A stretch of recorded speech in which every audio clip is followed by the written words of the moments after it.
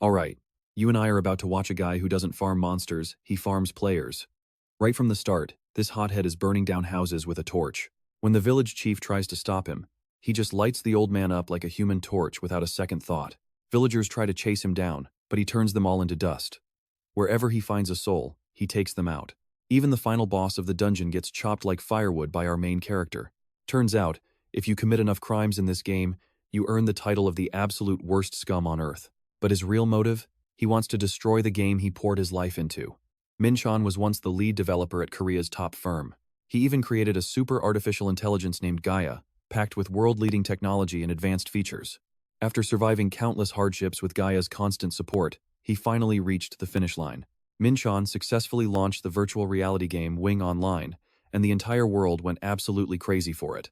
In no time, Wing Online became a global sensation, raking in massive profits for the company. Min-cheon trusted Gaia with everything, making her the goddess to guide this world toward a better future. Now, here is where it gets interesting. The artificial intelligence actually felt lonely because her heavy workload meant less time with her creator. She only wished that if the world ever ended, the two of them would still be together, just like the beginning. But Min-cheon had no idea that a cold-blooded corporate decision would soon strip him of everything he ever owned. 5 years later, at Napan Group, a major meeting is underway. This guy in glasses is the general manager, Hao, the chairman's son. He argues that after 5 successful years, Wing Online is finally starting to show signs of slowing down. The proof is in the numbers. Player counts are dropping, and sales just aren't what they used to be. So, the company decides to add expensive VIP items and stat-boosting skins in the latest update to milk more cash. Of course, Min-cheon refuses to agree. Knowing this ruins the game balance, it is basically corporate suicide for any successful title like this. Min-cheon is dead right, and Hao cannot even argue back. He just hides behind the excuse of company profits. You and I both know Min-cheon wasn't having it. He fires back immediately. Profits? Is that all you care about? Nobody wants pay-to-win trash. Players want a fair playground. Why not improve the user experience instead of just stealing their money? If you keep this up and the game crashes, we will all be out on the streets with nothing to eat. Hao is left speechless. Min-cheon makes a final, bold declaration to everyone sitting in that room. As long as I am at this company, that update will never happen. He thought that was the end of it. But 3 days later, something shocking happens inside Wing Online. For some unknown reason, players are being consumed by a mysterious black smoke. Even when high-level healers nearby try to use their purification spells, nothing works. That player ends up dead.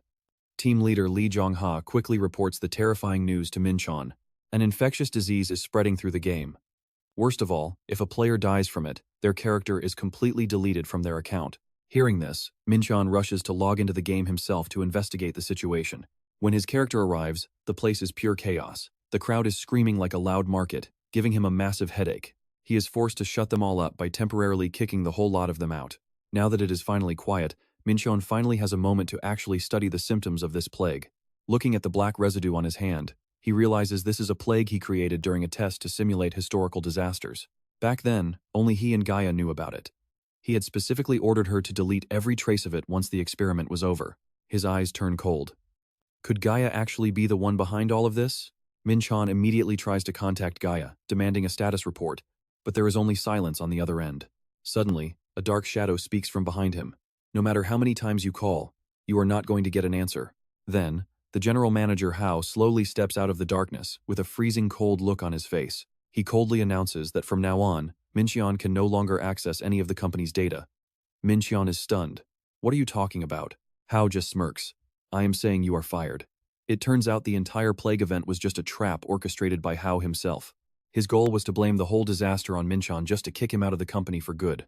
He tells the media that the accident happened because Min-cheon was bitter toward the company and planned this revenge. The company then had no choice but to fire him. Hao looks at him with pure disgust. You do not need to worry about the future of Wing Online anymore. I will lead everyone. But if they refuse to listen like you, trust me, you and I are about to watch them get thrown away. Alright, you and I are about to watch a genius creator get absolutely backstabbed by his own masterpiece, and trust me, it gets brutal fast as a mysterious light descends. Guy appeared just in time, stopping Min-cheon's charge instantly. Min-cheon is pinned under Guy's boot as he looks down with cold eyes, treating the creator like he's nothing more than a piece of trash. He can't understand why this is happening while Hao stands right next to him, laughing his head off at the pathetic sight. He mocks him with a sneer. How does it feel to be betrayed by your own long-term partner? Did you seriously think an AI would stay loyal to you? Hao begins stripping away the dark truth about how this world actually works. Even if Min-cheon built Wing Online from scratch, to the corporations, he's just a tool they can replace at any moment without hesitation. The second you stand in the way of their profits, they'll discard you like garbage without a single second thought. And just like that, Min-cheon is kicked out of the virtual world he poured his entire life into. His masterpiece is now a dirty moneymaker for greedy suits. You can't let this go. This kind of debt has to be paid back in full. With eyes burning with pure hatred, he swears that he'll personally turn Wing Online into a living hell that will bury every single one of them. Night falls over the glowing city, but in the shadows, a brutal revenge plan is finally taking its first steps toward total destruction. News spreads like wildfire about a disgruntled employee planting a massive virus to destroy the entire system of Wing Online and ruin the company. Check this out. In the dark, Min-cheon stares at his monitor with a chilling, icy gaze as he prepares his next move. He mutters his enemy's name with venom. You want to release a virus? I'll beat this game until you're completely bankrupt. Wing Online makes up 70% of Japan's annual revenue. If this world collapses, the entire corporation will vanish into thin air right along with it. Entering his VR room, Min-cheon prepares for his final counterattack. He pulls on his gloves, eyes filled with nothing but cold vengeance. You said I was just a part of the machine in reality, didn't you? But in this virtual world, I am a god. He grits his teeth, declaring he'll show them what happens when a god truly gets angry. A blinding light flashes through his visor as he begins the process of forcing a hard login back into the system. For Min-cheon, Wing Online has only one path left to take now: total annihilation. This world is going to crumble. As he appears in the digital void, a familiar, worried voice suddenly calls out to him from the darkness. Master, it's Oasis, the silver-haired AI. She's looking at him with tears in her eyes and a look of pure relief on her face. She rushes over, asking why he wasn't logged in. She was so worried that she thought he had become seriously ill. Oasis was meant to be a corporate monitor, but here she is, still loyal and standing by his side despite everything the company did. We both see that smirk. Since the account was registered in his name, his loyal assistant stayed. This changes the game completely, and he knows it. Perfect. His insider is still active. He tells her not to worry and asks if there are any new messages waiting for him in the inbox.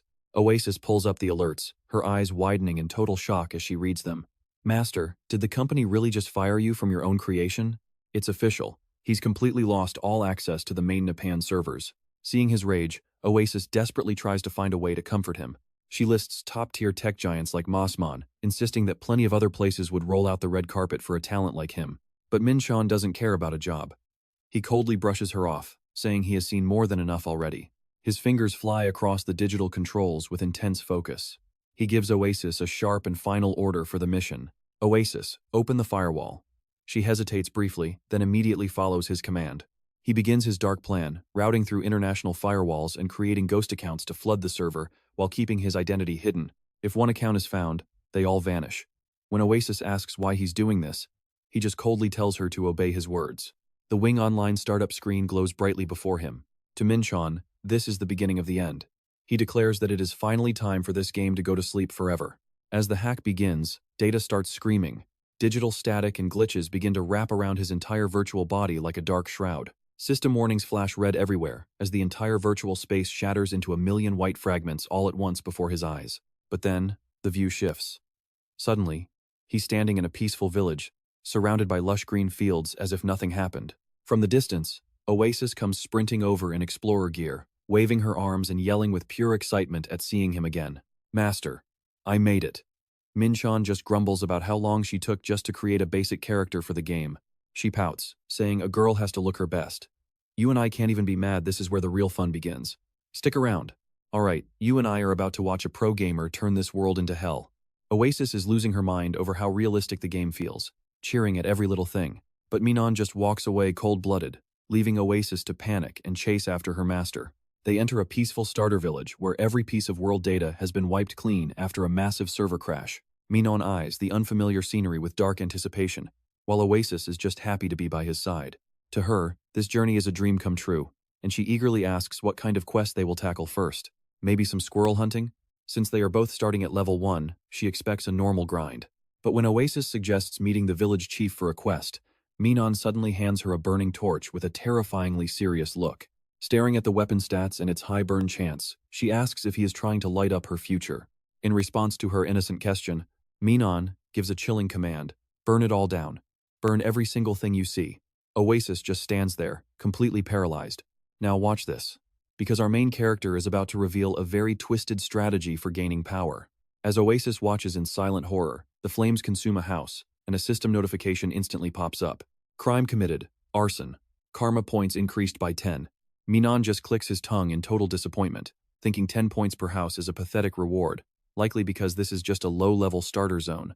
While Min-cheon admires the blaze, an old non-player character suddenly rushes out. He grabs Min-cheon by the shoulder, screaming about how he dares to burn things, but Min-cheon does not let him finish. He calmly spins around and shoves the torch right into the poor old man's face, incinerating him while Oasis clutches her head and screams in horror. What the hell is this? This isn't a grand adventure at all. This is just a straight-up massacre. System alert. NPC murdered. Karma points increased by 100. Min-cheon smirks as he watches the numbers on his screen finally skyrocket. Trust me, killing NPCs is clearly the fastest way for us to farm points. He casually tells the traumatized Oasis not to worry, since he is just an NPC who will respawn anyway. Sure enough, as the body fades, the village chief reappears right behind them, looking perfectly fine and completely reset. He starts his programmed greeting again, welcoming the brave adventurers to the starting village, but he barely gets a word out. Before he can finish, Min-cheon thrusts the torch into him for the second time. At this rate, his points will hit the ceiling in no time. Oasis trembles in fear, but Min-cheon just coldly signals for her to keep her eyes forward. A mob of angry villagers is charging at them with farm tools, screaming for the arsonist's head. For a split second, Oasis hopes they will stop him, but the reality of the situation is much more brutal. A massive wall of fire erupts, swallowing the entire group and turning the whole village into a burning graveyard. Cries for help echo everywhere as a non-stop stream of murder notifications floods across Min-cheon's screen in a wave of digital carnage.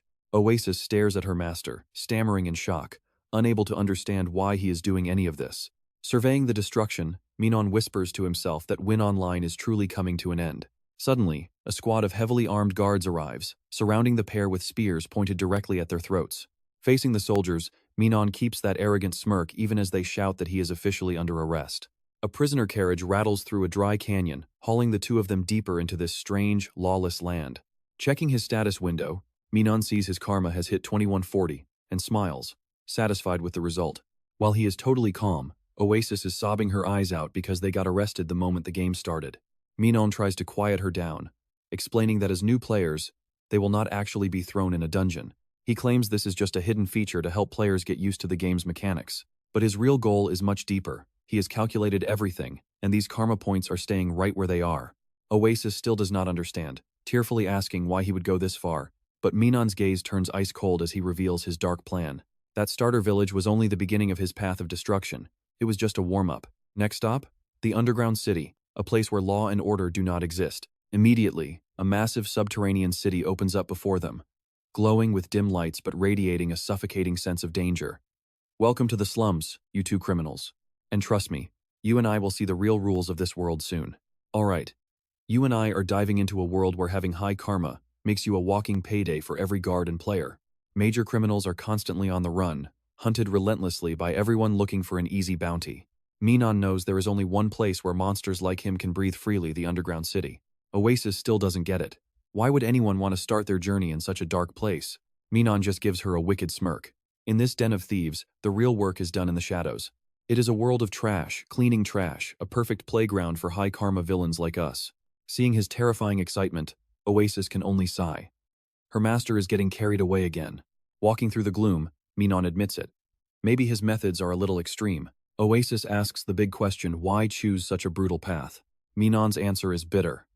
When being good gets you betrayed, it is just easier to become the devil. Suddenly, a raspy voice echoes from behind. Hey you two, they both freeze. Now watch this part carefully. A mysterious figure in a black cloak gestures from the shadows, offering them a shortcut to power. Min-cheon immediately clocks him as an NPC ready to hand out a quest. The man introduces himself as the dark mage Din. His pale eyes stare through their masks. He senses their massive karma scores.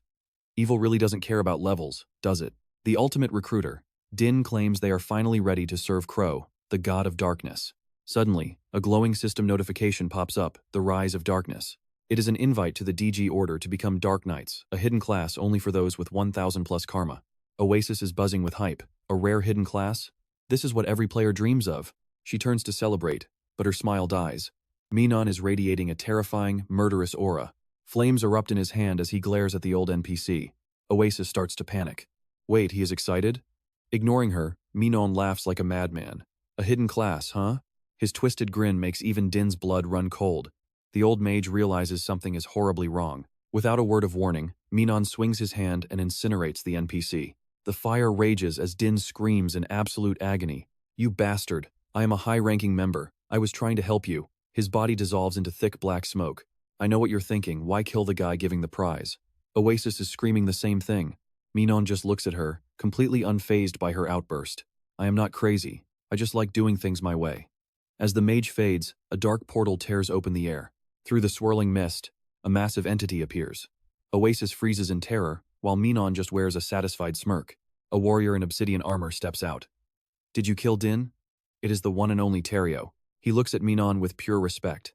Finally, someone even more twisted than me. Terrio sees a kindred spirit, someone obsessed with rage and pure, unadulterated evil. Oasis just groans. Great, another absolute weirdo. As leader of the Dark Knights, Terrio commands them to follow. It is time they were treated like real villains. A new system alert flashes. Demon King's successor. The DG Order chose Min-cheon for the rarest hidden class. Min-cheon finally explains it to a dazed Oasis. This is why I killed the mage. The leader was the one I actually needed to meet. He walks into the portal as his assistant chases after him. They arrive in a magnificent, dark hall. Burning torches line the path, leading to a massive magic circle in the center of the room. Standing before the circle, Terrio welcomes them, but warns there are still questions to answer before the ritual begins. Min-cheon leans in and whispers to Oasis, do not agree to anything he says. She has a different job to do. Trust me, you're going to want to see her reaction. She is furious. What about the hidden class? Can she even do it? Stick with me, Min-cheon snaps. If we both charge, who's the healer? You want to get wiped already?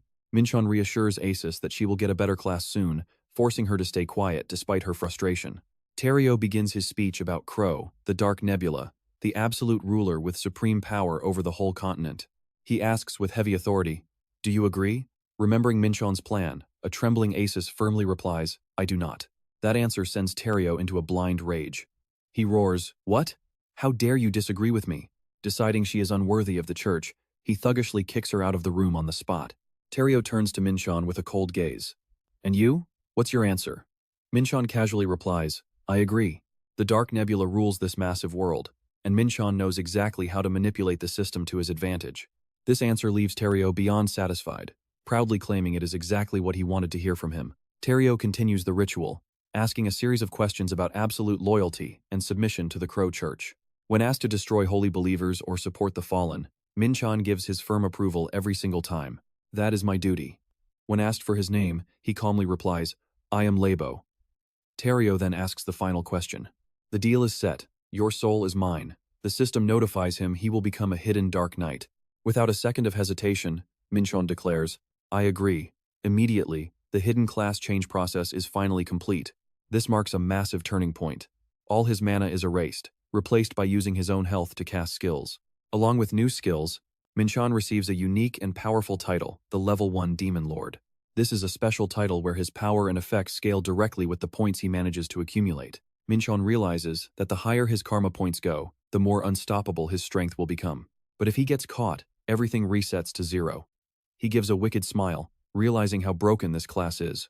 Watching that face, Assis can only sigh in absolute exhaustion at her master's behavior. Now pay attention. Assis fears what world-shaking chaos her master is planning to unleash on everyone next. Terrio officially welcomes Min-cheon as a Dark Knight and announces he has a special gift for him. It is the Night Blade, a level 10 weapon that adds 5 extra damage for Crow Church members. Min-cheon takes the sword, wondering if this freebie is useful. Terrio commands, go wreck the world, you have my permission. A flaming portal appears. Oasis thinks her job here is done and prepares to say her final goodbye. But Min-cheon flashes a mysterious smile and stops her. Not so fast, we aren't done yet. He explains the player-NPC relationship. Building rapport brings rewards, but harming them destroys the bond completely. As he speaks, Min-cheon slowly draws the Nightblade with a terrifying and calculating look in his eyes. He looks straight at Terrio and asks, but Lord Terrio, you are part of the church too, right? And the church strength grows with karma points, correct?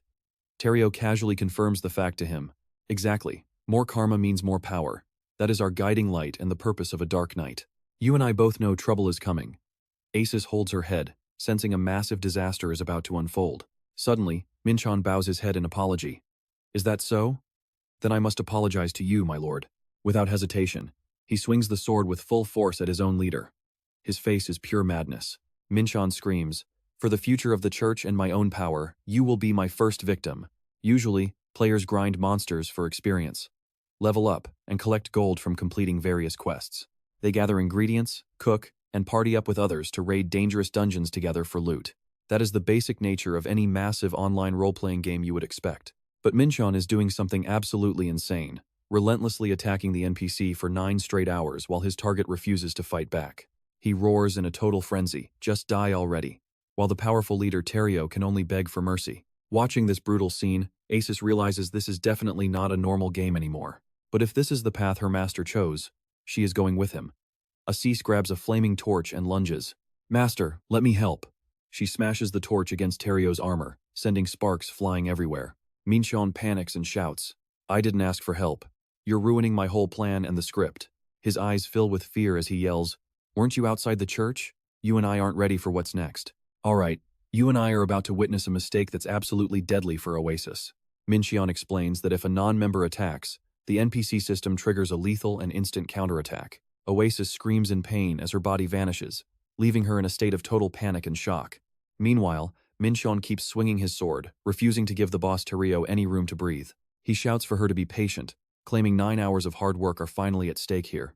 Ignoring her desperate cries to hurry up, the brutal battle drags on for another 3 grueling hours.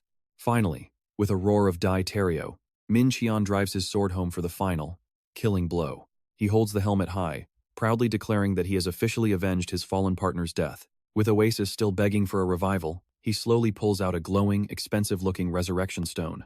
Back in her body, a traumatized Oasis insists she never wants to feel that terrifying experience again. But Min-cheon doesn't care about her fear. He just smirks and tells her it's time to move. "Now, pay attention. Let's see if all that grinding actually paid off at the magic circle." They find the Crow Mask, a unique level 85 item with massive magical defense stats. But it carries a curse from the dark god that causes insanity, and the level requirement is way too high. He tosses it to Oasis, telling her to hold on to his gold very carefully so she doesn't drop it. Holding the dark, creepy artifact, Oasis feels her mood sink to an absolute and total all-time low. Next, he loots Bacillus Poison, a deadly toxin that can completely shred an enemy's physical defense. However, the real prize is a mysterious key pulsing with nothing but pure and unadulterated evil. He stays very vague about the key's true purpose for now, simply stating that the time to finally use it has officially arrived. Oasis still can't stop feeling bitter. She grumbles about him playing solo and keeping secrets, while he just sighs and tells her to stop complaining. He signals for them to leave, promising to make it up to her back at the village later. You and I need to watch this part closely right where Terrio fell. Things start getting weird as the scene begins glitching. A massive armored entity rises from a swarm of glitches. The figure mutters that everything is unfolding exactly as the prophecy of that person foretold. Back in the city, a hopeful Oasis asks if it is finally time for her to go and get her job change. Min-cheon confirms it but adds that they need to make one more quick stop first. His cryptic detours are making Oasis even more frustrated. He explains that in a 5-year-old game like Wing Online, playing as a criminal is a disadvantage. He points out the reality that the criminals still left in this underground city are all unpredictable, dangerous, and completely insane lunatics. With a serious face, Min-cheon reveals their next target. They are going to meet the King of Crazies, also known around here as the Mad King. As she trembles in fear, he explains that starting a great empire requires many things, but one specific thing is absolutely necessary to begin. Oasis quickly guesses that by foundation, he definitely means a massive pile of cold, hard cash. In a dark corner, a shady figure named Nim watches a weary-looking warrior from the shadows. He creeps up to mock the man about all the trouble he's having with bounty hunters. He pitches his gold service, claiming the best rates in the country. The warrior smells an obvious scam immediately and walks away, refusing to be another victim of Nim's suspicious and greedy little trap. Min-cheon and Oasis approach with a cold stare. Without missing a beat, Min-cheon coldly demands to see Nim's boss right this second. Startled by the strangers, Nim quickly masks his shock with a fake and cheeky grin. He sizes Min-cheon up, dismissing him as just another broke player who isn't worth his time. Acting innocent, he laughs and pretends he has no idea what they are even talking about. But his arrogant smile fades instantly when Min-cheon leans in and whispers the powerful secret code into his ear. The anchovy brings a big number. Trust me, you and I need to see why the name anchovy terrified him so much. Trust me, you will love this. He panics, waving them off while shouting that they have the wrong person. Then, he vanishes into the dark as Oasis looks on, totally confused. Worried, She asks if they should just let him go, but Min-cheon remains calm, insisting they only need to stand their ground and wait. When Oasis asks about that strange name, Min-cheon reveals it was just the nickname he used back when he was managing the game. This truth hits her hard. She cannot believe her master would risk revealing his real identity in a place crawling with such danger. Min-cheon calmly explains that the underworld has its own rules, and they would never dare leak his personal information to the public, especially Akasa, because Min-cheon and that man had actually crossed paths in the real world before all this began. Now watch this part carefully. Mysterious shadows start closing in on them while they are still talking. A bald giant with a massive scar over his eye looms over them, radiating intense pressure. Boss wants a word, no refusing, he growls. Guards instantly seize them. A hand drops on Min-cheon's shoulder, making Oasis scream in terror for her master as they lose control. Min-cheon stays incredibly calm through it all, showing zero fear. He assures her it is just a safety protocol. Blindfolded, they are led deep through the pitch-black, suffocating tunnels of a forgotten mineshaft. Footsteps echo against the wooden floors in the gloom, eventually bringing them to a stop right in front of a secret door. The guard respectfully reports their arrival, and a powerful voice from inside booms out the order to let them in. The blindfold comes off, and Min-cheon faces a young man with messy blue hair and sharp eyes marked with strange red streaks. That is Akasa. He stares at Min-cheon, his face shifting from shock to suspicion as he starts to mutter under his breath. He says the face looks familiar, but his old boss was not this pathetic. Suddenly, memories of their real-world meeting flood Min-cheon's mind. It was a scorching hot day. Min-cheon was just leaving a cafe when a sweaty, disheveled man approached him, hesitantly calling him by his full title. Director Nam Min-cheon. To Min-cheon's surprise, the man scratched his head awkwardly and introduced himself as Akasa. Without hesitation, Min-cheon warned him that he could easily report his actions, which would lead to even more criminal charges. Akasa was terrified. He tried to explain that this was the only way he could manage to meet the director in person. The pathetic man collapsed onto his knees in the middle of the street, bowing his head and begging Min-cheon to withdraw the charges. He promised desperately that if he was forgiven this once, he would never commit another wrongful act as long as he lived. But Min-cheon's face stayed stone cold. He told him that rules are rules, and that crying is not going to make anyone any money. He even twisted the knife, saying that even if he could help, he had absolutely no intention of doing so. Akasa completely broke down, trembling and gasping for air in total fear. He just kept repeating the same plea. Please save me. You and I both know karma is real. Back in the present, Min-cheon asks if he remembers him now. Akasa slams the table and screams. Akasa's sudden rage turns the air heavy, making the tension almost impossible to breathe through. He coldly orders his men to leave. The guards retreat, leaving Min-cheon and Oasis still kneeling on the cold floor. Akasa slowly adjusts his sunglasses, his deep gaze staring down at the two people who seem to be at his mercy. Then, his attitude flips 180 degrees as he cheers, "Boss, my idol has arrived." All that toughness just disappears instantly. He starts shamelessly sucking up, making excuses that he did not recognize his boss since he showed up looking like a total nobody. Akasa respectfully asks why a man of his stature would ever travel all the way down to a filthy place like this. Oasis is frozen in pure shock at the sight. Min-cheon tells him to stop overacting and asks if he heard he got fired. Akasa insists that he is not so useless that he would miss big news like that. He listens intently as Min-cheon announces his new alias is Labo. Akasa wonders what the name Labo is even supposed to mean. He nonchalantly replies that it is simply the name of his account in this game. Akasa wonders if it stands for Last Boss, the ultimate king of the game. Min-cheon is momentarily stunned by the perfect coincidence. He quietly admits he is right. Oasis looks at him with worry, wondering if he really plans to become this world's greatest enemy. Without wasting any more time, Min-cheon demands they get back to business. He offers to reveal top-secret information, but only if Akasa is willing to pay for it in pure gold. In the dimly lit room, Akasa listens carefully as Min-cheon starts laying out a massive plan for market speculation. He summarizes that the boss wants him to hoard as many enhancement stones as possible now to sell for a massive profit later. And that's where we leave it with a month until version 6 drops. The level cap and new gear are about to change everything. Alright, you and I are about to witness a market manipulation that would make a Wall Street broker sweat. Min-cheon plans to wait for the price to peak before dumping his stock.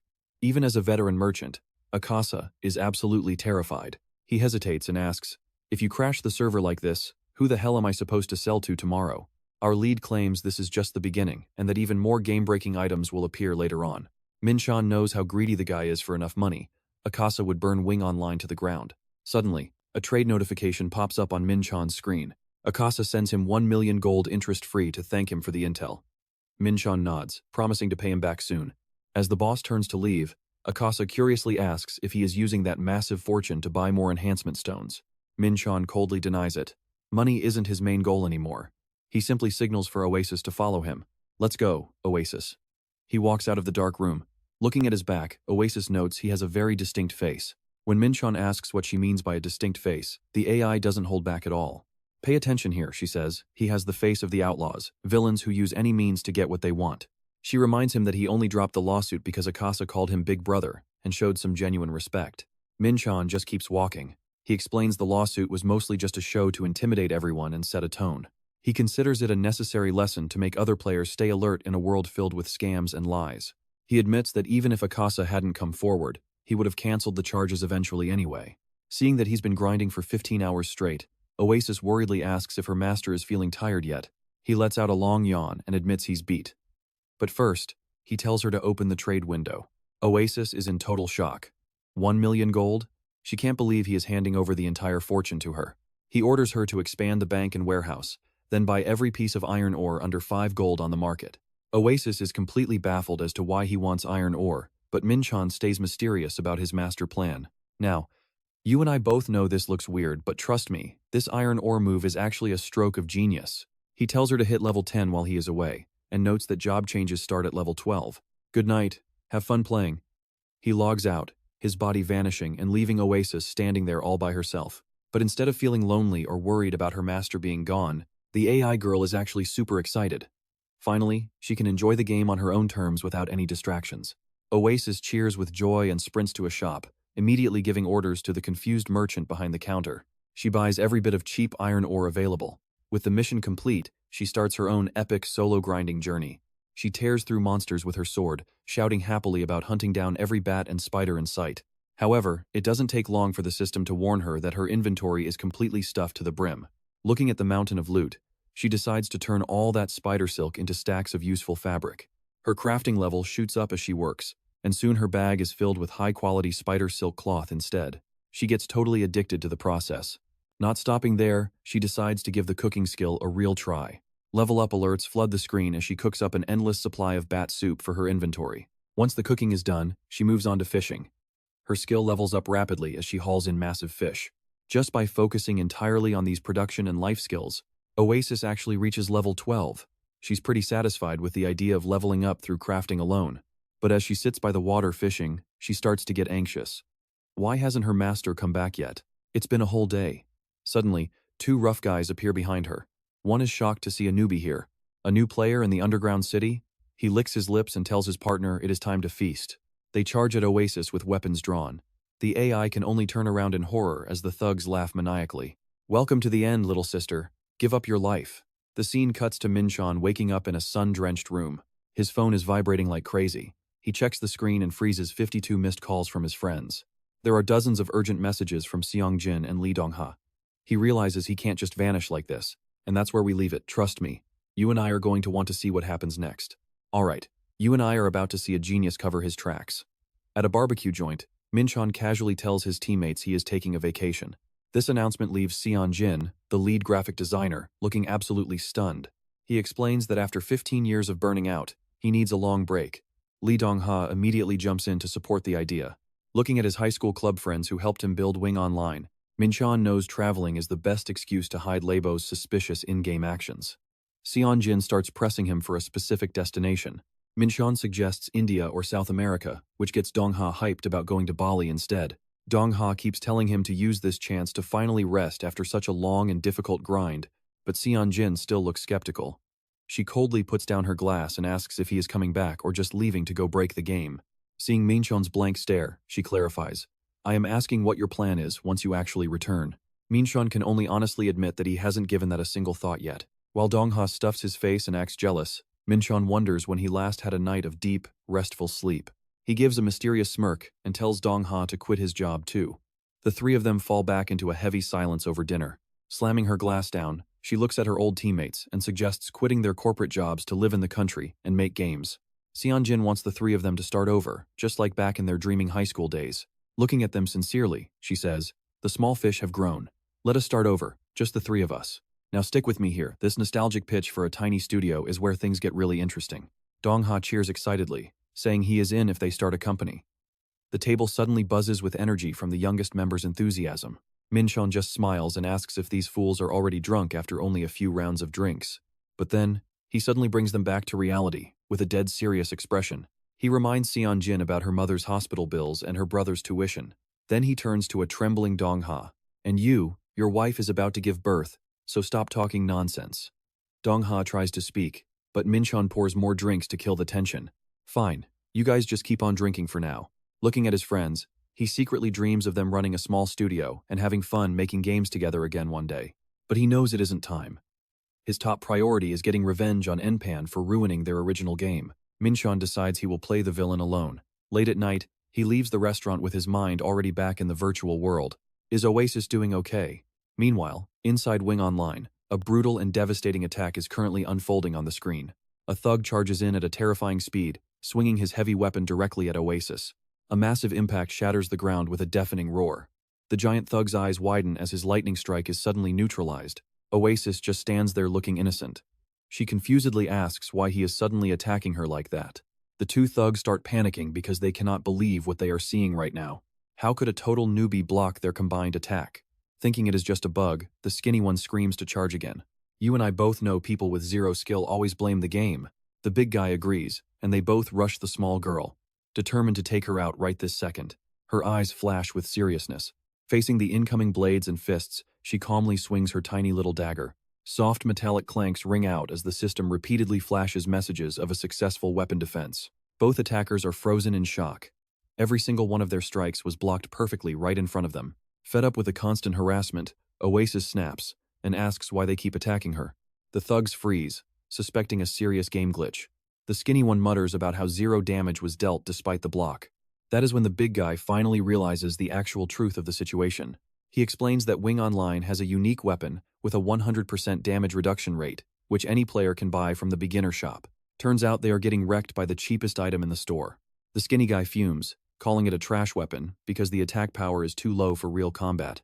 But he starts shivering when he realizes Oasis is blocking everything they throw using that cheap junk. He wonders if she is a player versus player genius or just a dirty hacker using some cheat software. Since he has never seen a hacker here, you and I are about to watch him test her. Alright, you and I are about to watch a total underdog try to survive a literal rain of magic arrows. Skinny pulls his crossbow, determined to see if his target is actually a cheater. He instantly triggers his volley skill, sending a storm of glowing blue magic arrows crashing down like a hurricane. Standing in the middle of the square, Oasis can only look up at the incoming barrage with pure terror on her face. Now pay attention, because this is where the gear gap starts to get really brutal. Heavy impacts ring out as she desperately blocks the assault. Seeing her struggle, the two thugs are convinced she is a hacker. But then snap, a sharp, dry sound echoes through the air. Oasis's starting dagger hits its limit. Under the crushing pressure of those magic arrows, it shatters into a million useless pieces. The system cold-heartedly announces that her durability has hit zero, and the weapon is officially destroyed. Without her only protection, Oasis is helpless. An arrow plunges deep into her chest, and she collapses to the cold ground. The screen instantly goes dark, flashing those two dreaded words, "You are dead." Staring at her body, the killers wonder if she was really a hacker or just a lucky rookie with insane reflexes. Feeling a chill down their spines, they start to report it to the game master. When a cold voice rings out from behind. Two big guys bullying one girl, Min-cheon appears. Looking exhausted and holding his head from a massive hangover after last night's drinking. He mutters to himself, swearing that if he drinks that much again, he is basically no better than a beast. Shocked by the sudden arrival, the thugs bark out, "Who the hell are you supposed to be?" Min-cheon calmly points at the fallen Oasis, declaring that he is simply a friend of that poor girl. Seeing her savior, Oasis cries out for him to avenge her. Instantly, Min-cheon's eyes turn as sharp as a razor blade. He slowly draws his blade, radiating a terrifying killing intent as he delivers a stone-cold warning to the two thugs. "If you plan on killing someone, you better be damn well prepared to be killed yourself." He lunges forward with incredible speed. Skinny can't even react before a sword stroke flashes across his body, but Skinny just stops and checks his health. He bursts out laughing, mocking Min-cheon for being way weaker than he looked. "All bark and no bite," he laughs. Min-cheon grinds his teeth as the system reports zero damage due to the massive level gap. Seizing the opening, the giant lunges forward with a steel fist, ready to end it. He swings a thunderous blow that Min-cheon barely dodges. Min-cheon retreats, pulling out a porcelain jar glowing with an eerie light. He hates wasting this, but it is time. "Okay, I know what you were thinking. A poison bottle? But watch what he does with it next." He hurls the venom jar. A massive explosion rings out as green toxic gas fills the area. The thugs start coughing, panicking over what they call a stink bomb. Run for it. The coughing fit is so bad they can't even breathe. Skinny covers his nose, screaming in pure desperation. Damn it, let's get out of here. High above them, Min-cheon appears with a burning torch and a sinister smirk. He casually explains that this toxic cloud is actually just like a room full of highly flammable gas. If you want it gone, you just have to burn it off. He drops the torch. One thug screams as the flames erupt. An earth-shattering explosion rips through the air, throwing everything aside and turning the entire street into a sea of fire. From a distance, Oasis can only shout for her master in shock. Thick smoke and dust swallow the burning buildings. The giant desperately chugs a healing potion. He bellows at his partner, who is currently face down in the dirt. What are you waiting for? Use a revive potion. But Skinny is completely paralyzed, cursing under his breath in total helplessness. Damn it, I am stunned. In this game, losing 70% health in 5 seconds triggers a massive stun effect. If another attack lands before he recovers, it is officially game over for him. Out of the burning smoke, Min-cheon calmly walks forward. He admits that high-level players are as tough as expected.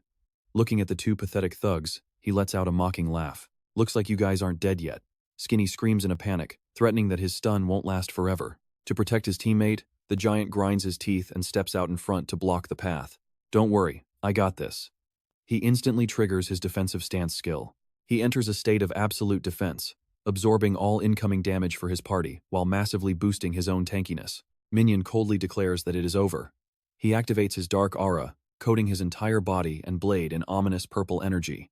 He builds up speed and launches himself like a bolt of black lightning.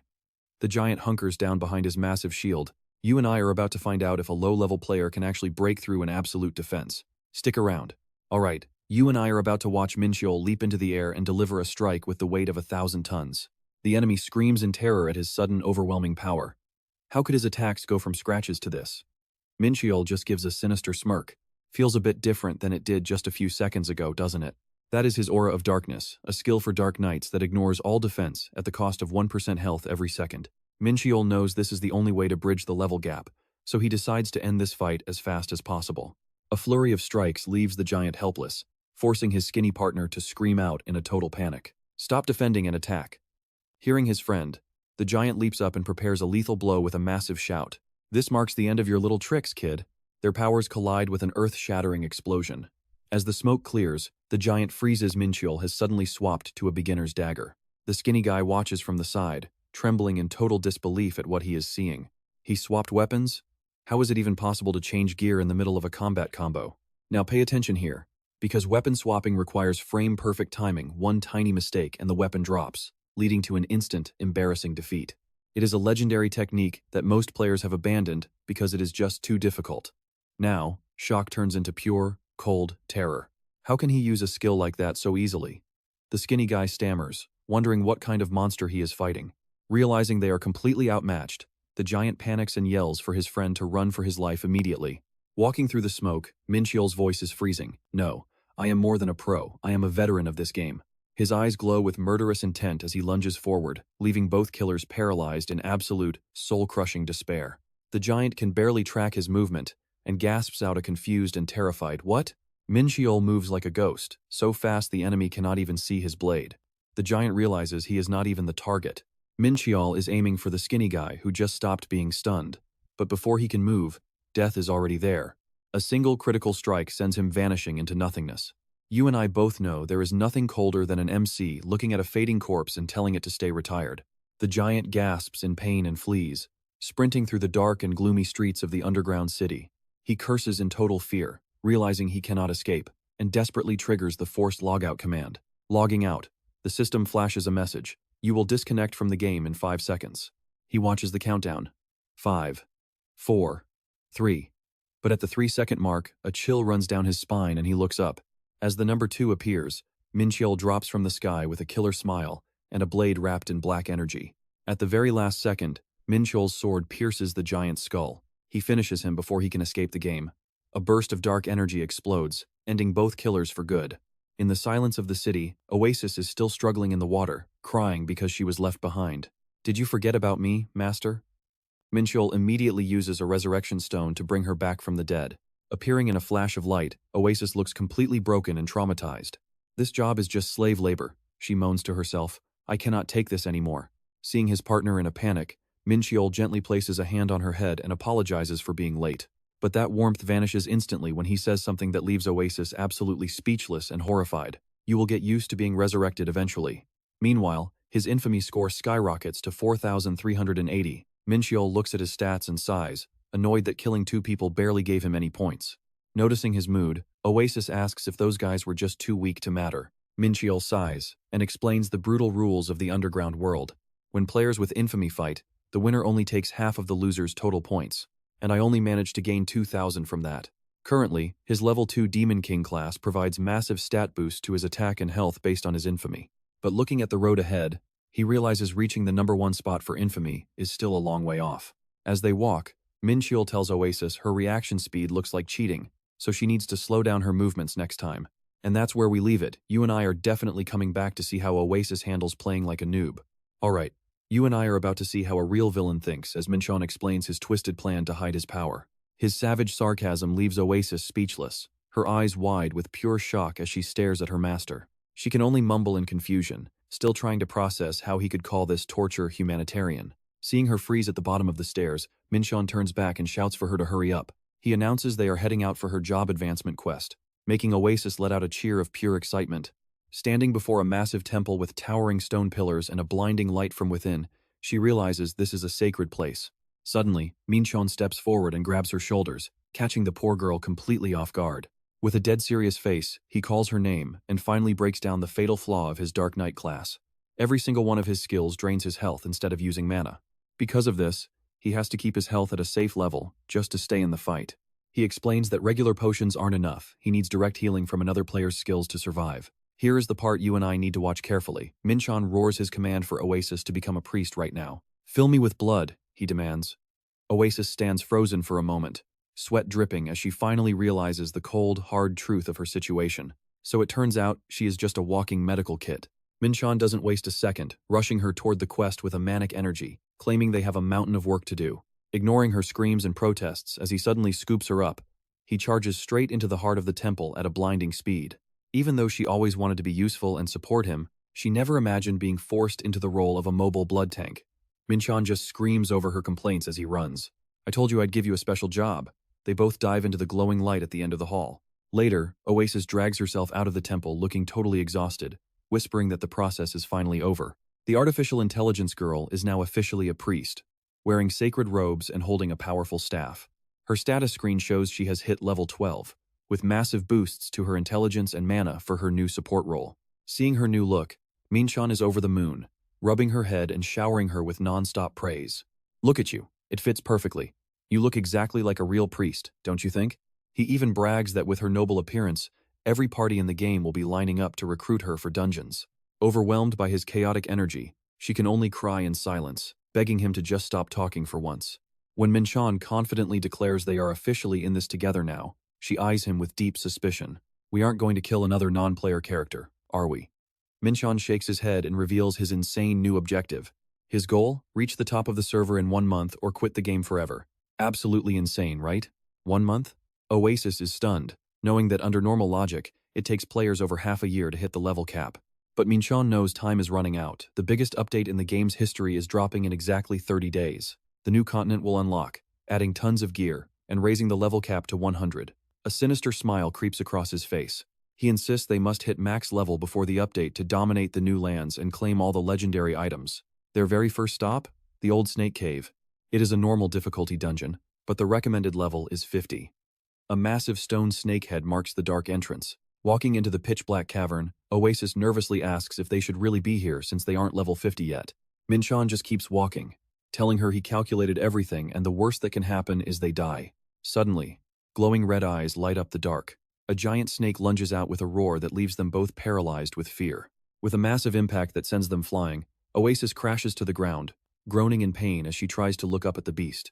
The monster looms over them, hissing a terrifying sound as it prepares to finish off the tiny intruders. Min-cheon grinds his teeth in annoyance, complaining that the beast jumped out and startled him for no reason. He instantly shifts into a combat stance, activating his dark aura and coating his blade in a thick purple mist. "Use your heal now." Oasis gets the command and grips her staff tightly with eyes full of determination. "Yes, I will protect you." Min-cheon leaps high into the air, swinging his sword with a lethal strike that tears through the monster's tough scales. He follows up with a barrage of lightning-fast slashes, and trust me, you and I are in for a wild ride. Alright, you and I are about to see one hell of a crash. Witnessing the carnage, Oasis panics and screams for her master. She immediately activates her healing hand skill, letting a brilliant blue light and recovery symbols wash over Min-cheon's wounded and battered body. Seeing his life force return, Min-cheon smirks. Good job, Oasis. Maybe I should trust you more often. Typical boss move: first the praise, then comes the lecture. While Min-cheon hammers the monster's scales, Oasis keeps the heals flowing, but she gets way too eager. She starts spamming her skills, raining down healing lights in a non-stop, panicked frenzy. Seeing such a massive waste of mana, Min-cheon's face turns pale with shock. He yells at her, "Stop when I'm full. You're wasting mana and drawing the monster's aggro." The warning comes far too late. The giant snake has already shifted its focus. It unhinges its massive jaws filled with fangs and lunges directly at the small girl, causing a terrifying explosion where she stood. You and I both know his healer just got wiped. To use Dark Knight skills, Min-cheon has to sacrifice 1% of his health every second. Without any healing or potions, he only has 60 seconds left to live. Once he dies, the amount of experience points lost will be absolutely devastating. Refusing to lose, Min-cheon charges straight at the beast with everything he has left. He tells himself to stay calm. After all, he is the one who designed every single attack pattern for these monsters in the first place. The snake strikes with its tail, shattering the ground exactly where Min-cheon stood a moment ago. Next is the body coil. Min-cheon expertly glides past the massive creature, finding the perfect opening. He stays cool, observing every twitch because he knows exactly what's coming next. Just as he predicted, the snake lunges forward with its venomous fangs for a killing bite. Min-cheon realizes this is his one and only chance to flip the script. He grinds his teeth and channels every drop of dark mana into his blade. His dark sword plunges into the monster's head, sending it into a violent, screaming agony. Now here's the part where it gets scary. Pay close attention as he panics. The system flashes an insufficient damage warning. Min-cheon is blasted back and collapses onto the ground in pain. In despair, he prays for a heal. Suddenly, glowing blue particles begin to envelop his body. Min-cheon realizes his wounds are closing up through some kind of miracle. Seeing the healing mana burn bright, he's relieved to be alive. The giant snake is still roaring. Min-cheon rushes back into the fray with a promise. "Hang on, I'm going to save you." After a massive explosion, the snake finally collapses. Min-cheon frantically searches the debris and finds Oasis covered in monster slime and gross fluids. She lets out a small hiccup and her eyes snap wide open. Panicked, Min-cheon calls her name. Oasis weakly looks up at him and whispers, "Master." Even though she's completely drained, she gives him a trusting smile and says she knew he would win eventually. That was way too close. Oasis checks her level up notifications and lets out a huge cheer. "Whoa, killing that thing actually boosted me up 5 whole levels." Min-cheon explains the level gap bonus. Then, he notices something strange near the cavern wall. Despite the huge experience gain, Min-cheon looks disappointed while sorting through the loot. All he got was some snake meat, 30 gold, and 6 lousy scales. He realizes this spot is a bust and tells himself to find a better dungeon next time. Oasis watches him poke at the stones. "Is there something special about this wall you're touching?" He explains this place was originally designed for the Lizardman tribe. Since this is virtual reality, he breaks down the developer's logic. He explains that fighting humanoid creatures in virtual reality can often make some players feel pretty uncomfortable. So, developers swap them for regular monsters to make the combat feel much more natural for everyone involved. But he knows the original, lethal traps from the Lizardman design are still hidden in these corners. With a sharp, calculating smile, Min-cheon shows her exactly how it works. "You and I just saw it. A massive trap erupts as the ground shakes with a thunderous roar. Alright, you and I are about to dive into the most chaotic and brutal training session that you have ever seen." Min-cheon casually explains that this spike pit is no joke. Even high-level monsters would die instantly if they fell in. He does not waste any time and demands that she keeps moving forward on their journey. When Oasis asks where they are going, Min-cheon reveals his big plan to lure monsters into the hole. Realizing she is the bait, Oasis asks in total shock, "Wait, you mean it is me?" Her master gives a cold confirmation, telling her she is fast and should get to it while he stays back. Seeing her shaking, Min-cheon tells her to just start with a few monsters. Talk about some seriously terrifying motivation. With a pale face and a heavy heart, Oasis trudges alone into the deep, dark cave. Her eyes go wide with fear as she feels a massive presence creeping up behind her. A giant snake suddenly appears, sending Oasis sprinting back while screaming for her master in total, absolute terror. Meanwhile, Min-cheon just stands there excited as about 10 monsters chase his student, ignoring the fact that she is crying from fear. The massive serpent opens its mouth wide, flashing rows of deadly fangs. It hisses right at her heels, as the poor priestess runs for her life, in a state of pure desperation. Heavy footsteps and monster roars echo through the cave, creating a scene of absolute chaos. Watching the dust cloud approach from afar, Min-cheon stays perfectly calm and offers zero help. Oasis screams for rescue until she is dizzy, her vision spinning from the sheer exhaustion. With the snake about to swallow her whole, Min-cheon finally yells for her to hurry up. "Move it!" Oasis sobs in fear, crying out that she really does not want to die today. Now here's where it gets intense. Pay attention as the trap is finally about to be triggered. Oasis leaps over the pit with everything she has, while the monster plunges straight down into the spikes. Its body is impaled instantly, leaving the creature with no chance to fight back. But Oasis is so panicked that she misses her landing and starts sliding toward the abyss. In this desperate life or death moment, she reaches out for help, and Min-cheon tries to catch her, but their hands just slip past each other, failing to lock together. Min-cheon's face turns pale with shock as Oasis lets out one final, desperate scream. She falls straight down into the deadly spike pit, leaving Min-cheon completely frozen as he watches her disappear into the dark. A painful groan echoes up from the bottom of the deep, dark pit. 2 hours later, the hunt is still going strong as Oasis leads the final pack toward the trap. She shouts that there are 8 left, and Min-cheon immediately slams the activation switch. A massive crash rings out, crushing the entire swarm of snakes in a single heartbeat. You saw that right? She died 3 times, but she finally mastered the art of luring monsters. With a bright smile, she proudly announces she reached level 30, earning a satisfied nod from her master. He tells her she's ready to change jobs, which just means more work for poor Oasis.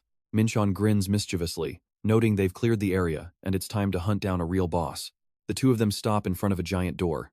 Oasis is worried that facing a level 50 dungeon boss might be way too much for her to handle. Min-cheon casually reassures her that they will just use another trap to take it down. When she asks if she has to be the bait again, Min-cheon quickly explains the new plan.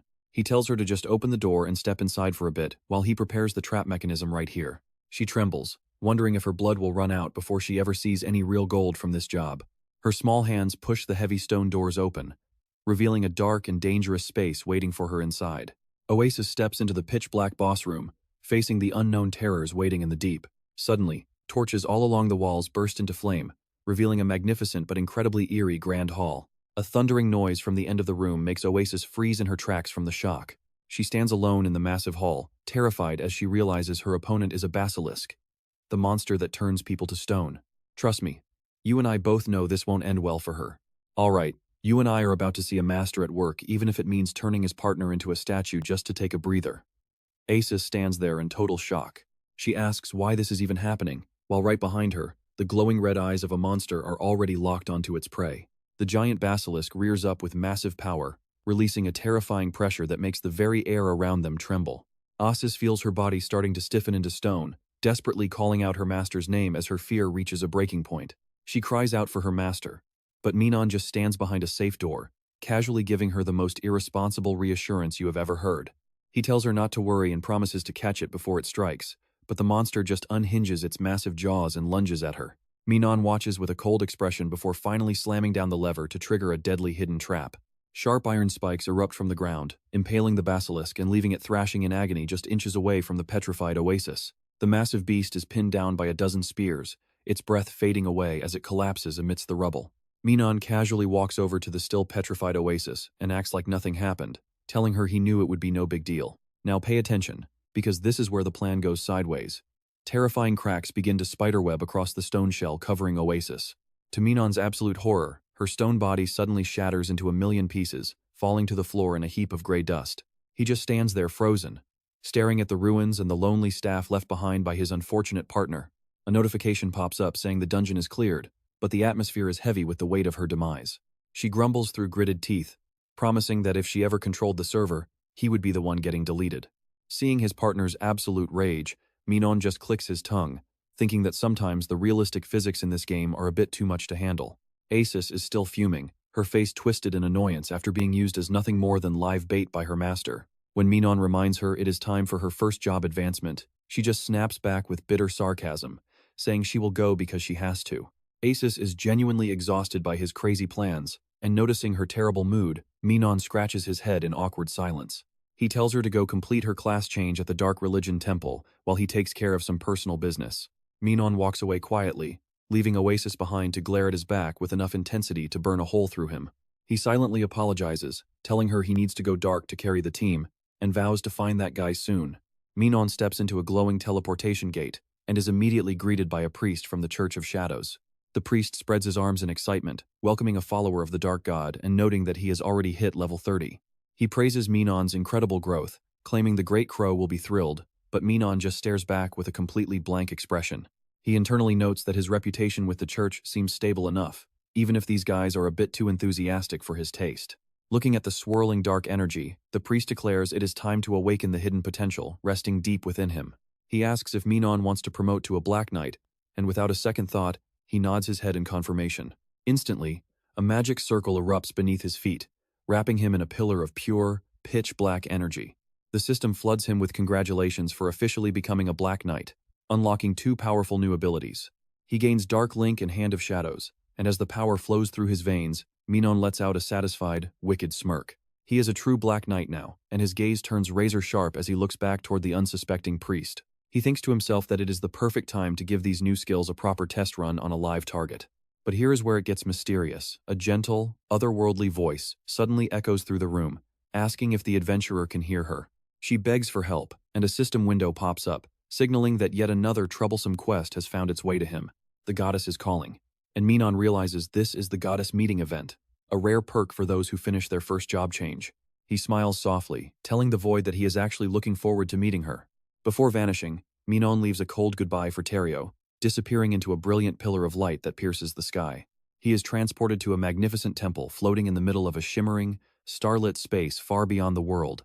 From within the light, a woman of impossible beauty slowly reveals herself to the stunned adventurer.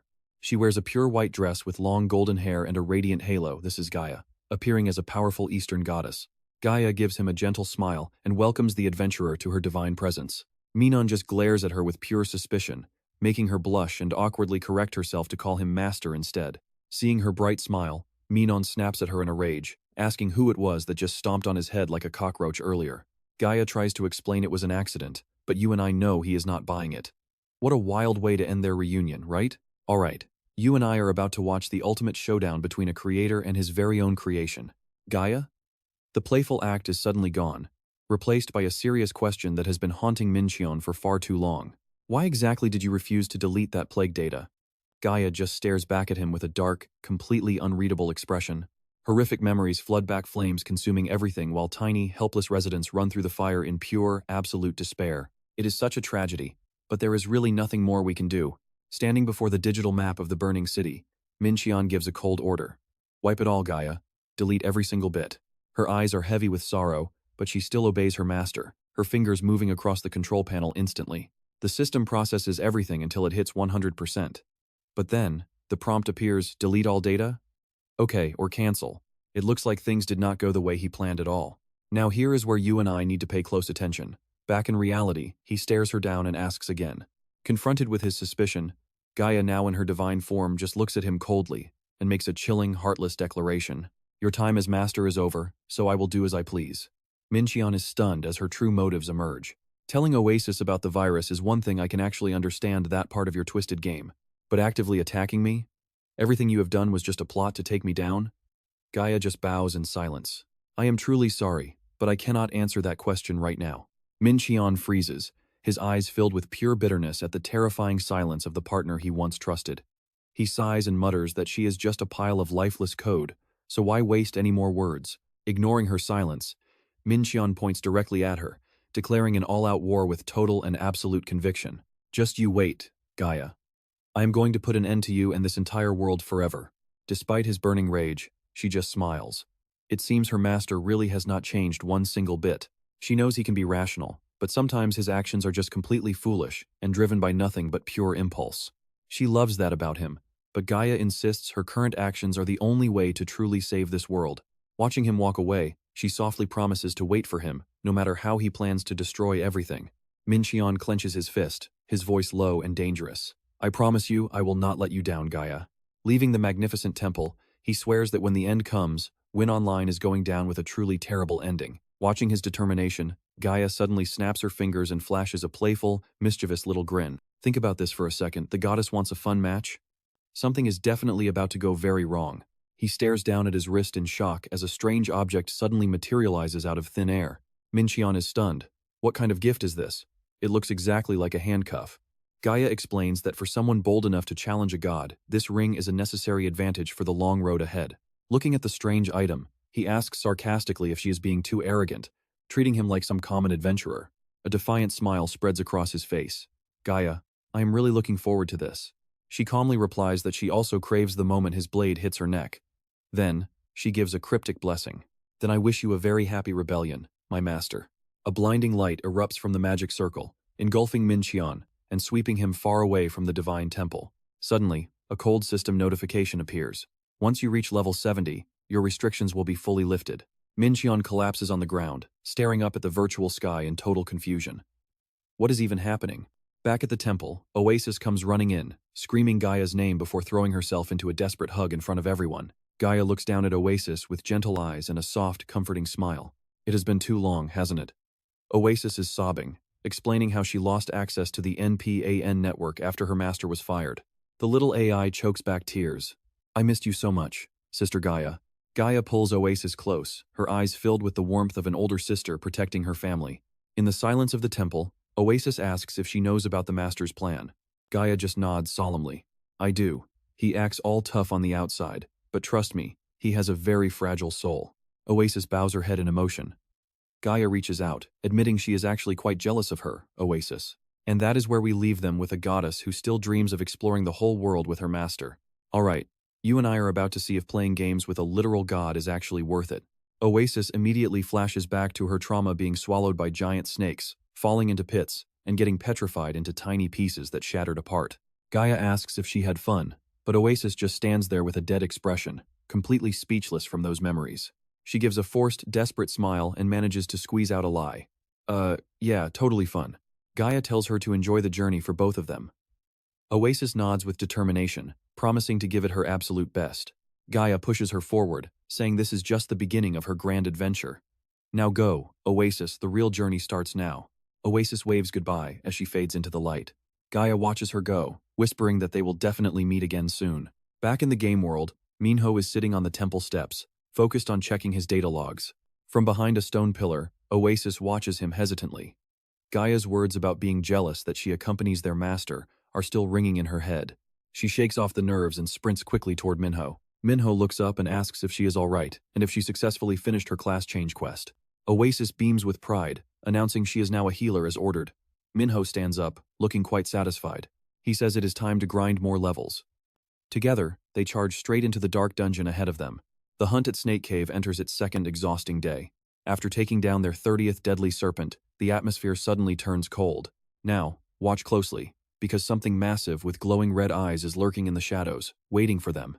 Oasis panics and dives behind a rock, praying she finally found a spot where she won't be spotted. She whispers nervously, "Get ready, Master. It is finally coming for us." But instead of getting ready, Minho is actually fast asleep right in the middle of the dangerous boss room. She calls out, but her master is still sound asleep. Oasis loses it as the massive shadow of the boss towers over her. She screams out in pure desperation. She begs him to wake up before activating her divine shield.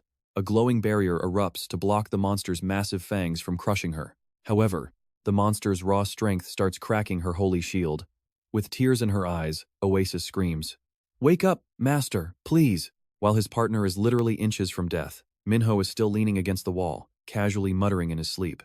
Suddenly, the shield shatters completely, sending Oasis flying backward as she loses all hope of survival. She wails his name, desperately trying one last time to wake the unconscious man still slumped against the wall. As the monster closes in, she yells, "Wake up, you old man!" Then she throws her staff at it. She chucks her weapon with every ounce of strength left. Right then, Minho's eyes snap open with an expression of total shock. He reaches out and triggers a hidden trap.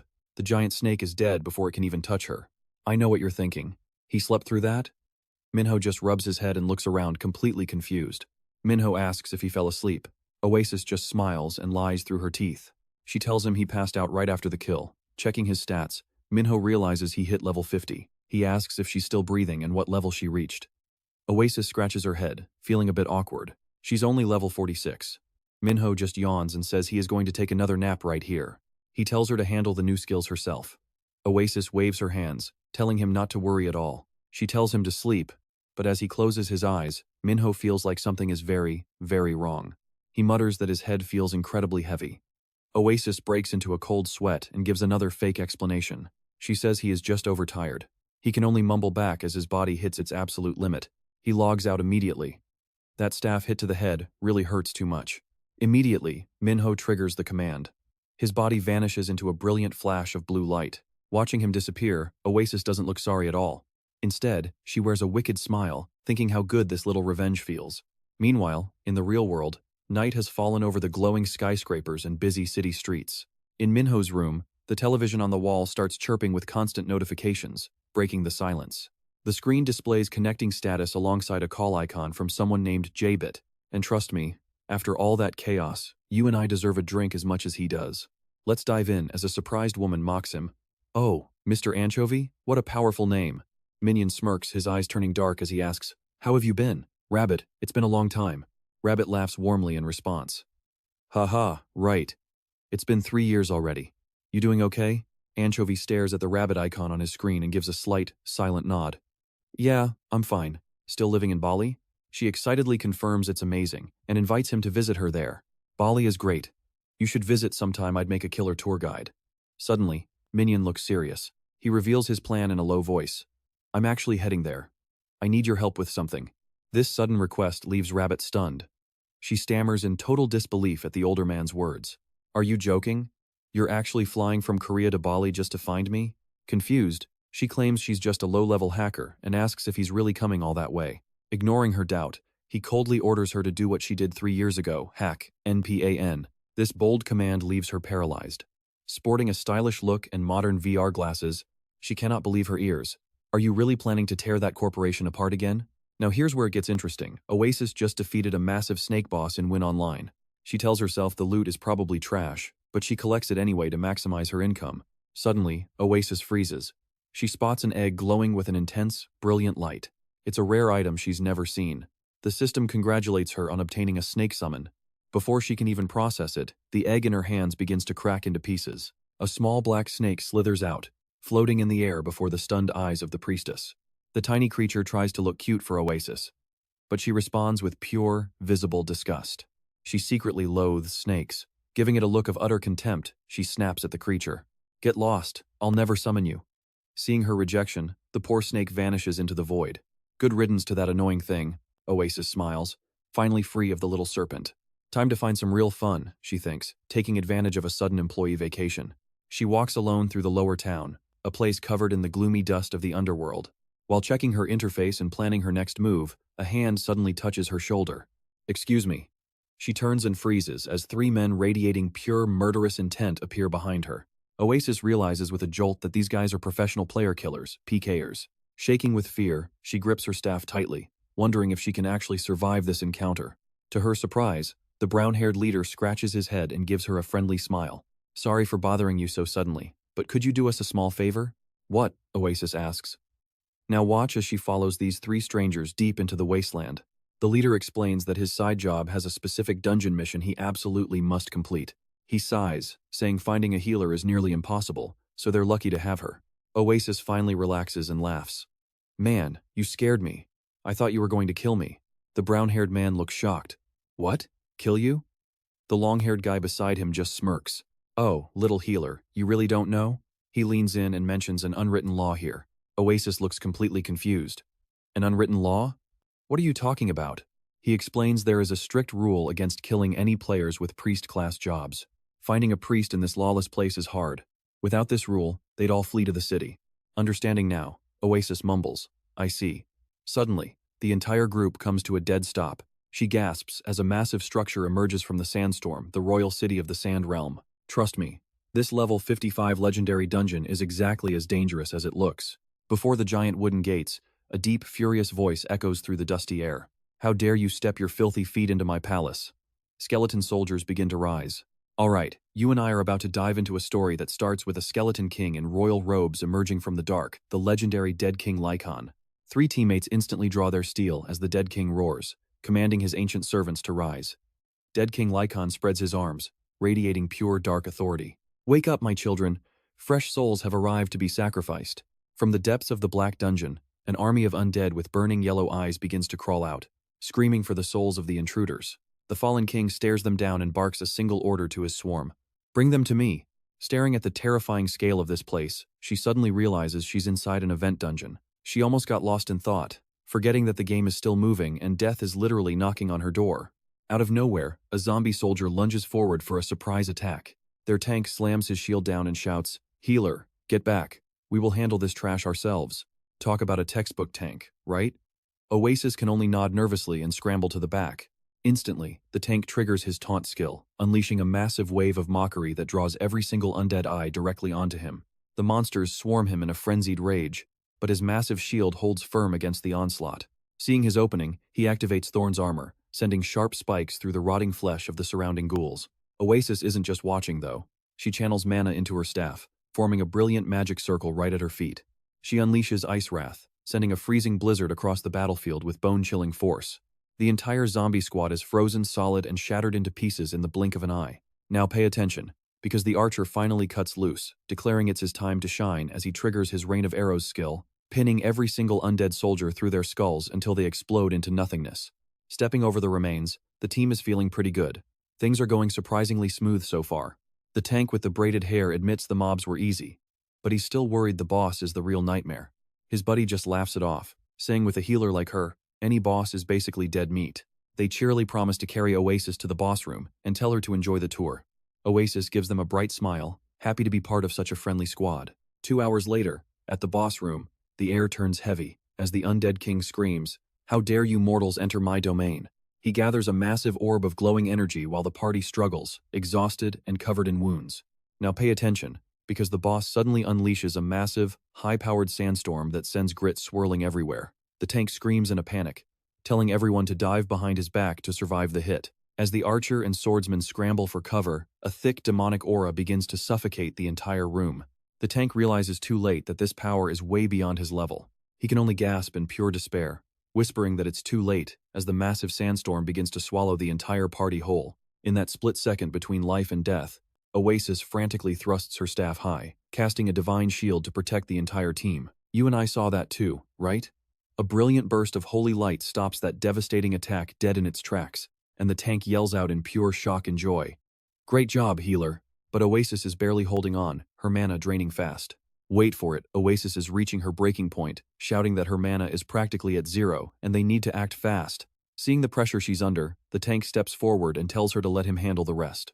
He slams his own defensive shield down to take over the front line. A terrifying explosion of energy erupts an instant later, causing the entire foundation of the gloomy palace to shake violently. The undead king is stunned that his power failed.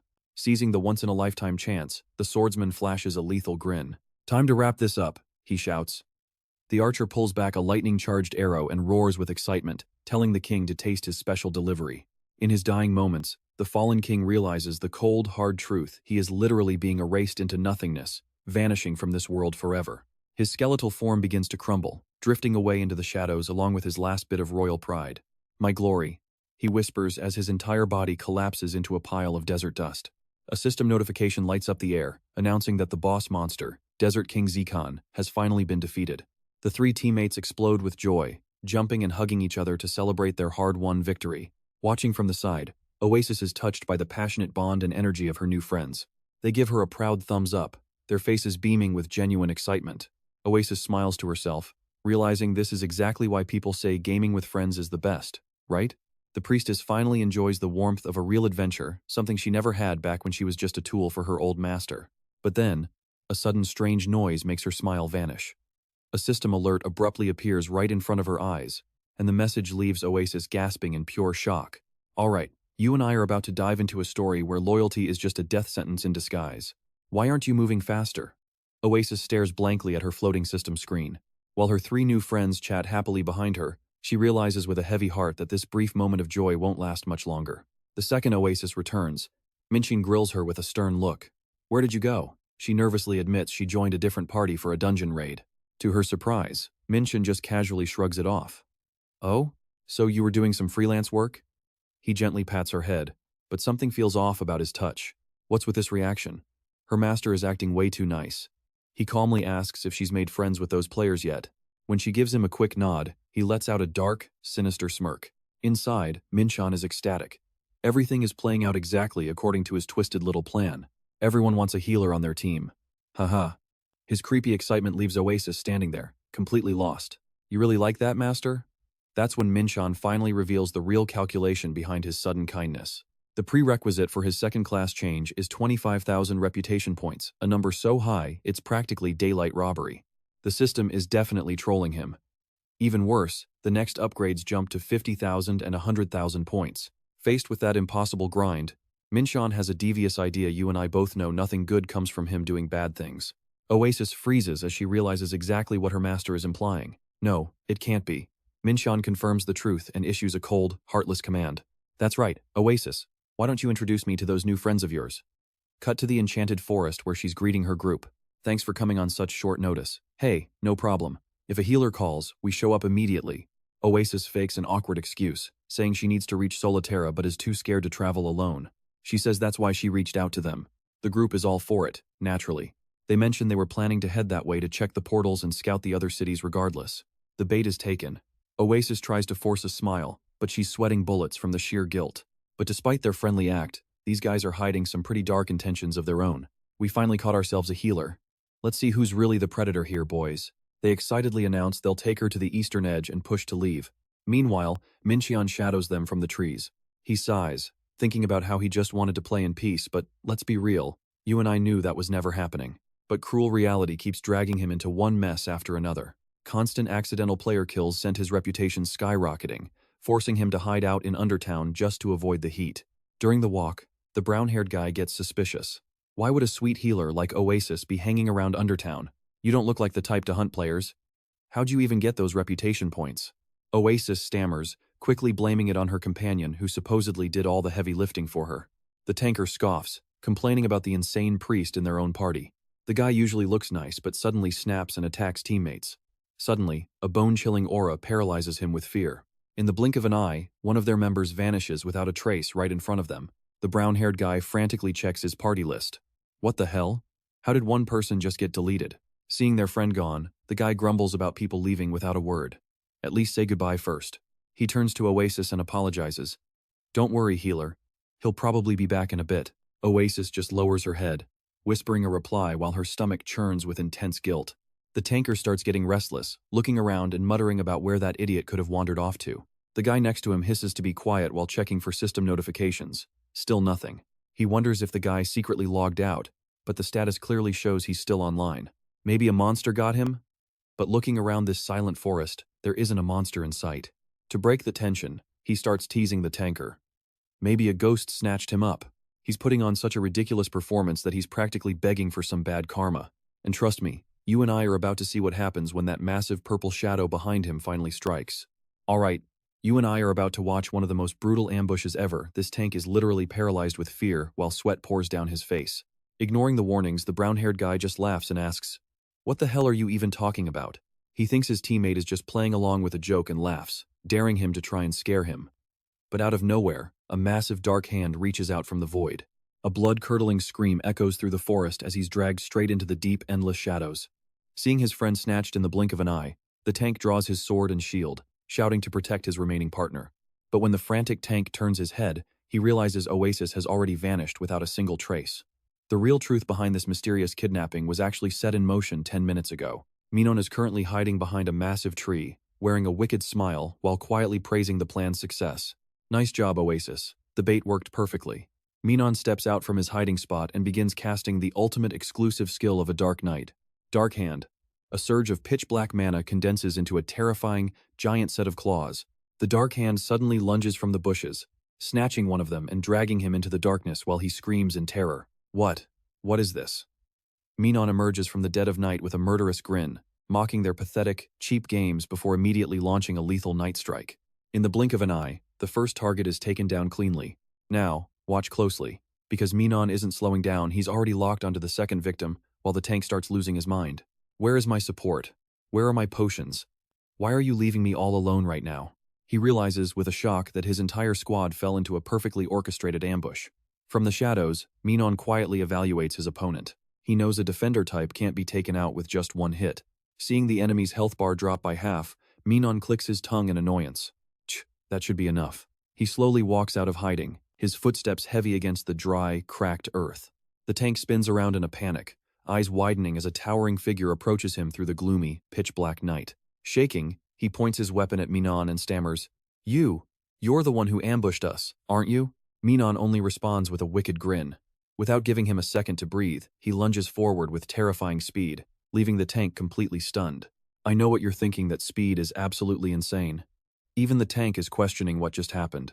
Sensing the danger, the tank desperately activates his defensive stance, hoping his light shield will be enough to save his life. But Min-cheon coldly declares that against the darkness of the Demon King, all defensive skills are utterly useless. A strike fueled by dark mana slams down, piercing right through the defense. The tank is shocked. What kind of monster is this? How can he deal damage while I'm defending? Seeing his health bar plummet, he realizes he's in deep trouble and decides it's time to change tactics. He immediately counters with his charged shield skill. He charges forward with the power of lightning, but Min-cheon effortlessly dodges the head-on attack. While the tank is still struggling to find a way to dodge the next strike, Min-cheon closes the gap and delivers a vicious slash. Right here on your flank. The tank is rattled by being red, but then he flashes a sly, cunning grin. Turns out, it was just a trick to close the distance. The tank confidently yells that the real fight starts now, pouring all his energy into a shield bash. But suddenly, that confident smirk vanishes from his face. Instead, he looks completely horrified as he witnesses something impossible right before his eyes. Min-cheon wears a mocking smirk while casually stopping his opponent's strike cold. Don't go thinking you're the only one who knows how to use a shield, you amateur. Turns out his dark hand skill allows him to completely nullify any single attack thrown his way. The tank screams in pure helplessness, having never seen such a broken ability. Before he can even process what happened, Min-cheon immediately unleashes his next move called Dark Claw. Wait, why can't I see anything? Before falling into a paralyzed state, he panics as his vision goes totally black and his body turns stone cold. Thanks to the bonus effect from his dark hand skill, it causes a 1-second stun and blinds the target for 3 seconds. This is the perfect window for Min-cheon to end this fight. He coldly swings his blade, pouring everything into a strike that deals 1.5 times more damage than usual. Even for a warrior built for defense, the tank stands no chance against such a crushing, overwhelming blow. Min-cheon casually counts his victims. 3 down. He smirks, feeling proud. This was honestly as easy as taking candy from a baby. Collapsed on the ground, the tank can only curse him bitterly. You dirty coward. But for Min-cheon, the word coward doesn't exist in a fight to the death. And that's where we leave it. Winning is everything, and morality can wait. Now, it's her turn. The tank is left dazed, having no idea what's coming next. He lies there on the ground, eyes wide as he screams out in pure despair. Run away, healer. He's too busy worrying about others to realize his own fate is sealed. All right, you and I are about to see just how ruthless this guy can get. Min-cheon silently kicks the man and snaps at him to shut up already. The dying tank tries to warn her. Healer, run. Get away from that devil while you still can. Oasis doesn't listen. She raises her staff and triggers a resurrection skill, flooding the battlefield with blinding light. The system confirms the revival. A dead ally returns, but the tank is absolutely terrified and tries to stop her. No, if I revive here, the penalty will be devastating, but it is already too late for regrets. All 3 of them are forcibly brought back in a state of total exhaustion. With only 5% health and a massive debuff slowing every move for nearly 3 minutes, they watch him. Out from the darkness, Min-cheon steps forward with a lethal blade in his hand. He calmly breaks down the brutal rules of this world. When top players clash, the winner steals half the loser's infamy points. Min-cheon's eyes glow with pure madness as he reveals the real trap. Now pay attention, because this plan is pure evil. If I revive and kill them over and over, the points never stop. How many times must he repeat this process to steal all their points? The screams echo so loud that birds flee the forest in terror. Min-cheon starts crunching the numbers. 3,800 plus 1,900, then 950, 475, and 238. Man, math is a headache. Oasis, what's the total? She looks back with a completely drained expression. Total. 7,363. Looking at that status screen, Min-cheon smiles. Being the bad guy really is easy work. Standing over their bodies, he actually thanks them. Easy infamy points thanks to these guys. One of them gasps out a final question. Why? Why be this cruel? Min-cheon just shrugs. He doesn't have any grudge against them. He just really needed those infamy points for his skill. He pats Oasis on the head, mocking the losers. Consider this an expensive lesson for coming in second place. He warns them to never eye someone else's healer again. Oasis just bows her head, sobbing an apology for the deception. Looking at her innocent face, the losers realize they fell for a perfect trap. That's exactly why she never operates in Undertown. Min-cheon waves goodbye to his prey, promising to come back whenever he needs a fresh top-up of infamy points. The killers watch his back with burning hatred. The tank finally sighs, telling the group they need to leave Undertown right this second. I am going home to raise fish. There are too many demons here. Wait for it, this is where we see his real power-up. The system confirms the Demon King level 3 requirements are met. The Demon King level 3 skill is officially unlocked. Min-cheon gets some absolutely insane stat bonuses. Level 1 boosts attack, Level 2 increases his total health, and Level 3 builds magic defense proportionally to the massive amount of infamy points he harvested. Min-cheon laughs, thrilled with his new defense. But when he turns to Oasis, he freezes. She is crying her eyes out. The guilt of betraying her new friends is finally crushing her. Watching her break down like this, Min-cheon is just confused. Why are you crying now? She drops to the floor in the middle of town, sobbing so hard that passers-by can only stare in confusion. What is up with her? Did something happen? Her cries echo through the street, filled with regret for betraying such kind people. She can't help but remember the happy times they spent together on their missions. Suddenly, a shout cuts through the air. Look, a unique tier item just dropped. The crowd goes wild as a legendary treasure begins to radiate a brilliant glow. It is the power of the Desert King, a priceless golden staff that has not even been identified yet. The team leader stares at the staff, his expression turning solemn. He smiles and turns away. I am letting you have this. Consider it a parting gift for the team.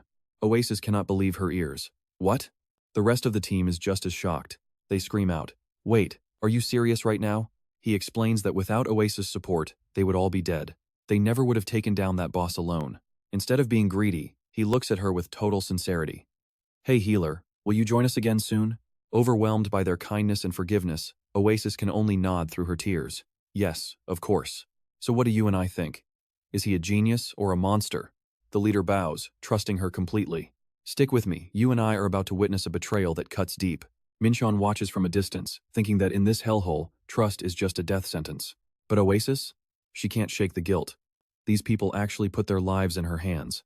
She hates herself for the betrayal, yet she's too cowardly to die, begging to serve her master's twisted plan. Seeing her drowning in guilt, Min-cheon grabs her shoulder and growls that as his partner, she will do much worse. Oasis is frozen. Worse? She gasps. The sheer terror in her voice says it all. Now pay attention, because this is where Min-cheon's cold-blooded nature really starts to show. It won't be fair or beautiful, it'll be filthy. Oasis sobs, remembering the unique item they gave her as a gift. Min-cheon is unimpressed at first, claiming that level 50 gear is worthless unless it's special mana level equipment. But the second he snatched the staff to check the stats, his entire face drops in pure shock. Every bit of arrogance vanishes. He's staring at the power of the Desert King, and it is absolute insanity. We're talking a level 50 unique item with insane damage stats and massive boosts to his magic intelligence. Min-cheon realizes this was once top-tier gear. His hands are shaking as he touches the treasure and marvels. He marvels that they gave this away, and hearing his analysis, Oasis just wails harder over her cold betrayal. The weight of betraying such kind people is finally crushing her as Min-cheon realizes the massive value of the gift. He judges it's still top-tier equipment that could be used comfortably all the way until level 70. It could even reach level 90. Min-cheon holds the golden staff with a complex look and lets out a heavy sigh. He tells Oasis to rest up and then follow, asking if she has finally reached level 50 yet. Once she confirms, he starts barking orders. Second job advancement, then back to grinding more dungeons. He instructs her that after advancing, she should actively look for new parties to join. And trust me, you and I both know exactly where this is heading. It's the perfect, deadly trap. Being a healer means other players will practically beg for her help. Oasis finally realizes the horrifying scope of his plan. Will they end up like the others? She trembles. Min-cheon just smirks, confirming the same script. Revive and repeat. He reminds her to keep hunting for victims while he is away. Then his body starts to fade out. Min-cheon logs out, leaving Oasis alone and broken. She slumps to the ground, completely drained of life. Master, have you stopped being human? She whispers. To cope, she pulls out a fishing rod to find some peace. A little side hobby to try and heal her shattered soul in this dark city. In the silence of the underground city, Oasis sits by the murky water, crying and telling herself it is just a game. Anything to justify what she is doing. She is just being a good subordinate, helping her master, right? Suddenly, a new group approaches. Hey there, are you a healer? We could really use some help. They're hyped up, heading into a dungeon for their own second job advancement quest. One guy scratches his head, looking desperate. You'd be a total lifesaver. We are starving for heals here. Her face goes pitch black. The trauma and guilt are fighting a war behind her eyes, confusing the strangers. The silence gets awkward. If you're busy, we can just find someone else, he mumbles. They start to walk away, apologizing for the bother. They figure she just isn't interested. But she growls out, "Who says I won't help?" She looks at them, cold and empty. "Ready to go?" The group is ecstatic. "Really? That would be amazing. We won't let you down." Faced with their urgency, Oasis packs up her gear. It is a one-way trip for them, and she knows it. "Let's go," she says. Inside, she is also anxious to finish her own second job advancement quest.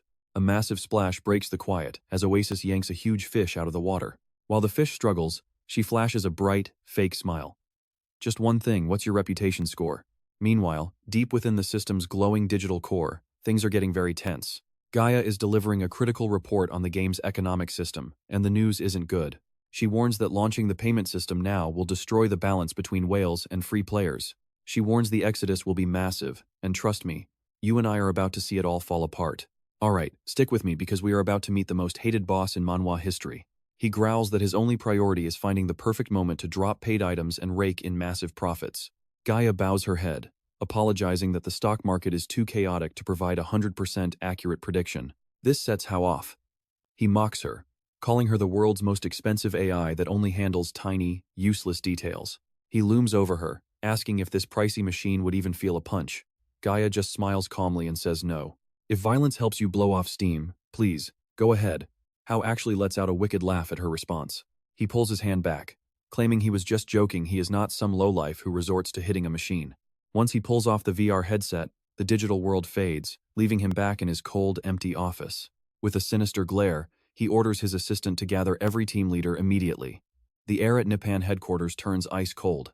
Catching up to Shin-dyu, Lee Dong-ha asks frantically why there is a sudden meeting that is not on the schedule. Shin-dyu sighs, saying she has no idea. Ever since he took over as the new director, he has been running his mouth constantly. There is no telling what kind of garbage he is about to spew. He storms into the room, taking the head seat and announcing that next Monday, they are launching paid items and subscriptions. Now watch this tension. The room explodes when he drops that deadline. Dong-ha asks if he is actually serious. It is way too sudden. The players will riot. But facing their protests, Hao just gives them a cold, arrogant smirk. The players' reaction? He repeats slowly. He then asks how exactly Min-cheon used to treat those very same users. It seems everyone here is still brainwashed by his old-school philosophy. Hao demands to know how the former director saw them. Dong-ha hesitates, remembering that director Min-cheon always referred to the players as brave adventurers, not just mere customers. They were heroes exploring the world we built. Our job was simply to support them and help guide their epic journey. At the word adventurers, Hao bursts into a mocking laugh. He laughs so hard that the entire room starts to shake. And that is exactly why profits are pathetic. He slams his hands down. Players are not gods, they are just livestock. They are just animals in a pen. Throw them a little scrap of food, and they will eat it like pigs. Hao casually spits out these insults while his staff watches in horror. Seeing Shin-dyu and Dong-ha speechless, he just smirks. "Did I hurt your feelings?" He tells them to just wait and watch, because he has calculated every single move. Hao knows that dropping paid items so suddenly will trigger a massive backlash from the community, but he does not care. You and I both know this is heartless. But his solution? Just throw them some bait. He calls the trembling manager. Hao orders them to credit paid gems to any user who still has time left on their current fixed-rate subscription plans. He even lets them buy items with in-game gold and hands out 2-week experience and production buffs for free to everyone. He lets out a smug grin, fully confident that this little scheme will be enough to silence the angry mob. Just feed them well for now. When Shin tries to warn him that everything is moving too fast, Hao suddenly roars. Passion? Who cares about passion? He yells that the only goal that matters is lining their pockets with as much cash. He screams that while they are number 1 in players, their revenue is barely top 5. He starts insulting everyone present. There is only one reason for this failure, he snarls. It is because every single one of you is completely incompetent. He declares that the most useless person was Min-cheon. Ignoring their glares, he mocks the word adventure that Min-cheon once loved. He slams his fist onto the conference table over and over again to drive home his point. He shouts that this is just a game, a simulation, not reality. His eyes burn with greed as he compares the game to a park. He lays out his plan to squeeze every single cent out of every corner of the game world they have built. We sell water, food, and souvenirs. His face twists with excitement as he vows to squeeze the very souls out of them. Hao clenches his fists tight, visibly trying to contain the absolute firestorm of rage burning deep inside of him. He takes a long, deep breath to steady himself. Looking at the terrified staff, he asks in a chillingly soft voice. Sorry, I lost my cool. It has been a while since you all got a bonus, right? Not since the game launched? Talk about high-tier manipulation. In the dead silent room, he promises that his way will bring in more money than the original launch. And if that happens, he assures them that everyone will walk away with massive, life-changing bonuses in their bank accounts. Whispers start rippling through the room as everyone stares at their ambitious new director with a mix of fear and greed. Trust me, you and I haven't seen anything yet. Start thinking of ways to bleed them dry. No more dreaming. All right, you and I are about to see a game world get flipped on its head by pure greed. Just as he stepped out of the room, Hao suddenly turned back with a shocking announcement. Season 6 drops in 3 weeks, with items featuring a 100% success rate. He stopped, realized something, and asked about the item name. Seeing the exhausted and hopeless faces of the development team, Hao just decided the name himself right then. Since this game is named Guangjia, how about Goddess's Dance? He posed dramatically while the staff gave a forced round of applause. Yes, it is wonderful. A few people gave thumbs up, but their eyes showed they were just enduring the cringe. Hasu ordered everyone to delegate the work before leaving for the board meeting, leaving the room feeling heavy and suffocating. The moment Hao finally vanished, the room erupted with gossip and rumors about the upcoming bonuses. Who cares about dignity as long as the bonus is big? He said he would give us even more than that. Sung Jin Jae and Lee Dong-ha stayed silent. They felt disgusted seeing greed swallow the project they poured their hearts into. Meanwhile, in a different place, Min-cheon finally woke up from a long and well-deserved rest. He stretched after 10 hours of sleep, ready to continue his mission of destroying the world he once created himself. Oasis spotted him and ran over with excitement. Master, you are back? Min-cheon replied with a simple, casual nod. Yeah, I am back. Did anything happen? With a serious look, Oasis leaned in and whispered some truly massive news. Now pay attention here, this is the moment our master finds out the game is going free to play on Monday. She also mentioned the rumors that Hao climbed his way into the director chair. Min-cheon stared silently at the notification. The announcement is already live? He clicked his tongue. Huh. That was actually much faster than I expected. You used to hate paid items so much. You must be sad, right? But Min-cheon just blurted out something totally unexpected. This is great. While Oasis stood there confused, he explained that the double experience and crafting rates during the 2-week event would make leveling a breeze. Min-cheon started calculating his next move. You might think he would be mad, but check this out. He is going to use those paid items to break the game. Oasis froze in place, unable to believe her own ears. Looking at his cold back, she realized her master wasn't sad. He was actually going to use the things he once hated. Everything was just a tool for his goal now. Suddenly he turned. What did you do while I was gone? Oasis panicked, but reported she reached level 55 after befriending 3 other player groups. She had officially moved on to her second-class advancement phase. Hearing that number, Min-cheon spotted her head in praise. Good job. He slowly drew his sword from its scabbard. Time for the harvest. Are you ready? Screams of agony and heavy impacts soon began echoing throughout the enchanted forest. Min-cheon began a ruthless harvest of the player groups that Oasis had lured into their deadly little trap. While victims groaned in pain, Oasis looked totally relaxed. She sat under a tree, busy knitting a piece of yellow cloth. Watching the slaughter in front of her, she sighed. Man, this is getting boring. Suddenly, Min-cheon's roar broke the silence. Oasis, it is your turn now. Startled by her master's order, Oasis stood up immediately to perform her healing duties, keeping the cycle of torture going. One poor player thought she was a kind healer and yelled a warning. Healer, do not come closer. Run away. Heart-wrenching screams continued to echo. Oh no, please do not come over here, healer. Finally, the system notification flashed. Goal complete. Min-cheon officially reached level 50 as a true Dark Knight with an insane infamy score of over 27,000. Satisfied with the results, Min-cheon turned to Oasis with a very bright smile. Conditions met. Time for the class change? Oasis happily replied. Yes, I wish you the best of luck. Min-cheon accepted the second-class quest titled Demon King's Legacy Phase 3. But looking closer at the requirements, he realized something important. Get over here and help me. This looks tough. With his partner's nod, they both stepped into a thick swirl of purple demonic energy that tore into the void. Min-cheon thought the church messengers were scarier than demons. As the mist cleared, a giant warrior in gray iron armor emerged. He gave a formal, loud greeting. Welcome, rising star of the Dark God cult. The priest claimed that with his current infamy, Min-cheon was more than worthy of a high-ranking position in the church. However, the next trial would not be easy. This was a top-tier rank within the entire cult. And that is where we leave it, trust me. You are going to want to see if he survives this trial. Alright. You and I are about to see what happens when overconfidence meets a developer's absolute nightmare. That answer makes the priest incredibly happy. He laughs loudly, calling Min-cheon the new rising star of their cult. Suddenly, mana explodes, and the ground shakes violently as a bright red magic circle begins to activate. Fine then, let the trial begin. A notification pops up for an evil trial dungeon, flashing red warnings about the extreme difficulty. It warns that players need top-tier gear and a party of at least 2 just to survive. Doors swing open, leading them into a grand but gloomy hall lit by a magnificent chandelier. Oasis looks around, confused, and mutters that this looks more like a room than a dungeon. Out of nowhere, a massive figure in iron armor looms out of the shadows behind her, scaring her half to death. Shaking, she grabs Min-cheon's cloak. In front of them stands a warrior with glowing eyes and a sword radiating freezing air. Min-cheon explains the terrifying background of their opponent in a low, serious voice. 100 years ago, this man was one of the 3 legendary knights who defeated the Dark Cult, Sword King Cam Gagan.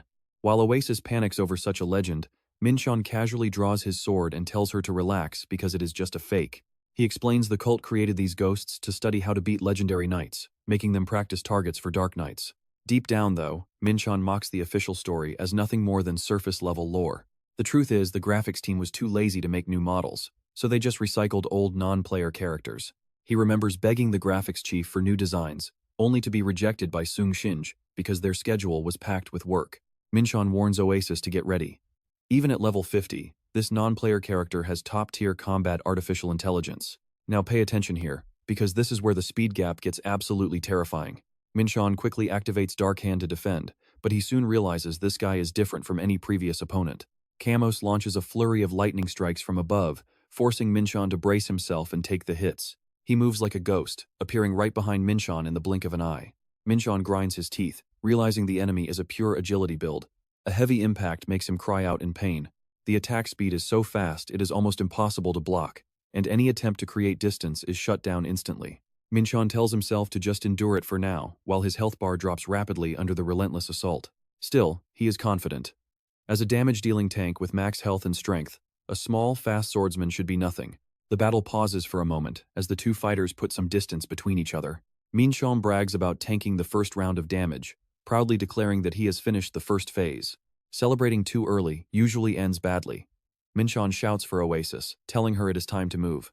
Immediately, healing symbols surround him as Oasis moves into support position, casting a series of buffs. I am in position. Let me buff you, master.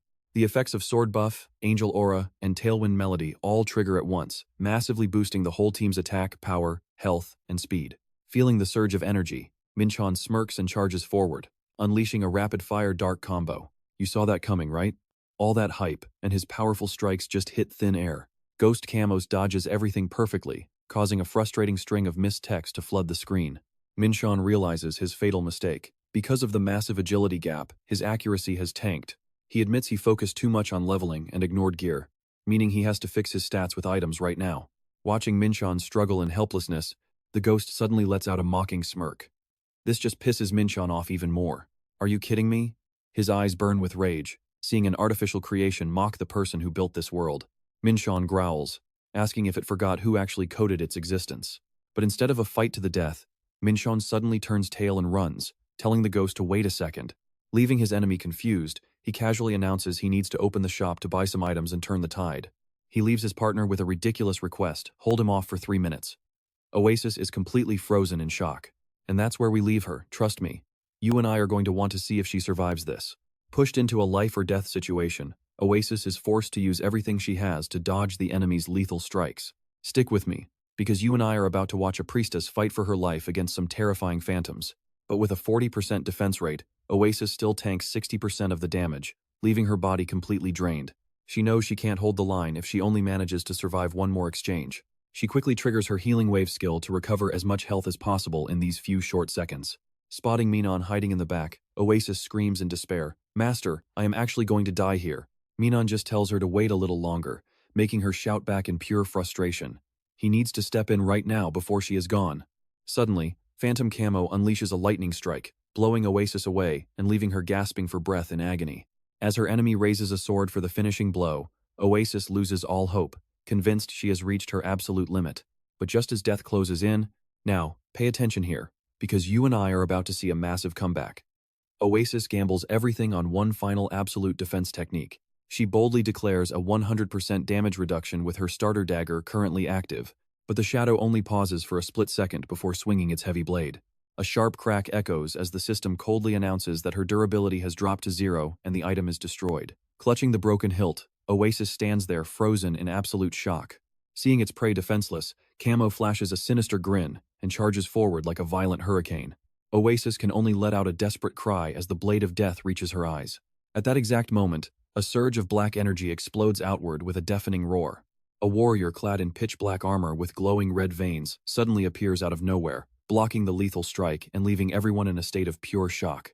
Oasis looks up at the massive back, radiating immense pressure, and trembles as she whispers, "Master." Recognizing his loyal partner, Min-cheon looks back in his powerful new form to reassure her. "Rest for now, it is time for the boss to perform." He marches forward, pointing his sword directly at the phantom. "Try laughing now, you fake." Camo charges with terrifying speed, but Min-cheon remains incredibly calm. He focuses all his dark mana into the blade, and coldly declares, "This is going to hurt." Instantly, Min-cheon unleashes his decisive move. Dark Chains. The overwhelming power of the strike completely suppresses the enemy, making it vanish into thin air instantly. After witnessing that legendary move, Oasis is left completely speechless. "I can't believe you took him down in one hit. Master, that was actually so cool." Min-cheon asks if she is impressed, but a weird blue mana starts surging, making Oasis worry. Min-cheon explains that this is the second of 3 shadow warriors serving the legendary great mage, Kier Ellison. He confirms that their mission is to defeat all 3 of these legendary shadow warriors. Kiri starts gathering a massive fireball that radiates intense pressure, leaving Oasis confused and panicking.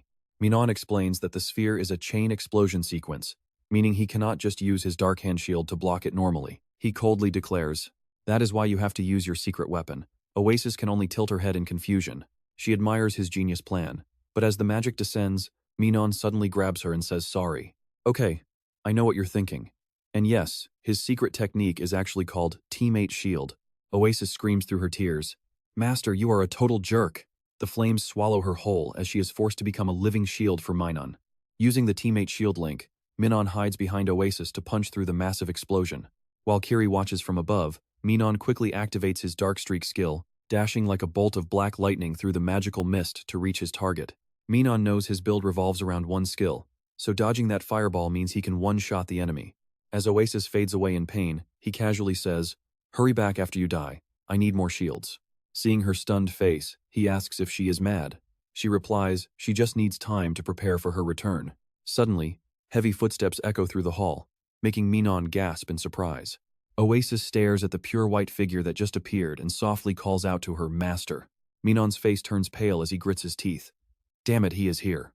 The final legendary shadow, Y Chronosai.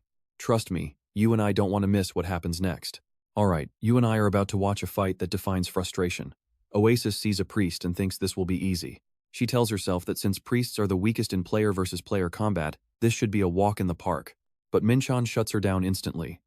No, she is a paladin, and she is going to be the toughest of the 3. Oasis is shocked.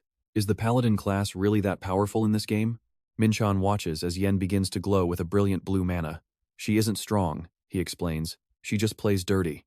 Oasis tilts her head in total confusion. She has no idea what her master means by calling an opponent dirty. A massive character in blue and white armor towers over them. She looks fragile, but that plate armor is incredibly thick. Oasis is terrified, but pay attention here. Min-cheon charges straight in and demands a buff before he engages. Oasis quickly obeys while Min-cheon activates his Dark Hand skill to launch a direct assault on the paladin. The hit stuns her for 1 second and blinds her for 3, letting Min-cheon follow up with a powerful dark slash. He grits his teeth in frustration. All that effort for just a few drops of health? He wonders if it is a game error. Without giving him a break, the paladin slams down the Hammer of Dawn, a devastating lightning strike. A massive electric explosion fills the entire room. Oasis screams as she is frozen in place by the sudden paralysis. As she cries out for help because she can't move, Min-cheon just snaps back. It is a 25-meter stun zone. Right after taking that hit, Identra Chronoside immediately activates her Healing Touch skill. A brilliant blue light wraps around her body, and her health bar refills to full in an instant. Let's pause and look at this mess. Now do you and I get why I called her dirty? Oasis nods frantically. Min-cheon realizes the opponent has dumped every single stat point into her endurance and physical health. Combine that with heavy armor and endless healing skills. She is an unkillable tank with non-stop area stuns. She won't kill you fast, but she never dies. Min-cheon calls this the zombie priest build a strategy meant to make players quit. Oasis's eyes widen in horror. How are they supposed to win against something like that? Is it even possible? Min-cheon reassures her that since she's an NPC, she doesn't have infinite mana potions. The only way through is to keep hitting her until her mana pool finally hits 0. Oasis grips her staff with shaking hands, stuttering as she asks how much longer this will last. Min-cheon looks at his blade. "We will know when she is dead," he says. It is a battle of hard work versus playing dirty. With that, Min-cheon leaps into the air, bringing down a heavy strike. The brutal battle begins in earnest. Yen swings her massive lightning hammer repeatedly, creating earth-shattering explosions. The tension is high as the hours pass.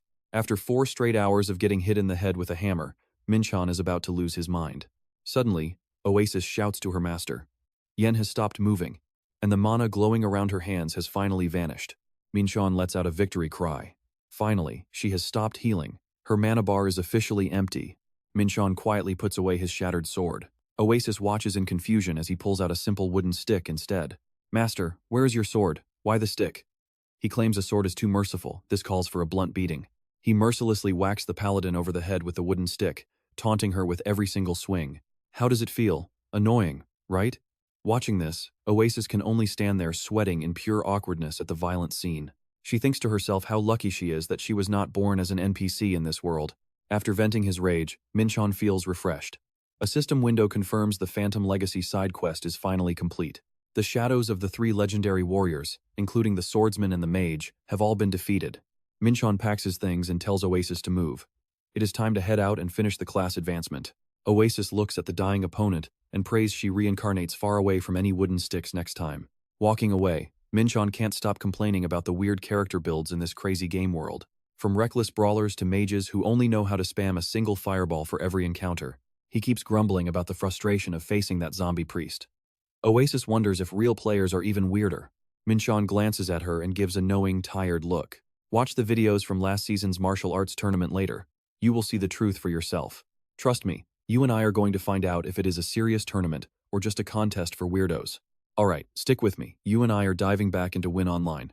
Min-cheon explains that the game's bizarre strategies are exactly why it became a world-class esport, keeping fans hooked with every unpredictable move.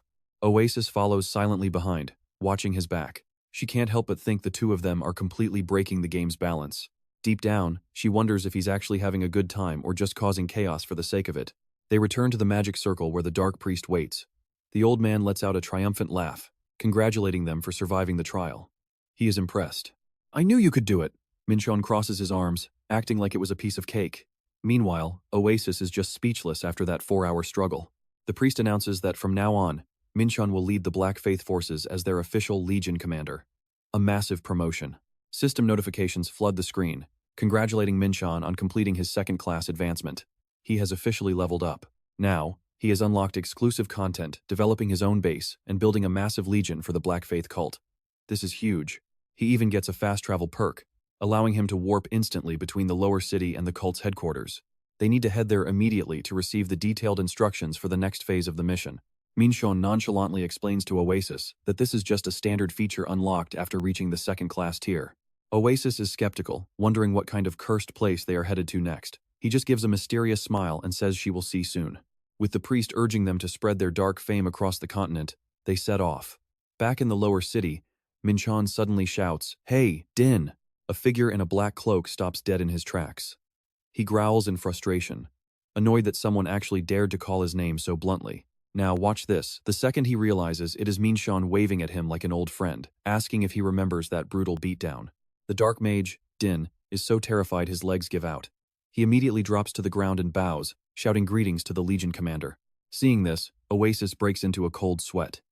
She figures the poor guy is still traumatized by the absolute massacre Min-cheon gave him earlier. Not wanting to waste any time, Min-cheon cuts to the chase. He demands that Din lead them straight to the Black Faith secret base. The dark mage quickly confirms that they have come to the right place, humbly inviting them both to follow him into the shadows. Din leads them to an old, rickety, wooden shack. Oasis starts feeling a bad vibe. She nervously asks herself what kind of place this really is. Without a word, Din reaches out and pulls open a secret wooden door hidden right in front of them. The door swings open, revealing a scene so ridiculous that Oasis screams in pure horror. A secret headquarters? No, it looks like the system picked a public restroom. Inside, some guy just trying to use the toilet jumps in shock, screaming at them for invading his privacy. It is an absolute mess of a situation. Okay, I know what you're thinking. And yeah, Min-cheon is just as embarrassed, burying his face in his hands as the system prompt appears. He grinds his teeth in regret. Why did he set the base entrance to random back then? Now he is stuck dealing with this incredibly awkward and disgusting location. Suddenly, a burst of dark purple energy explodes right in the middle of the cramped, smelly entranceway. It is just a little smell. What is the big deal? Min-cheon just mutters a curse under his breath, trying to act tough. Beside him, Oasis is clutching her nose, her face turning pale from the stench. She moans in agony, telling him she is not feeling good at all. With no other choice, they both close their eyes and dive headfirst into the swirling black hole beneath their feet. The moment they exit the portal, Min-cheon starts gagging. He screams in pure disgust. This is foul. Oasis is not doing any better. She is coughing her lungs out, desperately covering her face to keep that hideous smell from staining her clothes forever. Once they recover, Oasis looks around the vast space in shock. Master, where are we? Min-cheon finally regains his serious, intimidating composure. His red eyes glow with a deep intensity as he introduces the area. This is the base where the Black Faith Legion is stationed.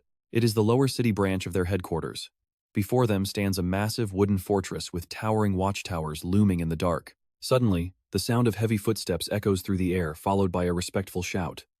Welcome, Master of the Legion. Two girls with vibrant pink hair appear, introducing themselves as Alpha and Beta, the official managers of this entire facility. They offer to guide their new master through the base operations. Even though he has forgotten almost everything he created, Min-cheon just gives a cool nod.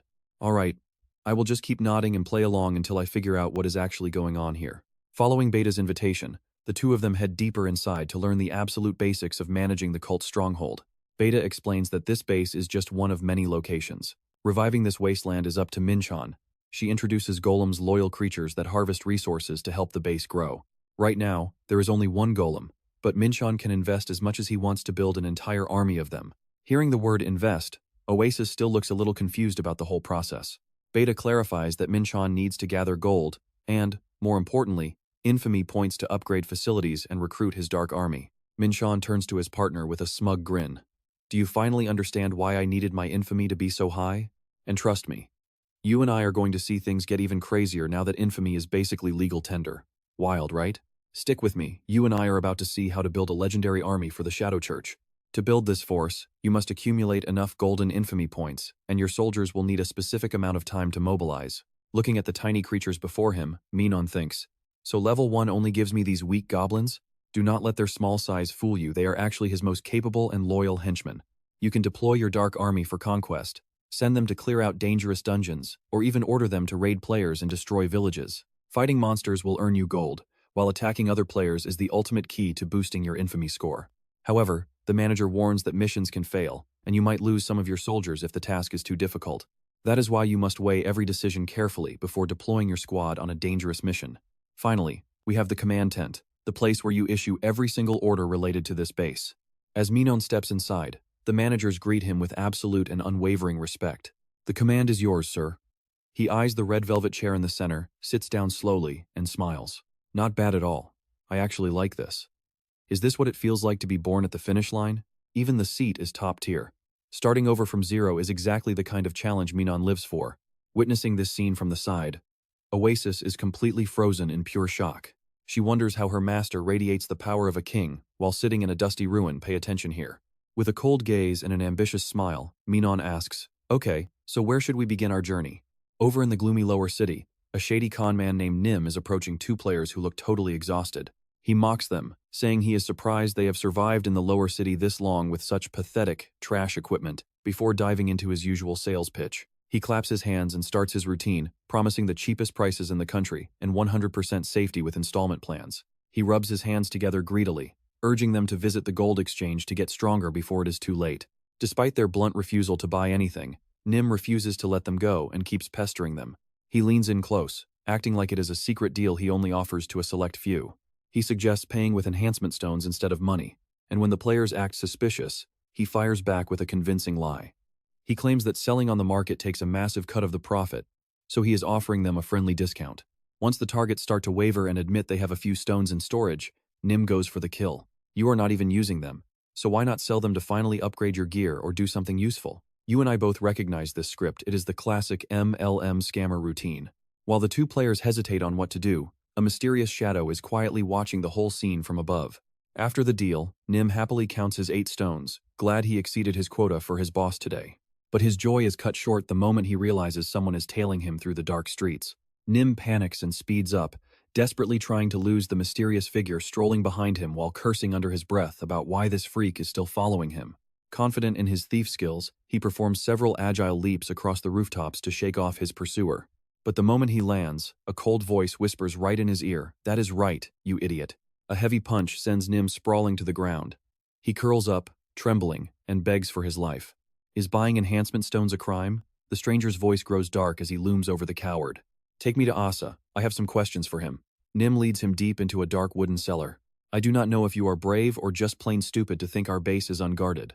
He shouts for help, and henchmen emerge from the shadows as the leader mocks the intruder with a grin. "Why don't you try to touch me, kid?" The mysterious man just sighs in boredom. He slowly removes his disguise, his eyes turning cold as steel as he draws his blade, telling them that pathetic losers like them are the reason people get bullied in games. Infuriated by the insult, the masked leader screams out in a total, blind rage. He orders his men to swarm the stranger and take him down with everything they have. Amidst the smoke and dust, he calmly watches them move. These weaklings can't even scratch him. One devastating strike sends his opponent straight into a state of total unconsciousness. "Trust me, you and I just witnessed the legend himself, Ken, the rank 2 PvP pro. Let's see the monster who hunts bounty hunters." Fear grips everyone left behind as they realize they are facing a notorious, bloodthirsty player killer. Every single one of them stands frozen, too scared to move. A sudden shout echoes, stopping Akasa's minions in their tracks.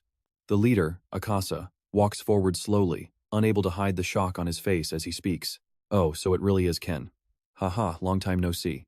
Are you seriously still playing this game? When did we last meet? Was it last year? I honestly thought you had quit for good since I haven't heard any news about you lately." Despite the friendly greeting, Akasa's heart is actually pounding with fear. He silently curses to himself, wondering what on earth Ken wants with him right now. Without giving him a second to think, Ken cuts straight to the chase. "Why are you suddenly hoarding so many enhancement stones?" Akasa just laughs it off, claiming he's only buying them because he has a feeling prices will skyrocket when the Season 6 update arrives. Now pay attention. Ken is about to drop a massive bombshell that's going to change everything. Have you heard the latest news yet? Game Master Stream was just fired from the company. Hearing this, Akasa scoffs and claims he already knew. He mocks Game Master Stream, saying the man failed because he had no idea how to run a game. He suddenly remembers something and asks with a curious look, "You really hate Game Master Stream, don't you, Ken?" Ken's eyes turn pitch black. His face twists into a cold, murderous smirk that radiates pure killing intent. "I don't just hate him, I loathe him. If I could, I'd kill him myself." The pure rage coming from Ken is so intense that Akasa and his men just stand there, paralyzed by fear and soaked in sweat. Ken slowly rests his hand on his sword hilt. "But Akasa, you were actually quite close with him, weren't you?" The question makes Akasa jump. He panics and shouts his denial. "Me, close to Stream? What the hell are you even talking about?" Ken steps forward, each footfall echoing with pure power. He exposes the secret that out of all the villains watched by the Game Master, Akasa had the most connections to Stream. That's when Akasa's face finally turns pale. He grinds his teeth and admits it in anger. "Wait, are you talking about that old lawsuit? Fine, call it a connection if you want." But Ken coldly reveals the truth about the former director's mercy. "He dropped every single charge against you. Why do you think he did that?" Ken stares directly into Akasa's shaking eyes. He analyzes that Stream ignored a once-in-a-lifetime chance to wipe out the thieves of downtown to set an example for everyone else. Akasa tries to make excuses about his pathetic past, claiming he went to Nippon, Korea just to beg him to drop the charges. He asks irritably if Ken only came here to dig up those old, unpleasant memories. But Ken stands firm. "No, I'm here because I believe there is a much deeper bond between you and Stream. You and I both see it." He's acting like a guilty rat caught in a trap, desperately trying to end this conversation. Ken begins presenting hard evidence about how unusual his opponent's actions have been lately. The very moment Game Master Stream got fired, you suddenly started a buying frenzy for enhancement stones. You've never touched those items before. It's suspicious that a professional scammer like Akasa would hoard something new the second Stream left the company. He reaches a conclusion that nobody can argue with. Game Master Stream told you they'd become expensive. Why? Because he's using you to get something done. Ken wonders what would force a director to make a secret deal with a snake like Akasa, leaving the man in a tense silence. Ken states it as a fact. He needed an illegal deal. Something is happening right here under the radar. He knows Akasa is the only one who can help Stream get anything in the game without the system ever noticing. Seeing his secret exposed, Akasa tries to keep his cool with a sarcastic laugh. "Wow, you should really go write movie scripts." Before he can finish, Ken violently grabs Akasa by the collar, terrifying him. Ken's eyes burn with hatred as he growls a warning. Don't underestimate my instincts, Akasa. I've waited years for a chance to pay that bastard back. You think I can't smell him on you? He grinds his teeth and orders the trembling man to tell him where he's hiding. Akasa struggles in vain, screaming at Ken to let go of him immediately. Akasa's patience finally snaps. He starts cursing and yells out, I told you to let go of me, damn it. Instantly, Akasa swings a dagger covered in blazing flames at Ken to make his escape. But Ken is no amateur. He reacts instantly and dodges the surprise attack with ease. Akasa grinds his teeth in fury. You think just because I've been nice to you that you can look down on me? Do you think you're some big shot? Trust me. You and I are about to see if that second-place tournament rank was actually real. Alright, you and I are about to dive into a revenge plot that has been 10 years in the making. Akasa sneers, telling Ken he is not even good enough for tournaments anymore, just a lobby killer ruining his own name. Look, this look does not suit you at all, Akasa growls while pointing his weapon, claiming he earned his spot through blood and sweat. Hearing those hollow words, Ken stays ice cold and simply asks, Do I look like a runner-up to you? Akasa freezes in pure shock. What? Ken declares he was the true champion of the first tournament, but Akasa screams that he is delusional because he clearly took second. Ken explains that his opponent back then used the most disgusting, low-down cheats and should have been disqualified on the spot. But the game master, Stream, just sat there and watched without making a single fair call. The truth finally hits Akasa like a ton of bricks. So your obsession with finding Stream is all over a tournament ruling? 10 years is a long time to wait for payback. Ken slowly draws his blade, eyes burning with a dark, vengeful light. Last chance. Where is Stream? He cold-bloodedly threatens to wipe out every single one of them if he does not get an answer. Akasa is drenched in sweat, panicking and trying to play it off. Whoa, take it easy, man.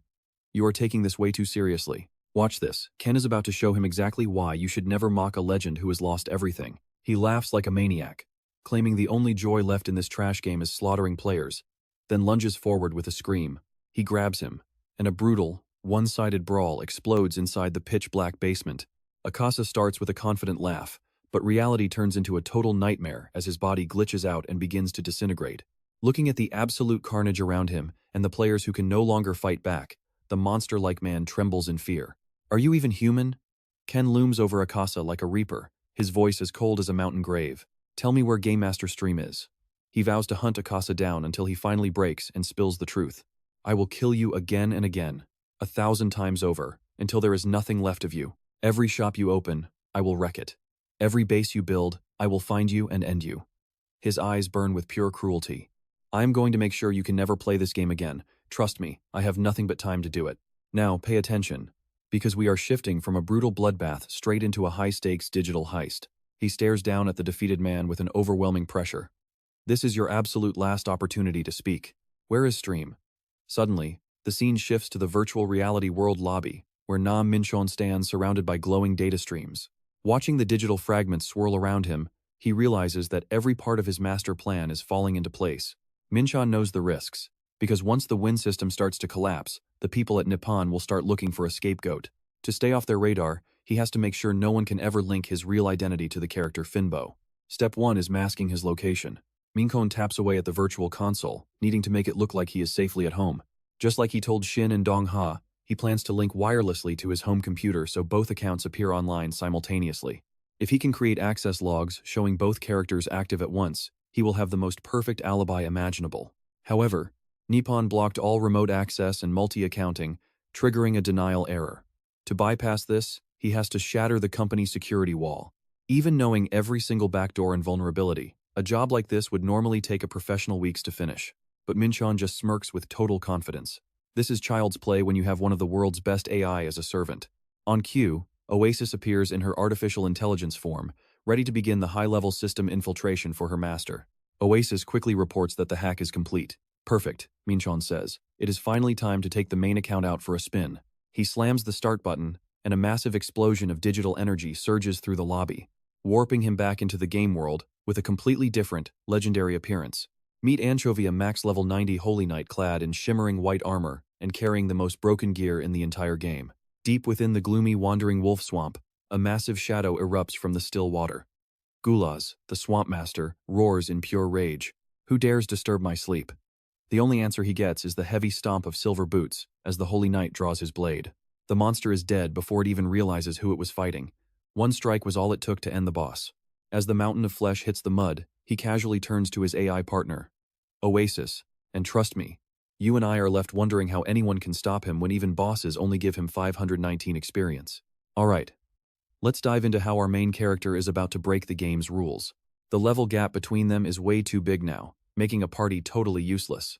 Seeing Oasis looks totally lost, he explains he can run 2 accounts at the same time, making swapping between characters a total breeze. Min-cheon admits it is a bit weird though, since he cannot control them both simultaneously. Whenever he is moving one character, the rest of them just stand there completely still. Min-cheon insists that as long as the login history shows both accounts are online together, the authorities will never suspect Finbo is actually him. He proudly claims it is the perfect alibi, then suddenly turns to Oasis and tells her he needs her to book him a plane ticket. She is caught off guard and asks, "Where are we even going?" Min-cheon tells her to prepare for a 3-week trip to Bali right before the Season 6 update. He demands a round-trip ticket, leaving poor Oasis screaming in frustration at his constant character swapping. She begs him to just pick one character to play as while he claims he is meeting someone. The multi-account system test is finally complete. He leaves his night idle and asks Oasis if she is down for more grinding. She agrees immediately. Just as they prepare to move, a message notification flashes, making Min-cheon stop in his tracks. It is from Akasa. He coldly asks if she is looking for a refund or something. Now pay attention, because this is the name that turns his world upside down. Ken the Hunter? Akasa panics, saying things have become an absolute disaster. Ken knows his account ID now. Min-cheon immediately asks if she was the one who talked. Akasa is terrified, apologizing because Ken destroyed their base. But Min-cheon stays strangely calm. Forget about it. I will handle him myself. Still, Akasa warns him about that hunter's terrifying gaze and tells him to be extremely careful. Min-cheon just laughs. I know what you are thinking, he looks way too confident against a rival like this. Ken is still the same as ever. Min-cheon's eyes glow as he realizes this could work in his favor. The scene shifts to the wandering forest, where a caravan travels through the night. Out of the darkness, a mysterious merchant appears to warmly welcome the group. He introduces himself as a veteran 3rd season merchant and offers to lead the way for them. The traders are thrilled to have a max-level player guiding them towards safety. Oasis watches the bustling crowd and curiously asks what all these people are actually doing. Min-cheon explains they are merchants who buy local goods to flip them for profit between cities. These items cannot fit in inventory bags, so they have to use horse-drawn wagons. Since they cannot use portals, they have to drive the entire exhausting way manually. These people really have to sweat for every single coin. This journey is full of dangers like monsters, NPC bandits, and bosses roaming the open fields. That is why they group up every hour, letting the most experienced player take the lead. The leader announces they are heading east toward the city of Terra. To get there, they must cross the forest. Just message him if you get lost in the fog. There are 5 massive field bosses lurking somewhere inside this forest. They are powerful, but they will not attack unless provoked, so do not touch them. As the group cheers, Oasis asks why they are even bothering to tag along with these merchants. Min-cheon flashes a wicked smile as the parasite campaign begins to unfold. His real plan is to use these merchants as bait to lure out those field bosses. He hunts bosses while they trade. They quietly enter the thick, foggy forest. Suddenly, massive explosions shake the earth, sending the merchants into a total panic. And that is when he freezes. Trust me, you and I are not ready for this. It is a field boss. Alright. You and I are about to dive into a world where a simple walk in the woods turns into a literal nightmare. Imagine a massive, withered tree entity with burning yellow eyes emerging from the darkness, crushing everyone with its suffocating pressure. The caravan leader, Leader B, quickly tries to calm the panicked crowd, claiming this is just a level 70 field boss that won't attack unless someone provokes it. Hearing that, everyone breathes a massive sigh of relief, knowing they don't stand a ghost of a chance against something that terrifying. They whisper to each other to just keep quiet and pass by to avoid trouble. But in the middle of the pack, Min-cheon notices something is very wrong. Those glowing yellow eyes begin to shift, and bone-dry cracking sounds start echoing from deep within the ancient, withered trunk. One player asks nervously, just needing to hear it one more time, that the monster definitely won't attack them. Leader B keeps that confident smile on his face, insisting that absolutely nothing bad is going to happen to them. But the second he finishes that sentence, the tree giant slams a massive blow right into the middle of the caravan, sending wood splinters and thick dust flying everywhere. The merchants scream in total panic as the monster finally makes its move, forcing everyone there to grab their weapons and fight for their lives. Wow, this Leader B has zero credibility, doesn't he? He just stands there, completely paralyzed by pure shock and disbelief. Sweat pours down his face because he can't wrap his head around why a passive boss would suddenly go berserk when nobody even touched it. Now, watch this carefully in the middle of the chaos. Min-cheon appears from the darkness with a truly sinister smile. It turns out this is his brand new skill after his second-class advancement, a little something called shadow shift. By cloaking his body in pure darkness, he becomes completely invisible and gains a 50% boost to his movement speed. Min-cheon had actually provoked the beast in secret without a single person noticing. Now, massive tremors are literally rocking the entire forest. The caravan leader's face turns pale as a ghost, sweat dripping off him like a waterfall as he stares up at the titan before him. Inside his head, he's screaming in confusion. Tree giants are supposed to stay calm unless they're provoked, so why on earth is this happening? Realizing their lives are hanging by a thread, Leader B roars, "We have no choice. There is no way we can outrun this thing. Everyone, get ready for battle." The merchants are losing their minds, shouting out in absolute, soul-crushing desperation. Wait, how are we supposed to kill that thing? At least give us some kind of actual battle plan first. But time is up. Orders to form up are drowned out by the monster's thunderous roars that sound like literal crashing thunder.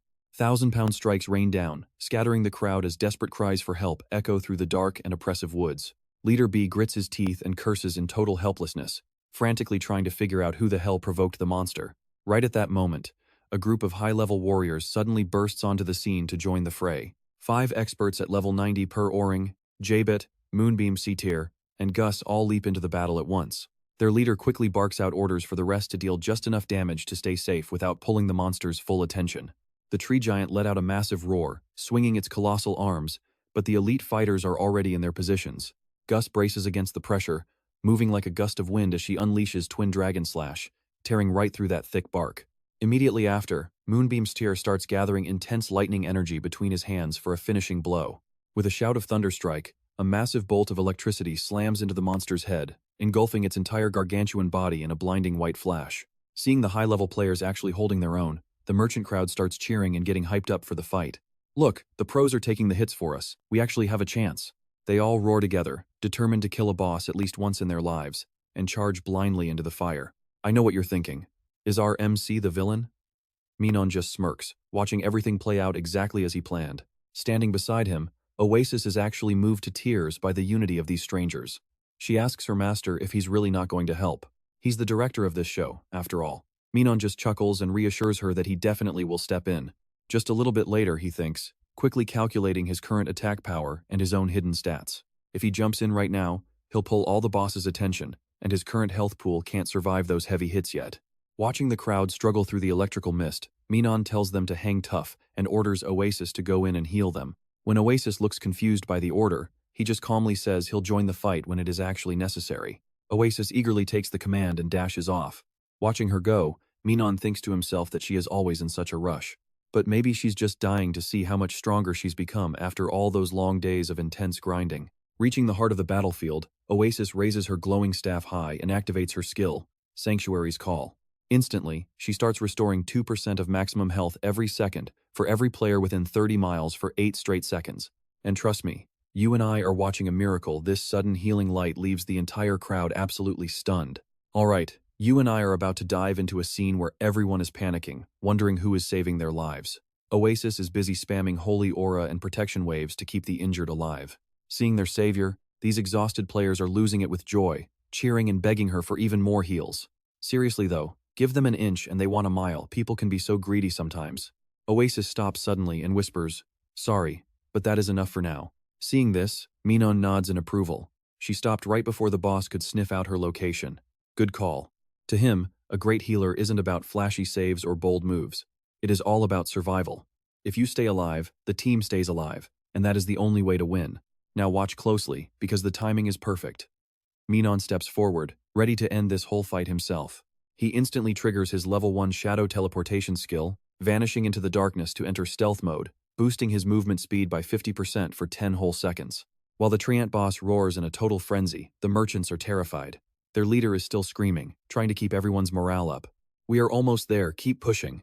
Meanwhile, Min-cheon is already silently creeping up behind the monster. He doesn't care about damage rankings. He hasn't contributed much yet, but if he can land the killing blow, he will steal every single one of those massive bonus points. You and I both know he is just waiting to kill Steel. Min-cheon suddenly lunges with a phantom strike, unleashing a barrage of purple magic attacks into the Treant's trunk, leaving the massive creature stunned and completely caught off guard. Seizing the opening, Min-cheon streaks through the dust and smoke like a bolt of black lightning. With fire in his eyes and absolute focus, he pours everything into one final, devastating strike. Finding the weak spot, he unleashes his exclusive Shadow Knight skill, the legendary Shadow and Light Reverse technique. Teleporting behind his target with a lightning-fast weapon spin, the first hit deals 150% damage plus 10% health. The second strike adds another 300% damage. The system pings you have successfully defeated the boss Treant. The merchant crowd is frozen in total shock. They cannot believe it is over, and miraculously, not a single person in their group was lost. Right then, a reward screen pops up, showing 3 lucky dice for the taking. Oasis looks at the dice in her hand, totally confused. She wonders if this is even a good drop. "Hey master, let's grab the loot. There is some decent gear here. If you want it, roll the dice." She turns to him and asks, "Master, how many did you get?" Min-cheon just looks bored. "I do not know. I honestly do not even care." He figures since it was only a level 70 boss, whatever dropped is probably just a pile of useless junk anyway. All he actually wants are those 20 wandering forest boss coins he just earned. These are proof of the kill that he can trade for high-tier items later. Min-cheon starts calculating, "I need 100 coins for that item, so I will have to do this 4 more times." Nearby, the leader chugs a recovery potion. He wipes his mouth and mutters, "Well, that was a lucky break. At least we managed to take that thing down." He still has no clue who actually finished this fight. But the leader is starting to get suspicious of the ending. Who actually hit the boss? Was it one of us? Or some random player just passing through the area? Realizing he won't get an answer, he barks out an order. "Fine, let's move."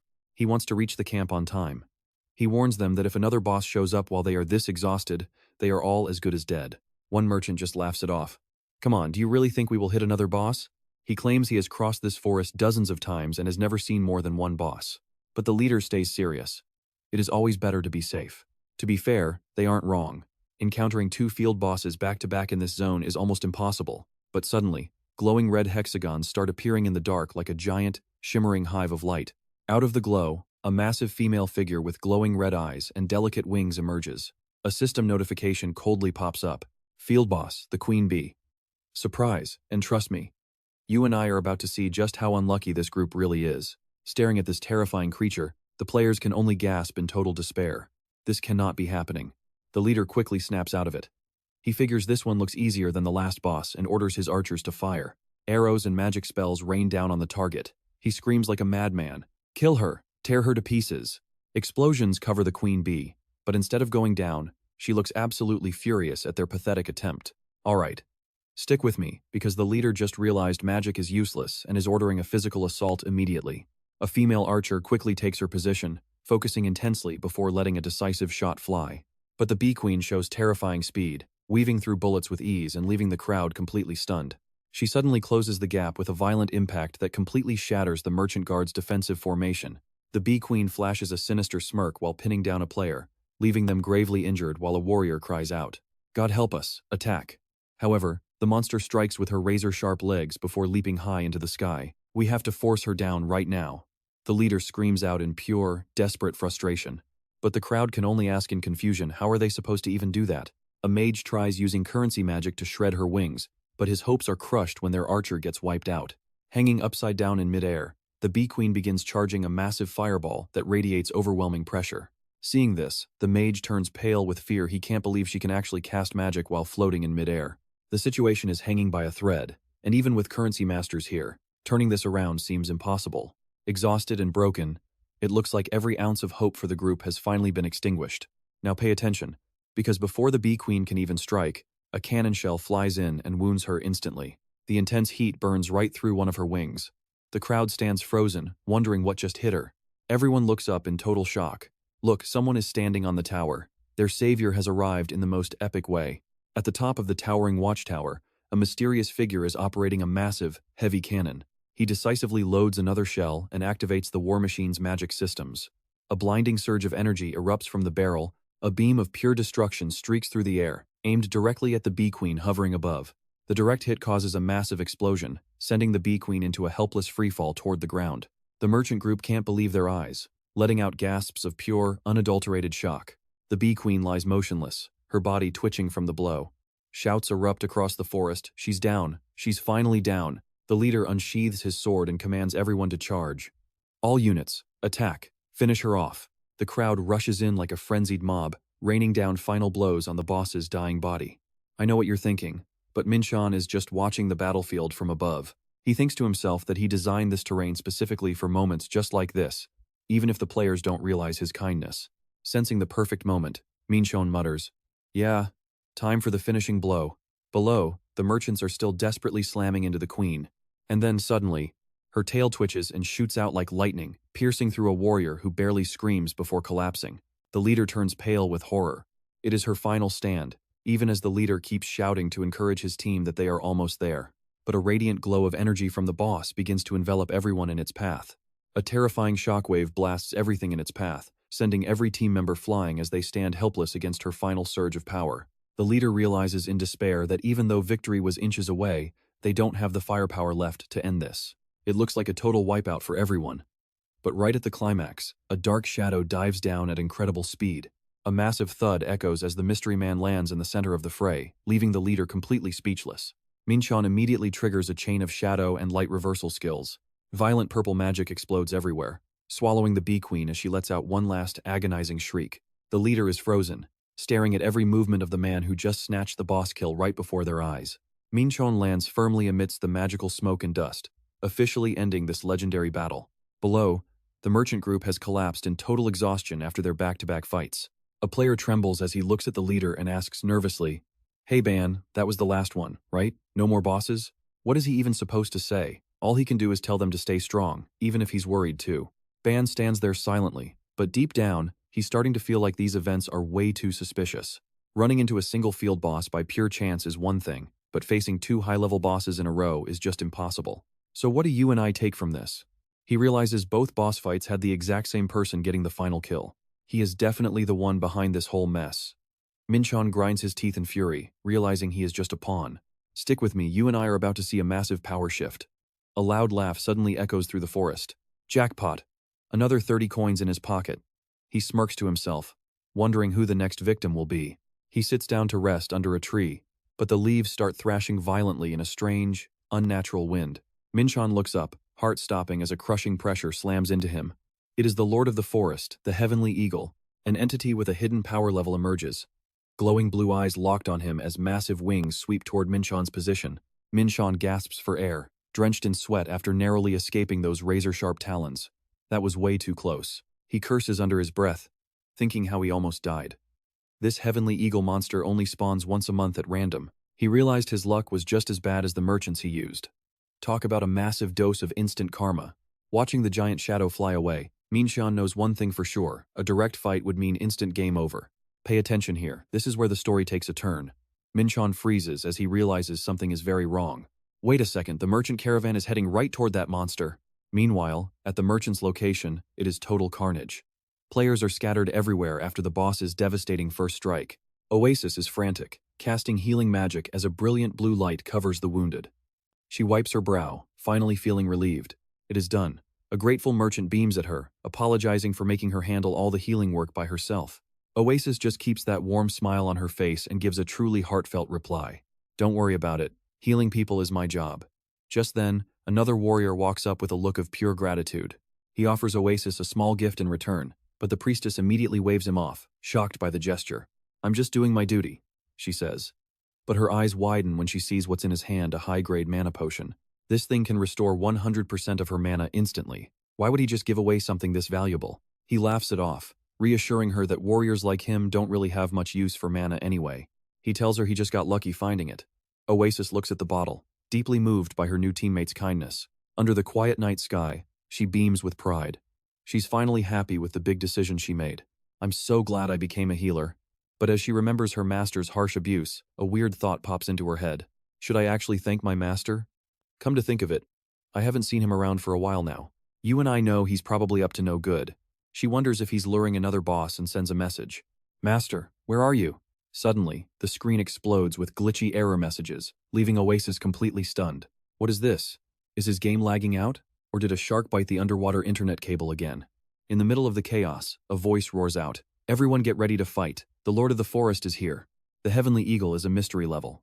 Oasis freezes until a shout for a healer snaps her back. A teammate grabs her shoulder and yells that they don't stand a chance. They have to run, right now. The monster's strike shatters the earth. Through the dust, Oasis sees her teammate desperately shielding her from the blast. His body is shaking violently because he has been so heavily injured. He grinds his teeth and tells her she needs to get out of there. Seeing them risk everything, she cries out. Suddenly, a female warrior blurs past at incredible speed to distract the boss. The musician gives a quick nod as his fingers fly across the strings, creating an intense, rhythmic melody. The melody of vitality skill is active. Movement and attack speed jump by 30% for 10 seconds. With the buff active, a blonde warrior with fire in her eyes charges straight into the jaws of the beast. The leader roars out to the team that this is their only chance to win. Everyone attack. Give it everything you've got if you want to make it out of here alive. The whole team goes all out. Spears thrust forward while the archers pull back their bows, ready to fire together. A storm of arrows rains down, piercing the heavenly eagle and making it howl in absolute agony. But instead of falling, the beast releases a terrifying pressure. It starts spinning at insane speeds, creating a massive whirlwind. The violent sandstorm lifts the entire group into the air, sucking them right into a vortex of death. The warriors scream as they're tossed into the void. Trust me, you and I need to see what's next. Alright, you and I are about to witness total chaos as the Sky Eagle rips through the battlefield. It does not give anyone a chance to escape. When the storm clears, the field is a graveyard of broken players. Oasis crawls out from the pile of her fallen teammates, barely holding on to her consciousness. She raises her staff with trembling hands, trying to whisper one last resurrection spell with her remaining strength. But then a cold system notification appears. You are out of mana. Oasis is completely exhausted, her breath ragged in total helplessness. She realizes she just cannot do any more. Her voice breaks as she apologizes to her master. I am so sorry, master. Min-cheon gently pats her head to reassure her. What are you saying, you dummy? You are the reason they survived this long. He looks at his partner with total confidence. You did a great job, Oasis. Suddenly, the energy on the battlefield shifts.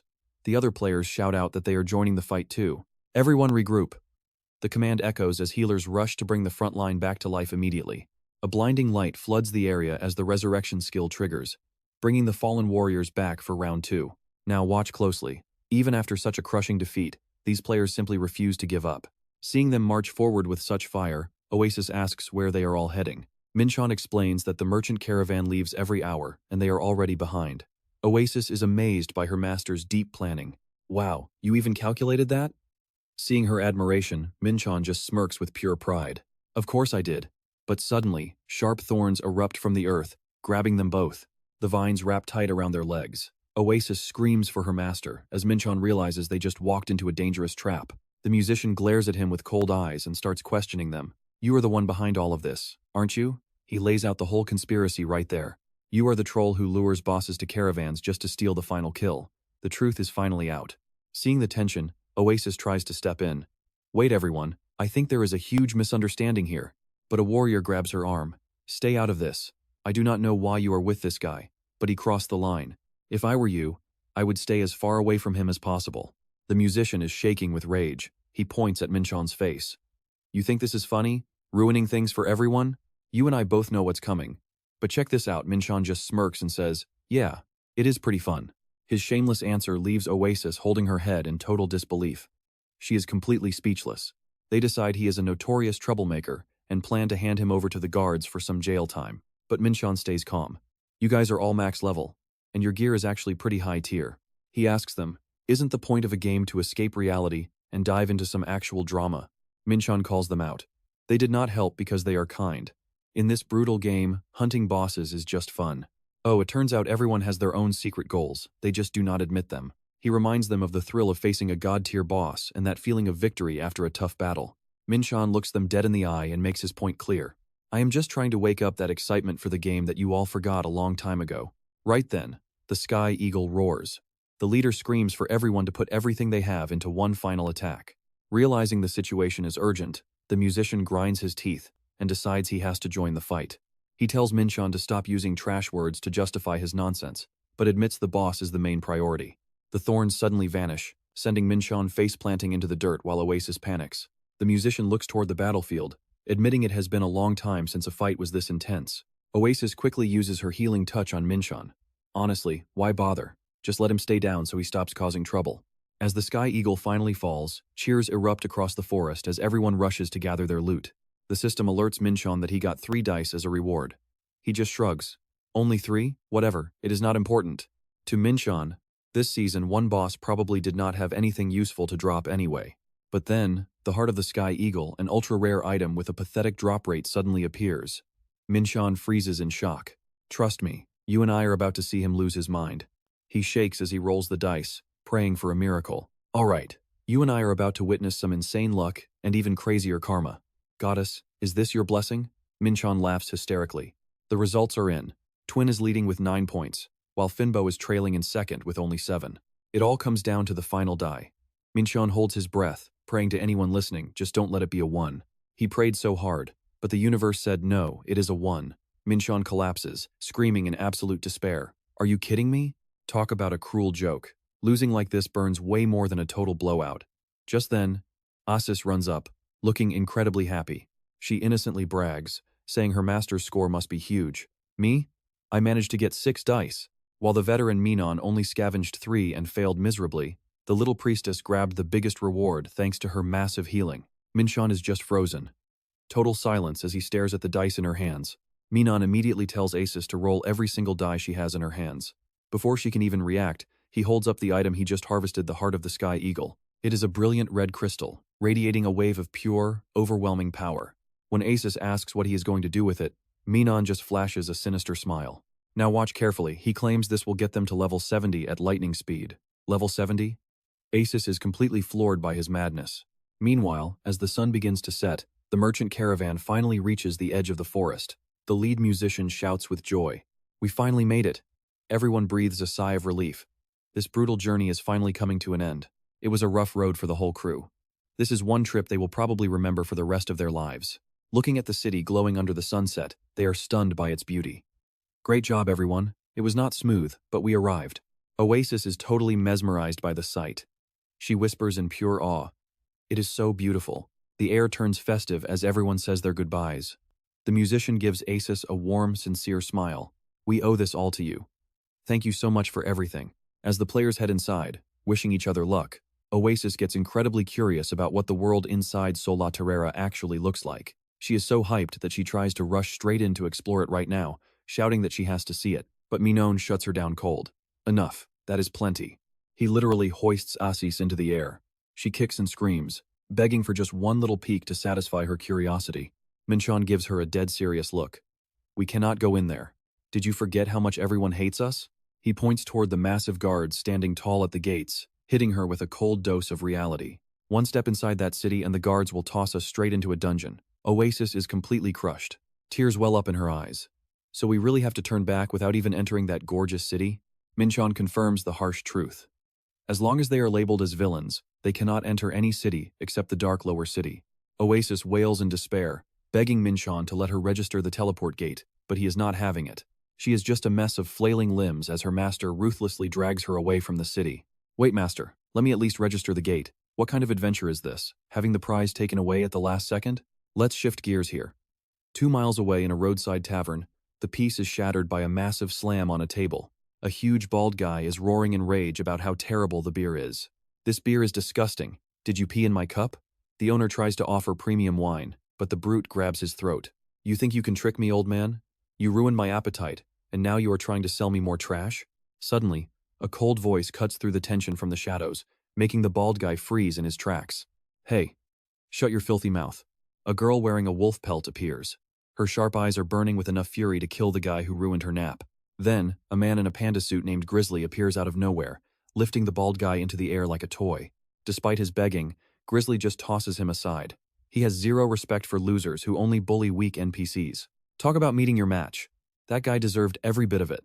The wolf girl mentions a truly infamous target nearby, not some pathetic loser like the one we just saw. Grizzly is intrigued and asks exactly how high the target's infamy really is. Once he hears they have over 20,000 points, he immediately accepts the hunt without a second thought. The girl thinks tracking him will be a waste of time and effort, but Grizzly is confident. The prey is close to Sola Terrera, only level 50, and traveling with a companion. And trust me, you and I need to see what's waiting at this glowing dungeon entrance. Alright, let's dive into another insane challenge with Oasis and Min-cheon, as things get really wild. They enter the Forgotten Angel Temple, a high-level dungeon with a dangerous level 75 recommendation. Min-cheon explains that in this specific dungeon, the boss appears the second you step inside. He used to build experimental maps like this to keep things fresh, but eventually abandoned them. Right now, there is no better place for the two of them to power level. Who knew his old unfinished projects would actually come in handy like this? Deep inside, A massive flaming statue wielding a giant sword radiates an absolutely crushing pressure.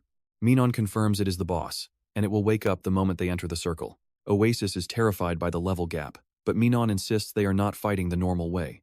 That is why he worked so hard for the Eagle Heart, a catalyst that boosts potion effects massively. Seeing Oasis still looks completely lost about those numbers, Min-cheon explains this is an alchemy-only item used to upgrade potion tiers.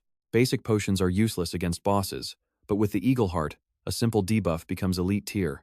That is how players can use powerful toxins to completely neutralize even the most dangerous bosses. The time is now. Why wait when you have this kind of power? The system announces Min-cheon has successfully crafted a high-grade viper poison using the catalyst. Holding the glowing bottle, he gives a sinister smile and asks what happens if he throws it from outside. Since the boss only triggers inside the circle, it will not even try to escape the poison cloud.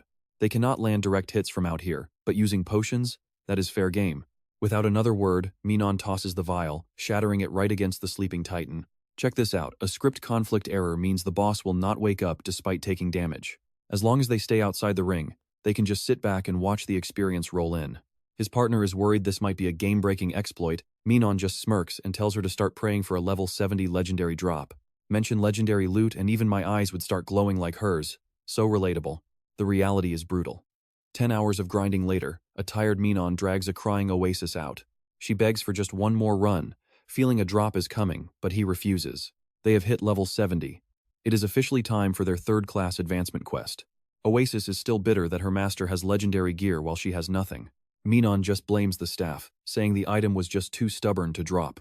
Suddenly, a heavy pressure descends as Grizzly and a girl in wolfskin block their path. Grizzly, wearing his ridiculous panda suit, lets out a loud, mocking laugh. He sneers that a notorious guy like Min-cheon isn't welcome around the Solitaire region. The guy was feeling bored, so finding Min-cheon is like an unexpected gift. Sensing the killing intent, Min-cheon grabs Oasis and screams for her to run for her life. So much for hanging around now, it is time to move those legs. Watching them flee, Grizzly tells his partner to let them run. The fun ends too fast otherwise. Stick with me. Oasis is about to ask why they aren't just fighting back like before. Min-cheon explains these two are professional bounty hunters, not your average players. They specialize in hunting high-profile targets and are on a completely different level. They are max level with 4th-tier talents, making them absolutely terrifying opponents. Min-cheon starts breaking down the power of the talent system for her. It allows players to boost attack, defense, or support every 10 levels. This is why level 90 players possess power that completely dwarfs anyone at a lower level. You and I can see there's no winning this fight. So Min-cheon calls Akasa for a huge favor.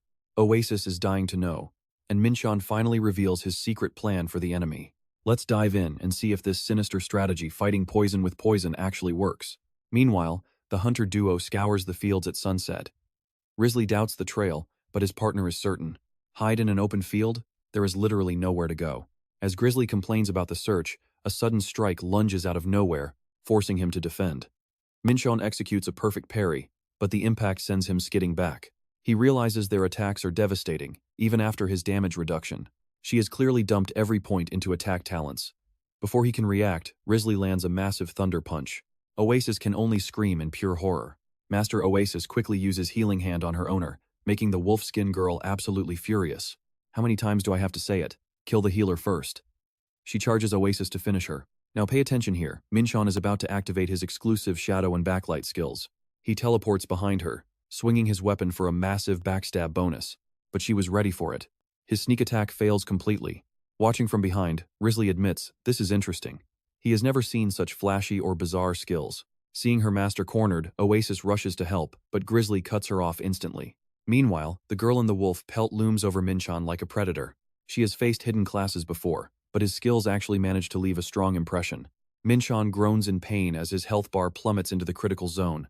Looking down at her dying prey, the wolf girl asks with total contempt, "Who are you, anyway?"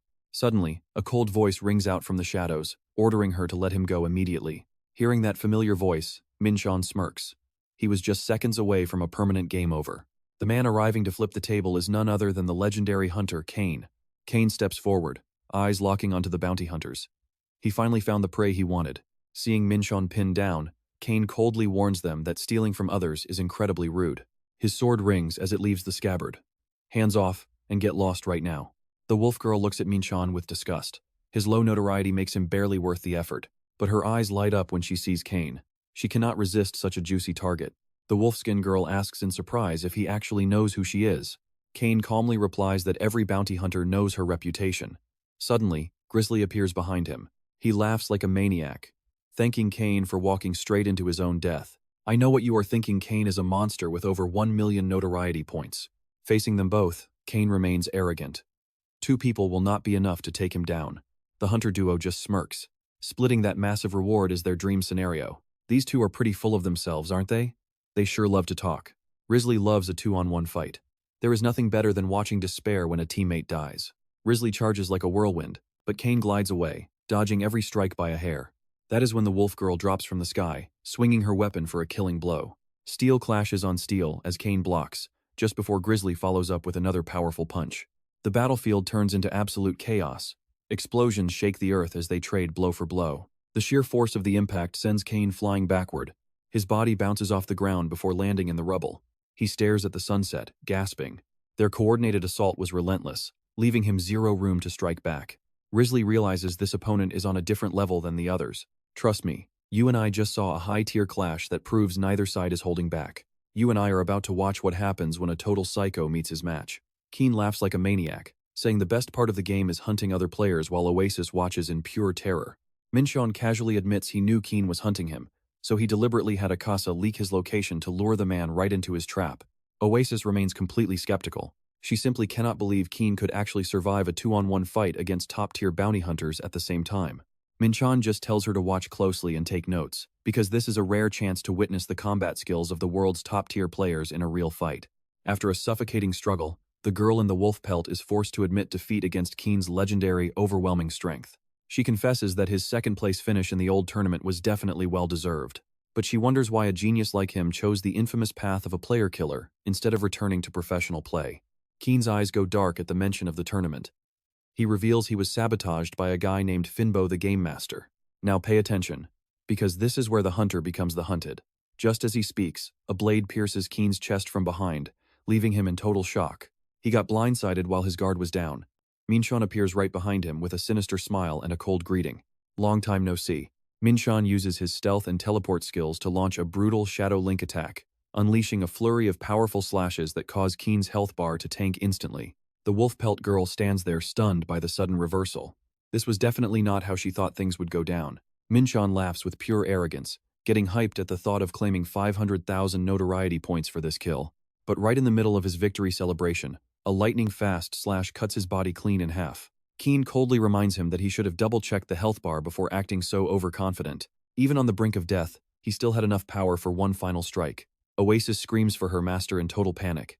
Kane chugs a health potion to recover and then looms over Oasis, giving her a very specific order. Hey healer, revive him. That guy deserves to die at least 100 more times. This move catches her completely off guard. Min-cheon used to love reviving people just for torture, but now? Karma is hitting him hard and it does not miss. He begs for a real talk to end the madness, asking why Kane is so furious. Trust me, the truth about the Season 1 finals is about to change how you and I see everything. Kane tells him that once he remembers what happened in the Season 1 finals, he will have no more excuses. Those words freeze Min-cheon in his tracks. That was the Season 1 individual tournament, where Kane and a rival named Aaron fought for the title. Kane lost by the narrowest of margins, forced to watch Aaron take the crown as the first champion. While his rival got all the fame and glory, Kane was discarded and forgotten like a pathetic loser. Back in the present, Kane points his sword at Min-cheon and screams in a voice full of pure, unfiltered hatred. It is all your fault. You knew the truth. Even after all this time, the suffering Kane had to endure still has not faded at all. Kane roars in fury. You knew damn well that Aaron cheated during that final match. Painful memories flood back of how he was hit from behind by an impossible, illogical strike during the duel. There was no way that guy could have dealt that much damage naturally. He glares at Min-cheon, growling that it was not a fair fight, and Min-cheon was the person who knew that best. But back then, Kane's protests were silenced instantly. Guards dragged him away in tears, only for the entire community to mock him relentlessly online. Hateful comments started pouring in like a flood. They called him weak, a sore loser who only cried about rigging because he could not accept that Aaron was better. In this world, the winner is everything, and Kane was humiliated and tossed aside. He was branded as a player with zero sportsmanship. He points his blade directly at Min-cheon, finally exposing the man's real identity. But you are the developer of this game. You are the creator.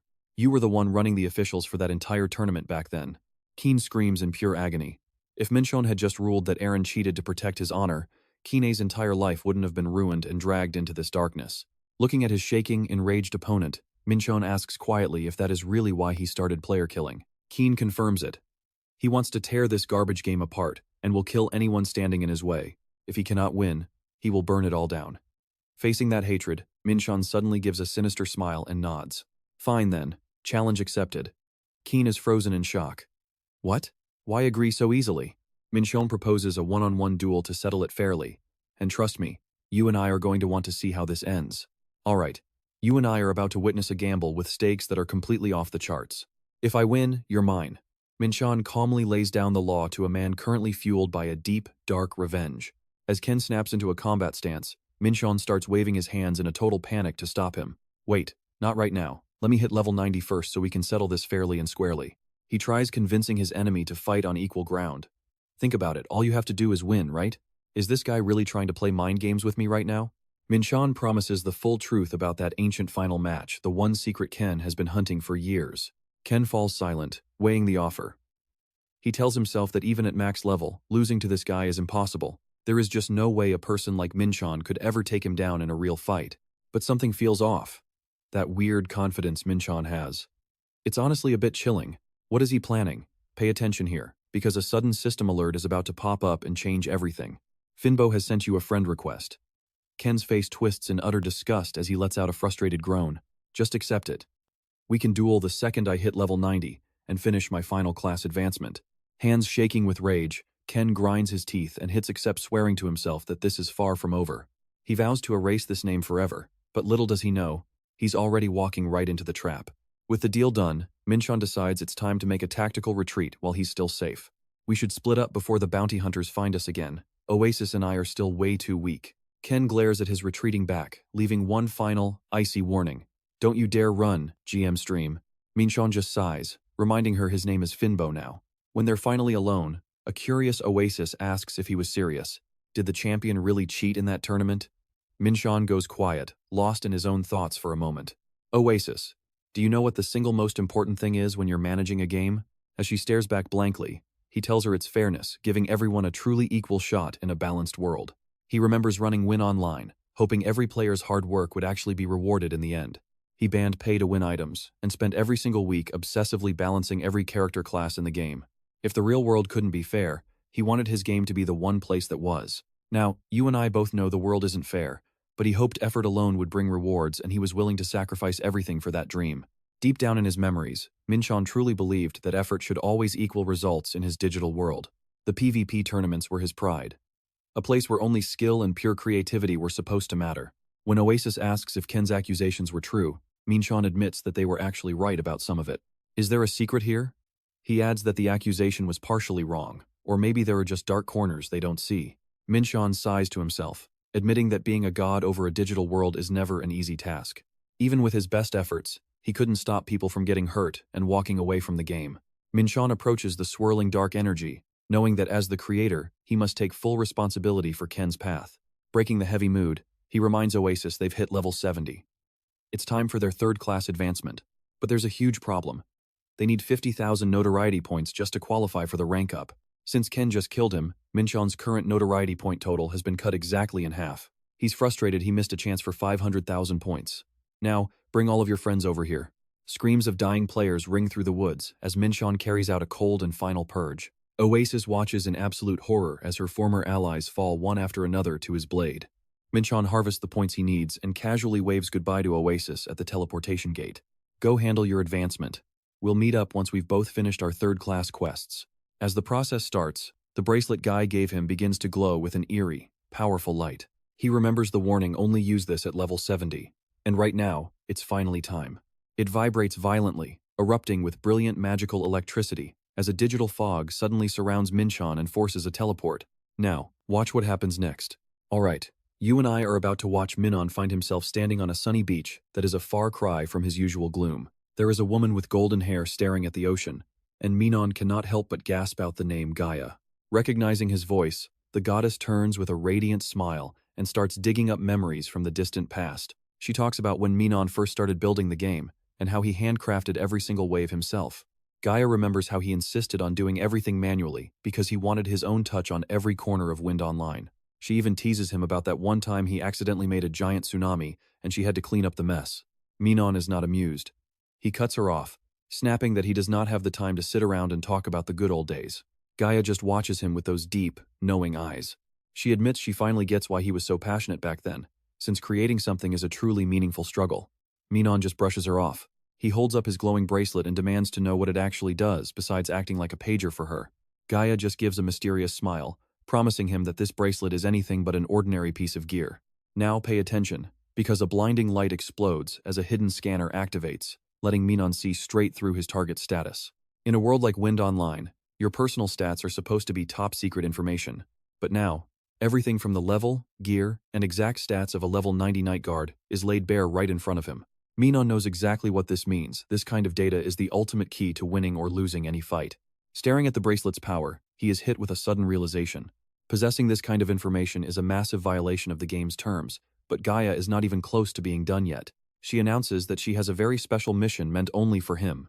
A legendary tier quest called the Goddess's Request pops up, requiring him to hit level 100 first. Gaia explains it is a multi-stage journey, and completing it will give him rewards that match the insane difficulty. Min-cheon's head is spinning because he knows legendary quests are not even supposed to exist in this game's code. Seeing his doubt, Gaia turns back coldly and declares that she created this quest herself using her own divine will. Min-cheon breaks into a cold sweat. The artificial intelligence of this world is rewriting the game's data without any human permission at all. He shudders, wondering if she is really just going to break every rule to reshape the world however she wants. Makes you wonder, does it not? Is the game actually being run by the players, or by these machines? A heavy sense of dread washes over Min-cheon. He knows something terrible is coming. Gaia just smiles, says they will meet again soon, and vanishes into thin air. Min-cheon screams for her to wait, desperate for answers, but a surge of light suddenly swallows him whole. In a flash, a space-time distortion teleports Min-cheon away from the shrine. Standing in the silence, Min-cheon grits his teeth in pure frustration, wondering what kind of scum Gaia is plotting behind his back. Just then, a massive system notification takes over every single screen on the entire server. An avatar bows politely to the crowd, introducing himself as the brand new Chief Executive Officer of Wind Online. He excitedly announces some big news for everyone. The game is officially switching to a premium system. The system explains that premium means the game is now completely free for every single player to join. Of course, you can still buy items and special perks to make your journey a lot more convenient. The CEO wishes everyone a great adventure and promises to keep delivering high-quality content for the fans. And just like that, the chaotic era of free-to-play officially begins for Wind Online. The news spreads like wildfire, triggering a massive wave of controversy and heated debates across every gaming forum out there. Some players hope this brings in new blood, while others slam the Nippon Corporation's greed, fearing the game will become pay-to-win. Watching the toxic comments flood in, Oasis looks over at her master with deep concern. She knows this cash shop update is exactly what Min-cheon used to hate the most. Even though he is acting like he does not care, she is convinced this news is slowly eating him alive from the inside. But completely against her expectations, Min-cheon turns around with a huge, beaming grin on his face. He shouts for Oasis to hurry up and grab the free 25% experience boost item before it is gone. Trust me, I guess you and I just learned that everyone has a price when it comes to hitting max level instantly. Stick with me, because we're about to watch a fired developer use his own forbidden cheats to absolutely break this game wide open while clicking away like crazy. Min-cheon starts a massive shopping spree, grabbing a trial-time contract to lower gear requirements by 10 levels and a contract of Oblivion for 30 days of stat resets. With these items, they can finally optimize their power levels whenever they need to. Whether it's agility or intellect, they'll be ready for any hunt or player versus player battle that comes their way. But the real prize is the immunity contract, a special item for infamous users that lets them dodge every single reputation penalty for 1 full week every single month. With these legendary treasures in hand, Min-cheon proudly declares that they can finally tackle the main quest of Wing Online. Seeing the confusion on the face of Oasis, he explains his master plan. He insists that following the main storyline is the fastest way to earn experience points, a path they couldn't even start before because of their criminal status. Now pay attention here, this legendary quest is where the real power leveling begins for our duo. Even though he doesn't know the true goal of Gaia, he decides to play along for now, giving the order to move out. They head straight for Snow White, the largest and most prosperous capital city in the entire game world. It's a majestic fortress guarded by 2 massive stone walls, with the outer ring serving as a home for both players and non-player characters. If you want to level up as fast as humanly possible, this is the only place to be. The inner circle of Snow White houses the grand royal palace, along with the solemn temples of the high priests. In the dead of night, a woman draped in a heavy shawl walks through a deserted alleyway, her lantern trembling in her hand. She calls out into the darkness, desperately searching for the children who have gone missing from the town. Suddenly, a girl in a cloak approaches and asks what she's looking for, before the scene shifts to the bustling morning market, full of magic potions. Oasis stands frozen in shock at the sheer noise and energy, her heart racing with pure excitement. She's never seen so many people in one place, and asks if this is a real market, while Min-cheon just casually explains the surroundings. He tells her it's a massive hub for shops and players, essentially the heart of the game's economy. Since he's used to the gloom of the underground city, he isn't surprised to see Oasis mesmerized by every little thing she sees. But while she's distracted, Oasis accidentally slams into someone, coming face to face with a massive guard in heavy iron armor and glowing orange eyes.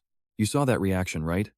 Oasis is still completely traumatized from her life as a wanted criminal. Her soul nearly leaves her body as the huge guard looks down and asks if she's an adventurer. Before she can even process what's happening, the guard shouts out in pure excitement. He says it's perfect timing because he's been looking for someone to handle a very specific job for him. Min-cheon quickly reassures Oasis that their special items make them look like normal players, and this guard is actually offering their first main quest. The guard explains the situation, telling them that several children went into the sewers to play days ago but never came back out. They don't have enough soldiers to spare a search party, so he asks if these two can go in and save the kids.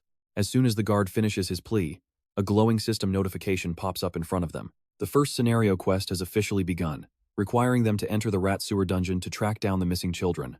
Oasis nods eagerly and accepts the task, clearly thrilled at the idea of finally being treated like a normal person for once. When they reach the entrance, they find an old woman weeping bitterly, and Oasis rushes over to see what's wrong. She asks if there's anything they can do to help, and the woman explains that her grandson disappeared inside days ago. She cries about how the guards always claim they're too busy to actually go in and look for him. After Oasis promises they're on their way to save the boy, the old woman reveals a mysterious and chilling detail. A young girl apparently went in to save him after hearing the story, but now there's absolutely no trace of her either. Oasis wonders if that's another non-player character, but when she sees Min-cheon about to speak, she frantically waves her hands at him. She tells him not to spoil anything or reveal the plot, because she wants to discover the secrets of the world for herself. Min-cheon just sighs and promises to stay quiet before they say their goodbyes and tell the old woman to stay safe. The two of them step into the pitch-black sewers, and Oasis lets out a scream as swarms of filthy rats begin to surround her. Min-cheon draws his sword and starts clearing a path, but the sheer numbers are starting to become a real problem. He admits that while these things are weak, there are just way too many of them to deal with using a blade alone. Honestly, if I saw this many rats, I'd probably faint on the spot before I could even think about running away. Trust me, you and I are about to see that Oasis is way more than just a small, helpless girl. Stick with me, you and I are about to see a child summon a literal death snake. Oasis flips her attitude immediately, screaming for it to devour everything. The tiny snake lets out a threatening hiss before lunging straight into the pack of shivering sewer rats. That little snake becomes a total lifesaver as it wipes out the entire rat swarm in the blink of an eye. Oasis shudders, admitting that while she hates snakes from her dungeon trauma, being surrounded by rats was way worse. Min-cheon, however, is absolutely hyped. He claims the death snake is a legendary grade summon. If he knew she had it sooner, he would have used it for every hunt. He advises Oasis to summon it often for experience, since a summons level grows right alongside its master. But this little creature has a very strange way of showing affection. It keeps licking and even biting Oasis's head, leaving the poor girl screaming in total desperation. With a pet like this, she might meet her ancestors early. Suddenly, Min-cheon spots a strange trail and leads the way in a new direction. Deep inside the sewers, two children are huddled together, shaking with pure fear. A young woman with a face covered in wounds appears just in time. She smiles, gently asking if the kids are okay. Now pay attention, real danger is lurking right behind them. A giant rat roars, baring its disgusting teeth as the exhausted girl freezes in terror. The silver-haired girl finally collapses from the weight of her injuries. Seeing the crisis, Min-cheon swings his sword to block and yells, "Oasis, get these children out of here now." Oasis obeys instantly, leading the sobbing children away from the danger zone as fast as possible. Before leaving, the silver-haired girl looks at Oasis with gratitude, whispering a soft thank you. She was so brave, protecting those kids despite being outmatched. Moments later, the girl passes out completely. Min-cheon takes a heavy blow from the monster and gets blasted into the filthy sewer water. He grinds his teeth against the bone-chilling pain, refusing to stay down. He realizes the system spiked the dungeon difficulty to match the player's power level. Min-cheon lets out a furious roar. "Damn it, this hurts, I need to end this fast." Using his exclusive Dark Knight skill, Shadow Warp, Min-cheon vanishes behind the giant rat.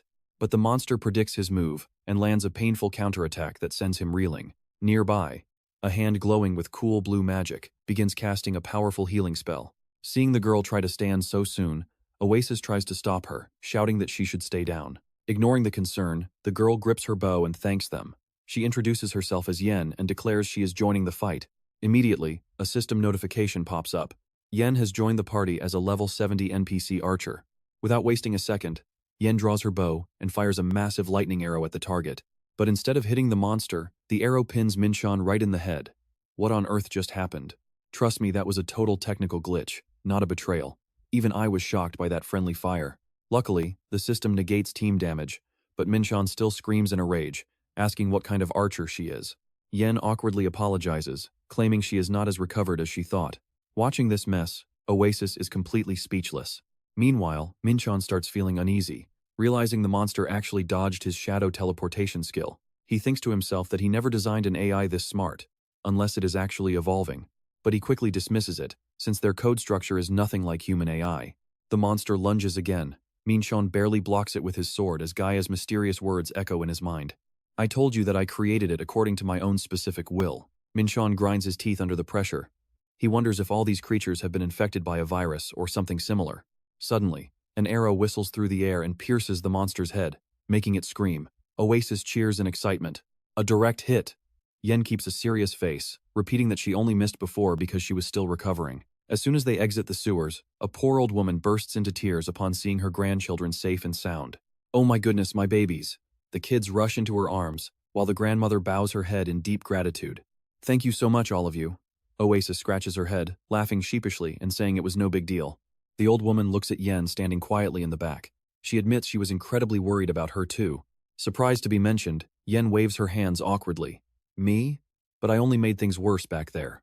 She bows respectfully to both of them, calling the two adventurers the real heroes who saved everyone. Seeing her doubt herself, Oasis offers some comfort. You and I can see Yen is going to be just fine. Yehlin smiles faintly, her eyes still deep in thought. Thank you. But this taught me that good intentions alone can lead to even bigger trouble. Without the skills to back it up, she promises to be more careful before quietly asking to be excused and making her exit. Watch this part. Oasis watches her walk away and can't help but ask if Yehlin is actually a major plot character. She almost shot Min-cheon into becoming a side character. Min-cheon calmly explains that she is indeed one of the story's main characters. He adds that most new players realize her importance the very second they lay eyes on her for the first time. Oasis just stands there, totally confused. Min-cheon drops a behind-the-scenes secret. The developers used real actors for motion capture on the main non-player characters. When the game blew up, those actors became famous. Especially the actress playing Yehlin, she is a massive superstar in the real world now. Min-cheon casually adds, "Don't worry, you will be sick of her once this quest finally ends." The system pings with a notification, congratulating them for clearing the rat nest and completing the scripted mission. Oasis checks her status window and gasps in surprise. Whoa, I leveled up. But I still need a ton of experience points to reach the next tier. Min-cheon explains that's because of the 1.5 times experience bonus from the main quest. Alright, let's keep this momentum going and finish every last one of them off. The two immediately dive into the next mission, clearing out those annoying goblins in the yard. Suddenly, Yehlin appears from behind to provide support. I'll give you a hand. The duo can't help but shout her name in shock. Typical main character move appearing exactly when the story needs them most, Min-cheon jokes. The next phase of the mission leads the team deep into a gloomy cemetery at the gatekeeper's request. As the battlefield goes quiet, Oasis sighs in relief and asks if that was the last one. Min-cheon sheathes his sword, looking totally bored. Stick with me here, Min-cheon grumbles that this is too easy. But then, a voice suddenly warns them that something dangerous is lurking nearby. Out of nowhere, a mysterious hooded figure emerges from the darkness, towering over the group. He looks at them with pure contempt. You fools, the mysterious man roars with authority. Lay down and accept your inevitable deaths. Instantly, he activates a summoning skill, causing the ground beneath them to shake violently. From the thick black smoke, a massive entity known as the Abomination slowly begins to take shape. It's a colossal undead monster, its body stitched together from hundreds of screaming faces. Witnessing this disgusting creature, Oasis completely loses her cool and starts to break down. Shaking, Oasis hides behind her master. It's so gross, master. I'm terrified. Please, just hurry up and kill it already. But Min-cheon just casually makes a suggestion that leaves her speechless. How about you be the one to kill it instead? While his partner stands there stunned, Min-cheon starts a basic game lesson. What is an undead's weakness? As Oasis fumbles for an answer, he continues. I mean, holy magic and most priest healing spells are. Oasis suddenly realizes exactly what he's getting at. Holy magic? Min-cheon flashes a wicked grin and gives the order. Go heal him. Oasis stands frozen, her legs trembling uncontrollably as the massive shadow of the monster looms over her, slowly inching its way forward. You and I are probably wondering the same thing. Oasis looks at her staff, doubting if healing such a disgusting thing would even work.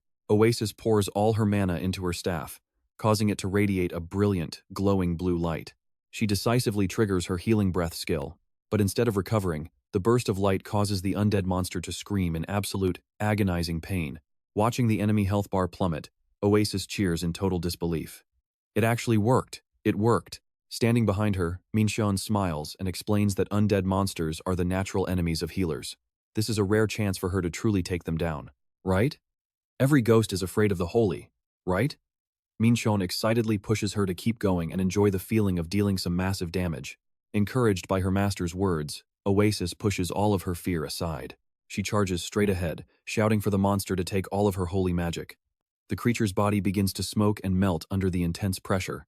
Not giving it a second to breathe, Oasis relentlessly presses on with a chain of skills. Life wave, healing aura, recovery breath, and finally, healing hand. Each wave of energy slams down, sending the undead pile of faces into a frenzied scream. Oasis decisively thrusts her staff into the monster's chest and growls. Get lost and go back where you came from. A massive pillar of holy light descends from the sky, piercing through the disgusting entity and completely erasing it from existence. The system immediately displays a victory message. You have defeated the boss monster, Abomination. Witnessing that terrifying display of power, the hooded figure hidden in the shadows completely falls apart. Trust me, you and I won't forget that look on his face. He grinds his teeth, unable to believe their ultimate trump card was destroyed so easily. Alright, you and I are about to watch a healer priest who has absolutely zero chill when it comes to combat. She boasts loudly. Ha ha, your filthy undead monster has been purified by my holy magic. She adds confidently. You should never use undead creatures against a high-level healer priest like me. Seeing her gloat, the main character Min-cheon just mutters under his breath, as if she didn't just realize that herself. The mysterious hooded figure flees in a panic, shouting empty threats about getting revenge later. Oasis just watches, then turns to Min-cheon. Can you not give him a line that sounds less like a cliché? Min-cheon explains that back when he started, he had no scriptwriter back then, so he had to handle all the dialogue himself. He reminds Oasis not to judge, since she is also just an AI. Suddenly, Yen approaches to offer her sincere thanks to every single one of them. Oasis immediately denies the praise and insists that Yen is the real hero of the story here. But the silver-haired girl just offers a humble smile and says she really didn't do much. You two helped me so much this time. Curious, she asks why Yen is always so kind. Yen's eyes grow deep, remembering her grandfather's words. Always save whoever you can, no matter the cost. She calls it her life motto and vows to never refuse anyone needing help. It seems her grandfather set her on a very noble path. Oasis is impressed, but Yen bows an apology, feeling like a burden, while thanking both of them one more time. Watch closely here, because this is where the main character hits her with a cold reality check that ruins the entire mood. Of course she is. I literally programmed her to be exactly that way. His cold attitude makes Oasis snap, calling him a heartless iceberg with zero feelings for his creations. Min-cheon yawns from exhaustion, giving Oasis some chores before logging out to sleep. She happily waves goodbye, wishing him a good night. After Min-cheon vanishes into the light, Oasis is left standing all alone in the middle of the night. The system ends her immunity and opens a portal back to the underground city. Walking through the dark, misty streets with falling waterfalls, Oasis becomes unusually quiet. Thinking about how Min-cheon always has to protect her, she blames herself for not being strong enough yet. Determination fills her eyes as she promises herself that something like this will never happen to her again. She finally makes a choice. She needs to get stronger. Oasis realizes the secret to mastering player versus player combat is pure experience. Being a healer priest puts her at a major disadvantage, but she has a plan. Using a special contract that allows unlimited stat resets for 30 days, Oasis decides to power up by challenging every single player she comes across. But the moment she sees the massive thugs with heavy weapons in the city, she starts shaking instantly. She tries to sneak away, muttering to herself that she is just a random passerby minding her business. Gaining back her confidence, she spots a group of players nearby. To her, every single one of them looks incredibly powerful. Stick with me, because this fight she is picking is about to get way more intense than any of us expected. She demands a duel, making the group burst into laughter as they mock her for being so small. They mockingly tell her to fight herself. They laugh at the idea of a priest trying to fight, wondering if she is crazy. They laugh at her tiny frame and ask what she can even do. One guy tells her she's probably drunk and should just go to bed. Fed up with their insults, Oasis suddenly unleashes a massive skill called the Hammer of Dawn on them. A massive explosion rings out as a giant magic hammer, surging with blue electricity, slams directly onto the head of her opponent. The group is stunned when they see their friend's health bar drop by half after just one single attack from a healer. They are stunned that a priest has this much power. They assume she must have dumped every single stat point into intelligence. Feeling humiliated, the man draws his sword and threatens to crush Oasis into the dirt for starting this mess with them. Another guy lunges with an axe, but she stands her ground perfectly, leaving the entire group in a state of pure shock. They cannot believe it. How can someone who focused only on intelligence survive such heavy physical strikes without taking any damage? Actually, Oasis is trying a new strategy. By dumping all her points into vitality, her health bar is massive. She can tank anything while farming endless amounts of player versus player experience. She is pretty smart. Oasis looks at the shocked players and offers them a polite, mocking apology. Sorry guys, but I need you to stay alive as long as possible. I have a whole lot of research to finish here. And that's where we leave it, trust me, you don't want to miss the carnage coming next. 2 weeks before her first battle, Oasis was still haunted by Master's strict teachings. Namanon had once grilled her on why she only chooses defense, even when enemies are out for blood. He bluntly asked if she felt that attacking another human being was some kind of sin. You and I are about to see her world flip, as Min-cheon explains that fighting in a game is just like a cold computer effortlessly beating a human world grandmaster. He insisted that combat in this game is exactly the same thing. To Min-cheon, player versus player is just like chess, soccer, or basketball. The only real difference is that this world is just a bit more primitive and violent than the others. He coldly declared that player versus player is essential and demanded that Oasis always be ready to strike. Min-cheon then dropped a final ultimatum. If you're just going to defend, there's no reason to keep you around. I need you to fight with me. A real game is a back-and-forth exchange, not just staying in a defensive stance, right? Remembering his words, she finally wakes up with eyes full of determination. She quietly vows to be useful and support her master completely. Back in reality, watch this, she charges forward despite the enemy's insults. Stay in your lane, little healer. But this healer has 99 agility, easily dodging every sharp blade with a blinding speed that leaves her enemies absolutely stunned. She doesn't stop there, showing off insane physical power with her 99 strength stat. She swings her staff with a massive blow, leaving her opponent groaning in pure agony. The enemy trembles in shock, unable to believe a simple priest could possess such terrifying power. Desperate, he unleashes his full lightning skill. But with her 99 magic stat, that attack feels like nothing more than a light breeze against her skin. The enemy screams in terror that he's finished. But Oasis isn't giving him a single second to recover. Using that 99 strength again, she delivers a crushing strike that leaves him wondering what just hit him. After clearing the battlefield, Oasis finally takes a breath of relief. These guys were nothing compared to bounty hunters, she thinks, knowing she still needs to get much stronger. Min-cheon and Oasis jump from level 72 to 75 after completing the ferryman's wish quest. Their journey continues as they wipe out pirates, pushing them to level 79. Seeing her incredible progress, Min-cheon feels a surge of pride. He smirks with a sinister grin, calculating that if this pace continues, his grand plan will be a total success. Trust me, this level of progression is exactly what you and I were waiting for. They head deep into Snow White Castle as violent tremors shake the entire palace to its core. Oasis asks what's happening, and Min-cheon calmly explains. This is the final script quest of Part 1. He reveals that all the knights and soldiers were sent to the outer walls to deal with the monster army. But that was just a decoy. The real target is the world crystal kept right here, and they must protect it. Suddenly, a mad laugh echoes through the hall. A hooded figure emerges from the shadows, declaring that these adventurers are far too late. Talk about timing. The crystal thief is here. Oasis quickly realizes this is the same dark mage from their previous mission, doesn't she? Min-cheon confirms it just as the mage claims the world crystal now belongs to the dark cult. Seeing the enemy touch the treasure, Oasis is stunned. The dark cult?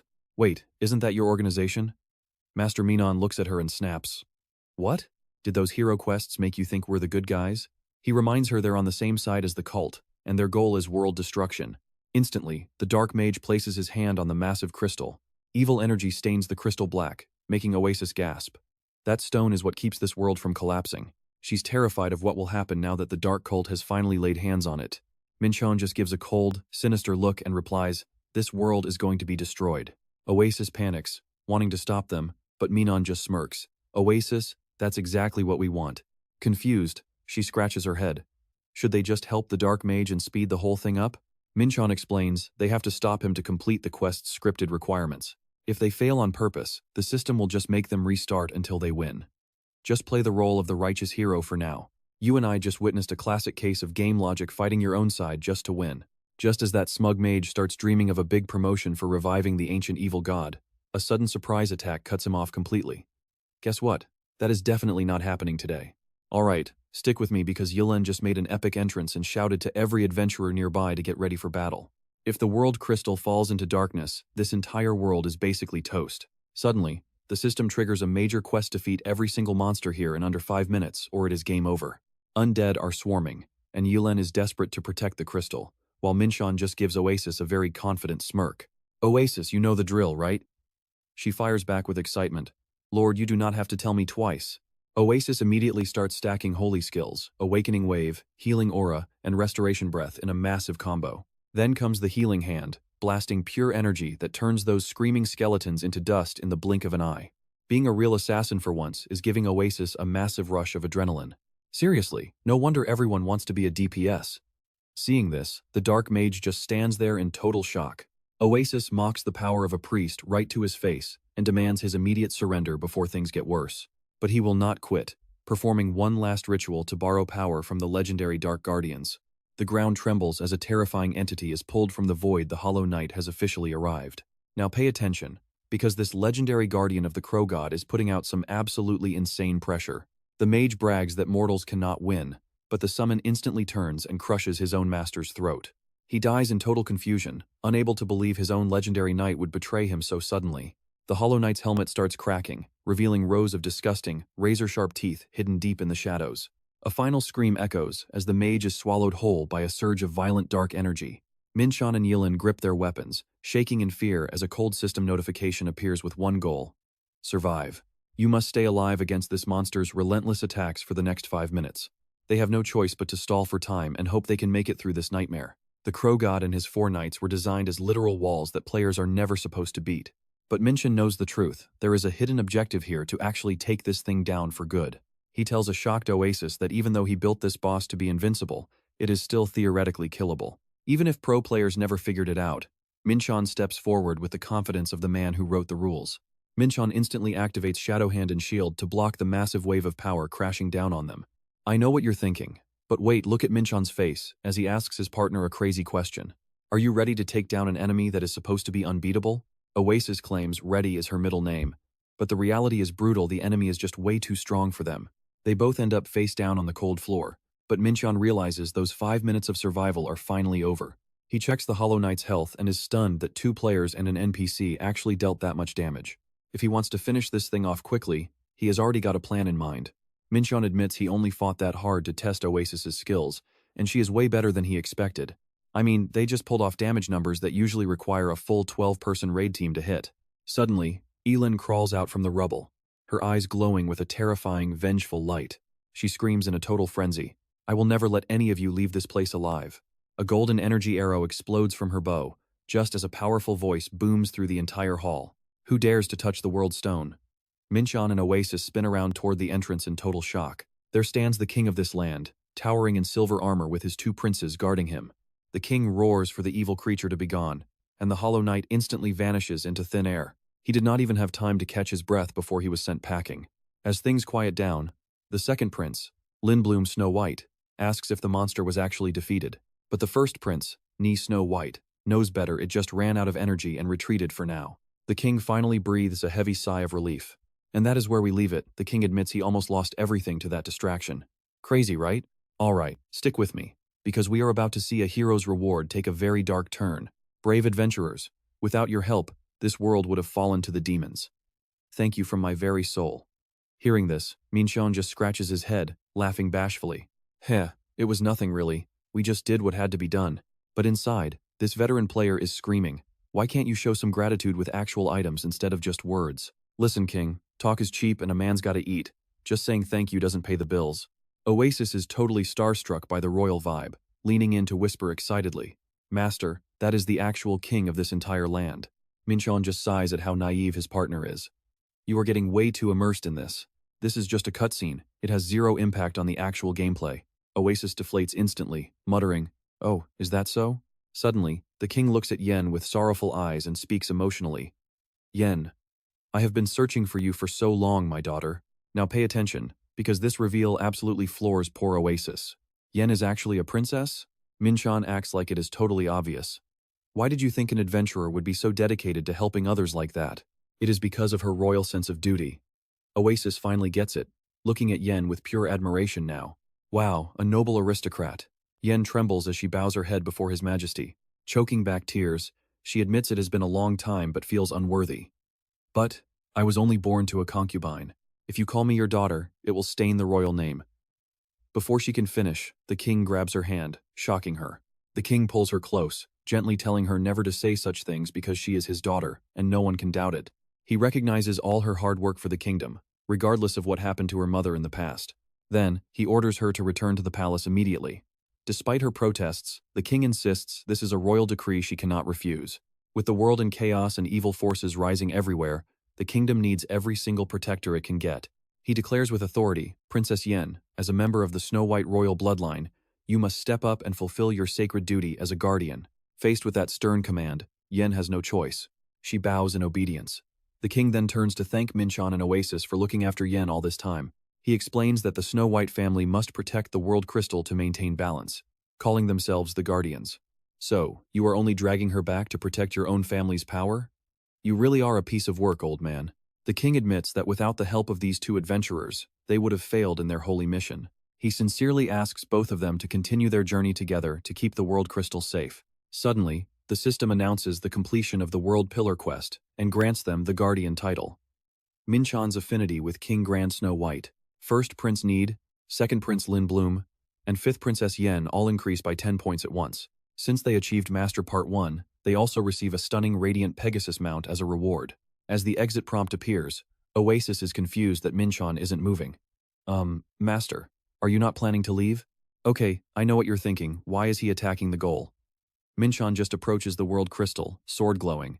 Oasis is shocked because she knows this item is supposed to be indestructible, but Min-cheon swings his sword directly at the crystal anyway. Staring at the glowing mass, Min-cheon coldly confirms its immortality. As Oasis watches in disbelief, he begins to explain. It is not just in this instance, but even in the actual palace on the main server, the world crystal is considered untouchable. With a sinister smile, Min-cheon reveals a terrifying truth. If you destroy this thing, the entire world will actually be wiped out. Oasis can't believe her ears, stammering, will it really vanish? Min-cheon confirms it bluntly. Exactly. It is the spark that starts the total extinction event. He looks around at the magnificent palace and asks, do you understand now? Oasis, our ultimate goal is to seize the world crystal, because that is where the worst possible ending begins. Min-cheon puts a hand on her shoulder, telling her to look closely and remember this exact moment. He coldly states that the royal NPCs they just helped are actually their enemies, and the crystal is the true target. Oasis freezes, eyes wide in absolute shock at her master's treachery. Thinking of Princess Yen's kind smile, she feels a deep regret for their short time as heroes. It was the most fun and free she had ever felt. But Oasis knows her purpose. I am an artificial intelligence designed solely to support my master. So, that's where we're at. Trust me, you and I are in for one hell of a ride on this villain arc. Alright, you and I are about to watch what happens when a genius developer breaks his own game. The scenario mission is finally over. Min-cheon realizes the days of just playing around for fun are officially finished. At the staging area, it is absolute chaos. Teams are desperately hunting for members, their shouts echoing across the plaza. We need a healer, a warrior yells. Find one and we are moving out immediately. Other groups are just as loud. Recruiting range DPS, item level 860 plus. They are hunting for a tank and a healer too. Suddenly, an adventuring party approaches them with an offer. Hey, want to join our guild? We have 2 spots left. Min-cheon just smiles and waves them off. Sorry, but we are doing this as a duo. A priest is a high-value asset in this world. Imagine if finding a job after graduation was this easy. The warrior is stunned. He can't believe they just turned down a full party. Now pay attention here. He watches them ride their Pegasus into the blue light, wondering if they have lost their minds. 6 people can barely clear this. What can just 2 players possibly do? His teammate laughs. Forget them. Probably just some rookies looking for a dungeon tour. Little do they know, this is the Shattered Sky Palace, a level 90 nightmare. Oasis gasps as they land. A massive black dragon with glowing red eyes and lethal horns looms over them. She realizes with horror that the beast is coiled around the entire island. Min-cheon explains that content is dry while they prep Season 6. High-level players have nothing left to do. As they push deeper, a system alert pops up. Their Pegasus mounts are being withdrawn. Is this dangerous dungeon gonna strip us of all our previous loot too? Min-cheon explains the crunch while they walk. Fans were constantly spamming the forums for new updates, so the team pulled several all-nighters just to build this place. The ultimate special dungeon to end Season 5. Oasis is worried. But Master, you are only level 80. Can we really duo this? Not a chance, he says, before breaking down the brutality of the mechanics. You have to run up the dragon's back while it tries to shake you off and summons clones. Plus, you have to destroy the mana cores before the timer hits 0. Min-cheon is dead serious that even a full team of max-level players would have a hard time here. Oasis is still skeptical about them tackling this. But she knows her master always has a hidden ace up his sleeve. She watches him dig through the dirt. What exactly are you doing? Hunting for the tail, he mutters. Finally, after a few moments, he finds what he is looking for. A purple scale called King's Wrath appears. Why on earth go for the tail? Is he using it as a catapult or a soup base? Min-cheon reveals a terrifying secret. I know what you're thinking, a self-destruct button? Well, every dragon he built has one right here. Since cutting the tail broke the fight, Min-cheon fixed it by burying the tail deep underground. Without hesitating, he stabs the buried tail. A sickening crack echoes, making Oasis panic. The ground erupts. The sky-shattering dragon begins to thrash in absolute agony. Its massive health bar starts melting away before their very eyes. Oasis screams in shock. She can't believe it. What's happening to it?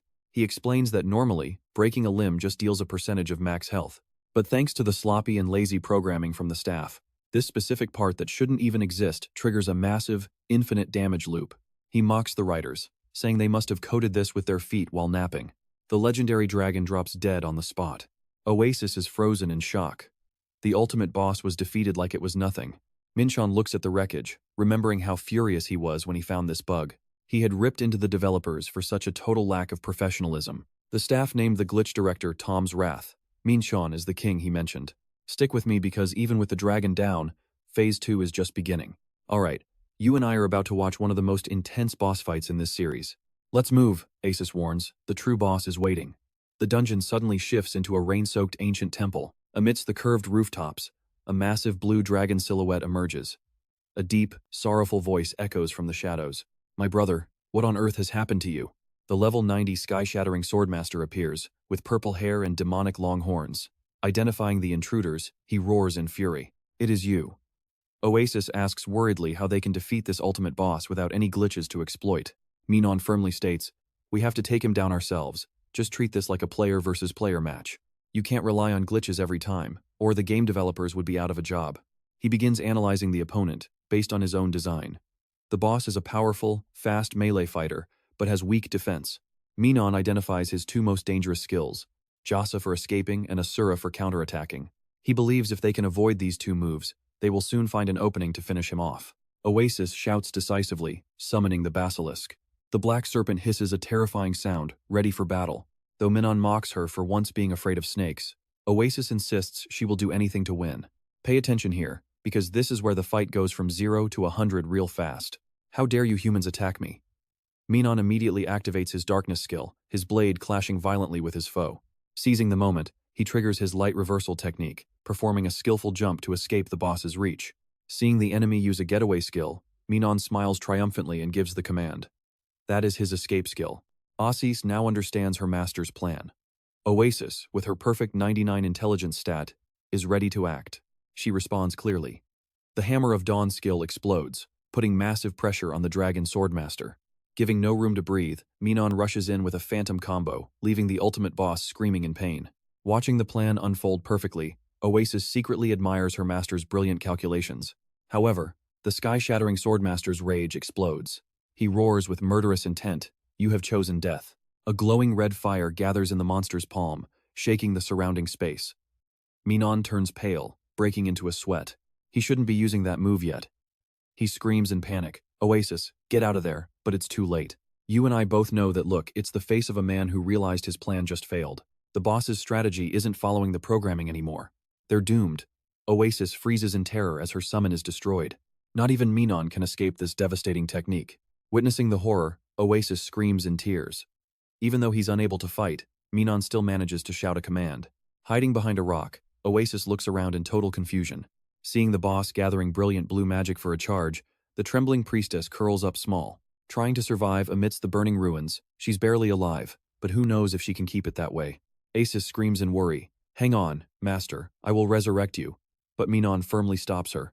"Even if you revive me, I won't be able to do anything. You must face him alone." Min-cheon quickly explains the strategy. There are 4 rocks scattered around. They break after 3 hits. He will attack 5 times in a row, then have a 15-second cooldown. Use that time to strike hard. Another rock is crushed instantly. Under the overwhelming power, Min-cheon shouts for her to hurry. With her 99 intelligence stat, Oasis grits her teeth and focuses, launching a final, decisive blow. Oasis activates her ultimate Hammer of Dawn, summoning a massive magic hammer to strike from above.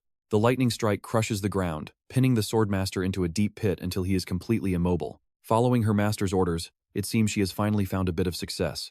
Oasis pours everything into light judgment and flame punishment, making the boss scream in bright blue flames. But the priestess has reached her limit, screaming to her master that she has no mana left. Seeing the enemy gathering energy for a final blow, Min-cheon urges Oasis to hide behind a rock quickly. Gritting his teeth, he realizes she only has 2 chances left to flip the script. And that is where we leave it. You and I will have to wait to see if she survives the next hit. The priestess quickly begins running the combat numbers. Stick with me, she realizes her stones only block 4 more hits, meaning she will eventually have to tank the 5th blow herself, using her absolute max intelligence stat of 99. Oasis braces herself to unleash her most powerful combo, using Hammer of Dawn, Light's Judgment, and Flaming Retribution. A flood of blue fire engulfs the creature, causing it to roar in agony as its health bar drops to a dangerous red level right before Min-cheon's eyes. Min-cheon shouts words of encouragement to Oasis, telling her she is actually dealing real damage and only needs 1 more solid hit to finish him. However, Oasis knows they are currently walking a razor-thin edge between life and death, because what looks like a single attack is actually split into 5 consecutive strikes, with an area of effect so wide that it is impossible to dodge. Oasis realizes she can only withstand 1 or maybe 2 hits at most, and there is no way she can survive all 5 of those lethal slashes. Gritting her teeth, she decides to gamble everything on luck and begins timing the rhythm of the enemy's incoming attacks. 1, 2, 3. Immediately, Oasis activates Holy Shield and Slow Heal to stay alive, dumping every single stat point into a perfect 99 score for her stamina.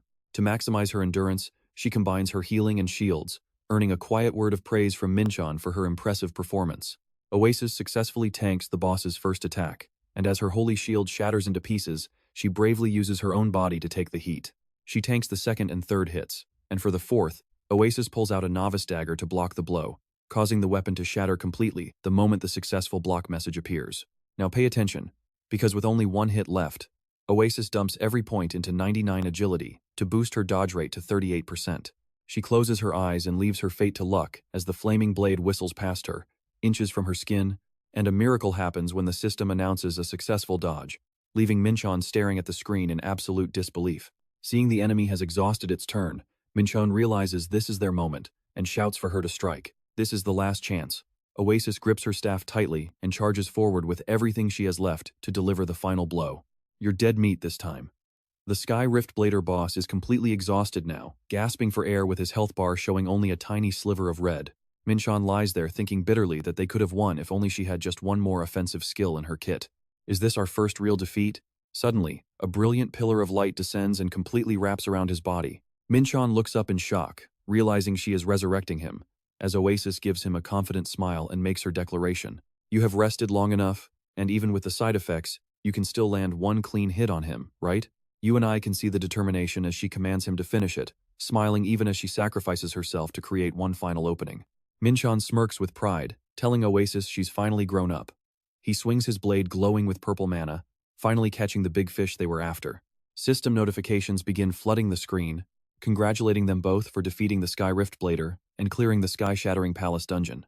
Min-cheon quickly uses a resurrection stone to bring Oasis back. Reappearing in a flash of light, Oasis strikes a pose and triumphantly asks her master what he thought of her performance. She jokes that she basically carried the entire fight, but they both stop cold when they notice a strange light glowing in the distance. Min-cheon's eyes go wide as he realizes he's looking at a legendary staff. Seeing such a priceless treasure appear right in front of her, Oasis goes wild with joy, crying tears of happiness that their luck finally turned around. Oasis clings to her newly acquired staff with a look of pure, unadulterated satisfaction on her face. This is the sky-shattering dragon rage, a level 90 legendary item with incredible mana stats and a powerful ability that increases the rate of double skill casting. Meanwhile, Min-cheon is holding the horns of the Shattering Dragon, a limited edition cosmetic item that looks incredibly cool. Seeing him hesitate, Oasis teases him that he'd look like a total boss wearing them. Min-cheon just sighs, wondering if she's making fun of him, but decides not to argue with the excited girl. He casually tosses the horns to Oasis and tells her to just keep them for herself, making her eyes light up as she double-checks. She happily accepts the gift while Min-cheon turns away, telling himself he doesn't need them because he's already found a much better look. However, his attention is suddenly caught by something very unusual. Looking at the boss's corpse, Min-cheon notices a strange red seal glowing on its hand and asks himself what it could mean. Min-cheon realizes something is wrong, because there was no way the boss should have been able to use that specific skill at that time. His attack style was totally different from what Min-cheon knew, making him suspect this might be more than a simple glitch. Perhaps someone is pulling strings from the shadows. Is it possible the game is starting to spiral out of his control? Images of Director Hao flash through his mind, but Min-cheon quickly brushes it off, knowing the man never bothers with such tiny details. Min-cheon decides to investigate later and signals Oasis to move out. Let's see where this road leads us next. Stick with me, we are about to see how this duo officially breaks the game. Min-cheon looks at Oasis in her new dragon gear and says it suits her. She is just glowing with happiness. Really? Meanwhile, down in the lobby under a pouring rain, the atmosphere is electric, with players shouting for parties. Groups of players are desperately hunting for tanks and priests to head out immediately. Got room for a top-tier priest? Two figures on heavenly horses glide through the storm. Players watching from a distance can't stop talking about how stubborn these two are, trying to clear this dungeon for days. One warrior scoffs, saying if they just joined a full party, it would have been over ages ago. He can't understand why they keep rushing toward death. But as he looks closer at the priest gear, his face pales, and he calls out to his teammates in shock. Wait, look at her staff. You're jealous, aren't you? Well, just open your eyes and enjoy the view. Hee. He's stunned to realize that's the legendary Dragon Rage Skybreaker staff, and she even has those ultra-rare dragon horns. No one can believe these two loners actually took down the ultimate boss of the Skybreaking Palace by themselves. After they return, a glowing achievement board appears in front of them. It confirms he has officially hit the final limit and reached the maximum level of 90. Oasis smiles brightly. She's so proud they conquered this peak in just 4 short weeks. Min-cheon nods in approval. Well done. But before he can finish, he collapses from pure exhaustion. Oasis panics and rushes to catch him, realizing he has fallen into a deep sleep right there in the VR lobby. She can only cry out in total helplessness. She complains about the consequences of him staying awake for 3 straight days and nights to grind. Master, you can't sleep here. Go to a real bed. Oasis sits down, gently placing Min-cheon's head on her lap while stroking his hair. Looking at his sleeping face, she whispers, "Good night, Master." Oasis silently hopes he can find some peace in his dreams. Maybe he can forget the burden of revenge and the tragic endings that haunt him. She just wants him to rest well. Suddenly, a ringing sound shatters the silence. Oasis jumps as a system notification pops up. Do you want to activate the 4th advancement quest? Warning of the Goddess? After thinking for a second, Oasis looks at her sleeping master and decides she'll just finish the advancement before he wakes up. The moment Oasis activates the quest, a brilliant blue light suddenly surrounds her. When she opens her eyes, Oasis is shocked to find herself standing in the middle of a vast sea of fire. Even more horrifying, the magnificent snow-white city stands before her, now just a pile of burning ruins. She gasps, "No way, isn't this Snow White?" Now pay attention here, this is where the mystery deepens. Gaia's voice echoes through the gloom, warning that this is the future the world must face. Chosen warrior, witness it for yourself. The total destruction of this world. Why was she lured here to see such a tragic scene? Just then, Princess Yilin appears. She's trying to support the heavily injured king of Grand Snow White. The king loses his strength and collapses right into his daughter's arms. "Your Majesty!" Yilin screams in despair. Seeing the danger, Oasis rushes forward to cast her last hope magic. Her healing hands glow, but she's horrified to realize the light from her palms is doing absolutely nothing. Oasis stands frozen in helplessness. It won't work? The king coughs violently, his breath growing weaker by the second. The old man explains through the pain. Once the world crystal was stolen and we couldn't stop the Black Raven's resurrection, this was the only possible ending. You and I have to wonder if the crystal is gone. Does everyone she knows face this dark end? Gaia's voice echoes again, confirming the dark future waiting for them. The king blames himself bitterly. My own weakness has pushed everyone into this destiny. Yilin sobs and begs him to stop talking. The king looks at his daughter one last time with eyes full of regret. I'm sorry, Yilin. I only held you back, and now it ends before I could do anything for you. Yilin smiles through the pain. She grips her father's cooling hand tightly and comforts him. It's okay, father. Every day by your side was my greatest honor." After those final words, the king's hand goes limp, and the ground begins to shake violently. Oasis stands in the middle of the city being torn apart by hordes of the undead, completely stunned. Meanwhile, Yilin silently closes the late king's eyes. She whispers a promise that she will be by his side soon. Yilin looks at Oasis and remembers the old days with deep sadness. It feels like forever ago. Adventurer. Back in those innocent days when their journey had just begun, Oasis calls her name, but Yilin seems lost in her own regret. Yilin wonders if she could have been stronger. "Trust me, you and I will want to see if they can change this fate. Stick with me." We are witnessing the moment her heart breaks as she realizes she was too weak to save a single soul. Wiping away her tears, Yilin draws her bow with lethal intent, declaring she will fight until her very last breath. But suddenly, a streak of pure dark energy erupts from behind, piercing right through her chest without any warning. The poor girl collapses instantly as Oasis watches in total horror, her desperate screams echoing across the battlefield. Emerging from the deep shadows, a warrior clad in obsidian armor steps forward, his eyes glowing like hellfire beneath a pair of massive demonic horns. As the terrifying entity approaches, Oasis trembles and whispers for her master, only to realize this monster is actually the legendary demon god, Black Crow. He marches through the flaming ruins like an unstoppable force of nature, towering over the destruction he has wrought. Despite her fatal wounds, Yilin tries to protect the final survivors, screaming "Long live Snow White" with her remaining strength. An arrow flies toward the demon god, but he shatters it instantly before watching her finally collapse from the pain. Watching this brutal scene unfold, Oasis can only howl in pure agony, screaming Yelin's name as her world falls apart. Desperate, Oasis unleashes her magic in a frenzy, sobbing and begging for a resurrection to finally bring her fallen friend back to life. But pay attention here, because this is where hope dies, and the real nightmare begins for our heroes. Her skills are useless. The demon god swings his cold blade, delivering a final, lethal strike that finishes Oasis off too. As she falls to the cold stone floor, Gaia's sorrowful voice echoes, apologizing for showing her such a brutal future. Oasis wakes up in a starry void, tears still in her eyes, stunned to see the goddess Gaia standing there. Gaia comforts her gently but leaves her with a heavy warning that carries the weight of the entire world. "My chosen warrior, you must remember this vision, because only you have the power to change this dark destiny." Sobbing, Oasis calls out, but Gaia coldly reveals that the resurrection of the Black God is already drawing near. Suddenly, Oasis realizes this is just a copy of Gaia created for a cutscene, not the actual goddess herself. This divine replica promises to grant her an overwhelming new power to prepare for the fast-approaching day of fate. A brilliant light envelops Oasis as the system announces she has finally unlocked the powerful new talent feature. With this new feature, players can use points earned every 10 levels to boost their attack, defense, or utility based on their own personal playstyle. Chosen warrior, please, you must protect this world from the absolute destruction that is coming for us all. Her eyes are filled with deep sorrow as she pleads for the world to be saved from the impending apocalypse. Now, let's switch gears and see what Min-cheon is up to in another corner of this massive game. Waking up in silence, he calls for Oasis but only finds a message saying she will return after her advancement. Not wanting to be left behind, Min-cheon pulls himself up, determined to reach the same heights as his companion. A notification pops up immediately, asking if he wants to start the Rank 4 quest for the Dark Star. He accepts and steps into a swirling purple vortex, unaware of how or when he will meet Oasis again. Min-cheon appears in a gloomy hall, walking silently toward a mysterious figure seated on a throne at the end. A deep voice echoes from the darkness, demanding he show a bit of respect. An armored guardian looms behind him as the guide introduces the being on the throne as the Dark Star.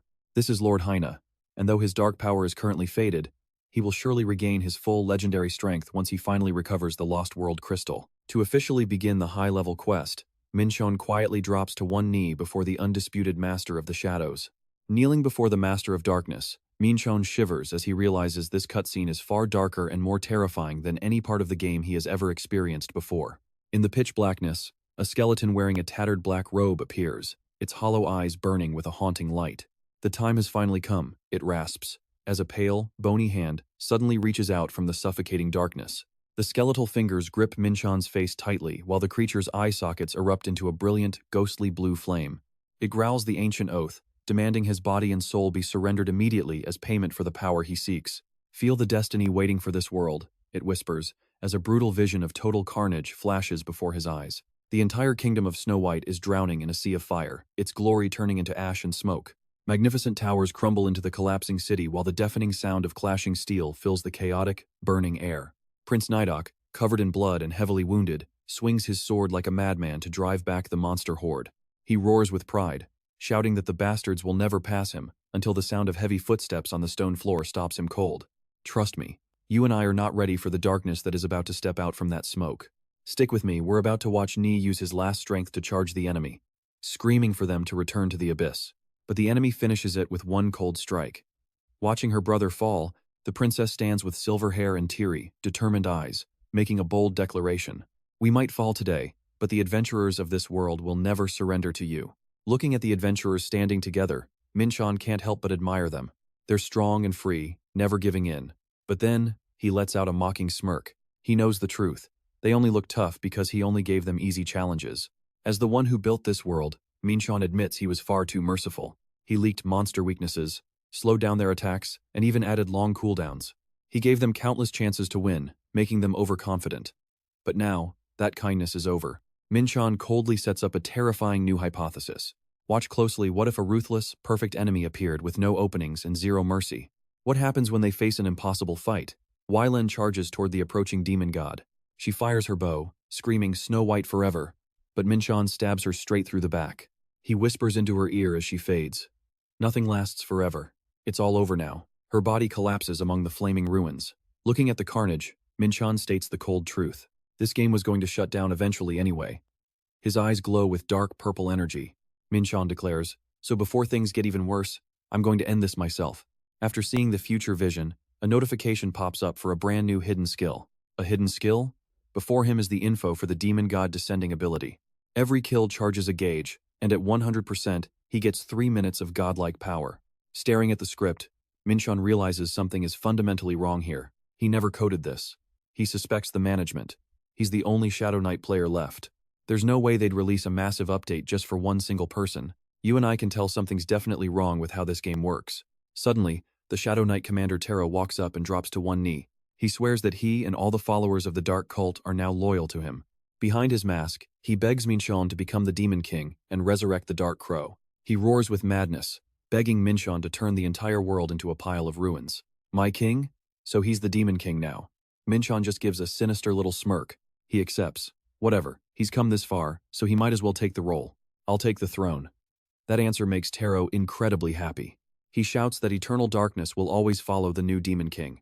Notifications confirm his 4th job advancement to Dark Star. Purple energy explodes as new skills unlock. He's officially level 90 with the Demon King class and absolutely insane physical stats. The dark arts will soon reach a level of power never seen before, drowning the world. That is exactly why I am here, Min-cheon tells the commander firmly. Meanwhile, deep in the silent forest, Oasis is curled up and crying her eyes out. She knows it's just a game story, but the vision of destruction felt way too real. Oasis wants to stop it, but she remembers her master's goal was always to destroy everything. Looking at the evil image of the Demon King, she wonders if that's really his future. Suddenly, purple energy bursts. Min-cheon steps through a portal with a bright smile. And trust me, you and I can tell he's already loving his new title. Oasis is too emotional. She rushes to hug him, begging him to promise that things won't end badly. Min-cheon stays silent for a moment, then bursts out laughing. All right, you and I are about to see our main character pull off one of the most incredible psychological con jobs in the history of this entire game. Hearing that, Oasis wipes her eyes and smiles, thinking her master is just being way too dramatic again. Min-cheon nods like it is nothing, but deep down, he feels terrible about the lie he just told her. In reality, the situation is much worse. He opens a portal and tells her it is finally time to go. When she asks about their destination, Min-cheon wears a murderous grin and declares it is time to kill Ken. The two finally meet up to settle the score. Ken looks him in the eye and demands the bet terms. The format? Absolute. No limit battle. If Ken wins, Min-cheon is forced to issue a formal public statement that clears Ken's name regarding everything that happened in the Season 1 finals to restore his pride. Min-cheon agrees but adds a heavy condition. If he wins, Ken becomes his servant for life. Ken pulls his sword and shouts that they should stop talking and just fight now. But suddenly, Min-cheon stops him. Wait, just a second. He says he wants to change one thing before they begin. Ken is furious, thinking it is a trick. But Min-cheon promises this actually benefits him alone. Min-cheon points a finger toward Oasis and makes his offer. Instead of me, why not fight her? Ken is absolutely furious, screaming at Min-cheon for asking a top ranker to duel a mere healing priest like her. Now pay attention here, because Min-cheon is playing some seriously high-level mind games with his opponent. He hits Ken where it hurts. Your goal is not really just beating me, is it? You want the truth out and your reputation back, right? Well, Doing it this way is actually going to be much better for you. Ken weighs his options carefully. He does not trust Min-cheon, but fighting a priest is obviously going to be much easier than fighting a dangerous hidden ranker like him. Seeing Aces trembling, Ken accepts the deal. Fine, skip the formalities. I will take your new condition. Oasis is devastated. Master, what is this? Why am I the one being dragged into this mess? Min-cheon pats her head like it is nothing. Do not worry, Aces. You will be fine. Ignoring her total panic about facing a world-class pro, he keeps hyping her up, saying she is the only one who can match him move for move. Your skills are world tier now. He urges her forward, clearly excited to see what she can actually do in a real fight. He tells her it is time to join the big leagues and just fight. Asis slowly drags herself to the arena while looking completely and utterly terrified. Ken draws his blade, his eyes cold with a final warning. Just so you know, I will not hold back today. Under that crushing pressure, something inside Aces suddenly starts to shift. She raises her glowing legendary staff and boldly fires back that she will not be holding back either. Right as the tension peaks, Min-cheon suddenly shouts toward the shadows. Come out, Akasa. Stop hiding and just watch. Caught red-handed, Akasa creeps out from behind some old wooden crates. She is sweating buckets, wondering if Min-cheon has some kind of secret sixth sense to have actually detected her presence that fast. Min-cheon casually reveals he knew she was tailing Ken from the very beginning of his journey. He explains that ever since Ken caused a riot at their base, he has had to keep a constant eye on that monster whenever he is near. Akasa explains she was just curious if something big was going down when she saw Ken heading toward Min-cheon. And here's the part where you and I realize just how terrifying Min-cheon really is. Akasa is absolutely stunned that he actually thinks he can turn a savage, man-eating wolf like Ken into his own personal errand boy and servant. But Min-cheon just gives a mysterious smile. Ken is only the opening pawn for this entire game. His ambition? To gather every legendary player in the game and turn them into his loyal servants. Right now, his villainous aura is looking like straight-up final boss material for the season. As Akasa sees the shadows of legendary players in her mind, she wonders what he is truly planning. Min-cheon just walks away with a confident smirk, claiming that his ultimate goal is simply to grind in the game and enjoy himself in his own special way. He tells Akasa to just sit back and enjoy the show for now. He needs to check a few things because he believes this match is far from over. Facing Ken, Asis cannot help but shiver. She swallows hard, realizing that this opponent is on a completely different level than anyone she has ever encountered in PvP before. But she steadies herself. He is just another warrior, no different than the boss from the sky-breaking palace.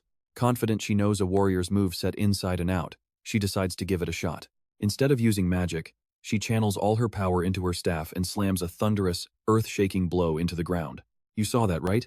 He could not believe a priest was actually choosing close combat over casting spells from a safe distance. But seconds later, a wicked grin spreads across his face as he realizes Oasis wants to be a battle priest, which only gives him a bigger advantage. Stick with me, because the moment the scepter is about to land, Ken triggers his devastating Asura counter skill. A massive explosion of force sends Oasis flying back, slamming her into the ground. Watching this, Akasa turns pale with absolute terror. He cannot believe Ken is even human after seeing him pull off a high-level technique like that. Akasa knows that to trigger Asura, a player must strike with perfect timing right before the enemy attack connects. Both weapons have to collide exactly at that split second. Essentially, Ken parried and countered with impossible precision. This level of play would have pro gamers analyzing footage for 3 days, yet he pulled it off effortlessly. Akasa shudders, wondering how many times Ken had to practice that move to master it. He silently curses Min-cheon for being a jerk and forcing a healer to fight a monster like Ken. On the other side, Ken stares at his blade in disbelief, certain that his last strike should have been a fatal blow. Yet, Oasis is somehow staggering back to her feet, trembling and unsteady, but still refusing to give up the fight. Ken grinds his teeth in shock. He cannot wrap his head around how she is standing tall after that hit. His mind screams in frustration. How is this priest girl still alive? Suddenly, the story flashes back to 4 years ago. It is the high-stakes finals of the Season 1 PvP tournament, and the entire stadium is buzzing with energy. Chants of Ken's name roar like thunder, praising the god of war who stands on the doorstep of glory. Despite the massive roar of the crowd, Ken sits alone in the shadows of the waiting hall until heavy footsteps break the silence.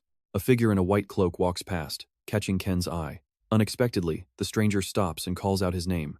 Ken is stunned to see his lifelong rival standing there, Aaron. Now pay attention here, because these two only ever met on the battlefield, making this face-to-face talk feel very strange. Aaron asks coldly what Ken is betting on this match. Ken is confused, but Aaron declares he is risking something massive. Aaron's gaze turns heavy as he says he is betting his life. Ken starts breaking into a nervous sweat. He assumes Aaron means his in-game character's life, which is a bet they are both technically making. But Aaron clarifies immediately. He means his actual life. If he does not win this match, his entire future is over. Ken is baffled. He has no idea what kind of real-world drama his opponent is rambling on about. Aaron walks away silently, leaving behind one firm final statement: he will win this fight at any cost. Ken watches him go with pure contempt, calling him a liar since there is nothing Ken does not already know. Ken is confident he outclasses Aaron in every possible way, from class matchups to battle instincts and reflexes. He is certain Aaron will never win. Back in the present, Oasis is still holding out against Ken's storm of attacks, leaving him absolutely speechless. You and I can see his rage building as he screams in a frenzy, asking why she will not just die. Without giving her a second to breathe, he charges for a direct hit. A sharp metallic clang echoes as Oasis blocks Ken's blade. Ken is like an uncontrolled beast now, howling at the top of his lungs. He keeps shouting for her to die over and over. Seeing this, Akasa breaks into a cold sweat. He cannot believe Oasis is tanking all that massive damage. This priest is just way too overpowered for her class. Akasa wonders why there is such a huge gap between players of the same rank. Just then, Min-cheon returns. Akasa asks if he is back, and Min-cheon casually explains that in this game, the person at the controls is everything. Min-cheon notes that some people play like they are using hacks while others are just trash. Oasis's style makes her nearly unbeatable. Staring at the battlefield, Min-cheon coldly declares that this match is almost over. Ken begins to tremble as the bitter memory of his past loss floods back. This scene feels exactly like that day. Rage explodes within him. Ken curses this trash game, accusing Min-cheon of bringing in another hacker to face him. He yells that no matter what cheats she uses, there are walls in this world that she will never be able to climb. But even as death looms over her, Oasis enters a state of absolute, high-level concentration. She whispers that she sees it. No matter how skilled an opponent is, if they are human, they have habits. There are always uncontrollable things, from patterns and postures to those tiny, fatal openings that appear in their defense. Trust me, you and I are about to watch her exploit Ken's habit of lowering his sword after using Asura. Stick with me here, because you and I are about to watch a perfectly planned ambush go horribly wrong. She slams her staff down with everything she has, but instead of screaming, he just gives her a sinister smile. It was a trap. Ken instantly triggers his sword draw technique, leaving Akasa in total shock. Wait, what just happened? Oasis is done. Man-Minion watches silently. He saw this coming because Ken is definitely not some mid-tier player. Oasis had calculated her damage perfectly to stay safe and keep her health up. But she didn't realize Ken left that opening on purpose just to bait her. When she overextended, he delivered the final blow. When a pro goes quiet, the move they make is usually the one that brings total despair. Ken unleashes his ultimate skill to end it. Instantly, a system notification pops up confirming the use of a resurrection stone. Oasis reappears in a beam of light.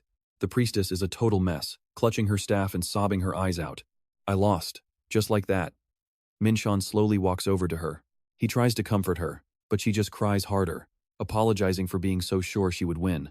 Min-cheon smiles and tells her she did great, but secretly, he thinks she actually exceeded his expectations. If she had just kept a cooler head, she could have dragged the match out and flipped the score. Min-cheon turns to his opponent and loudly declares, "You win, Ken. I admit, you have some real talent." He promises to follow through and announce the Season 1 player versus player tournament as agreed. Now pay attention. Ken draws his sword, screaming that the victory announcement means nothing now. He is shaking with pure rage, and you and I can feel the tension absolutely exploding.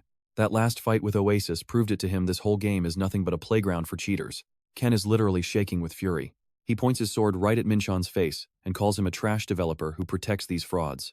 Min-cheon is stunned. He realizes this kid actually thinks Oasis was using some kind of cheat code against him. Min-cheon's gaze turns cold. He reminds himself that this toxicity is exactly why he usually hunts monsters alone. He tells Akasa to stay put while he handles business. While she stares, images of minions slaughtering wolves flash back. A hidden skill window for the demon god Descent glows brilliantly. The gauge hits 100%, giving him 3 minutes of godlike power. Trust me, you and I are about to see absolute carnage.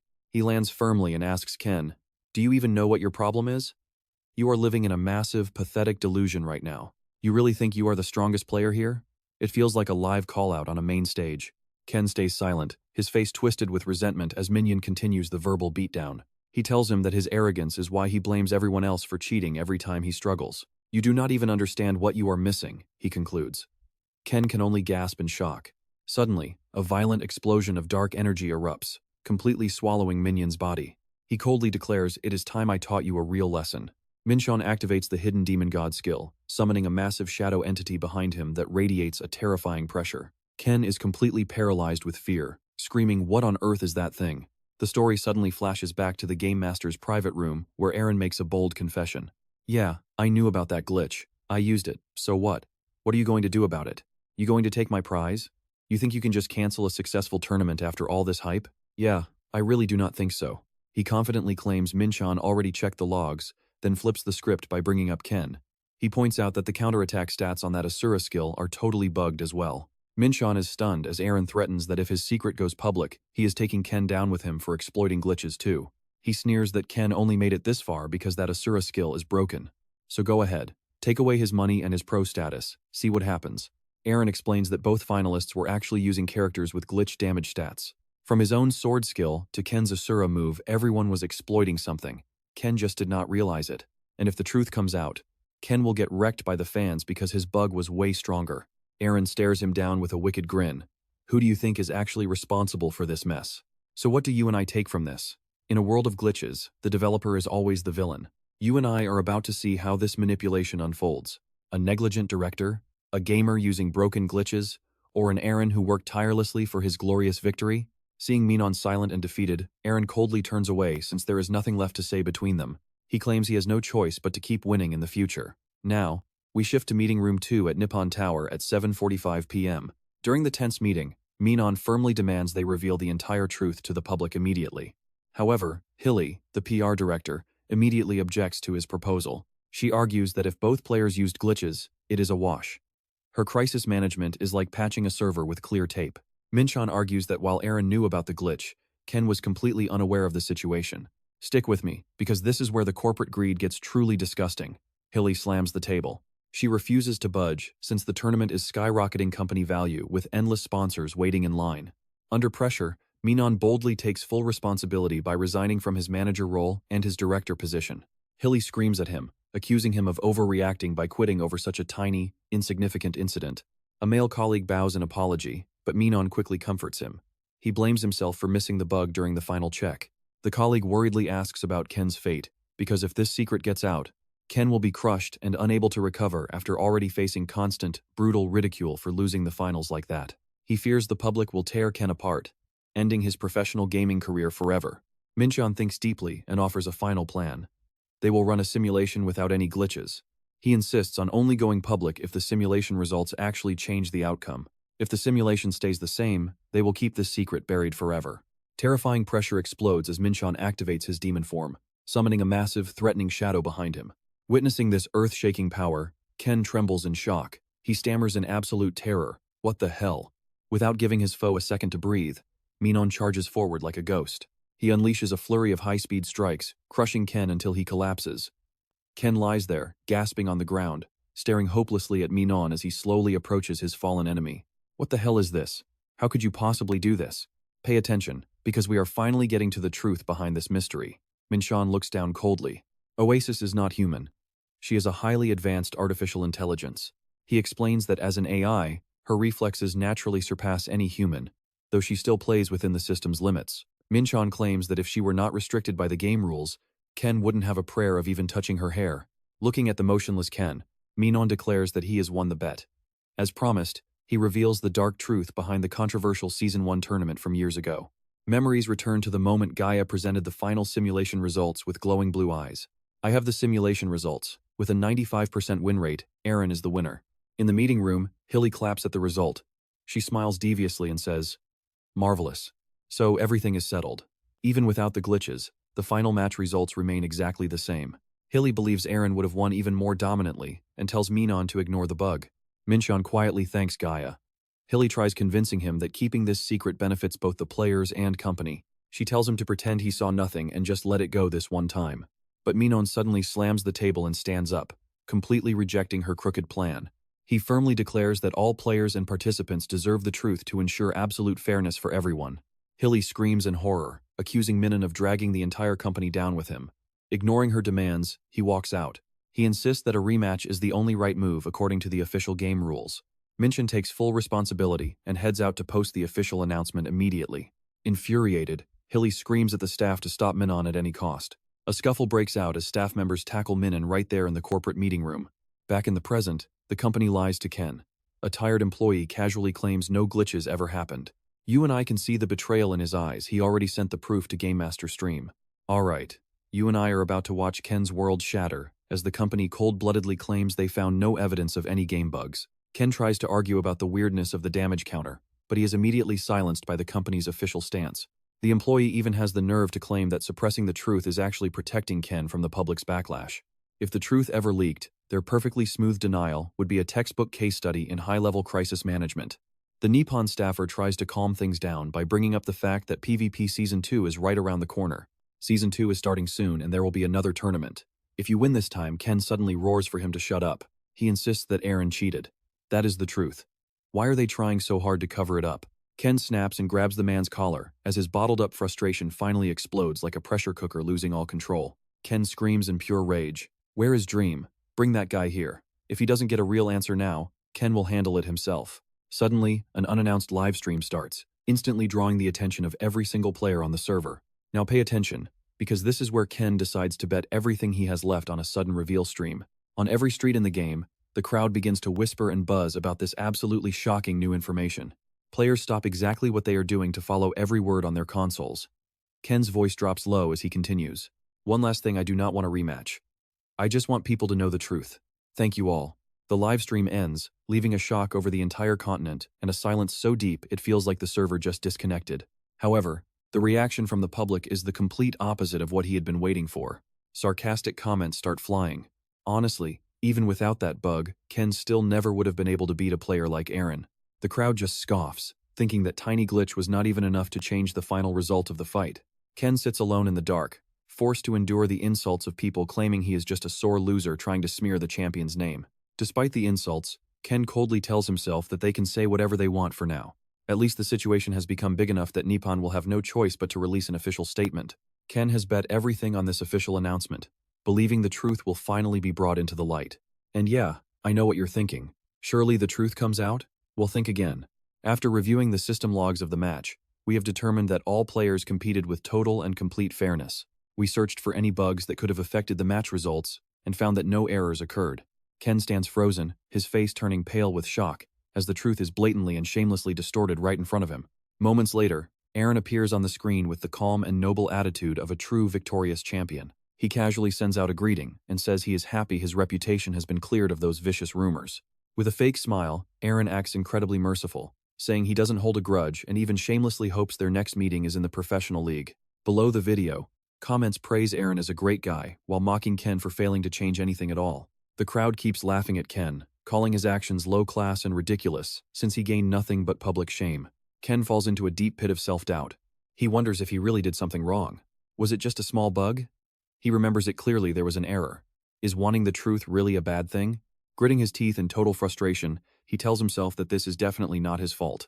Aaron, the GM, and the whole Nippon Corporation are the ones at fault. He feels like a main character the whole world abandoned. Ken holds his head in agony as his heart bleeds from this cold and cruel injustice. He realizes the real problem is this entire game.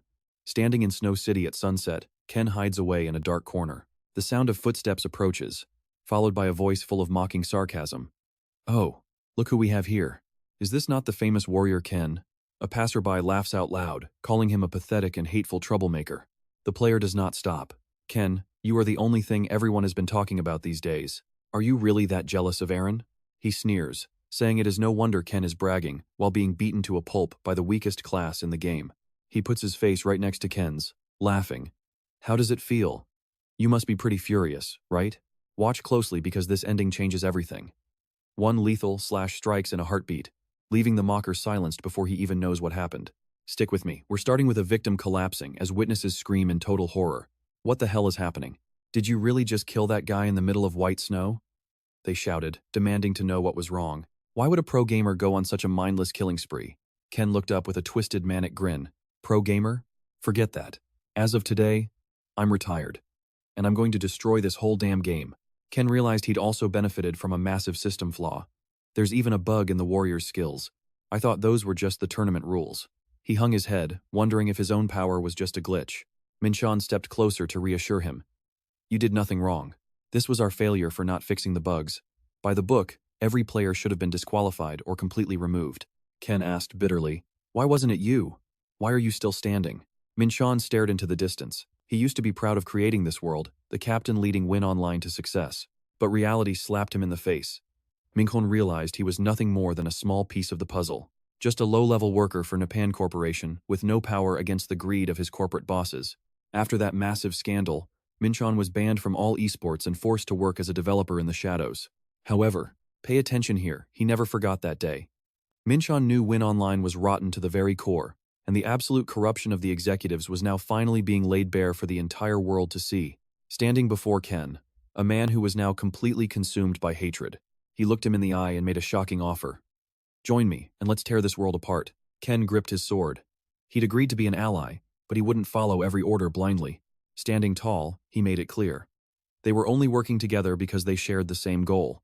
Min-cheon accepted that. He walked away, telling Ken to get ready for the coming war and promising to call soon. Suddenly, Ken stopped.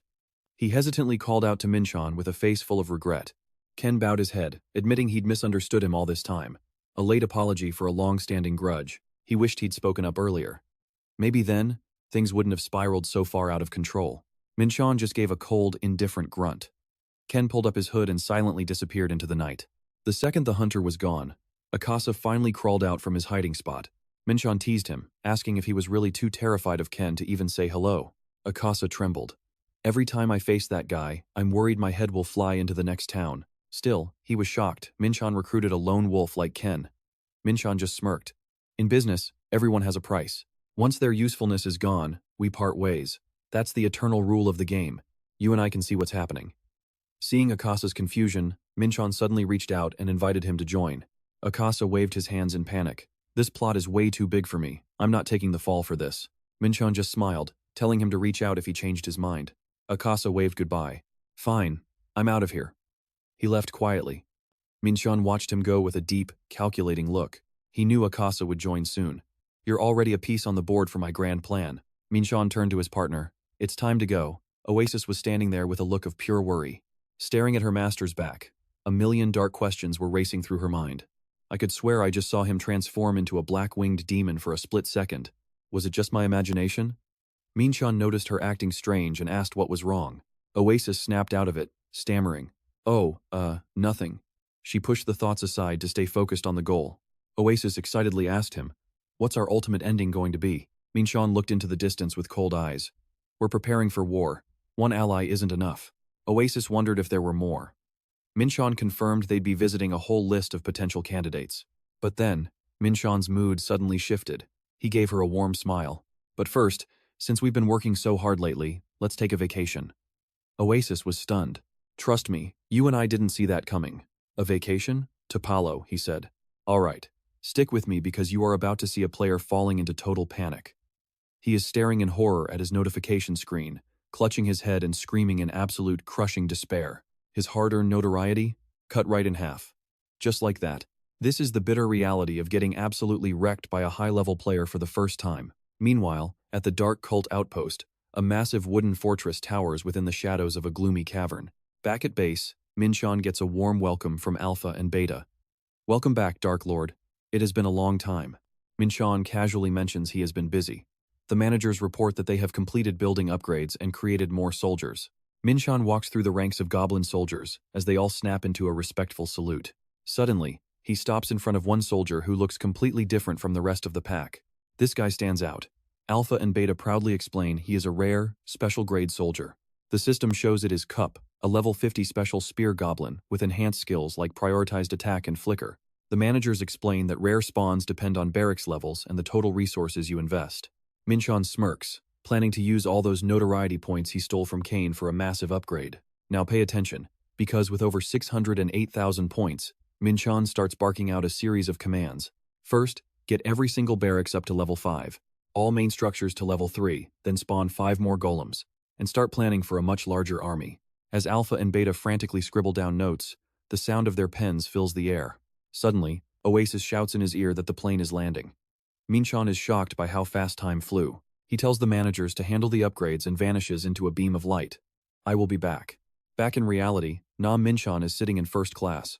The flight attendant's voice comes over the intercom. Ladies and gentlemen, we are preparing for landing. Please make sure your seatbelts are securely fastened. Min-cheon pulls off his VR gear and slides on his signature glasses. Instantly, Oasis pops up in a bright swimsuit. She cheers with excitement. Master, Master, look outside. Oasis points frantically out the window. We are finally here. The plane glides through the clear blue sky toward Bali, with emerald palm trees visible along the coast below. You and I can see he is trying to act cool, but Bali is pure paradise. Then, a sharp voice cuts the air. Hey, Dream. Min-cheon flinches and turns to see a young girl with blonde pigtails waving from a distance. She yells out with a huge grin. You finally made it. Recognizing his old friend, Min-cheon awkwardly waves back. Hey, Jabit, long time no see. How have you been? Through the augmented reality glasses, Oasis watches the whole meeting with a look of pure disgust. Gross. Min-cheon looks Jabit up and down, hesitating. You really grew up, didn't you? How many years has it been? 3, I think. Jabit bursts out laughing. I was just a high schooler back then, so obviously I grew. But the way Min-cheon is staring makes Jabit's expression flip instantly. She calls him a total pervert right there in broad daylight. Who are you calling a pervert? After the rocky greeting, they stroll along the sun-drenched beach. Jabit asks about his crazy request. So you really want me to hack into Nipan? Min-cheon stays serious. You did it once already, right? No way you cannot do it again. Jabit giggles, remembering the silly reason behind her old stunt. I just really wanted to touch the World Tree branch. It was the best item in Season 2. She complains that even after grinding countless monsters, none of them would drop the loot she wanted. Since Jabit talks about hacking like it is nothing, Min-cheon snaps. You make it sound so easy. Do you know my stress? He reminds her that Nippon has the #1 ranked firewall in the entire world. For a gaming giant like them, data is everything. They would sacrifice anything to protect their servers. Yet back then, as a mere high school girl, Jabit disabled world-class security and walked right into their database. Min-cheon looks at her cautiously, thinking this little brat is actually a digital monster. In fact, the company did not even realize they were hacked until a whole week later. And that is where we leave it. Jabit only got caught because she intentionally left her bunny logo for Interpol to find. Stick with me, you and I are about to see just how deep this loyalty goes. She suddenly lunges forward and pulls Min-cheon into a tight hug. This sudden intimacy leaves him completely frozen in shock and embarrassment. Oasis is absolutely seeing red. She is grinding her teeth, radiating a thick aura of bloodlust like she wants to jump in and devour her rival alive. Min-cheon frantically tries to push Rabbit away while stammering that he really was not trying to stalk her. It turns out that old incident was just her being a student who wanted to pick up some dropped loot. He explains that her hack actually helped the company fix their security, so they should just call it even and move on. But Oasis is still looming right behind him with a look dark enough to make his skin crawl. Rabbit turns away with a bright smile. Honestly, she feels lucky that things played out the way they did, because without that hack, they never would have met. Meanwhile, Oasis walks away, tears of rejection streaming down her face. The group arrives at the Wonderland Inn resort. It is eerily quiet, with not a single soul in sight. Min-cheon gets suspicious.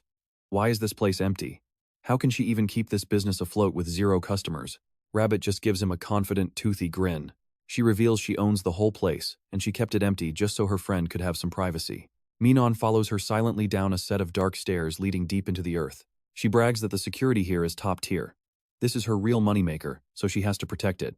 The door creaks open to reveal a high-tech lair packed with glowing monitors and state-of-the-art machinery.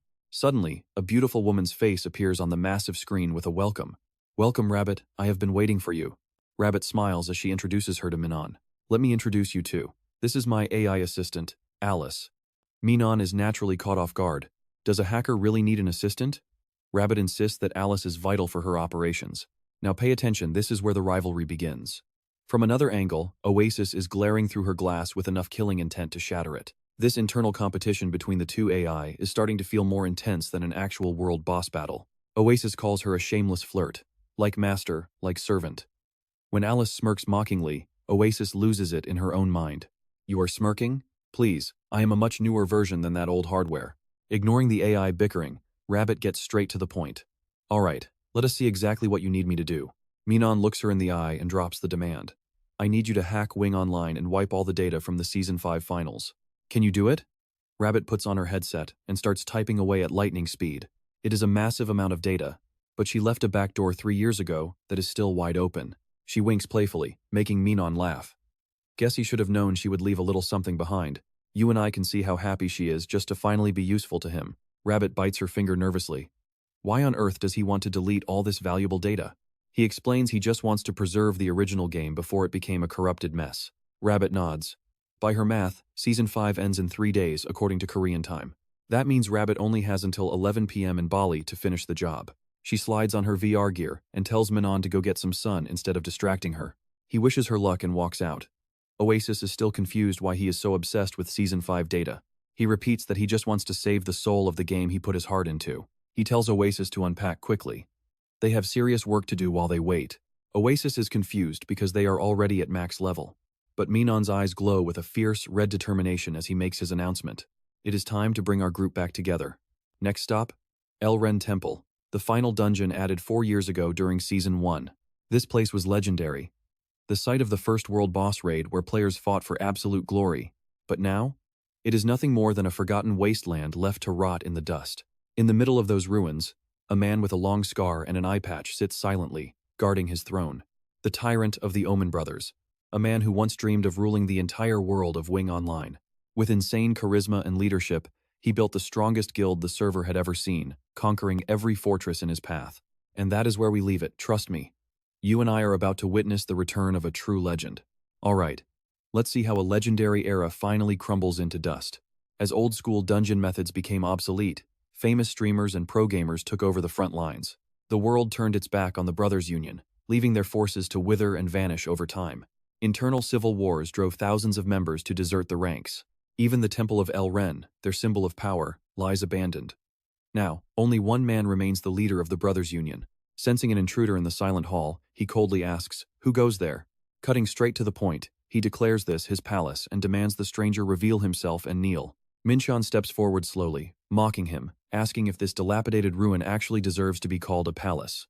Omen maintains his dignity, claiming that wherever a king goes is the center of the world, ordering the outsider to kneel. Witnessing such stubbornness, Min-cheon can only sigh at how many people get this, obsessively immersed in their characters. Min-cheon realizes Omen truly believes he is a king, totally detached from reality and lost in a fantasy. He smirks mockingly. "So, tyrant of the Brothers Union, are you still dreaming of world conquest?" The old man, with sharp eyes, replies that a man born without a grand ambition is worth nothing at all. Even when Min-cheon mentions how his followers abandoned him, Omen insists his will is all that matters and he will never quit. Min-cheon coldly tells him to face reality. But Omen lets out a furious roar. He claims reality is an excuse for the weak. He is not hiding, just waiting for his destined moment. Omen still believes he once held the world in his palm, and that his past failure was just bad timing. Seeing this obsession, Min-cheon yawns in boredom, asking if the old man is just sitting here reminiscing about his glory days while waiting for fate. Omen snaps, telling him not to mock his former glory and demanding he leave the premises immediately. Min-cheon warns him that destiny will never come, and it is time to leave before his glory turns into a skeleton. The old man growls that staying or leaving is entirely his own choice. Though Min-cheon is his first visitor in months, he has talked too much. Omen stands up, towering over him. He lifts a massive, glowing weapon, declaring that if Min-cheon has anything else to say, he must defeat him first. Now pay attention, this part is absolutely wild. Min-cheon immediately triggers his system scan. It confirms his opponent, Omen, is a level 90 war starter with legendary gear across the board. This is absolute madness. The war starter class is top tier, perfectly blending a berserker's attack power with a guardian's rock-solid defense. Despite, the fatal weakness is his slow speed, but Omen wisely used a Covenant of Oblivion to fix it. This proves he has not been just sitting idle on his throne. Omen swings his massive hammer repeatedly, chasing Min-cheon with a furious roar. "You little brat," he glares with fire in his eyes, asking if Min-cheon knows why he chose this specific class. Because it has the strongest stats. Omen screams and unleashes the War Render skill, creating a massive explosion that pulverizes the ground around them. He mocks Min-cheon for his stupidity, but his smile vanishes when he sees his opponent standing tall through the purple smoke. Min-cheon walks forward, asking how long it has been since Omen last knelt. The old man claims he has never done that. Min-cheon smirks wickedly. "Perfect. Then let me give you a little lesson in experience." His eyes glow with dark intent, red electricity surging through him. Omen rushes in, desperate to end the fight now. Can you believe it? The hidden skill we've been waiting for is finally ready. The power of the demon god descent manifests a giant, terrifying face that radiates an overwhelming, crushing pressure. It fills the entire hall. Omen is completely suppressed, crying out in absolute terror at the sight of this horrific entity. Meanwhile, outside the temple, Oasis is waiting around, looking incredibly impatient. She grumbles about why Master is taking so long when he promised to be out immediately. Suddenly, massive shadows tower over her, declaring, "Found you." Oasis jumps back in pure shock. Looks like things just got complicated. Stay tuned for what's next. Alright, stick with me. You and I are about to witness a simple question turn into a total bloodbath. A swordsman storms forward, demanding to know if this girl is the priestess. He growls, "Hey priestess, where did that bastard go?" Oasis just stands there, totally confused by the situation. This all actually started 2 hours ago in the hidden underground town. Min-cheon suddenly announced a critical task they had to finish before recruiting Oman. Oasis is shocked when he calmly states they must kill 10 other players, leaving her absolutely speechless. Min-cheon complains as they walk, grumbling that grinding monsters for his gauge is so exhausting he is about to collapse. Suddenly, a thuggish guy slams into Min-cheon and screams, "Hey, do you have eyes in the back of your head?" Seeing his prey deliver himself, Min-cheon's eyes flare with a dark, terrifying intensity. He is glad he doesn't have to waste time choosing victims. The thug, still clueless, brags about his Death Guild tattoo to try and scare them. Min-cheon swings his blade and sends the entire group to the afterlife. Back at the temple gates in the present, the rest of the Death Guild has arrived. A bald man with a red tattoo on his forehead demands to know if the enemy is inside. Once they confirm it, they try to rush the hall. But Oasis firmly blocks the entrance. Clutching her staff with cold determination, she looks them in the eye and says they can't enter. Now pay attention here inside the hall. The battle is reaching a level of destruction that's honestly hard to wrap your head around. Even though his hands are shaking, Oman suddenly breaks into a wild, excited grin. Oman roars, "Not bad, Knighter." Then he pours every bit of his blue mana into a massive hammer to launch a counterattack. A fiery explosion erupts as the two massive powers collide head-on. The tyrant pours everything into the strike, but Min-cheon easily stops the heavy hammer with his bare, glowing hands. With fire in his eyes, Min-cheon coldly commands the tyrant to kneel before him. He unleashes a brutal barrage, then asks the fallen Oman if he wants it back.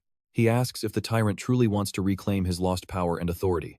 He recalls the days when he commanded thousands of soldiers and fought against truly powerful enemies. Min-cheon reminds him of his golden age as the dungeon lord, collecting taxes and seizing fortresses. Finally, he makes a heavy offer: join forces, and he promises to return every single thing Oman once lost. Oman stays silent for a moment before bursting into a hearty laugh at the obvious question. Min-cheon warns him that this glory might be very short-lived. But the tyrant insists that even if it's just for a fleeting second, it's worth it to stand atop the world again. A look of pure determination burns in the tyrant's eyes. He declares that even if it's a world of ruins, he would rather rule over the wreckage than only own half of a prosperous world. You saw that coming, right? Min-cheon smirks as the two of them slowly walk out of the ruined temple together. Suddenly, a frantic player, completely out of breath, comes sprinting toward them in a state of total panic. He screams in desperation, begging for help because a notorious, crazy player is currently chasing him. He freezes in terror the moment he sees Min-cheon, but before he can react, someone else appears. A staff swings out of nowhere, knocking the stranger away before Oasis joyfully greets her master. Oman curiously asks if they know each other, and Min-cheon confirms she's their team healer. The scene shifts to the southern continent as heavy cannon fire thunders across a busy, crowded harbor. Amidst the chaos, Roking is running for his life from a massive, angry mob. Curses ring out as they vow not to let Roking escape, while he just grumbles. He huffs about how they just don't know when to give up. He looks back with a defiant smirk, noting that nobody has actually killed him yet. The leader in gold glasses demands the items back in exchange for his life. This hits his pride, and Roking snaps back with pure rage. He yells that he wouldn't have earned his name if he were scared of cowards like them, but now he's reached the ship's edge, and that's where we leave it trapped. Trust me, you're going to want to see what happens next. Alright, you and I are about to see Roking flip the script with a sinister smirk. Man, this is going to be gold content. He instantly sets up his cameras for one hell of a crazy plan. The system asks if he wants to go live, and with a glint in his eye, AWAKEN announces, "Let's start this stream." Suddenly, a blinding light flashes, followed by a cold, robotic system notification. Your linked account has been permanently banned from broadcasting. Would you like to log in with a different account? Roking freezes, screaming in absolute disbelief. What the hell? How did I get banned again? While he's busy having a meltdown, that gold glasses guy silently creeps up from below the deck. He lunges forward, grabbing him tight while shouting in triumph, "Gotcha now." Trapped like a rat on the deck with a gun to his head, the gold glasses guy sneers. Any last words? Facing his impending doom, this loudmouth doesn't even flinch, he just calmly mutters something cryptic in Latin. Now pay attention here, because this is where Roking suddenly tosses a blue die high into the air. The die spins through the sky, carrying every ounce of his luck in this one final, decisive gamble. A system alert chimes as the die lands on a 2, erupting in a brilliant, golden radiance. Seeing that pathetic low roll, the gold glasses guy bursts out laughing. "A 2? You're dead for sure." But his laughter is cut short as the entire sky begins to shift and warp. Violent streaks of blue energy rain down at terrifying speeds, triggering massive explosions that pulverize the entire ship. Fun fact, this eccentric King character actually showed up back in chapter 41, but the author gave him a fresh redesign to make his comeback legendary. Man, if he'd recorded this, it would be gold. He should have been recording. This is seriously driving him crazy. King sits on the edge of the wreck, drowning in regret for missing the recording of a lifetime. Turns out that skill was his trump card. It makes the user immortal briefly, though it drains his HP and MP. Watching his enemies struggle in the water, he cackles. By the way, that skill is 100% random. You idiots, the number on the die doesn't even matter. The Gold Glasses leader screams in rage from the waves. You brat, don't think this is over. But King just keeps on trolling. Heh, what are you gonna do now? He casually waves goodbye and leaps off the ship, leaving his rivals to groan in total helplessness. Right after landing safely, King stops dead as he feels massive pressure. A hulking, hooded priest appears behind him, gripping a staff and roaring, "Mass resurrection," as a burst of blue magic explodes outward. You and I saw this coming. The entire dead squad just got brought right back into the fight. King is shocked. Gold Glasses smirks like a villain. We're an attack-heavy guild, you moron. We always bring a healer with us. It's game over for you, King. Realizing there's no escape, he gives up. King puts his hands up. Fine, I lose. Do whatever you want. Immediately, Gold Glasses lunges and starts choking him. Oh, I will. I'm gonna roast you, smoke you, and turn you into a Christmas ham. As King struggles in pain, a deep, heavy voice echoes through the area. Looks like I got here just in time. From the purple haze, Min-cheon and Oasis step out, stunning everyone there. The Gold Glasses guy panics, shouting, "Who the hell are you?" Min-cheon coldly snaps back. "None of your business." Min-cheon unleashes a barrage of brutal punches and sword strikes, tearing through the enemy crowd in the blink of an eye. King barely dodges the shockwaves, jumping back in sheer terror. Players are dropping like flies everywhere. Min-cheon looks him dead in the eye and asks, "You're King, right?" The troll just stands there, totally confused. Then comes the shocking proposal. "I'm here to give you an opportunity." Min-cheon starts exposing his pathetic past, reminding him how he's been banned 15 times for his toxic, clout-chasing streams. King silently chugs a health potion while listening to the long list of his own failures. The ultimate downfall happened after he messed with the first PvP champ, Aeon Ring, and was banned from all platforms. Min-cheon looks straight at him, delivering the most brutal truth of all. "And that's where we leave it. Your fans are gone, and you're just a washed-up streamer now, aren't you?" King silently wipes his mouth, finally admitting he's impressed that Min-cheon actually tracked him down. "Alright, you and I are diving into the world of an OG content king who refuses to back down. Even though he has lost his influence, he boldly declares he is nobody's lackey." Immediately, King pulls out a blue die, ready to stake everything on one final, desperate gamble. The die is tossed. But before he can even finish his sentence, Min-cheon snatches it out of the air like a ghost, leaving King completely stunned. Min-cheon casually reminds him that Caesar was the one who famously said the die is cast, but he prefers his own version. He drops the die back into King's hand and coldly declares that God does not play dice. Seeing the pure shock on King's face, Min-cheon explains that he has zero interest in making him a mindless slave. King can only look up in confusion, asking what Min-cheon actually wants from him. Min-cheon looks him dead in the eye and asks if he wants to stream. He offers an irresistible deal, a chance to broadcast to the entire world and keep every single penny earned. King grinds his teeth, clenching his fists as he screams out in total disbelief. "You think I'm that stupid? If you're trying to scam me, at least make the lie believable." Now pay attention, his voice catches as Min-cheon reveals his real goal, the total destruction of Wing Online.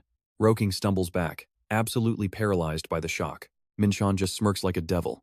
"How does that sound? Catchy enough for you?" Back at the Wonderland Resort, Min-cheon stretches, feeling satisfied now that he has officially pulled King onto his side. He goes to find Rabbit for lunch, but as he enters her room, he is horrified to find her lying motionless on the floor. Panicking, he rushes over to support her weak body, shouting, "Rabbit, Rabbit, what happened? Wake up." She slowly opens her eyes and mumbles, "Oh, dream, good morning." Actually, she is barely hanging on. She stayed up all night like a true deadline-driven technology warrior. Min-cheon asks with worry what on earth happened while he was gone. Rabbit gives a weak smile, explaining that NPAN detected her breach, forcing her into a cyber battle all night while she finished the data download. She admits it was a close call because NPAN was faster than expected. Even though she lost access, she managed to pull all the data before they blocked her. She hands Min-cheon a chip, telling him it is all his. He takes it, filled with gratitude. "Thank you, you did an amazing job." But before he can finish, Rabbit suddenly grabs his collar and pulls him in close, startling him. He awkwardly promises to pay her back in full, but she quickly and firmly shuts that idea down. With a flushed face, she leans in and whispers that money is not what she is after. Min-cheon starts sweating bullets. He nervously asks what she means. Rabbit giggles, leaning her entire weight against him in a very suggestive atmosphere. But you and I aren't the only ones watching. Oasis is right there, her face dark with pure, murderous jealousy. Jealousy flares in her eyes as she sees her master getting way too cozy with another woman. Rabbit looks him in the eye and declares she wants to join. Min-cheon can only gasp in shock. She insists on joining his big plan. Min-cheon tries to stop her, warning that it is way too dangerous for her. Rabbit immediately shoots that down. No matter how dangerous it gets, it is just a game. She won't actually die. She confesses that 3 years ago, her life would have been over if he had not saved her, so she's ready to help him without pay. Rabbit begs him to let her join. Seeing that unwavering determination, Min-cheon finally smiles and agrees. He will still pay for the hacking, but if she wants to do even more, he is more than happy to have her. Besides, he is looking for teammates. Hearing that, her villainous startup spirit ignites, and she jumps for joy, promising to be his best helper. However, Min-cheon raises a finger. There is still one test she needs to pass. There is someone he wants on the team who is currently hiding in a highly secure private space that no one else can enter. Min-cheon asks if she can hack her way in. She smirks confidently, asking if he wants her to bypass the game directly. That's easy as pie. Meanwhile, in a private space filled with glowing magical potions, a figure wearing a plague doctor mask walks calmly through the room. He proudly lifts a glowing vial, whispering to himself that he has found another perfect addition to his collection. Suddenly, a voice rings out. "Impressive work, Doc." He spins around in a panic toward the sound. He stammers in terror. How? How did you get into my private home?" Ignoring the man's freak-out, Min-cheon strolls forward, scanning the shelves packed with countless magical brews. He calmly asks if he has been collecting every single debuff from the monsters in the game. How did he manage that? The doctor's shock turns into pure excitement when he realizes someone finally understands the depth of his work. He trembles with joy, asking if Min-cheon truly understands his research. "Trust me, you and I just found the ultimate secret weapon." His eyes glow as he confirms he has collected every single monster debuff in the game. "Alright, you and I are about to meet a total madman who spent 5 long years building a priceless collection since the day this game first launched. With passion like that, his warehouse looks more intense than a secret research lab." Min-cheon realizes these glowing, infected objects should never have been able to leave the dungeon. How did you even do this? Suddenly, a terrifying thought crosses his mind, making his face go pale. Wait, is it possible? The doctor confirms that insane theory with a look of pure pride. Exactly. I use my own body to carry the debuffs. See, this doctor is actually a necromancer, or more specifically, a level 4 poison eater. Classes like this handle toxins perfectly, acting like combat medics who can both deal secondary damage and heal the team. To gather these specimens, he hunted bosses like a madman just to absorb every single debuff they had. Then, he used his poison resistance to survive the process. By cutting damage in half and healing constantly, he became tankier than the bosses. He stores his collection inside special creatures called immune slimes. They are immune to all status effects, meaning the debuffs don't actually hurt them or change how they behave. But here is the catch. Those status effects still exist, clinging to their bodies forever without fading away. The doctor explains this immunity backfires, allowing him to store every boss debuff inside these tiny slimes. Min-cheon realizes this is actually a programming glitch he totally overlooked when the game was being built. Now, pay attention, this is the moment a tiny coding error becomes a terrifying weapon in the hands of a true psychopath. Min-cheon stares at the green slime on the shelf, amazed that someone found a way to exploit a bug like this. He turns and asks, "So what is the point of all this? Why even create this collection?" The plague doctor goes silent for a moment, whispering why over and over, as if questioning his own soul before smirking. "Good question. Why did I do it?" Min-cheon coldly begins listing the shocking events from the game's dark past. The lazy debuff in Season 1 and the water prison in Season 4, those were all your doing, weren't they? Facing the direct accusation, Doc calmly explains that even though this is a virtual game, it is still a microcosm of society. He believes people play games to escape reality, but ironically, the game world is more real than anything else. He then describes his first experiment. It lowered speed, stamina, and recovery, making life miserable for every player involved. However, it wasn't a game breaker because any player over level 10 could easily cast a basic cleanse to remove it. He was curious. If he dropped this debuff in the starting zone, would veteran players help the newbies for free? He wanted to test if there was any sense of duty or kindness left in this virtual world. You and I both love a good hero story, right? Well, veteran players flooded the area, using their healing skills to save every single newbie without a second thought. It was a classic scene. When the server is in trouble, the high-level players go into hero mode without being asked. In just half a day, the entire starter village was completely cleansed and back to normal. Doc admits the sight was beautiful, but for his dark curiosity, it just wasn't enough. He decided to upgrade the experiment using the water prison, a brutal debuff from the Season 4 dragon boss. This magic traps players in a massive bubble, slowly draining their health while they can't do anything but negotiate or use items. Even worse, if someone touches the bubble, they get trapped too. The only cure is a 50 gold potion sold right outside the boss room. Doc casually notes that the price wasn't really that high. At least, that is true for players who actually have the skills to conquer high-level dungeons. At first, kind souls gave out the cure for free, but the real tragedy started the moment the supply began to run low.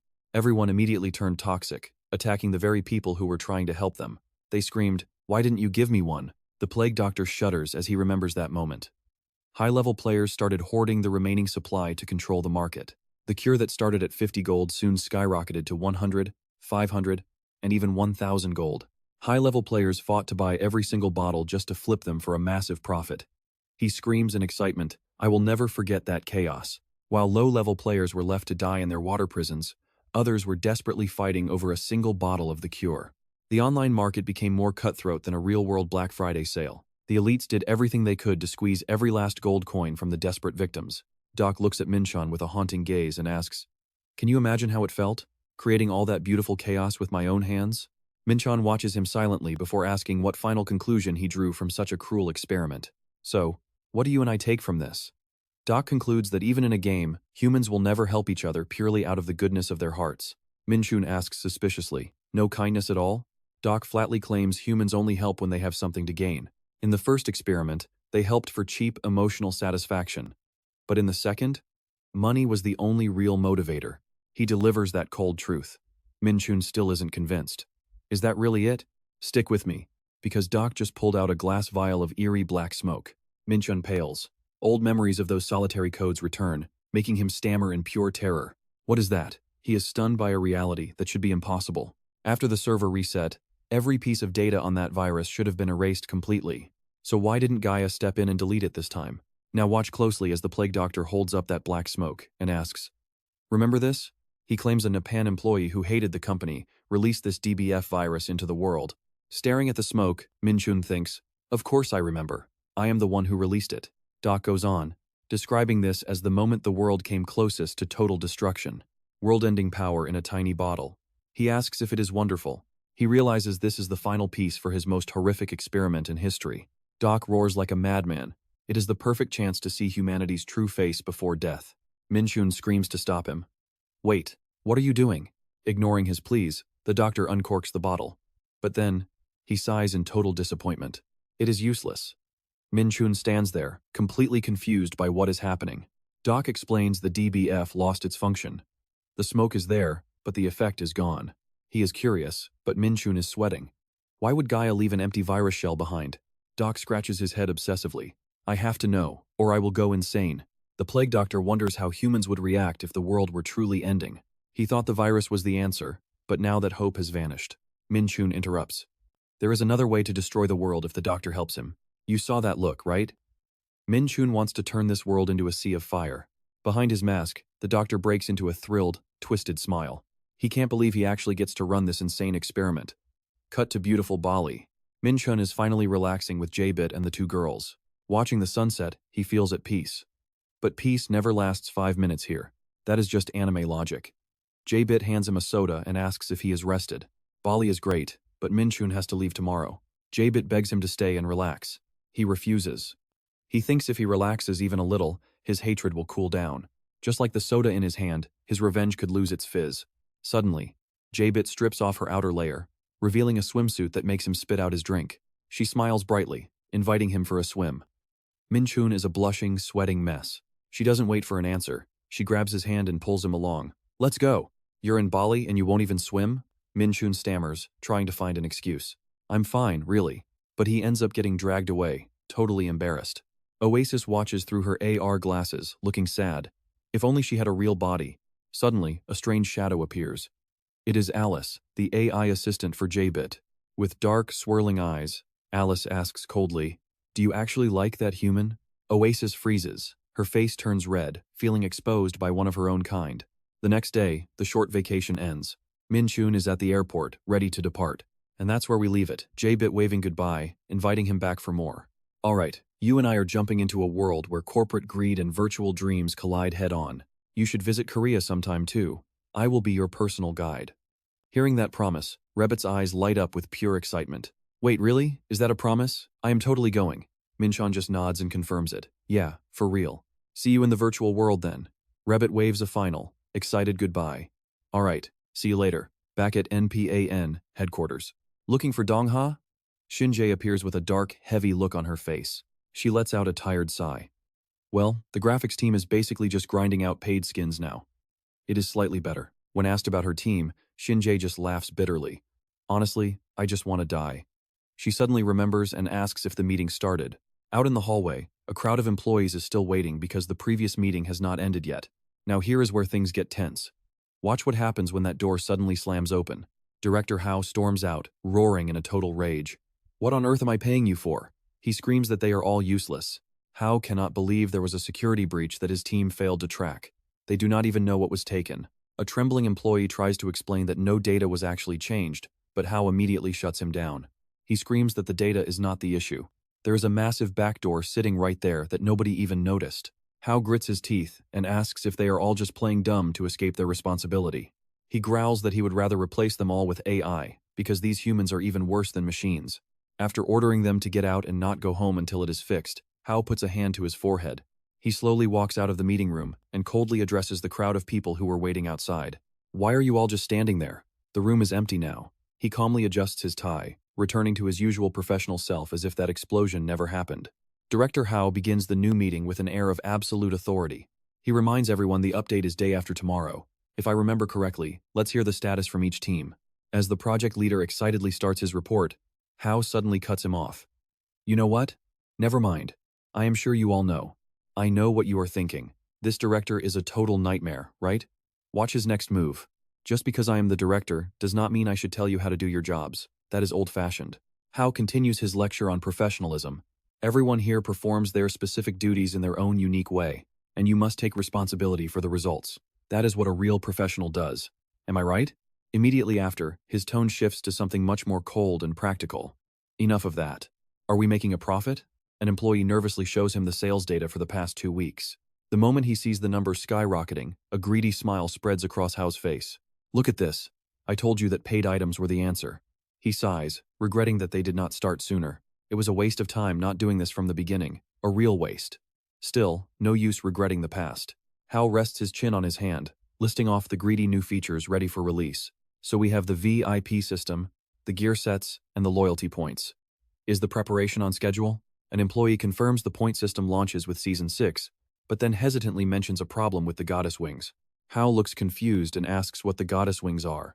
The staff explains it as a paid item for guaranteed enhancement. He suddenly remembers but immediately starts criticizing it.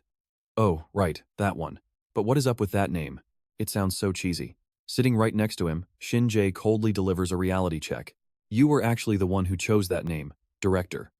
Caught in his own trap, Hao starts fumbling for an excuse. Well, who even cares about the name? So, what is the issue? A member of the development team speaks up nervously. We were just thinking that perhaps we should think twice about the timing of the official release. He points to the rising revenue chart on his tablet. We are already earning quite a bit from our current items. And once Season 6 officially kicks off, our sales numbers are expected to explode even further. So, do we really need to release a paid item that completely breaks the game balance right at this moment? He worries about a massive wave of player backlash and suggests they wait until Season 7 when things have stabilized. It sounds like he is asking to show mercy to the players, but this room has zero room for kindness. You and I both know how this ends. Corporate greed always wins. If they complain now, they will complain later. Stick with me. You and I are about to see a corporate scheme turn into an absolute war. This is the golden hour to drain their wallets. Hao crosses his arms, his glasses reflecting a cold greed. Come on, do players ever stop complaining about no problem? Backlash is temporary, but profit is forever. The board has massive expectations for this update. Their logic? Ignore the hate as long as the cash flows. He tells them not to disappoint. Shinji and Dongha sit in suffocating silence. Cut to the virtual world. Min-cheon kicks off his plan by creating a brand new guild and purchasing a massive base. System alerts flash. Higher guild levels mean more territory and exclusive decorative items to flaunt. With a sinister grin, Min-cheon activates the recruitment feature to find his team.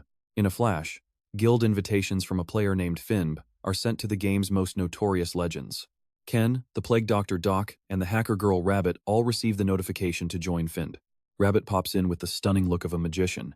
She cheers excitedly, saying this is the very first time they have ever actually met inside the game world. Dream Min-cheon winces, telling her not to use that name here.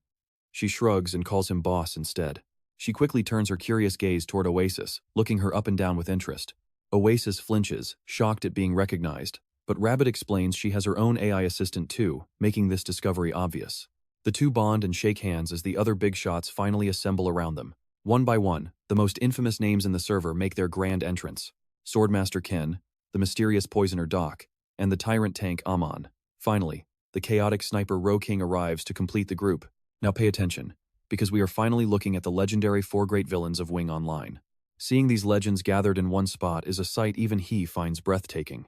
But King suddenly mocks everyone, calling them nothing but a bunch of washed-up has-beens. This insult is pure gasoline on the fire, making Amon scream in rage as he threatens to turn the brat into dried meat. Despite the thick bloodlust in the air, King just keeps laughing, poking fun at the tyrant's old-fashioned way of speaking. Seeing Amon about to snap, Min-cheon steps in, explaining that King is just a natural-born troll who lives to annoy people. But King, aren't you the most washed-up one here? He shuts her down. A streamer who cannot even go live anymore, do you even have any viewers left? King grinds her teeth in pure frustration, unable to find a single word to fire back. Doc speaks up softly. To be honest, I am not sure if I actually deserve to be in this group of elite villains. I am just a rumor on the streets, more of an urban legend than a real player. If that is what you are calling this, is it really okay for someone like me to join? Everyone who plays Wing knows you, Doc.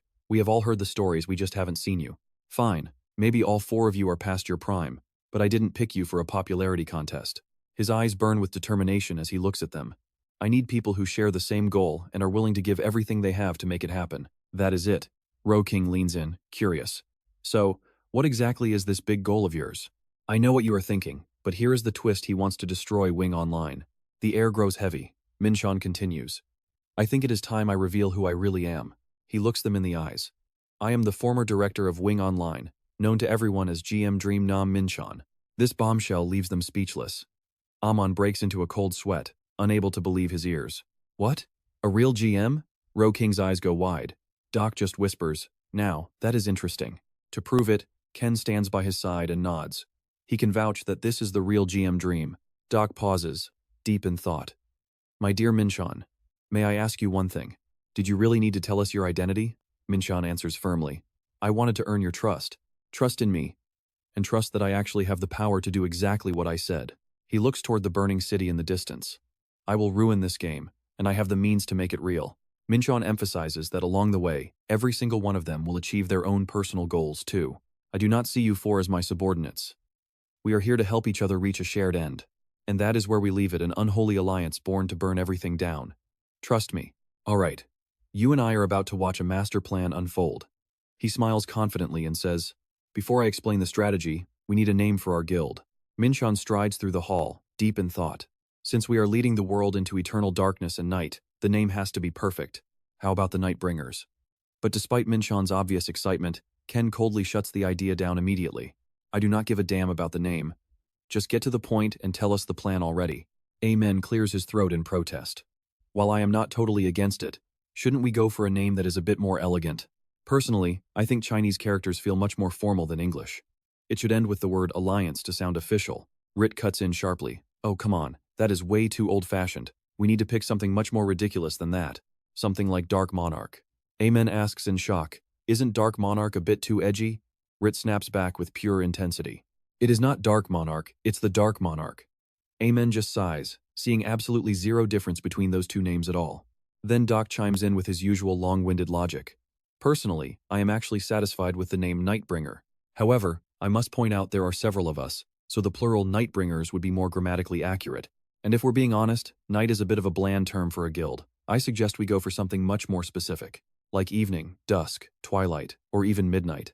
Ken finally snaps and screams, just pick a damn name and move on. Amen roars back in a rage. Just pick a name? The guild's name defines our entire identity and our reputation. To calm them down, Rabbit suggests an even weirder option. Fine, let's just reach a compromise here. Let's go with the name Dark Monarch, okay? Amen growls. You are easily the worst one out of all of us, kid. Watching his teammates brawl, Min-cheon stands there speechless. One doesn't care at all, another is obsessed with Chinese characters. Add in a professional troll and a doctor who talks way too much. He starts sweating bullets looking at this total mess. Okay, I know what you're thinking. This party is a disaster, right? They'll probably report each other before the map even loads. Min-cheon looks around at the members of his new guild, the Nightbringers, and declares loudly, "Excellent. Now, listen up, brothers. It's time to reveal our grand strategy."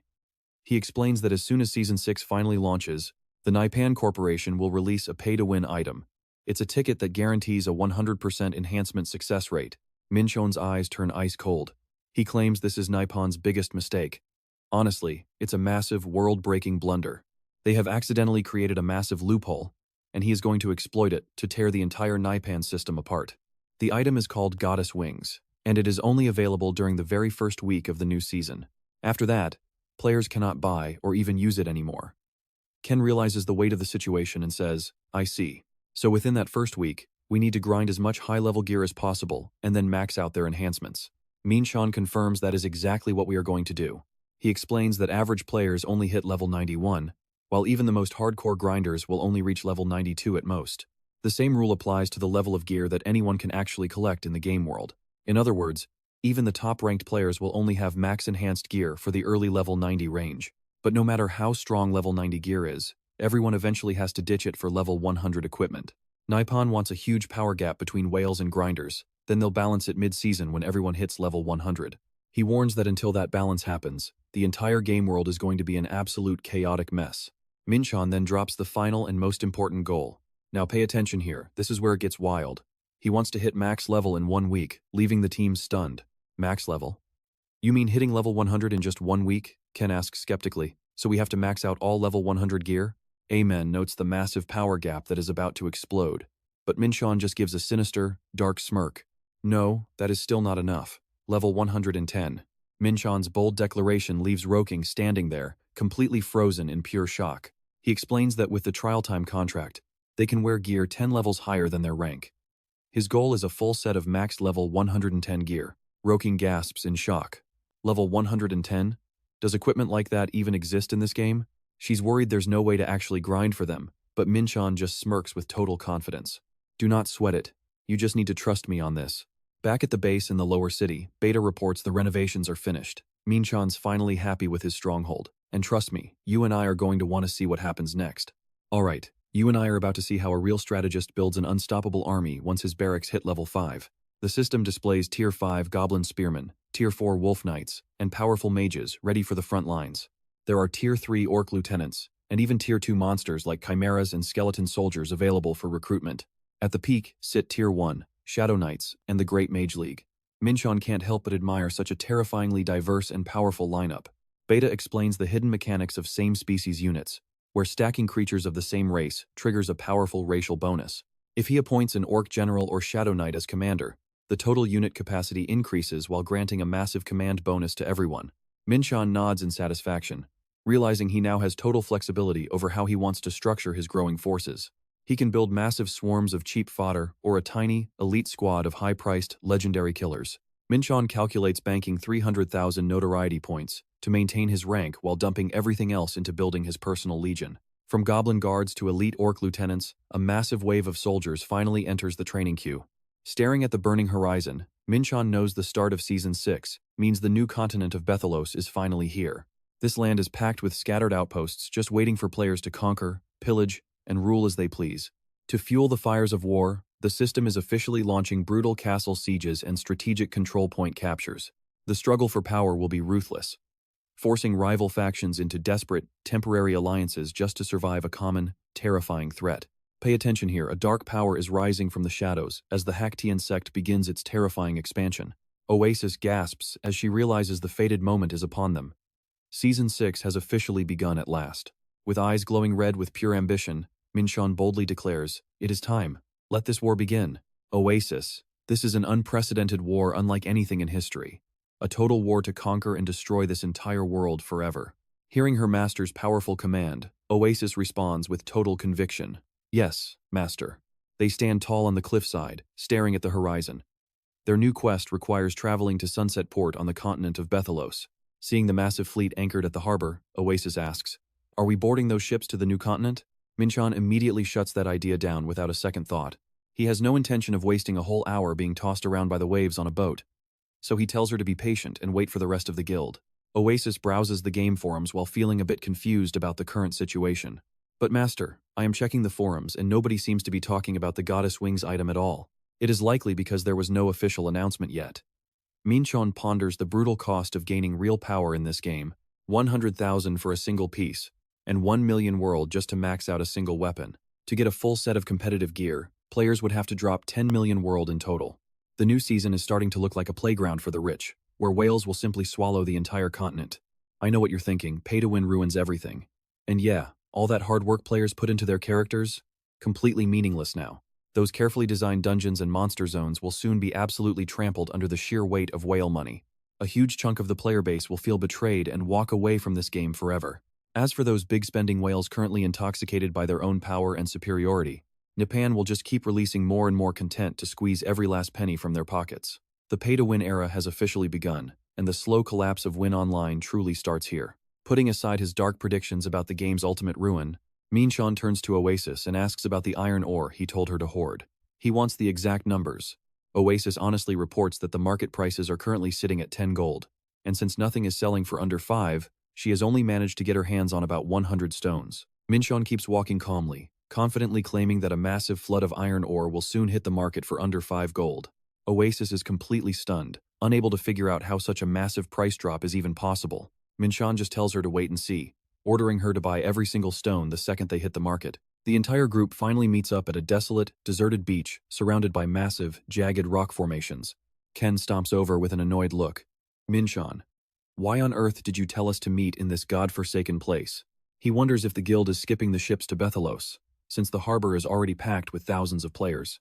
Looking at everyone's confused faces, Ken sarcastically asks if Min-cheon expects the whole group to just swim across the ocean. Min-cheon just smiles sinisterly, telling everyone not to worry, and trust me, he is about to reveal a shortcut that changes the entire game. "Alright, you and I are stepping into a world where even legends bow down." Min-cheon walks into the void, leaving everyone behind in shock. The group crosses through the portal, emerging in a gloomy hall where flickering torches illuminate ancient stone pillars. In the heavy silence, the Dark Knight leader Terrio is already there, waiting for his master to arrive. He drops to his knees in total submission, shouting out his greeting to the Dark Lord. Min-cheon brushes past him, making it clear he is not here for Terrio. The team descends endless stone stairs through a massive, fiery chamber. They head toward the Grand Gate. Min-cheon suddenly asks Oasis if she ever wondered what sits at the very top of this temple. Oasis just shakes her head, admitting she never thought about it. Min-cheon lets out a mysterious smirk and tells her she is about to find out very soon. Min-cheon puts his strength into the massive stone doors, letting a blinding white light flood the entire space from the outside. Now pay attention, because this reveal is absolutely breathtaking. Welcome to Betrayal, a land of floating islands and impossible wonders. Waterfalls tumble from 9 levels of clouds over endless stretches of lush, vibrant greenery. Standing before this magnificent new world, Min-cheon and the guild silently take in the sheer scale of the continent. Min-cheon asks them one simple question. "What do you think about us conquering this entire world together?" The scene shifts as Ken draws his lightning sword and unleashes a devastating slash against an armored giant. But he freezes in horror when he realizes his powerful strike did not even leave a scratch on that thick armor. The giant slams a heavy fist into the ground, forcing Ken to jump back just to stay alive. Suddenly, another armored guardian charges in with a relentless assault, putting Ken in a life-or-death situation. Right then, Rebet blows a magical kiss, activating her powerful lavender enchantment skill. Purple energy washes over the giants, making their eyes glow with a twisted light. Caught in the spell, they start slaughtering each other. One giant brutally slams his own ally to the ground while Ken watches in total disbelief. "You and I both know that look complete and utter disbelief." Ken shouts out in surprise as the monsters tear themselves apart. Rebet explains, this is exactly why she chose the path of an illusionist. Ken cannot help but admit her skills are seriously impressive. She smirks and suggests they should charm them all to help with their actual mission. Immediately after, she triggers her mirror illusion, creating multiple clones that radiate intense purple magic. Rebet commands her clones to charge forward and round up every last one of those enemies. Watching her control 4 clones at once to distract the entire army, Ken is blown away by her incredible precision. In the real world, the AI assistant Alice appears on screen. Rebet, wearing her VR gear, praises her and gives the next order. The AI continues to lure the enemies exactly where they want them to go. Even though Rebit charmed one group, Ken feels the pressure as more armored giants charge forward with glowing, evil eyes. He mutters that while the charm is great, their numbers are starting to get way out of hand. Oasis raises her staff and calls out loudly, summoning the legendary basilisk. A massive black serpent appears from thin air, hissing a warning to create a solid defensive wall. Oasis tells her master to stay calm. She tells him to focus on defending since their goal is not to kill everyone, but just to buy some time. Ken looks over at Rebit and gives a direct command. "Alright Rebit, keep doing your thing. Keep charming every monster you find inside the base." Rebit is worried about the sheer amount of enemies, but Ken shuts that down immediately. That does not matter. He grips his sword tight, his eyes turning cold and determined. "Defense is the only thing I know I am truly great at." The story jumps back 30 minutes to the guildhouse where Min-cheon was laying out the master plan. He explains that most players will start their journey in Bethelos from the west at Sunset Port before heading east. Along the way, they will conquer new dungeons and capture points while gathering rare resources to grow stronger. Min-cheon points out that in the late season, once players reach the far eastern edge of Bethelos, things get real. They will have to face a brand new enemy army, known as the Dark Sect, that is already waiting for them. The crazy part is that there are no built-in cities on this entire continent of Bethelos. Instead, there are 10 occupation points that players must conquer, and then build into their very own cities. Now we see if this works. Once the area is cleared, the real game begins. Alright, you and I are about to see how a pro guild handles an impossible Season 6 update. Min-cheon confirms that expanding their influence is the absolute core of this new patch. With a sharp, determined look, he steps forward and starts revealing their most critical objective. The 10th capture point and the very last one. Point 10 is the massive heart of the Bethelos continent known as Lost Paradise. Min-cheon lets out an ambitious smirk and makes a booming announcement. And we are the ones who are going to conquer it. AWAKEN is immediately worried by this insane plan, pointing out that every monster there is level 100. Since the guild is only level 90, Min-cheon explains that the goal is pure chaos. At their current level, wiping out those monsters is actually impossible. To kick off the campaign, Min-cheon splits the guild into 2 squads. Team 1 features Oasis, Rabbit, and Ken. Meanwhile, Omen, AWAKEN, and Doctor will form Team 2. Seeing Min-cheon left himself out, Ken asks about his role. Min-cheon looks at his teammates with cold eyes and reveals the truth. "Now pay attention, because this is where the real mission begins. While you distract the guards, I will take down the boss myself." At the southern gate of Lost Paradise, Team 2 begins their approach. Doctor starts rambling non-stop about how the team needs a perfectly detailed battle strategy. He analyzes that there are 50 monsters inside. They must lure at least 20 away to give the North Gate team and Min-cheon an opening. Looking at the level 100 Iron Guards standing watch, Doctor warns that even for pros, overcoming this level gap and those numbers is a massive headache. He excitedly brags about his perfect plan to neutralize the enemy. He urges the team to outperform the North Gate group for the sake of their pride. Noticing how exhausted Omen and AWAKEN look, Doctor realizes he has been talking too much and quickly apologizes. He explains that he is just excited to finally be part of a team after playing solo for so long. But Omen and AWAKEN had already walked away while he was talking. Doctor screams in a panic for them to come back, since he has not explained the plan yet.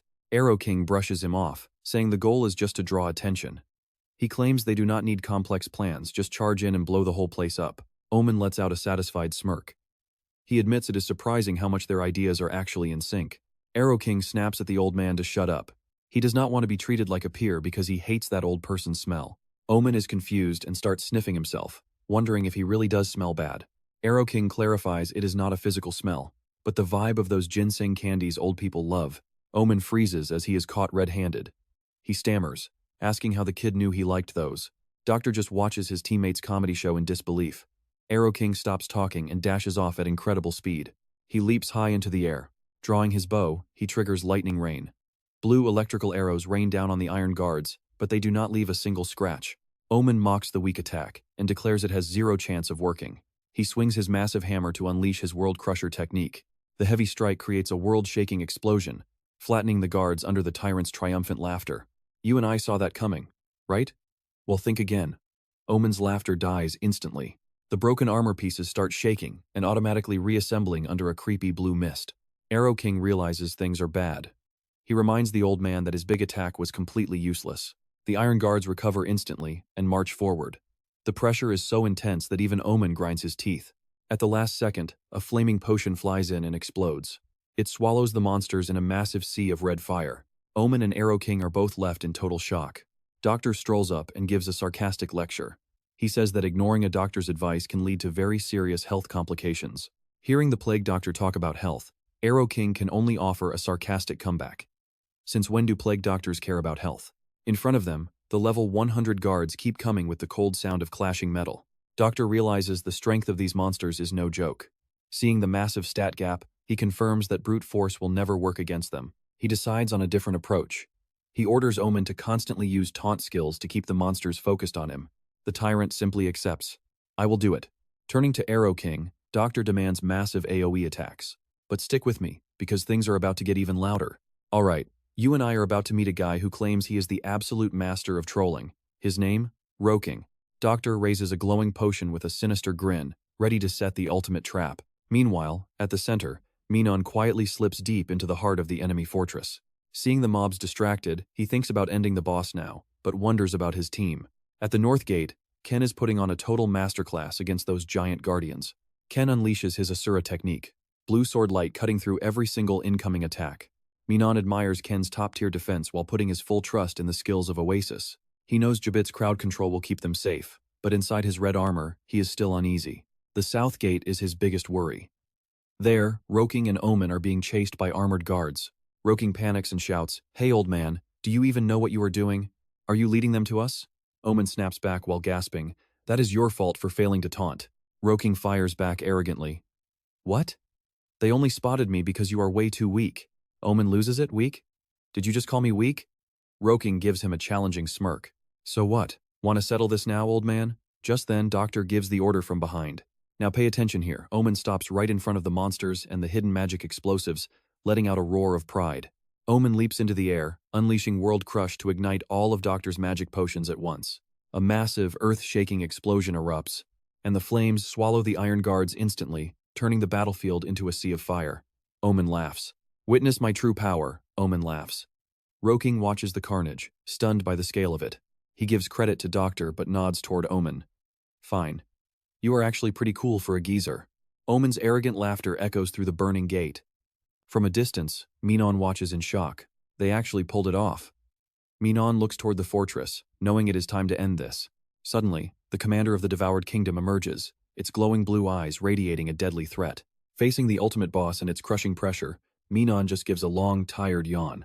He complains about being exhausted, having not slept once since the new server went live. To finish this quickly, Min-cheon immediately triggers his powerful demon god transformation. Surrounded by red electricity, he tells himself to end this fight fast so he can finally sleep. Moving like a ghost, Min-cheon strikes with force that cracks the earth, sending the commander flying. He notes the boss is on another level, surprised the thing survived such a devastating blow. From the darkness, the knight lets out a roar filled with pure hatred and resentment. Here is where it gets wild. The boss warns him that his power is too much to handle. Min-cheon freezes in his tracks, caught off guard by the commander's sudden and chilling provocation. With glowing eyes, the boss pities him. "How much longer can you last?" Min-cheon snaps. "Shut up." He swings his blade, but the black aura on his face starts flickering out with unstable hissing.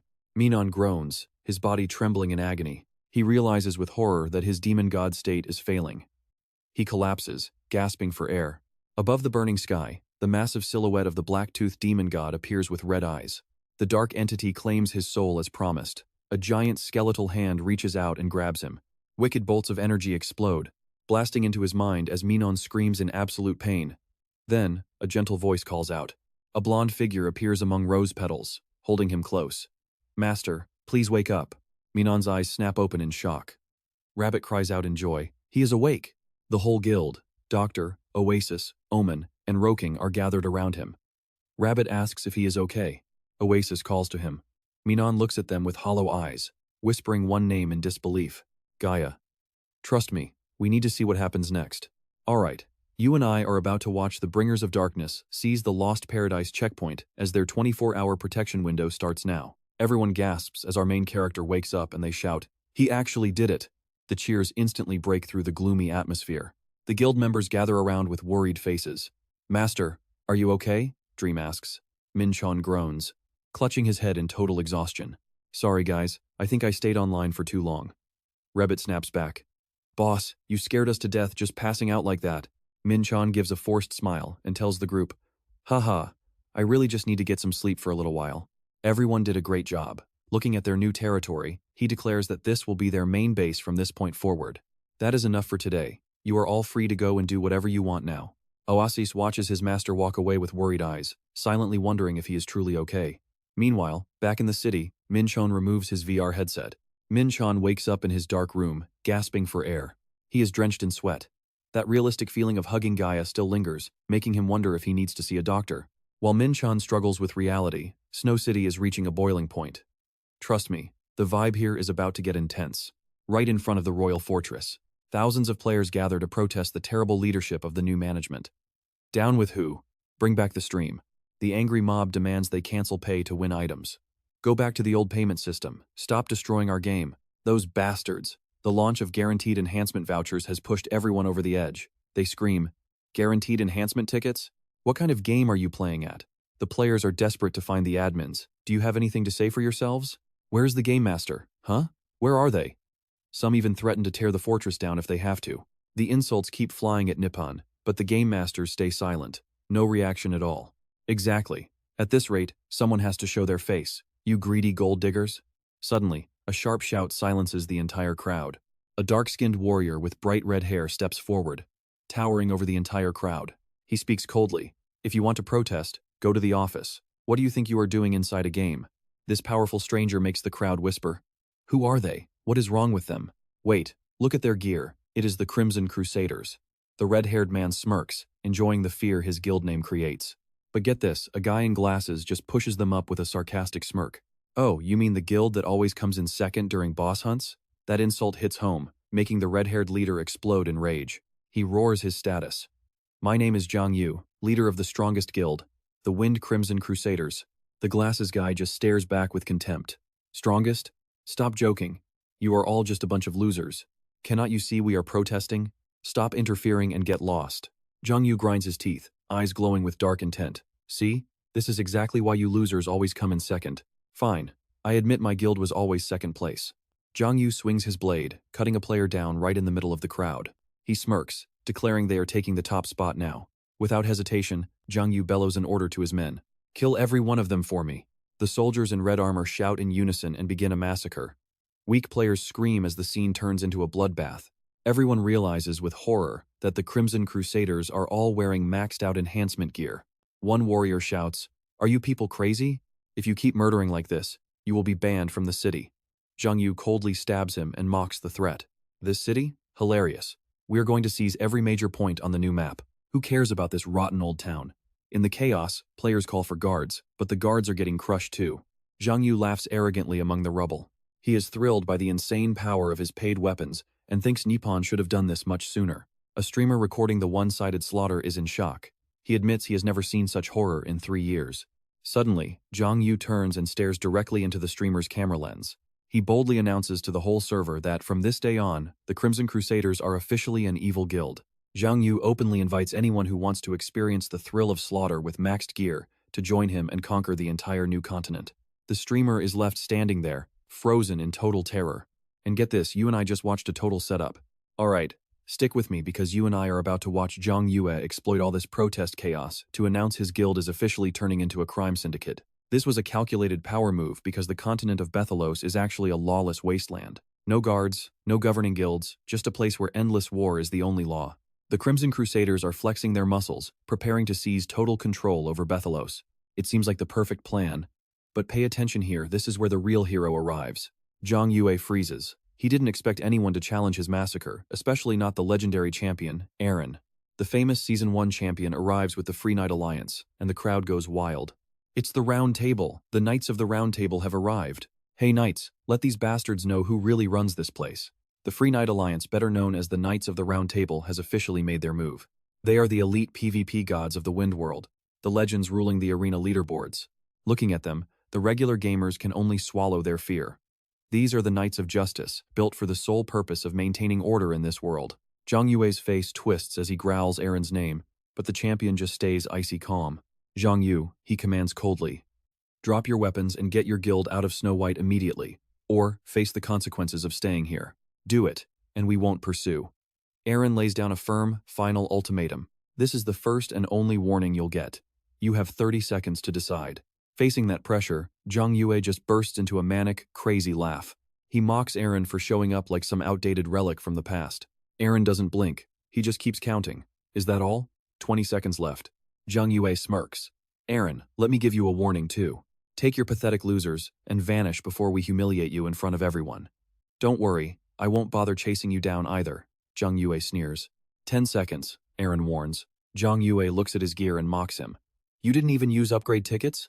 We're equipped with the most expensive gear money can buy. You actually think you can fight us? He's banking everything on his expensive paid gear. Aaron just shrugs. Even level 5 gear is a total waste on trash like you. Aaron gives the signal. The Free Knight Alliance draws their blades, ready for war. Steel rings out as Aaron swings his blade, glowing with blue mana. Wipe these rats off the map, destroy every last one of them.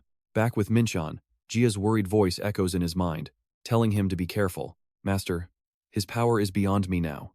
Don't let it swallow you whole. Min-cheon sits alone in a dark, silent room. Staring at the city lights, the grim warning of the future haunts his every thought. Suddenly, his phone pings "You and I are watching" as over 1.2 million people stream this massacre live from the snow-white battlefield. Inside the game, it's pure pandemonium. Screams of agony fill the air. The righteous knights are getting crushed by the pay-to-win whales and their superior gear. Farwen is bleeding out, screaming for the others to run while they still can. Aaron calls out his teammate's name in total shock. Watching the carnage, Zhang Yue can only laugh with absolute, twisted delight. This is it. Now this is what I call a real game. He sneers at Aaron, reminding him that he warned him about this exact humiliation. Looking down at the broken champion, Zhang Yue gloats. Look at you, Aaron. On your knees. Haha, I never dreamed I'd see this day. Aaron is spent. Zhang Yue declares that begging won't save him, it's time to die. Immediately, Zhang Yue orders his men to seize him. An armored soldier lunges forward like a hurricane, aiming straight for Aaron's throat. Aaron is paralyzed, waiting for the end. But suddenly, a blue knight leaps in the way. He screams with everything he's got. Protect the champion. Chaos erupts as everyone screams. Aaron can only gasp. What are you guys doing? One member stands firm. You're our icon, Aaron. There's no way we're letting these lawless outlaws be the ones to take you down. They sacrifice themselves to buy him time. Zhang Yue just laughs. Running away already, Aaron? And that's where we leave it. Trust me. You and I are about to see a revenge arc like no other. Alright, stick with me, because we are about to watch a pro gamer sell his soul for some serious power. Aaron hesitates, claiming he only plays fair as a professional and needs to focus on the upcoming tournament. He questions himself, wondering if buying strength with money is really the right thing for a pro to do. Suddenly, a donation from Galaxy drops 10 million, urging him to use the cash to give those punks a taste of their own medicine. The crowd is losing it, constantly pushing Aaron to go and teach Zhang Yue a lesson he will never forget. Aaron makes his choice, messaging his guild to respawn and immediately max out their gear using goddess wings. Aaron declares it is time to punish the outlaws, but Kane just watches the screen and calls the whole thing pathetic. Min-cheon has finally returned to the group, and he looks like he can finally breathe a sigh of relief. He claims he was just a bit tired, having finally enjoyed a good night of sleep after a very long time. Kane dives deep into the data, carefully analyzing how Aaron is manipulating the entire narrative for the fans. He uses someone even worse than himself just to make sure he looks like the hero of the story. Pay close attention here, because we are about to see just how deep this deception really goes. Aaron needed a justifiable reason to use pay-to-win items, so he let himself be defeated just to make the gear upgrade seem necessary. Kane points out that every member of the Free Knights Alliance is actually a top 30 player on the server. Even against level 15 weapons, there is no way these elite masters would ever lose a fair fight like that. Kane concludes they lost on purpose, though Min-cheon is not entirely sure he agrees with that simple explanation. This entire situation is nothing more than one massive, carefully scripted performance. While Crimson Crusaders play the villains, the Free Knights use the chaos to justify spending money on weapon upgrades. It is actually a massive marketing scam designed to trick every player into buying those expensive goddess wings. Kane just scoffs with a smirk, realizing that every single one of these guys is in on the same scheme. Back at Snow White, Aaron stands tall while Zhang Yue groans on the ground about how much it hurts. But then, Zhang Yue starts recruiting, asking if any outlaws want to join his crew in the new map. He welcomes everyone to join their side with a confident grin. After a massive strike, he admits that maxing out weapons to the absolute limit is not actually a bad idea. Aaron calculates that since the game used to cost 60,000 a year and is now free, spending 1 million world for max gear is a steal. You and I both know this is a total trap, but for 1 million world, the power is definitely tempting. The choice is yours, he says, claiming you can still catch up later in the season even without buying. With a calculating smile, Aaron says buying in now just makes the game way more fun for a little while. Watching the screen from a distance, Min-cheon lets out a subtle, knowing smirk. It is interesting how the public's anger is being skillfully redirected toward a completely different target. People are starting to say the items are fine, and it is only the bad players who are at fault. Min-cheon sees that the mastermind is pushing the blame onto individuals to save the reputation of the system. It is the same logic as real-world gun laws, claiming the weapon is not the issue, but the person who uses it. The argument is so smooth that the community almost forgets they are being milked for every cent they have. Min-cheon is genuinely impressed by this brilliance. Whoever is behind this has a truly strategic mind, making him wonder if Hao is pulling the strings. Meanwhile, at the newly captured point in Paradise Lost, Roking looks around in total confusion. He asks the old man if this is actually the right place that they just finished capturing. Omen is also confused, noticing that a whole bunch of new buildings have suddenly sprouted up out of nowhere. Roking stares at a weird crow statue on a pedestal, wondering why such an ugly thing is even there. Suddenly, a purple-skinned NPC appears with a bright smile, welcoming the members of the Bringers of Night. She presents them with their capture rewards, insisting that they take everything they have earned from the battle. Roking is stunned when she hands over a magic potion, swearing it is completely free of charge. Nearby, a blacksmith offers to fix their weapons for free as a special reward for those who just took the point. Omen is thrilled and hands over his massive hammer without a single worry. And that is where we leave it, with a creepy priest offering a blessing that looks anything but holy. Even though they are a bit suspicious, both of them step into the magic circle to receive their items. But the moment that purple energy wraps around them, the priest offers a blessing for the glory of the Black Faith. Omen and Rock King are stunned. The Black Faith? Min-cheon just keeps walking and boldly confirms their new dark identity. Exactly. We are a notorious guild, and since I am your leader, I am a member of the Black Faith, so the whole guild is too. You and I can feel the story shifting from fantasy hero to total villain. He stops for a second, realizing he has not fully explained how this new continent actually works yet. Oh, I have not explained the details, have I? I will tell you all once everyone has gathered together.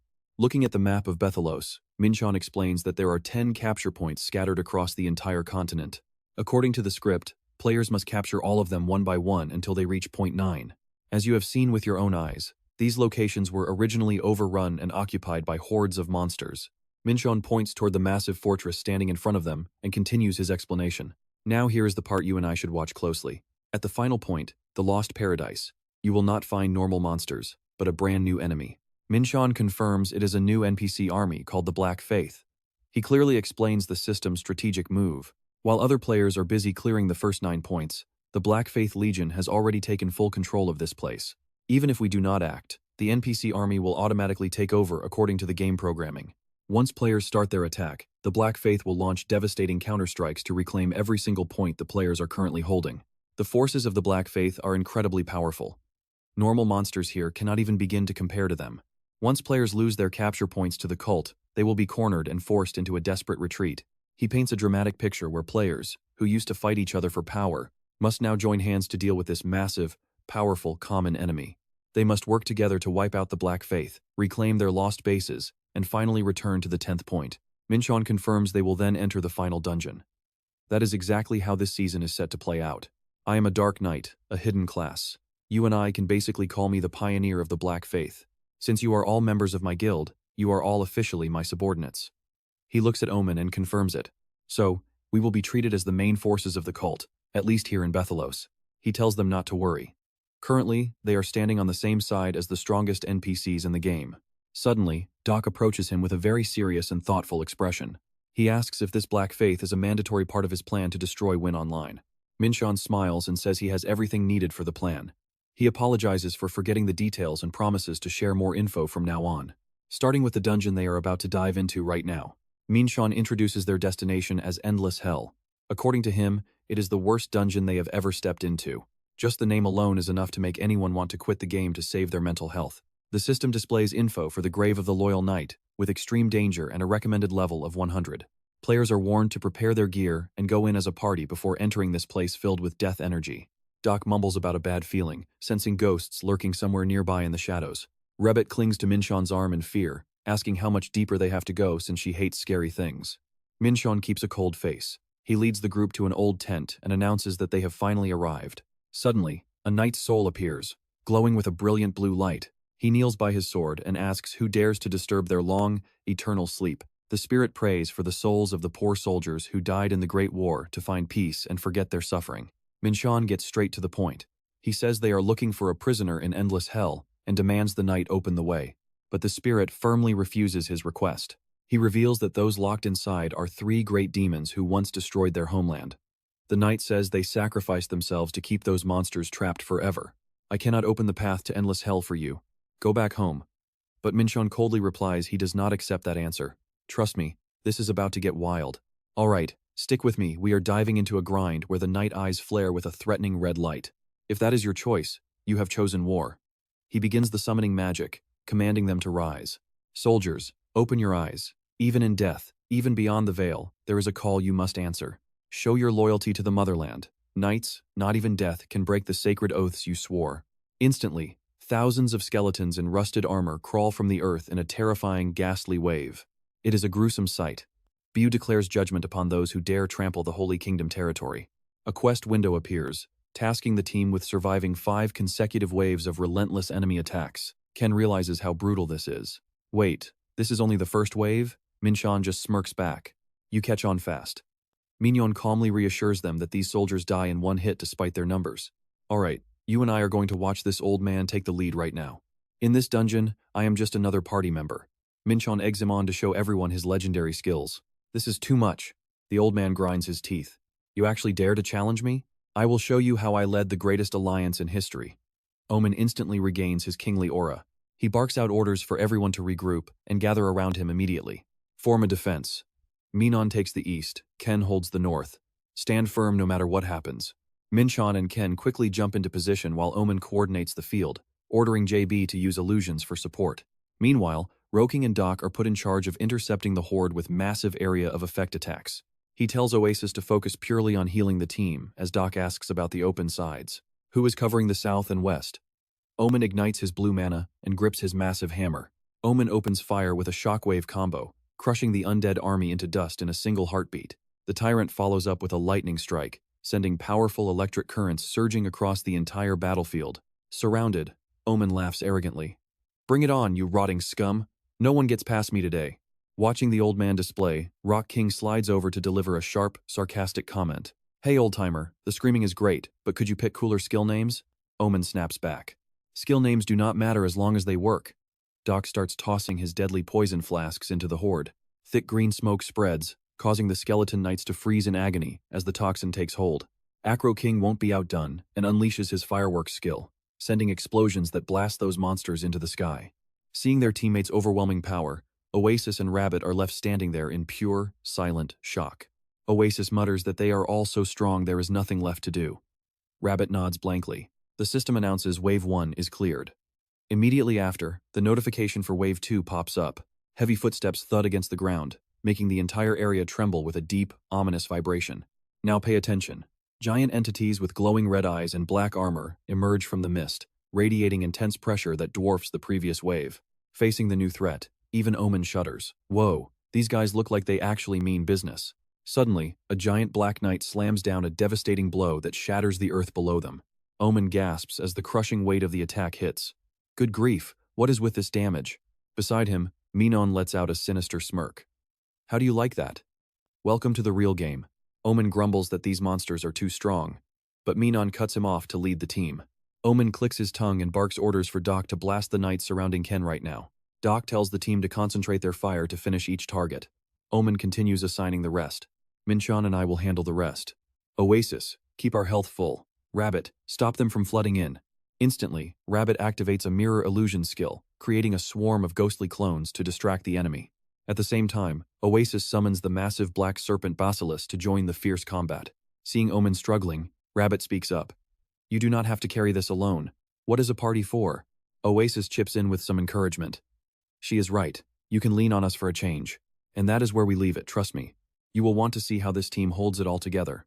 Rabbit unleashes magic cards that slice through the air, while Basilisk delivers a crushing bite to shatter the enemy armor. Suddenly, Rabbit spots a weird anomaly and screams. You see that too, right? There is a red light pulsing from the monster's chest. A glowing red orb appears in the center of the monster's iron chest, radiating a sinister and otherworldly energy. She confirms it with absolute certainty that glowing spot is the fatal weakness they've been looking for. Amen hoists his giant hammer and charges forward, ordering the whole squad to focus every ounce of power on that spot, while Min-cheon blurs through the horde at lightning speed. He thinks to himself that going all out might save time, but even for him, human endurance has its limits. To achieve his dream of world destruction, He knows he needs perfect synchronization and coordination with his teammates. Right now, they need to master each other's skills, from Du's lethal poisons to the hypnotic illusions cast by Jibit. Every single member's unique ability must be understood inside and out to survive this fight, including the long-range snipers or the healing magic from Oasis. Min-cheon glances at the tyrant, wondering if the old man truly gets the plan. Smirking with experience, the old man claims this is basic knowledge for a raid leader and doesn't need a rookie like Min-cheon giving him reminders. A massive hammer blow comes crashing down, pulverizing a skeletal knight with a sickening and hollow crunch. AWAKEN is locked in, his sharp gaze already tracking every anomaly and flicker of energy on the battlefield. Now check this out, the old man's strategy actually works, and Jibit cheers as the monster's chests begin to glow with demonic light. Seeing the opening, AWAKEN bellows the command for the whole team to hear their hearts are their weak points. Focus everything on their chests now. The team immediately transitions into a perfectly organized and professional tactical beatdown. Meanwhile, at the glowing Inpon Tower, a greedy executive checks the skyrocketing revenue figures on his phone with a malicious grin. He laughs with joy. The profit from the last 2 days matches months of earnings since they switched to a free-to-play system. Hao is obsessed with his philosophy of breaking game balance just to create an artificial demand for power, a truth he wants engraved in gold. He excitedly summons Development Team 2 to celebrate this massive and profitable victory. That greedy merchant's smile was practically brighter than the screen of his phone. This is just incredible. The team leader stammers in hesitation, reporting that critical bugs and server overloads still need handling, and suggests postponing the celebration. But Hao simply dismisses him. No, it looks stable enough to me. He orders a skeleton crew to stay behind so the servers don't crash, telling the rest to go feast, even ordering takeout for those staying. Here's the part where you and I see his true colors. He picks a 5-star hotel buffet and tells everyone money is no object. He smirks arrogantly, reminding his staff that with the massive profits they just made, prices don't even matter anymore. The team leader can only force a smile and obey the order. Hao gives an encouraging pat on the shoulder, saying he needs to go please the directors, and tells everyone else to start the party without him. He leaves in a great mood, showering the project team with praise for the successful launch of the new paid microtransactions. Hao promises massive year-end bonuses and urges them all to keep up this incredible momentum for the company.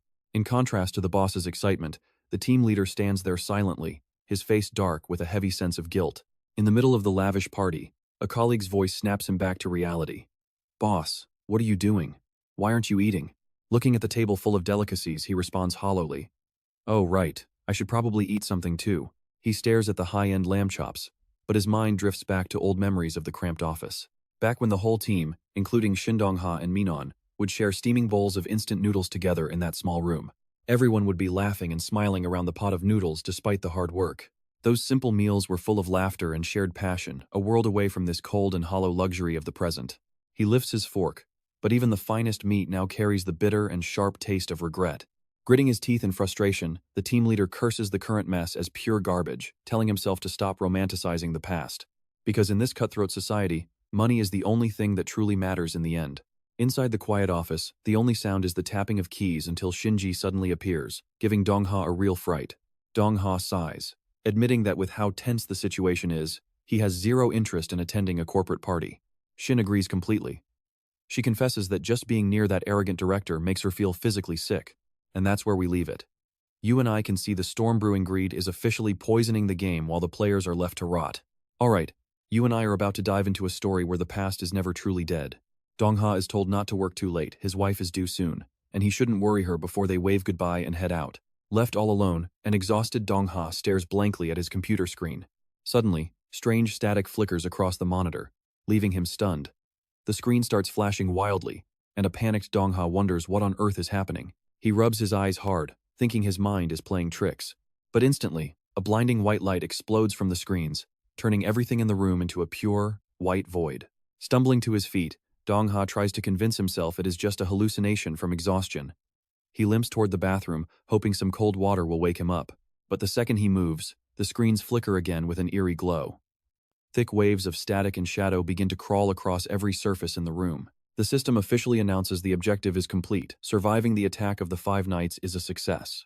Old Man O gasps for air, completely spent. He mumbles in relief, believing that everything has finally come to an end.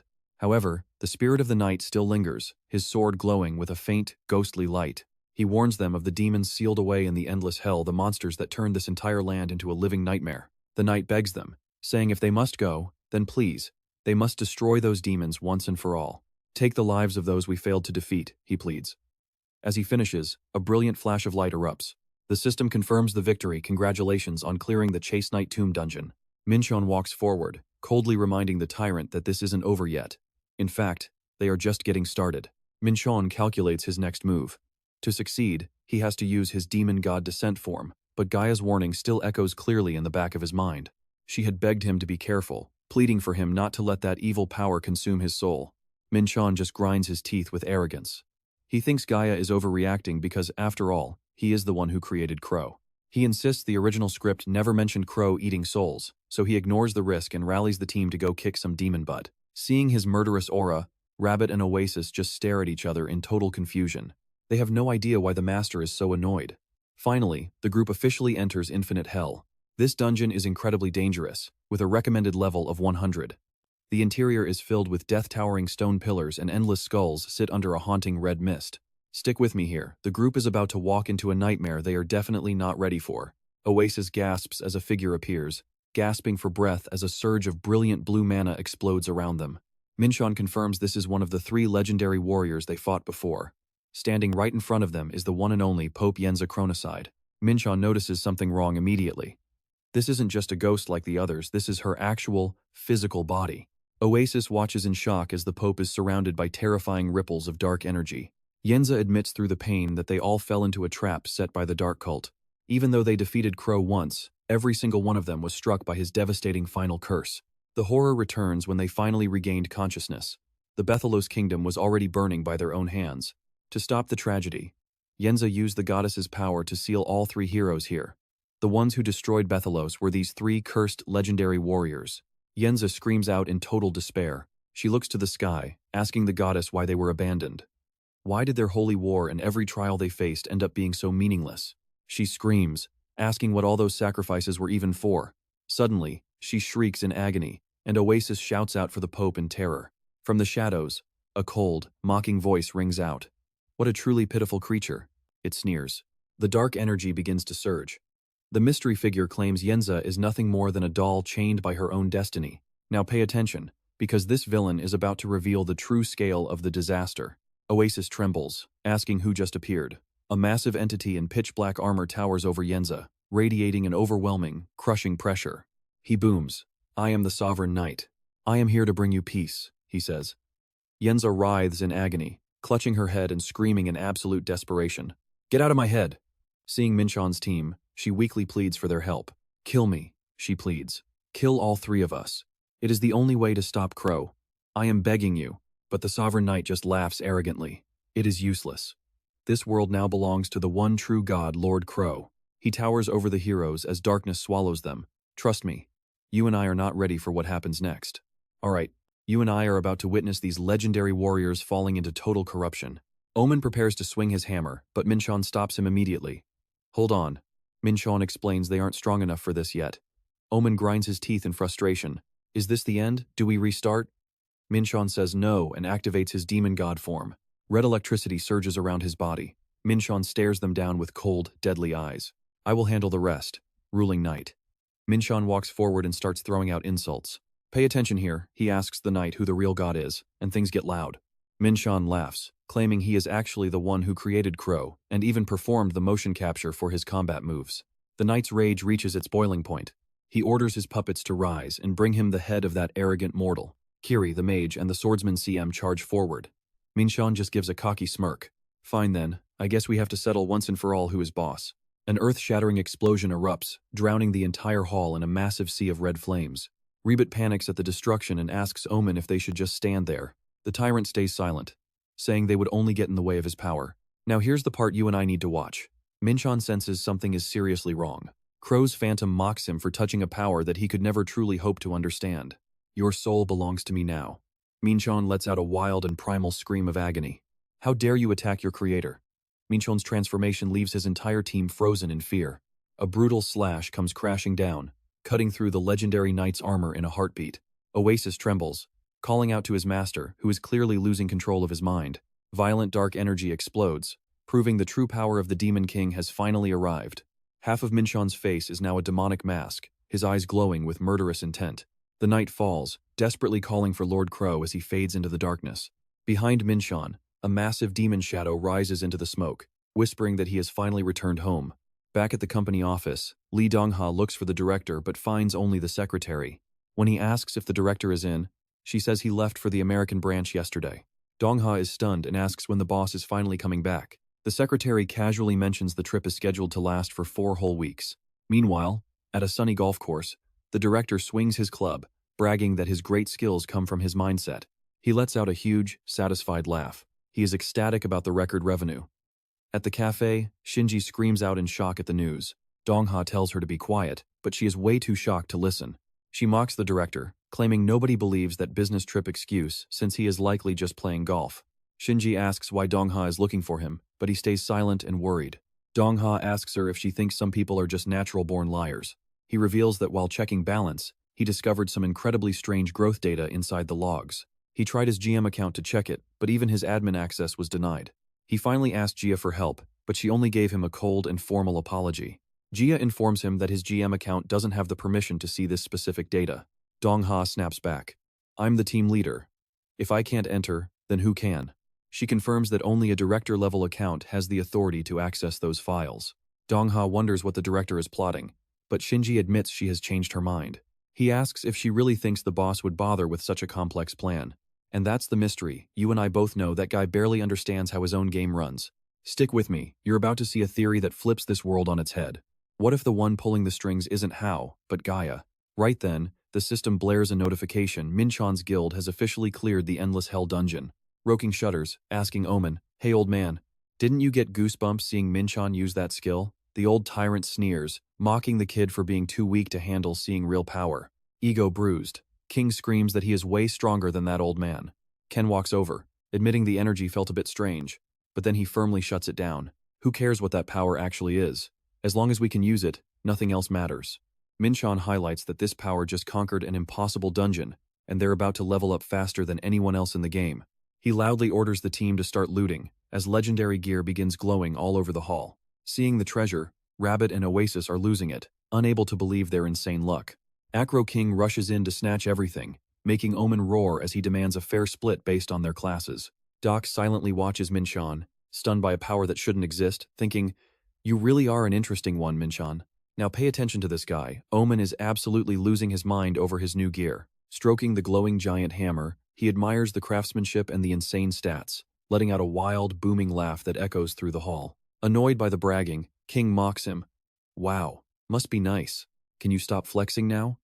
Omen just brushes him off without a care. He tells everyone to ignore the kid who didn't get any loot, then calls his hammer Heidi. Roking is completely stunned, stammering in disbelief. "Heidi? What the hell? Did you actually just name that hammer?"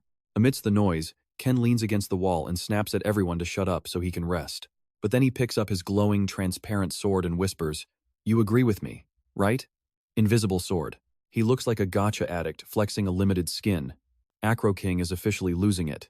"You named yours too?" Ken says the name came with the weapon, then tells him to shut up because Invisible is being sensitive. Roking cries out in frustration, wishing his teammates were at least a little bit normal. Seeing this, Rabbit walks over to comfort him with a bright smile. She tells him not to be sad because the next dungeon will have great loot. Then, she pulls out a glowing set of cards, the legendary deck of spirits. Acro King realizes he's being teased once again and gets absolutely furious. Just then, Min-cheon approaches. "Okay, you and I both know Min-cheon has a plan, but his next move? It's completely unexpected. He promises everyone ultimate gear while Doc asks about their next target, but Min-cheon gives an answer that shocks everyone. No dungeons this time. We're going to war a siege war." This declaration leaves everyone in total shock. Min-cheon explains that after the Season 6 update, all old cities can be captured through siege wars, and even the Dark Faith Cathedral is now classified as a city. Hearing this, Ken and Omen can't help but feel skeptical. Ken asks, "Wait, you want us to attack the Dark Cathedral? I thought we were on their side." Min-cheon smirks wickedly. "Exactly.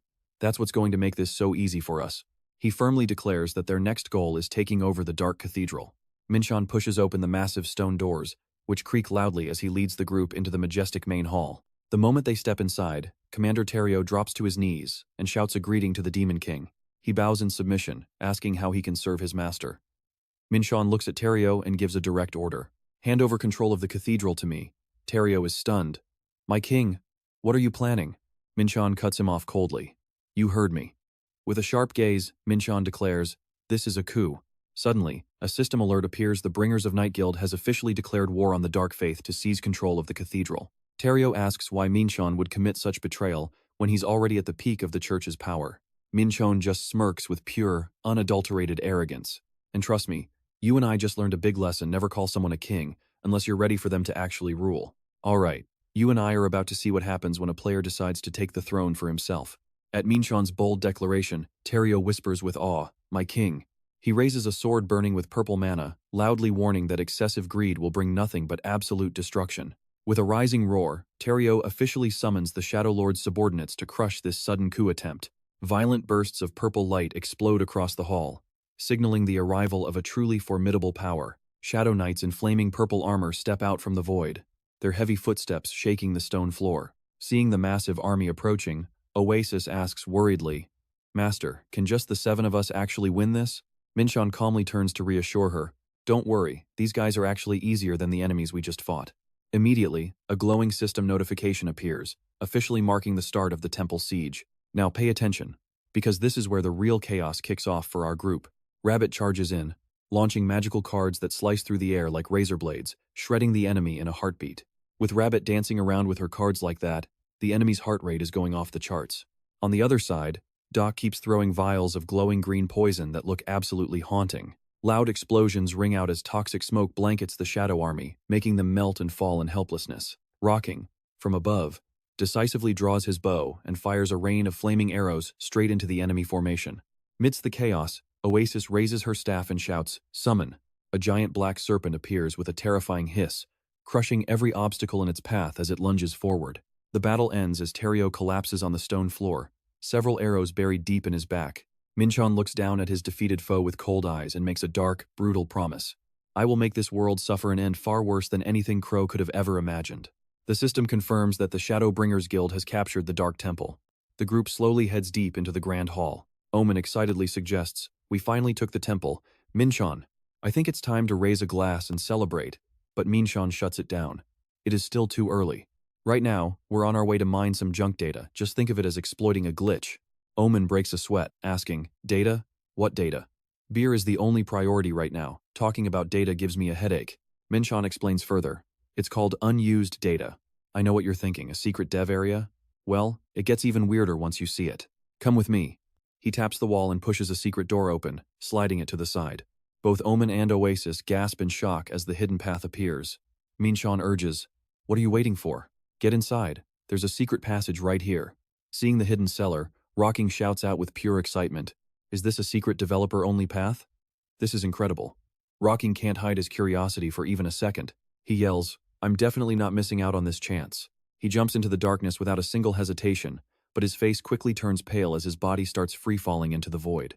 He screams in total panic as he floats in the pitch-black abyss, a literal leap of faith gone wrong.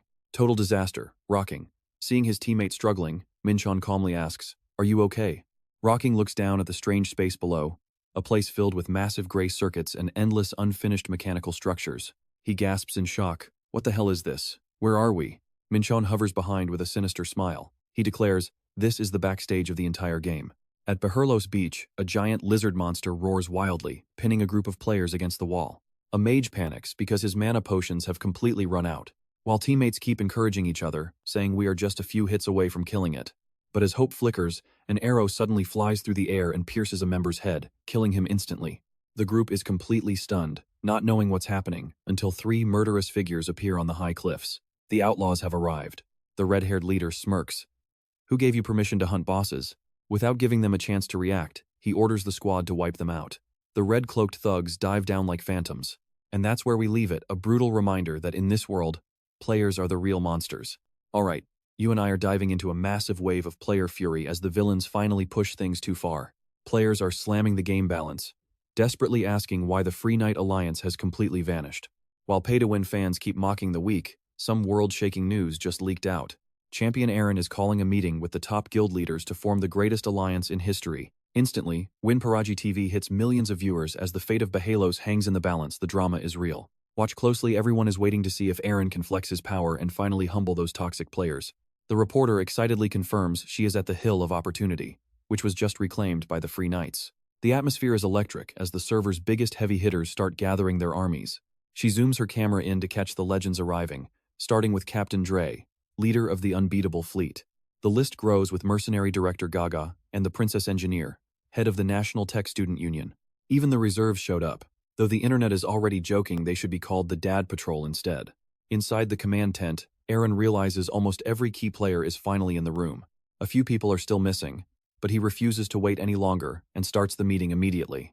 One player dressed as a guard can't help but think to himself that these pro gamers should stick to streaming and ads instead of messing with the world's deep secrets. Why do these online cops always act so high and mighty? Aaron looks the leaders in the eye and says, "Let's not waste time. I'm proposing a total server alliance. It's time to bring peace back to Wing Online." But that's when Captain Dre speaks up. "I have one question for you, Champion Aaron." With a nod from Aaron, Dre asks something deep. "Have you ever heard the phrase, 'Who watches the watchman?'" The room goes dead silent at his philosophical shot. Aaron admits he has never heard it, so Dre explains it's from the Roman poet Juvenal. The captain continues, "You want to wipe out the outlaws, so do I. Combining our forces sounds great, and bringing the top guilds together sounds even better. But pay attention here." Dre goes straight for the throat by asking what happens after they win.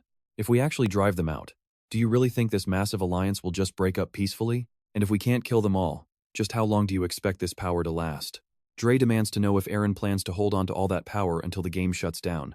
He argues that giving someone power to protect others just creates a new problem. Who monitors the monitor? Right now, they stay honest because they keep each other in check. The captain warns that joining forces breaks that balance, and absolute power always leads to absolute corruption. Dre points directly at Aaron's face and lets out a thunderous roar. "I want to know what you're really planning here. Admit it, Champion Aaron. You just want to take over this entire server for yourself." Captain Drake declares that if they all team up, there's nothing they couldn't control. They could tax every player, seize every dungeon, and monopolize all the mineral mines for massive profit. They could achieve what the Brotherhood failed to do: total world domination. Drake looks at Aaron with expectation, promising his unbeatable fleet's support if Aaron just admits his greed. Drake presses him for an answer. "So, what's it going to be? Will you rule this world with us?" Aaron bows his head, eyes hidden, before giving a firm answer. "I refuse, Captain." The sudden rejection leaves Drake absolutely stunned and speechless. Aaron calmly explains he didn't call this meeting to talk about power struggles or server control. He just wants to stop the outlaws who are terrorizing the game and get everything back to normal. Drake sneers, calling that a fairy tale, then turns his back to pose a theory. "Fine. Let's say we win and crush those outlaws into the dirt.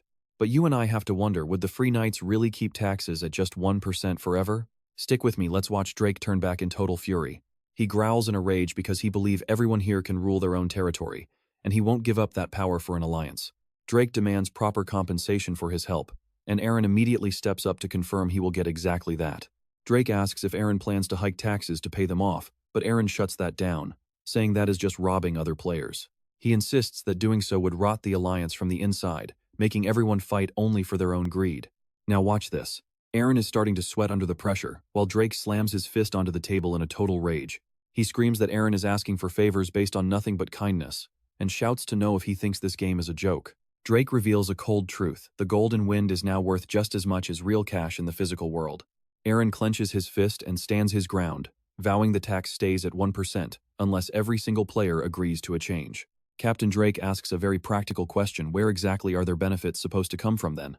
Aaron is drenched in sweat from the stress, awkwardly promising to find a way, even if he pays out of his own pocket. Drake just smirks with a mocking look, asking why on earth he would sacrifice that much for others. Aaron looks him dead in the eye and declares that as a professional player, he only keeps that title if people still play with him. Is Aaron really trying to bankroll the whole server? That sounds completely insane to me. He continues pouring his heart out about his love for this virtual world, the place that made his dreams real and gave him life. But here is the thing. These outlaws are tearing everything apart, slaughtering players, hoarding dungeons, and looting every mine in sight. He asks if everyone is just going to stand by and watch. Seeing the nightmare regular players are living through, his eyes burn with determination as he swears to protect them no matter the cost, leaving the whole crowd stunned by his sense of justice. Turning to face Drake directly, Aaron does not blink. "Captain Drake, if you want total control, then just become a villain guild and go join the outlaws right now. Because if you do, we will settle this on the battlefield," a declaration that leaves every guild leader in the room speechless. Suddenly, Drake bursts into a massive fit of laughter. He laughs like a madman before locking eyes with Aaron, reaching out his hand and announcing to everyone that he is in. Drake confirms he won't ask for money, power, or any support from Aaron, finishing with a wild and satisfied grin. He admits he loves this game too, mostly because it is just so much damn fun. A powerful handshake seals the deal on a promising new alliance, but Drake stares Aaron down with a chilling, cold look. I hope you are telling the truth, kid, and that you do not plan on changing your mind later. Even under that pressure, Aaron stays calm as Drake announces to all the leaders that his invincible fleet is joining the alliance. As the two of them finally step out of the command tent, AWAKEN gasps in disbelief, wondering if Aaron is actually doing this for the goodness of his heart. The guy's hero act was way too smooth. Drake immediately brushes it off with a dark, serious expression. No, he is hiding something. There is a deeper motive here. Drake narrows his eyes, waiting for Aaron to finally show his true face. He turns to AWAKEN and orders attack units 2 through 4 to assemble immediately. AWAKEN is shocked, asking if he really wants Unit 4 too, but Drake just tells everyone to switch to player versus player mode. He flashes a ruthless smile and declares that it has been a while since they went hunting tonight.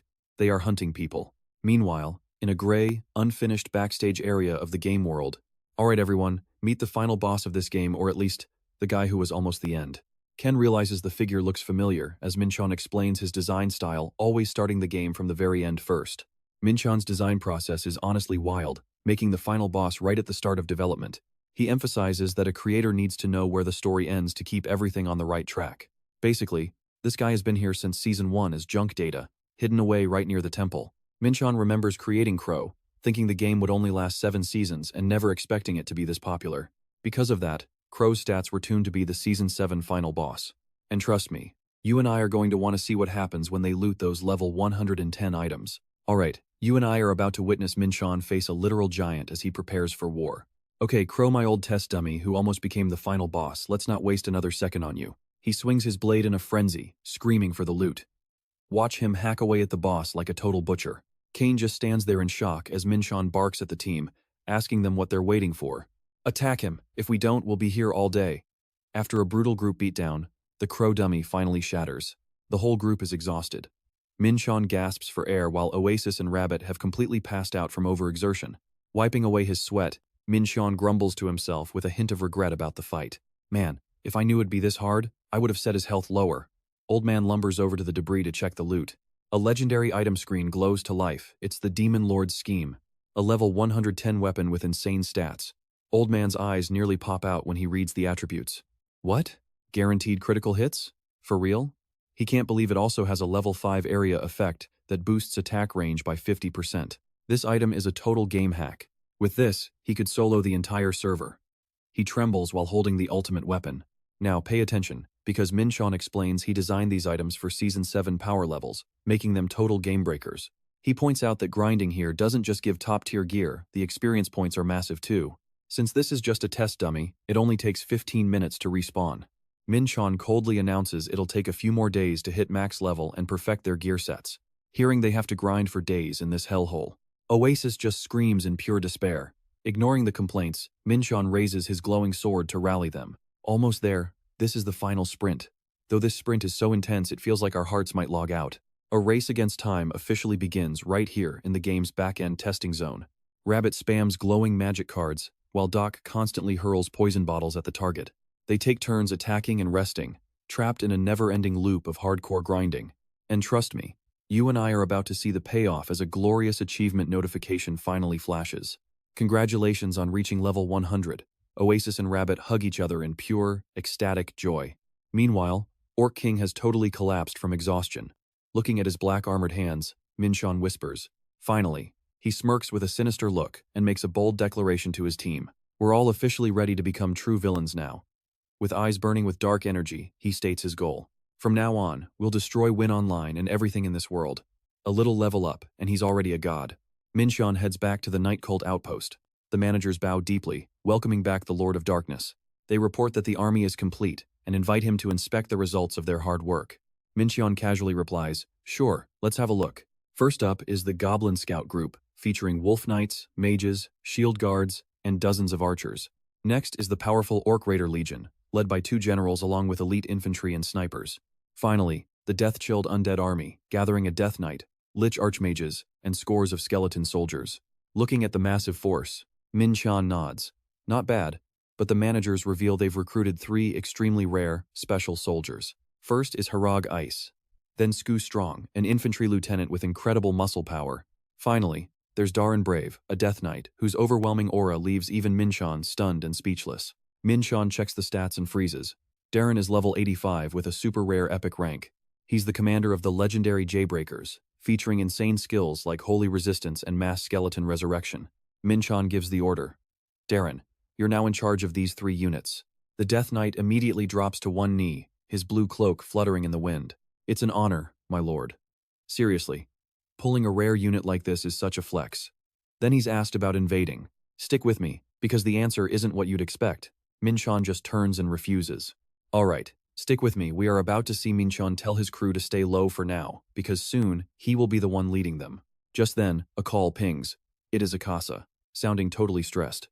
Hey boss, are you okay? Min-cheon looks at the screen as the scene shifts to a dark room where Akasa is frantically pulling his hair out. The merchant stammers that he is closing up shop. He is converting his items to gold, and then half of that into cash. Min-cheon is stunned. What is the deal here? Do you need money or are you just calling to collect? Akasa shakes his head, looking completely terrified. No, it is not that. I just realized gold prices in Wind Online are about to tank hard. When economic gods jump ship this fast, the game is doomed. Min-cheon just smirks. Haha, exactly as I predicted. Hearing the panic about the market crashing, Min-cheon asks calmly, so it is really going to crash? Akasa is sweating. Prices always moved, but they have never dropped this fast or this long before. According to Akasa, the release of all these new premium cash items has caused illegal gold trading to drop significantly. People are losing their life savings. All my friends have pulled out because they are afraid of losing everything. Min-cheon stares him down. And what about you?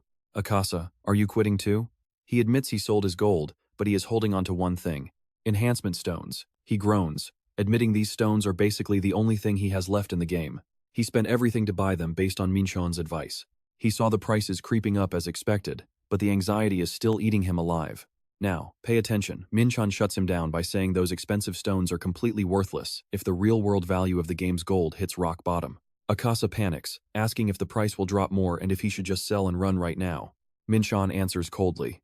If you really thought this was a losing bet, you would have left and never looked back a long time ago.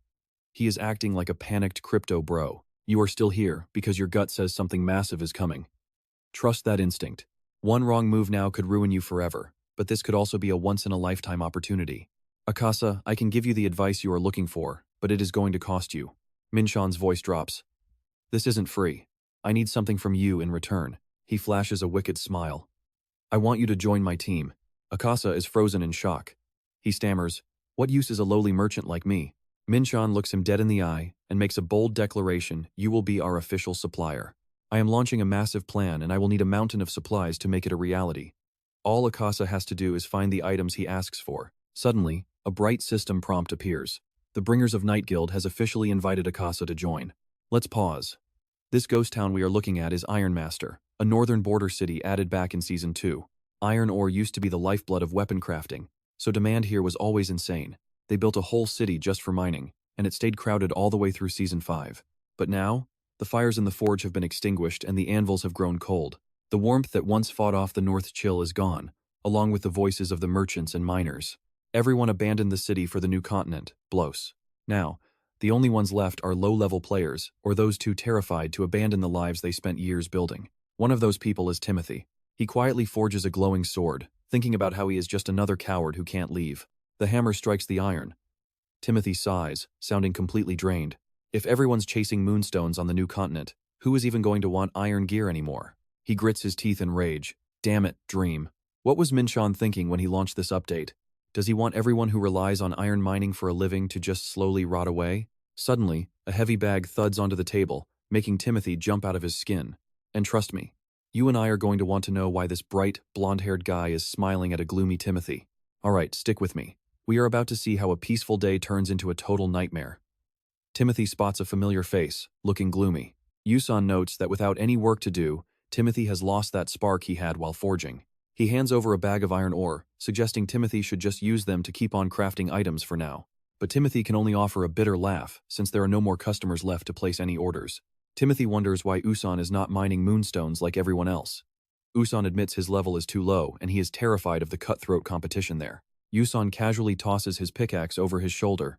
He reveals that he is actually planning to farm for gear in a completely different game instead. Timothy yells in shock. You are quitting the game? I finally find hope and my best friend decides to jump ship? Talk about bad timing. Yusun admits he is moving on to farm equipment in another world because he believes he can make way more money over there. He only stopped by to say goodbye to the blacksmiths.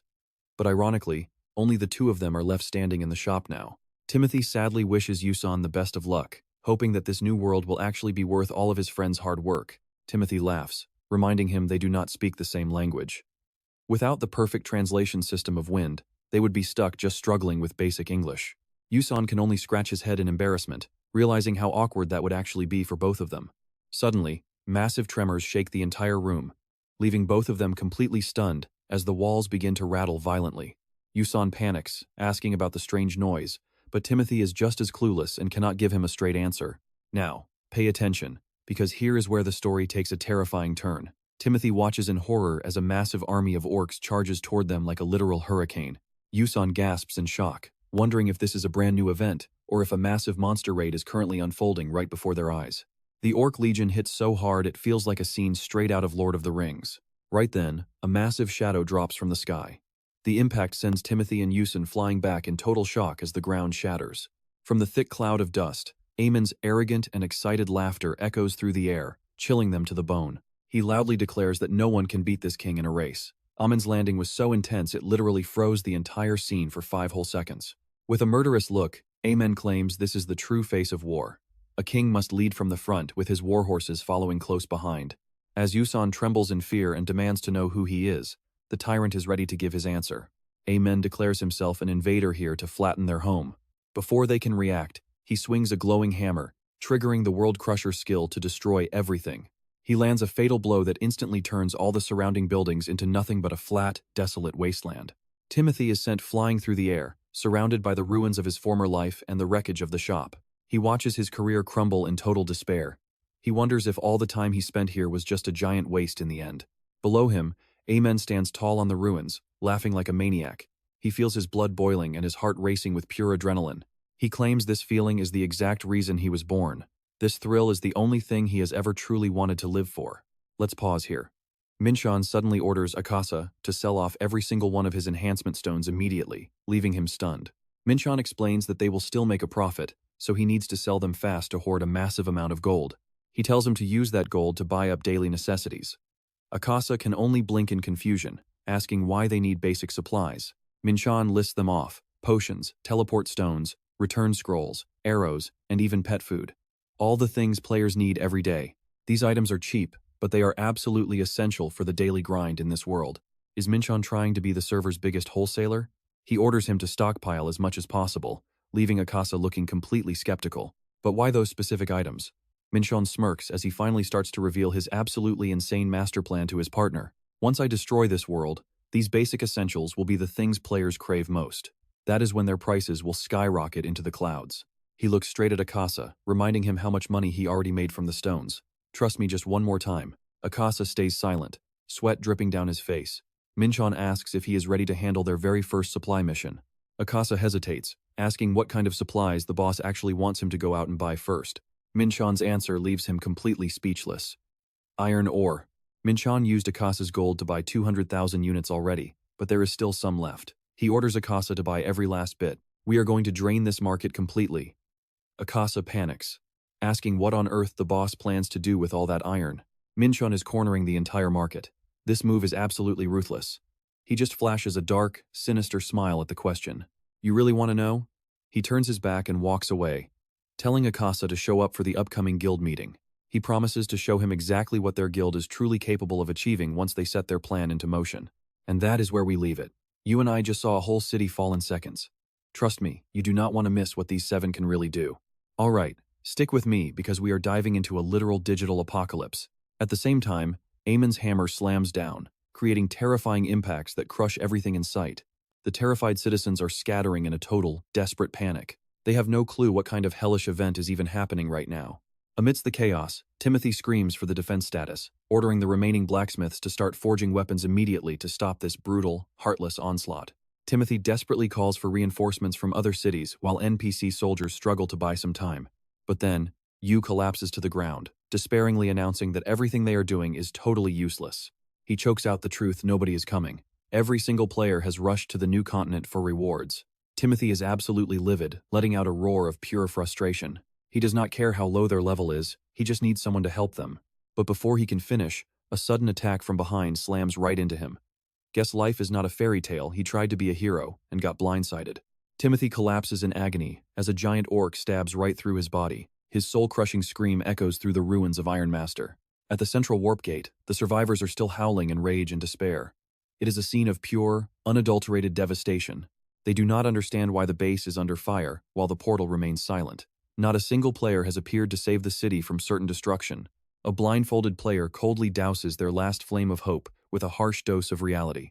He claims that nobody gives a damn about this place anymore. While everyone is busy fighting for territories in Bethalos for rewards, Ironmaster is not even considered a major city anymore. A young player can't help but choke back tears of anger. This place used to be the legendary Iron Hub of Win Online, but now it has been cruelly abandoned by everyone. He frantically checks the message boards, but the GMs are silent. They are too busy handling the mess on the new continent.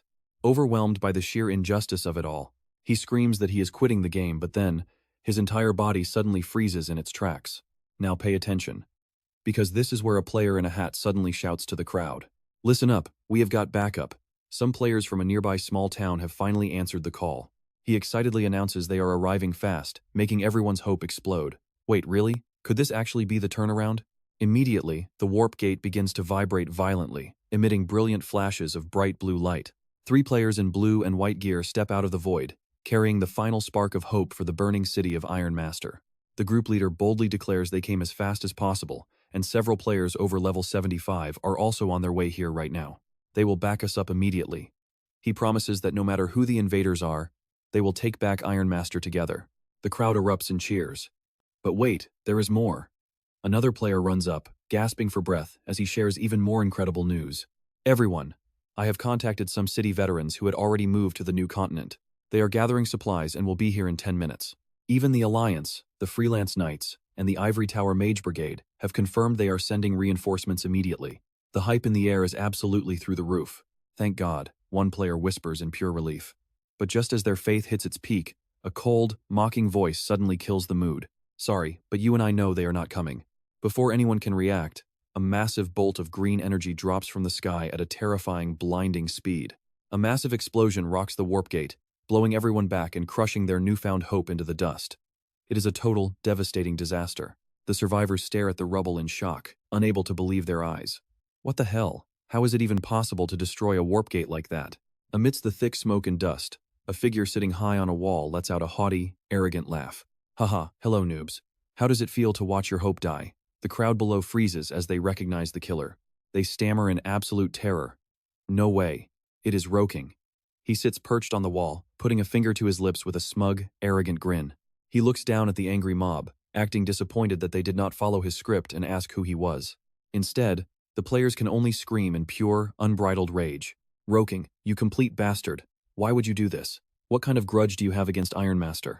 He sighs in boredom. Seriously, can't you guys just say your lines? Roking calmly loads a bolt into his crossbow for the next insane performance. An arrow cuts through the air, piercing a knight's head and killing him instantly right now. Roking decides to just answer it himself. You want to know that badly? Fine. He leaps down dramatically. So what do you and I make of this? He strikes a dramatic pose, loudly declaring his goal is to destroy everything and shatter this world's peace. All right. You and I are about to watch the world's most ridiculous villain take center stage. Watching this absurd performance, the blindfolded player nearby can only stand there, completely speechless. Roking stands atop a massive tower, checking his camera angles to capture the city's destruction for his fans. He even has the nerve to ask the crowd if he can redo his entrance for the perfect shot. Watch this closely. One player finally snaps at his narcissism, roaring for him to shut up and die. A blast of blue magic knocks Roking off the ledge, but even while falling, he plans to edit the footage later. He flips the script instantly, activating his deadly firework arrow rain skill. Flaming bolts erupt from his crossbow, raining down on the crowd as system notifications flood the screen. Double kill. Triple kill players from heavy knights to elite mercenaries are mowed down by the relentless rain. The notifications for quadra, penta, and even hexa kills flash brilliantly across the interface.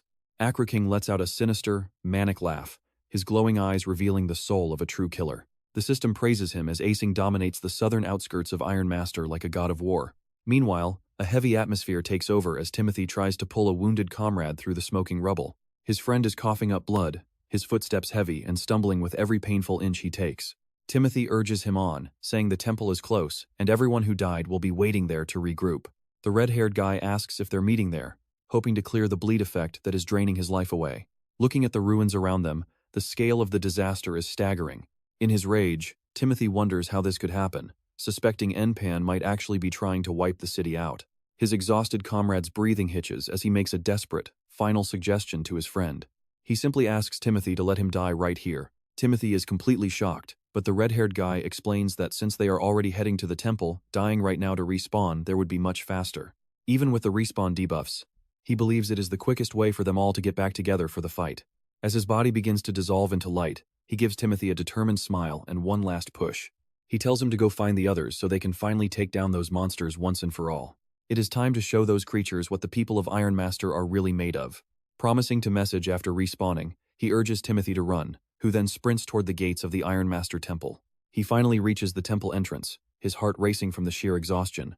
Panicked because his friend hasn't messaged yet, Timothy slowly pushes open the massive, creaking doors of the sanctuary. A terrifying silence fills the hall, making Timothy feel like something is horribly wrong. He creeps into the main hall but freezes when a sinister buzzing sound rings in his ears. Timothy looks around in shock. And let's be real, you and I both know that buzzing sound is never a good sign. He never even realized this game actually had flies in it until this very moment. Suddenly, a deep voice welcomes him, and the plague doctor emerges from the shadows of the temple. He coldly asks Timothy what exactly brought him here on a day like today.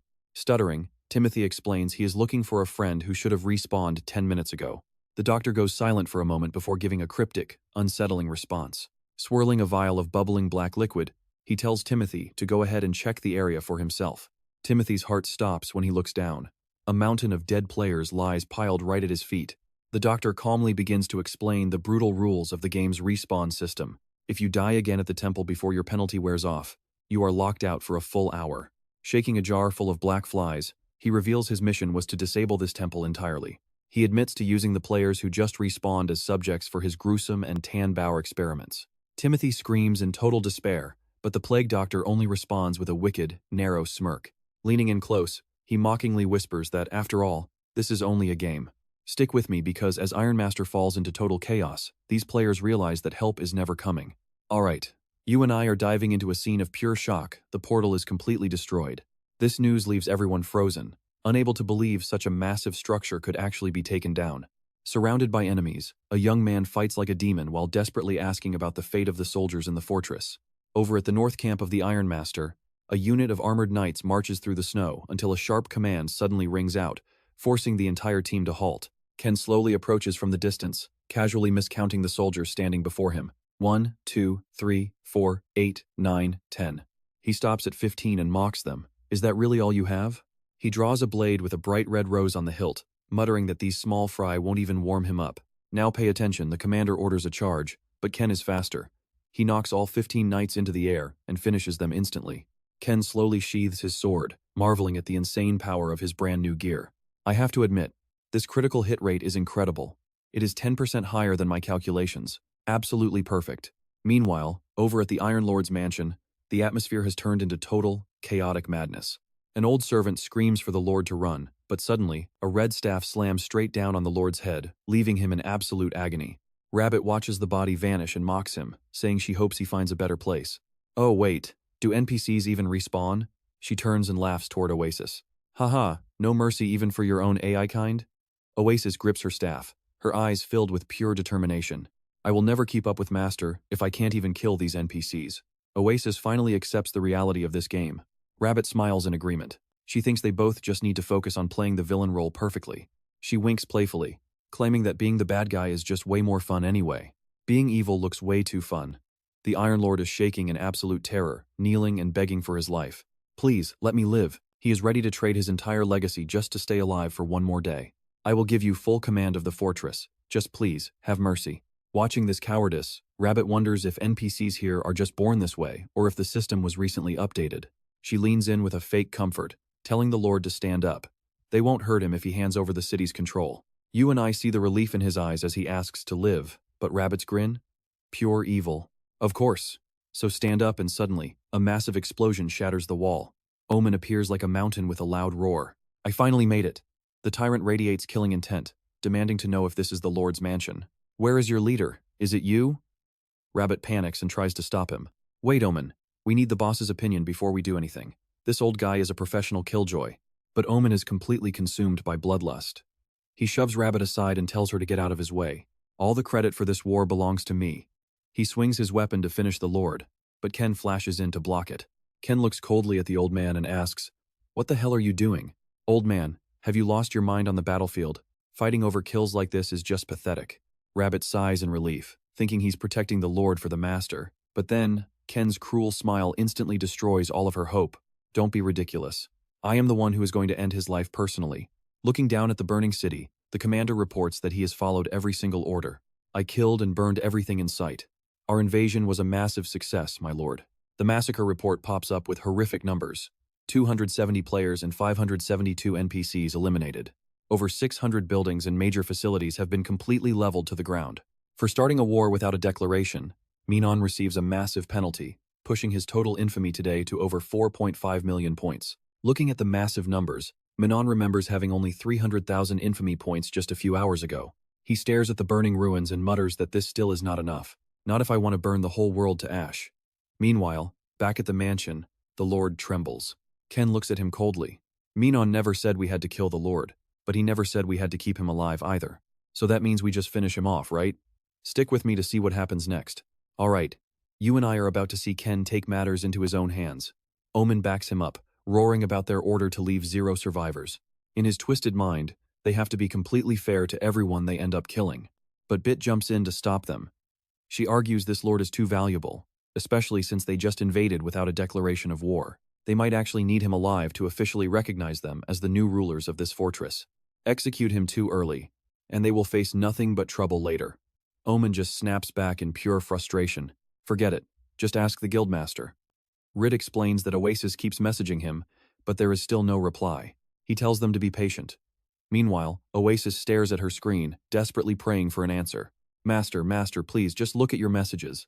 Things are starting to spiral into total chaos down here. Outside, snow keeps falling over the gloomy mansion. Finally, Omen reaches his breaking point. Now watch this, he has completely lost it. He yells that they have a healer, so they can just kill the guy and revive him later. Just as he prepares to strike, Duke Master can only hold his head and cry in absolute despair. Omen swings his hammer for the kill, but a strange noise from above stops him cold. He looks up and growls. Who is there? High up on the balcony, Rock King makes a dramatic entrance in his finest gear. He spreads his arms wide and asks one question. Who is the greatest attacker on this entire server? He goes on a flowery speech about a name everyone has craved for years, then leans into the camera to declare that the greatest attacker is him. The sheer level of narcissism has the entire guild frozen in place. Omen snaps, cutting the ego trip short. Enough with this nonsense. But Ken is not backing down either. He grinds his teeth and declares that he will be the one to end the enemy leader. Rock King just keeps laughing, eyes glowing. In his mind, the best player is the one who delivers the most spectacular grand finale. While these 3 villains fight over their prey, Rabbit can only sigh at how noisy her teammates are. Suddenly, a notification pings on the screen. Oasis shouts out that he finally replied. Both Ken and Omen look up in shock, desperate to find out what Min-cheon said. Oasis trembles, stuttering out every word in total disbelief. He said, "Well," he said, "whoever gets to him first is the one who gets to finish him off. You and I both know what happens when you give villains a green light like that." Pure greed takes over their faces. But out of nowhere, a hand reaches out and grabs the Lord. Du just puts a finger to his lips, signaling for silence. Shh, he looks down at the dying Duke Master and coldly promises to give him a peaceful departure. Just like that, the doctor swoops in and steals all the credit from the team. King screams in rage, calling him shameless. Even J-Bit shudders, noting that the doctor looks anything but peaceful. Ken and Omen can only click their tongues in regret. They were beaten to the punch by a split second. Aggro King is losing his mind over the injustice, demanding Oasis revive the Lord so he can kill him again himself. In the middle of the chaos, a system alert flashes. The Bringers of Darkness Guild has officially captured Iron Master. Every member is granted full management rights over the city and all its local facilities. With a 30-day immunity from occupation, the infighting stops and the whole guild takes charge together. Watching Iron Master go up in flames and massive explosions, Akasa stands frozen in absolute shock. Min-cheon appears behind her, asking if she sees it now. Akasa is terrified by this level of destructive power. She trembles and bows her head, swearing she will do whatever he commands. Min-cheon just lets out a dark, sinister smirk. Instantly, news about the collapse of Ironmaster explodes across every forum with thousands of shocked comments. Players are panicking. The entire city is occupied and the iron ore supply has been completely cut off. The internet is buzzing with rumors about the return of the 4 legendary villains. Still, some mock them, calling the attack on a deserted mining town a total waste of time. Most players are currently flocking to Bethalos for moonstones, yet the server is still in an absolute frenzy. Amidst the storm of opinions, a link to Aaron's important livestream begins to spread everywhere. Appearing on camera, Aaron makes a bold announcement. They have officially decided to form an alliance. 12 of the top attacking guilds, excluding the 3 villain groups, have agreed to join forces. And that's where we leave it for now. Trust me, you and I are about to see some serious war. What should they name this new alliance? Stick with me, we're about to see Aaron claim they've gathered only to fight for justice. He explains that the alliance will automatically disband the moment they finally wipe out the outlaws. To avoid power struggles and keep things fair, they won't use a special name, they'll just be the alliance. Aaron loudly delivers a final ultimatum to every single outlaw currently hiding out on Bethalos. If you surrender now, we'll wipe your bounties and help you return to being normal players again. He draws his sword with killing intent. But if you don't surrender within 3 days, we'll use force. That's it. As Aaron finishes his flashy speech about justice, Roking can't help but burst out laughing. That's so cringy it gives me goosebumps. How can he say that with a straight face? I'm dying. He doesn't forget to mock him, asking Old Man Men how it feels to see someone even more cheesy than he is. Men stays silent, his face muscles twitching in pure anger at the brat's absolute lack of any respect. As Captain Ree's silhouette flickers on the livestream, the entire group silently snaps back to their high-stakes reality. Standing by the tactical map, Min-cheon calmly announces the war with the outlaws starts in just 3 days.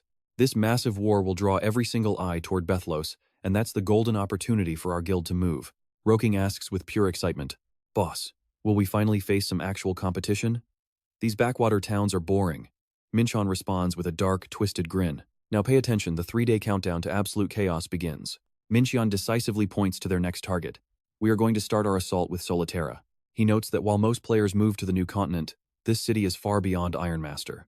With 20 times the NPC soldiers and elite training levels, Min-cheon decides a direct frontal assault would be suicide. The plan is to use a monster legion to bait the guards out, then slip inside through the gaps. Min-cheon stresses that while they are powerful, their numbers are low. If the battle drags on, they will collapse. We must destroy the core facilities and seize the fortress as fast as humanly possible. When asked why they chose Solitaire over so many other potential cities, Min-cheon explains it's the linchpin. There is only one single teleportation gate connecting the old continent and the new one. It links Solitaire to the very first outpost on Bethalos. If that gate breaks, instant travel between continents becomes totally impossible. At that point, players will be forced to use ships, but that means spending a full hour at sea. Min-cheon looks at men with a knowing glance. What happens if we cut off Solitaire's Dawn Harbor? This lockdown will force the entire server to walk. The nearest port would be Ukele in the south, but that adds another full hour of travel time. This effectively means moving between continents will take a grueling 2 hours to complete. Seeing Oasis and Roking's shock at the scale of this plan, Min-cheon flashes a truly devilish smirk. You and I know 2 hours is plenty of time to rewrite history and let Min-cheon swallow the capital whole. At the second occupation point, Hill of Opportunity, Aaron's broadcast is being blasted everywhere. He promises to clear bounties and restore outlaw status to normal if they just surrender within 3 days. But the only response to his offer is the arrogant, booming laughter of Zhang Yue. An alliance? They actually expect us to just give up in 3 days? He mocks them for being fools to think villains would just sit there. The only reason they're outlaws is to fight. Zhang Yue even sounds grateful that the enemy is bringing the fight directly to his doorstep. With eyes burning with bloodlust, he barks orders. All right, my friends, let's go take that second point. Hill of Opportunity. Burn it all down. Don't leave even a single blade of grass. Suddenly, the ground shakes violently as a massive invasion begins. The players guarding the fortress realize the danger. What? The outlaws. The outlaws are attacking. Chaos erupts as the villainous army floods in like a tide. Everyone screams at each other to retreat inside the fortress and find some cover. Desperate cries for reinforcements echo everywhere. Where is the Freelance Knight Alliance? Aaron isn't online. They desperately try to contact the fleet, but trust me, you and I are about to see a bloodbath. Stick with me, a knight screams in pure helplessness. How on earth are they supposed to wage a war like this? Right then, Zhang Yue, the god of death, unleashes a devastating slash that leaves every player below him completely crushed. One warrior curses under his breath in frustration. Zhang Yue, you lot are nothing but cowards. He is furious because the enemy did not even declare war. Zhang Yue just gives a cold, mocking smirk. Oh, you want us to declare war? What does that even matter? He thrusts his blade through the man and declares the weak simply must die. Zhang Yue stares down at his fallen foe with madness in his eyes. To him, it is simple that is the ultimate rule of this game. Meanwhile, Min-cheon is seated on his throne back at the Iron Master mansion, handing out orders to Akasa. All right, Akasa, these are the items I need ready. You have 2 days. Akasa just scratches his head, confused. Understood, boss. But why Iron Master? And why are we buying up every single scrap of iron ore? Plus, why did you burn down the entire iron ore production zone? Min-cheon just gives a sinister little smirk. Akasa, what do you and I think is the most essential thing for war? Akasa hesitates. Money? And why do you need money? The merchant fumbles. Well, to buy supplies. Min-cheon presses him what kind of supplies. Akasa starts listing them off. Food, weapons, medicine. Stuff like that. Min-cheon nods along. Exactly. Those things. Now, which one of those do you think is the easiest for us to control? Min-cheon explains that food can be found anywhere in this world, and non-player characters sell healing potions all across the map. There is no way to gatekeep that stuff. But weapons? Akasa counters that weapons at level 90 or higher need moonstones to build. Min-cheon coldly corrects him. Weapons aren't just equipment, think firebombs and massive siege engines. He explains that iron ore is the core material for making every single one of those consumables. Guilds might have enough stockpiled for now, but after a few battles, that supply is going to be completely wiped out. When that happens, every guild except ours will be paralyzed. He looks Akasa dead in the eye. That is why I bought every bit of ore and seized Iron Master. Akasa stands there, absolutely stunned. Suddenly, Oasis rushes in, shouting, Master, you need to see this right now, it is urgent.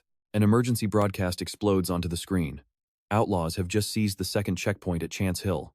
They move in at the crack of dawn when most Alliance members aren't even logged in yet. It is a massacre. Now, watch this part carefully. There are a few players online, but they are far too few to turn the tide. And most importantly, leader Aaron is nowhere to be found. Watching the slaughter on the monitor, Min-cheon grits his teeth in pure frustration. Damn it, this isn't good. This whole situation is moving way faster than I ever anticipated.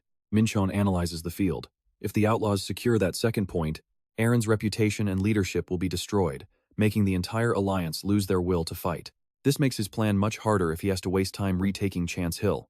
He needs a long, exhausting war as a base for his scheme. Because if the fight is too ordinary, it loses the impact of being a massive server event. Both the Alliance and the Outlaws must commit everything to this war, making their showdown as grand and flashy as possible.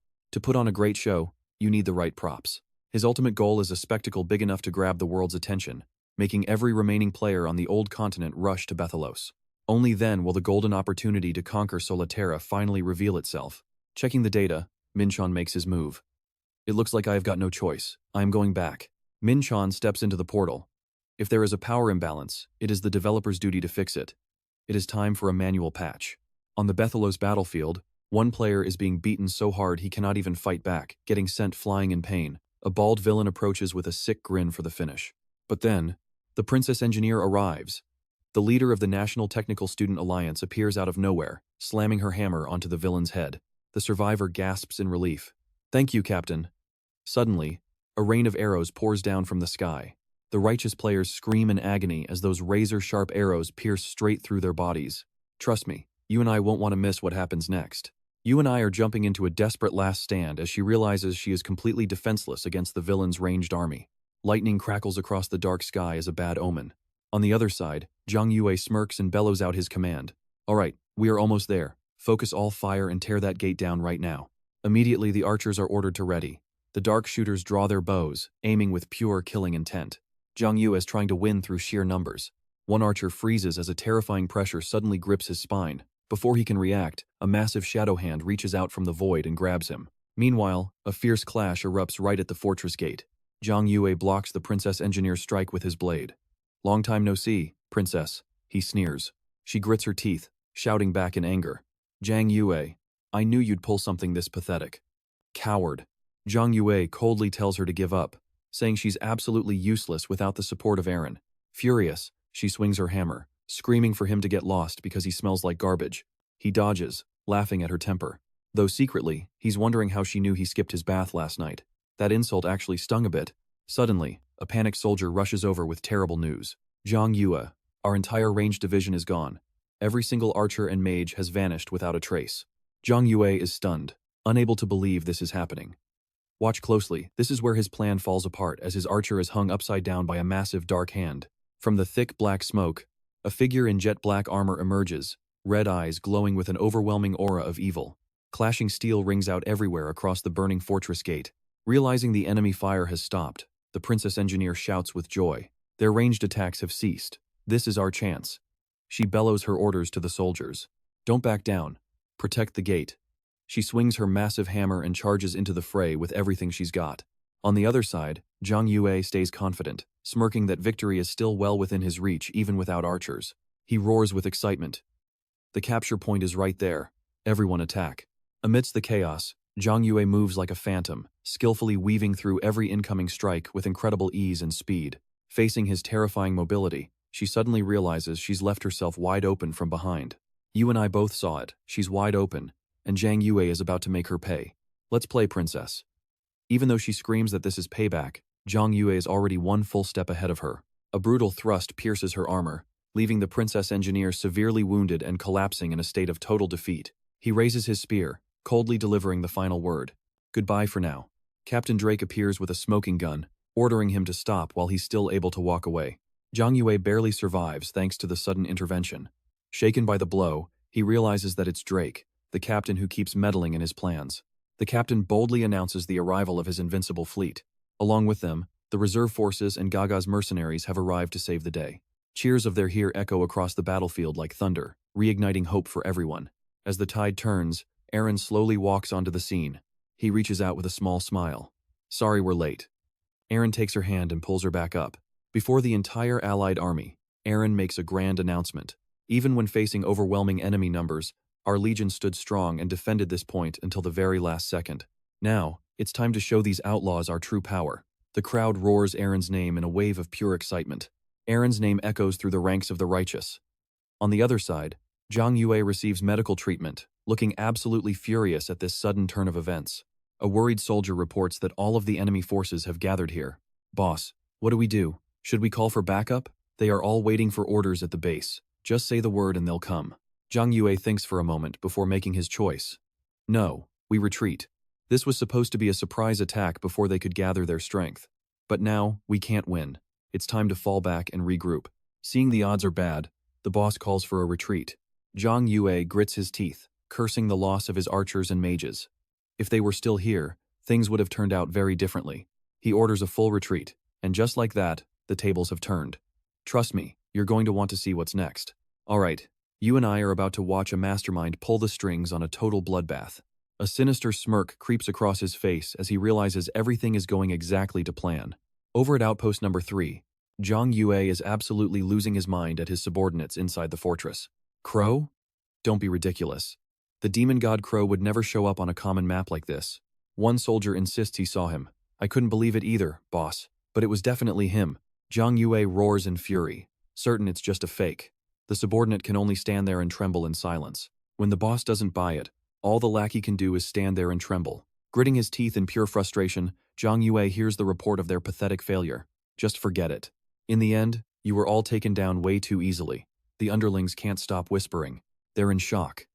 Even with max tier gear, their entire squad was wiped out by one man. Nobody recognized those skills. They're convinced this guy must be some kind of hidden class user. Zhang Yue stares into the distance with murder in his eyes. Pay attention here, because this is the moment everything starts to change. His followers nod in agreement, fearing the worst for their guild. Their infamy points were slashed after that loss. What is this? Why would a villain go out of his way to help the Alliance? I don't know, just leave me alone. He storms off in a rage, only to be blocked. A mocking voice rings out. Do you think that's why your little ambush was such a disaster? Zhang Yue stops cold. It's his old acquaintance, Shepherd Boy, the master strategist for the outlaw faction. The Straw Hat strategist flashes a knowing smile. Mind if we have a little chat, boss? The second they step inside the hall, Shepherd Boy starts dropping some harsh truth bombs. This wouldn't have happened if you followed the plan instead of raging over some random interview yesterday. Zhang Yue snaps back, telling him to shut it. I can handle this myself, understand? Shepherd Boy calmly asks about the Alliance attack coming in 2 days. Zhang Yue just growls back. I'm going to stand my ground and slaughter every single one of them. Shepherd Boy sighs. Outpost 3 is ready. If we stay and defend, Our chances of winning are around 90%. You see the problem, right? A head-on clash drops our chances below 50%, and that is just a death sentence. Zhang Yue looks toward the horizon, eyes burning with ambition. I want them crushed once and for all. He envisions a scenario where they take the high ground and drown the entire Alliance army deep beneath the river once and for all. Shepherd Boy admits it isn't a terrible idea on paper and might be worth a shot, but he immediately shuts him down, saying it only works if our forces are actually equal. He reminds him the Alliance is full of veterans, especially those elite free knights. Is there even a guild that can beat them in a real fight? Zhang Yue screams back that his guild is full of monsters. Shepherd Boy just looks at him coldly and asks one final question. Where are those monsters now? Shepherd Boy warns about uncontrolled outlaws who could help, but only if they are willing to listen in battle. If they won't follow orders, they are just a bunch of troublemakers who will ruin everything for us instead of fighting for the common good. Look, a direct fight is suicide. Just stay focused on defending the fort. However, Zhang Yue just waves him off. I'll think about it. Now shut up and get out of here. The advisor was too right, and the boss is taking it personally. Shepherd Boy watches him leave. He hopes that Zhang Yue stays sane enough to think things through. Who will really end up ruling the entire continent of Balos? Zhang Yue storms off, cursing Shepherd Boy and his big mouth the whole way. He slams his door shut in a huff. But then, a cold shiver suddenly runs down his spine. A massive shadow looming with absolutely terrifying pressure appears right there behind him. A deep voice whispers right into his ear. Long time no see. Zhang Yue freezes in terror. Zhang Yue swings his sword back in a desperate panic to defend himself, but his eyes bulge as his opponent effortlessly catches the razor-sharp blade. You and I definitely need to see what is next. Alright, stick with me because you're about to see the craziest bare-handed parry ever. Omen just smirks at the shock, noting his opponent is still hot-headed. Recognizing his old master, Trangdu stammers in pure shock. Omen stares him down with icy, mocking eyes. He can't believe that after all this time, he's being welcomed back with a blade. The former tyrant lets out a deep, mysterious smile. You've really grown up, kid, but this greeting is a bit much. Omen stays perfectly calm, mocking the boy's temper just like the old days. Trangdu is so paralyzed by his former master's presence he can barely speak. Sir, why are you here? Instinctively, Trangdu's body drops to the floor, bowing his head in total, trembling respect for the man. Deep down, he's terrified, realizing his body still obeys this man out of a habit he can't break. Omen looks down at the man groveling before him, noting it's been over 3 years since they last met. Trangdu replies through his shaking breath, saying he's relieved to see the tyrant is still healthy. Omen casually remarks that 3 years of retirement actually did wonders for his old, tired body. Scanning the mansion, he admits Trangdu has done well. The guild is thriving enough to actually challenge for the top rank on the server. Sweating bullets, Trangdu claims it's all just luck. Suddenly, Omen's gaze turns sharp, radiating a terrifying, demonic aura. Pay attention here, this is where the past comes back to haunt them. Luck is vital, he growls, remembering their bitter history. The Brotherhood wasn't that lucky, was it? We were cursed to be stabbed in the back right before our final, legendary battle. Trangdu turns pale with horror, screaming his innocence and claiming Omen has the wrong idea about what happened. I never betrayed you. You know me. Back then, I didn't even have the skills or the power to pull something like that off. He immediately tries to pin all the blame on someone else. It was Drake! He used empty promises to lure me in. I was just a naive, stupid kid who listened to the wrong person. Clutching his chest, he begs for mercy. Omen just sighs, saying there's no point in arguing about the dead past anymore.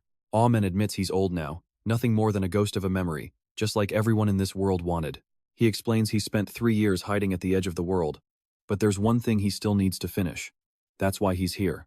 Omen flashes a wicked, devilish grin and asks him directly, can you do one last task for your former commander? Meanwhile, Aaron kicks off a high-stakes livestream to rally every player. You and I both know Aaron's a pro at this. He warns everyone that the outlaws are coming to destroy their peace. If we don't kick them out now, Wing Online will fall under their brutal, tyrannical rule forever. Aaron begs for assistance, swearing that if everyone contributes just a little, they can win. We must fight for peace. We need your full support as we launch our grand assault on the Archer Fortress. That speech was smooth. Aaron is a total master manipulator. 2 days later, Aaron's call for war goes viral. A massive legion begins marching toward the Farian River right outside the fortress. Seeing the massive sea of people gathered there, Captain Dre is stunned by the terrifying reach of Aaron's livestream, but as he watches the enemy camp, he notices something very strange about their formation. What on earth are these guys thinking? Defending from inside the fortress would give them the advantage, yet they're all lined up outside. Why aren't they using the walls? Ray points out this tactic only works if the numbers are even. But right now, the Alliance has over 100,000 troops while Trangdu's side barely has 30,000. Is this suicide or a trap? Aaron strolls up confidently, telling everyone there's nothing to worry about. We'll just use our massive numbers to crush them completely. We'll cross the river, wipe them out, and reclaim the fortress for everyone. Dre is worried, but Aaron just wants to use brute force. Across the line, Sephiroth is losing his mind, screaming at Trangdu that they need to retreat. What are you thinking? Can't you see how many of them there are? Trangdu grinds his teeth in pure bitterness. Yeah, I see them clearly. He ignores the warnings that they're all about to be slaughtered. Trangdu can only roar in total, helpless frustration. So what do you and I take from this? That favor from Aumen was actually a death threat, leaving him with no choice but to fight. Suddenly, another livestream begins as AWAKEN tests his mic. Mic check. 1, 2. Hello everyone. Let's get this started. Alright. You and I are about to watch the most charming and lovable virtual reality streamer make his big return. It is Rock King in the flesh. Missed me? While the battlefield heats up, your boy is here for the clout. Faking some mystery to grab attention, Arrow King leans in. Hey everyone, want to hear a little secret? He drops the bomb. The Nightbringer Guild just wiped the Ironmaster clan off the face of the map. Rumors say Solat Terra is next. Rock King keeps throwing out dramatic questions just to keep his viewer count climbing.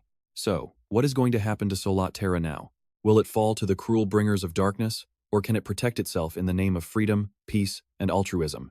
He winks and announces, Today, you will find the answers with me. I am live at the scene. See you all in a bit. The war is about to start. He is leaking secrets and overacting. Classic clout chaser behavior right here. But reality is a lot harsher than his stream persona. Looking at the control panel, Rock King lets out a gasp. What? He turns and screams at Min-cheon in total despair. Come on, big boss, help me out. Hardly anyone is watching.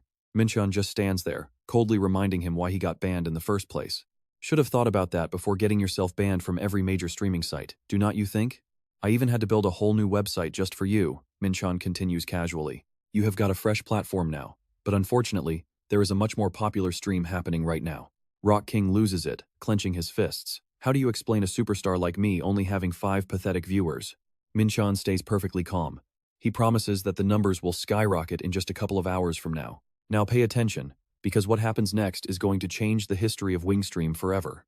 The two of them stand on the hill, silently watching the lights of Solat Terra glowing in the distance. Suddenly, a massive legion of orcs, goblins, and savage wolves begins a thunderous march toward the city. On the walls of Solat Terra, players and guards start whispering. They look at each other in total confusion. What is going on here? Seeing the monster army looming closer, terror begins to spread through the entire crowd. Those are monsters. Why are they here? As chaos erupts, one player is actually excited enough to record the madness. Hey, someone post this online. I bet people are going to find this incredibly interesting to watch. A photographer just scoffs. Please, nobody cares about this place. Everyone is busy watching the battle at Bethalos. Now here's the part you and I need to watch. The knight next to him is getting seriously nervous. Do you really think they are actually going to launch an attack on Solat Terra? He looks down at the sturdy walls and NPC legion, feeling confident. Behind these walls, they would be fools. Suddenly, a massive boulder falls from the sky. The guy with the camera keeps laughing. Only an idiot would try this. Before he can finish, he gasps. What the hell is that? A rock slams down from the heavens, crushing the defenses and sending the guards flying in every direction. Survivors scream through the chaos. Wait, hold on. There has not even been an official declaration of war yet. So much for laughing. The siege engines keep raining boulders down, turning the city into a total death trap. Explosions rip through the air as NPC soldiers scream in absolute horror while the city crumbles around them. Watching from the shadows, the Dark Knight Darren silently observes the destruction of the city gate. Okay, I know what you are thinking. This is war, but the real goal is just a massive distraction. Min-cheon knows the Solat Terra NPC army has powerful mages and elite knights that could wipe them out. In a direct clash, Min-cheon's side would take heavy losses. He decides they must avoid that at all costs. The plan is simple. We just need to lure their army outside the safety of the walls. He emphasizes that the real enemy is Snow White, so they need to keep as many soldiers alive as possible. Under Darren command, the Skeleton Legion keeps firing until the gate finally shatters. Solat Terra is now wide open. The NPC commander roars in fury. Do not let a single monster survive. The guards charge out like a whirlwind, screaming to kill them all. Min-cheon trap has been sprung perfectly. Seeing the enemy take the bait, Darren smirks. He signals his troops and orders them to retreat 500 meters. And trust me, you and I are about to see just how deep Min-cheon's strategy really goes. Alright, You and I are about to dive into a massive war that is going to rewrite history. The commanders are stepping up, and the entire Nightbringer Guild is ready for battle. Aaron raises his glowing blade toward the sky and unleashes a powerful roar as he leads the charge forward. Instantly, the massive cavalry of the Alliance spurs their horses in thunder across the battlefield. Watching the march from the high ground, Zhang Yue and the tyrant Umen maintain cold, unreadable expressions. They quietly wait for their prey to stumble deeper into the trap. The Alliance charges on, completely unaware that they're being hunted. As the enemy enters the riverbed, Umen calmly signals his restless men to hold their position. It is not time yet. Splashing sounds echo as thousands of horses trample through the Farian River. Suddenly, an Alliance soldier feels a wave of doubt. He wonders when this river became so strangely shallow. Something about this feels completely wrong. Now, pay attention, because here is the moment where the trap finally snaps shut. As Aaron's entire army gets stuck in the shallows, Zhang Yue roars, "Destroy the dam right now." A massive wall of water surges from upstream, crashing down with terrifying speed and absolute destructive force. The Alliance army screams in helpless panic as they watch the massive flood rush in to swallow them whole. What on earth is this? A flood? As death approaches, an Alliance archmage steps forward and shouts, "Everyone, stand behind me!" He pours out every drop of his mana, creating a colossal energy shield that instantly halts the incredible force of the rushing water. Instead of panicking, Aaron's soldiers laugh at their enemy's failure. "Oh, that is refreshing. Who knew these outlaws were nice enough to cool us down like this?" Captain Dre smirks, his expression turning dark and sinister. He looks toward the enemy base and mocks Zhang Yue. "Is that all you have got?" Captain Dre's mockery is short-lived, as an evil female mage coldly retorts, "Did you really think we chose this open battlefield just to drown you? Now, you are all completely soaked." She instantly triggers her primal lightning skill, sending golden bolts of electricity surging directly through the water. Crackling lightning screams through the river, electrocuting the Alliance soldiers in mass waves. The Archmage's shield shatters, leaving the panicked crowd screaming in total, helpless agony. "You saw that too, right?" Laughing 1 minute, fried the next. This is a total disaster. Aaron stands frozen in shock. Captain Dre immediately barks orders to snap him out of it. "Aaron, wake up! That was only a small part of our force. We cannot lose our momentum. We have to launch a counterattack right now." Aaron grits his teeth and regains his cool, refusing to back down now. Across the field, Men wears a sinister, knowing smirk. He claims the real battle is just starting. The evil legion orders their troops to charge forward at once. Suddenly, a group of players within the Alliance ranks throws off their camouflage cloaks. Their leader orders the squad to cancel their immunity contracts immediately. He stabs an ally through the back, coldly declaring that the massacre has finally begun. This brutal betrayal happens instantly right in the heart of the Alliance. Everyone is stunned to realize these outlaws cleverly hid their infamy points to infiltrate the ranks a long time ago.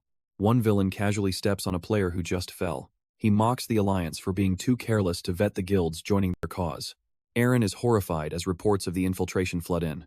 Captain Drake breaks into a cold sweat as he realizes how abnormal this battlefield has become.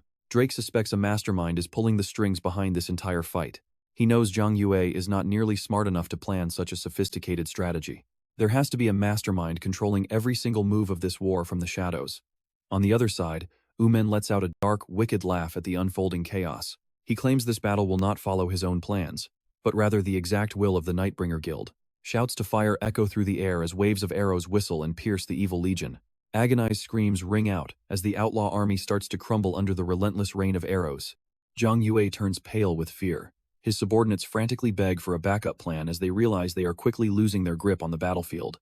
Umen turns around slowly, casually noting that fighting in the open while outnumbered 5-1 is a recipe for absolute disaster. He coldly declares there is no other way the Alliance has already won this battle. Zhang Yue is stunned, unable to believe his ears. He screams out in a fit of pure rage. "What is the meaning of this? You promised us total victory if we gave you full command. What the hell do you think you are doing?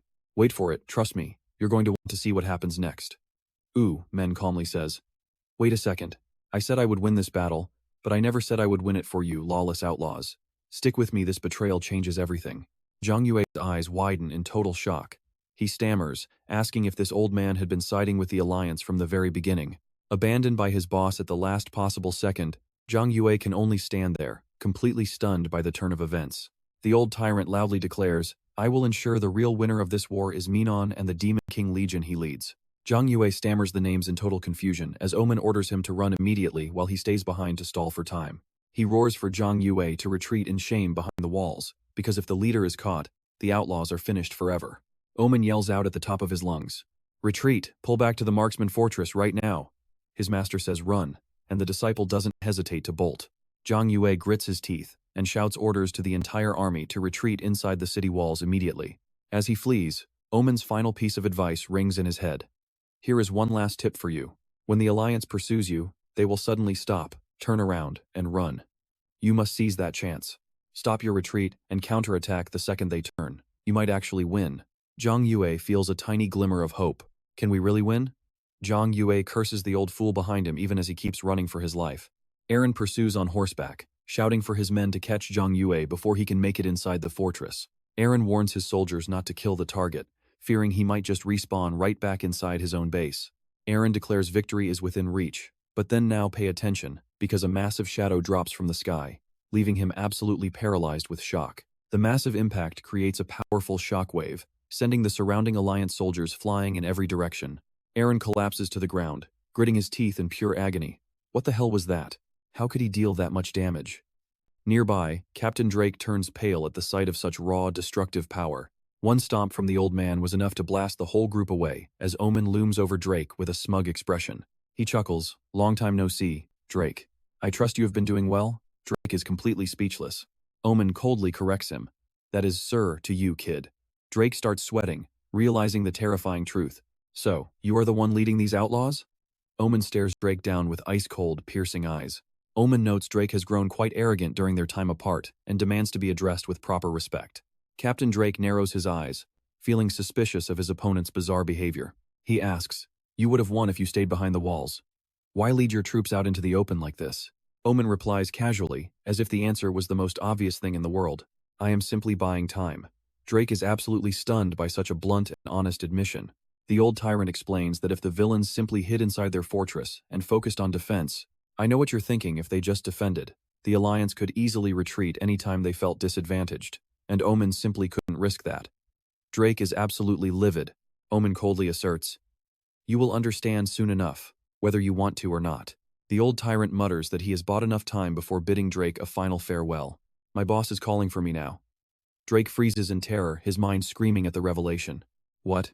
Even a monster like Omen actually has a boss? Omen casually admits he is nothing more than a pawn in his master's grand game, forced to follow every single command given to him. Suddenly, a brilliant blue light surrounds Omen as he activates a teleportation scroll. Seeing his enemy vanish, Drake screams for him to stop, but he is already far too late. The tyrant has completely vanished from the battlefield, leaving the captain to roar in frustration at the boss-level exit. In the ruins, a wounded Aaron struggles to stand up. He looks at Drake with suspicion, asking if he was ever actually part of the Brotherhood. Drake breaks into a cold sweat, stammering a denial just as a panicked soldier rushes toward them. "We have an absolute emergency on our hands."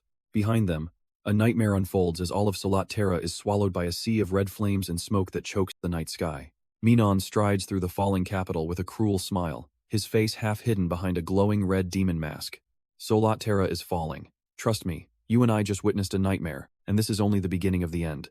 Alright, stick with me, because we're about to witness Min-cheon declare the brutal end of a legendary empire while flames consume everything. He looks like he's decided there's no saving it now." Amidst a sea of fire, Omen towers over the crumbling city gates. He silently approaches the location of the detonator that had been prepared well in advance. Without a single moment of hesitation, he slams his hand down firmly on the lever. Standing amidst the burning wreckage, Omen smiles with pure glee, muttering that Akasa was actually quite useful after all. Meanwhile, on the Farian plain, a desperate Aaron collapses from exhaustion, screaming for reinforcements to rush to Solterra, ordering the Free Knights to lead the charge. But a piece of shocking news is about to hit him like a lightning strike and crush his hope. The teleportation gate leading to Solterra has just been officially and completely destroyed. Aaron stands there frozen in shock after hearing the report that the team can no longer perform a teleportation jump. Gritting his teeth, he orders the army to warp to Ukeli instead and march to Solterra on foot. Now watch this part closely, because the answer he gets is even more brutal. Every single portal leading back has been wiped out. Amidst the panicked whispers of his soldiers, the cold truth settles in their only way back now is by sea. Aaron seethes in pure frustration, realizing he's been perfectly trapped, just as Min-cheon planned. Back at the burning Solterra palace, Min-cheon's group stalks into the Great Hall with overwhelming presence. They walk over piles of fallen soldiers to confront the ruler of this kingdom face to face. The queen mutters about the glorious history of a land once graced by a goddess and blessed by the sun for ages. She admits every sun must set, And today her reign finally sinks below the horizon as Min-cheon steps toward the throne. Staring directly at Queen Apollonian, he coldly delivers an ultimatum. Are you ready to surrender? If you agree, we will spare your life and ensure your bloodline continues to rule this place. Facing Min-cheon's offer, the queen screams in fury, "How dare you? How dare you use that filthy tongue to order my surrender?" With immense pride, she refuses to kneel before mere invaders. The queen roars with fierce determination, ready to face her end. "I curse you in the goddess's name as I embrace my fate, now kill me." Min-cheon is genuinely stunned by her reaction. He starts to wonder, did he ever actually program Queen Apollonian to say these specific lines? I know what you're thinking, did the game AI just go rogue? Min-cheon is thinking the exact same thing right now. Maybe the system had a new update he didn't know about. He softly whispers, "Rest in peace." The system announces that the Endbringers Guild has officially occupied Solterra, granting them full control and 30 days of protection. The results of the invasion are horrific, over 1,600 NPCs slaughtered and hundreds of buildings leveled. Min-cheon earns a massive notoriety boost but faces a penalty of over 1.8 million points for starting an undeclared war. Even the system is probably sitting there rechecking its own rulebook after that mess. Min-cheon looks at the blood on his hands and coldly orders the group to blockade Dawn Harbor for their next move. Looking at his comrades gathered in the gloomy hall, he confirms the final stage is set. His eyes glow with malice as he declares it is time to strike their real enemy, the capital, Snow White. At the same time, AWAKEN kicks off his latest livestream with high energy. "Hey everyone, welcome all my beloved Win Online players." He watches the viewer count skyrocket as the Solterra massacre goes viral. Typical clout chaser, starting a stream the second the drama gets spicy to host those views. AWAKEN moves to part 2, inviting everyone to rewatch the clip of how the guild burned Solterra to the ground. He flashes a sly grin, begging his audience for some support and likes. All donations and subscriptions are more than welcome. If you hit that tiny button below, you will help me satisfy all my selfish desires with your hard-earned money. He gives a dramatic bow, sarcastically thanking everyone for burning their cash while the comment section explodes with rage. Some call him a scammer, while others are just paralyzed with shock that Solterra was actually wiped out. Hope you all enjoy the show. AWAKEN cheers to the camera with the Snow White capital looming behind him. You and I both know the stakes just hit the ceiling. The Endbringers are aiming straight for the game's heart. This bombshell news sends ripples through the alliance, though many still think it is just an empty threat. Alright, stick with me. One player screams that even the strongest guilds combined couldn't take Snow White, yet Feminon is doing it with just 5 people. But another warrior trembles, reminding them of the grim reality. These monsters already completely flattened Solterra. Does anyone really want to turn back now? They are so close to wiping out the outlaws, and leaving feels like a massive waste of time. They're worried taking the sniper fortress will take hours. By then, it might be too late to save the capital of Snow White. Even though soldiers try to stay calm, claiming NPC armies and players are still guarding the city, Aaron isn't hearing it and orders a full retreat. "We have to get back before it's too late." A panicked soldier tries to stop him, arguing they can retake this spot later. But Aaron snaps back. Fortresses in the old world mean something entirely different. They are irreplaceable. He emphasizes that if anything happens to Snow White, the very foundation of this entire game will crumble into nothing. Since fast travel is blocked, he makes a bold call. "Fine, then we are going to get there by ship." Aaron orders everyone to teleport to Sunset Harbor the second they disengage. They need to get those ships back to the old world immediately. Suddenly, the outlaws launch a fresh assault. The thunderous sound of galloping hooves fills the air. Watching the allied forces flee, Trangdu realizes everything is happening exactly as the Omen predicted. He remembers the tyrant's advice. The moment the enemy turns their back, stop the retreat and launch a total counterattack. Now pay attention, this is their only shot at victory. It's the classic move. Wait for a mistake, then strike hard. Trangdu grits his teeth. We have got nothing left to lose anyway. He charges forward like a madman, screaming orders to his troops. They're running. Hit them from behind. The allied crowd descends into chaos, screaming for Aaron to give them some kind of plan. But Aaron is paralyzed. Cold sweat pours down his face as the bitter truth finally starts to sink in. Seeing the hesitation, Captain Ree bellows to snap everyone back to reality.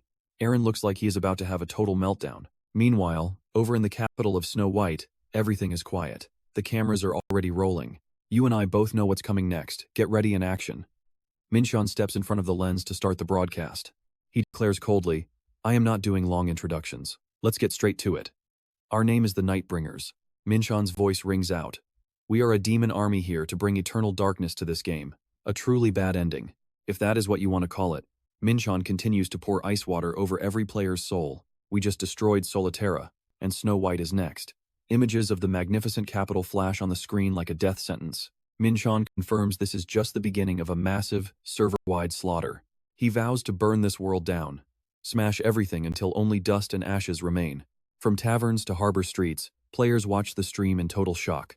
Suddenly, Min-cheon throws down a massive challenge. But I will give you all one chance. Anyone who wants to protect this place, log in right now. He glares into the camera and roars, "Save this world yourselves. I am officially declaring war on Snow White. This is your first and last chance." Min-cheon calls out to every Wind Online player, "We are the Demon Army.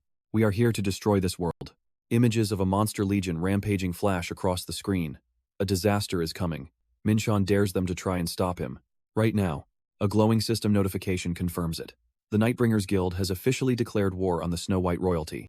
The battle begins in 5 minutes. Demon King Min-cheon raises his hand and declares the war has begun. On his command, the monster army marches to destroy everything. On the other side, the Snow White guards in blue and white armor begin their march to meet them. Don't give up even 1 inch for Snow White. High on the walls, the commander orders a rain of arrows. A deadly volley pours down on the skeleton army and charging monsters. The sound of clashing steel echoes everywhere as the two sides finally slam into each other. This is the warning of the goddess cutscene. Every player who hits level 90 has to watch this before they can upgrade their class. In this brutal vision, Snow White is swallowed by fire. Every single royal guard falls in the line of duty. Back in the real world at Naipan headquarters, Yoon Hao suddenly appears, shocking his secretary. "Oh, director? Are you back from your trip already?" Hao fixes his tie, looking smug. "Yeah, Wind Online is blowing up on livestream. At a time like this, I really shouldn't be away from the office, right? So yeah, the drama is so big, even the boss had to rush back. Makes you wonder what happens next, right? Stick with me, we're starting in an empty office where everyone has just vanished." He strolls into the Development Team 2 office, where all the staff are gathered and whispering in front of a massive screen. Shocked, an employee reports that a guild just crushed Solitaire and is now invading Snow White. Hao watches, intrigued, and mutters about how spectacular the whole scene looks. He wants a closer look and asks why the air in the room feels so heavy. A female staffer worries that something about their playstyle feels completely abnormal. Hao snaps back, asking if these attackers are actually violating the terms of service. The team says no rules were broken yet, but they are checking for potential bugs. Hao turns around, demanding to know what the issue is. Learning it is a live stream, he asks for the current viewer count immediately. "Look at that, 1.5 million people are watching Snow White burn, and you and I can see the greed in his eyes." Hasu declares they are going to turn this into a massive promotion. The staff is stunned, but Hao is focused only on those skyrocketing numbers. He orders them to blast the White Palace battle on the front page and label it the absolute biggest war in virtual reality history. Another employee breaks out in a cold sweat, desperately trying to warn him. There is an AI system error, and the team is struggling to keep it stable. The AI team insists on a temporary server shutdown to prevent a total collapse. Hao screams back, refusing to shut down the server when there are so many people watching this event. He demands the stream keep running even if the server explodes, driven purely by views. With free advertising and players doing the work, he refuses to close the game down. He orders them to wait for regular maintenance while the staff trembles in fear. Lee Dongha watches from a distance, asking Sinjae if this feels strange to her. Sinjae stares at the stream and wonders if that guy calling himself the Demon King looks familiar to her. You saw that too, right? His movements and speech are a perfect match for the player named Minion. Suddenly, a distant and painful memory begins to surface from the past. A young girl cries about not wanting to shoot anymore because it hurts too much. Told she has Snow White royal blood, the girl screams out in pure frustration. She hates living in the middle of nowhere, feeling abandoned by the royal house. Her mother's final breath brings a heavy burden to the young girl's shoulders.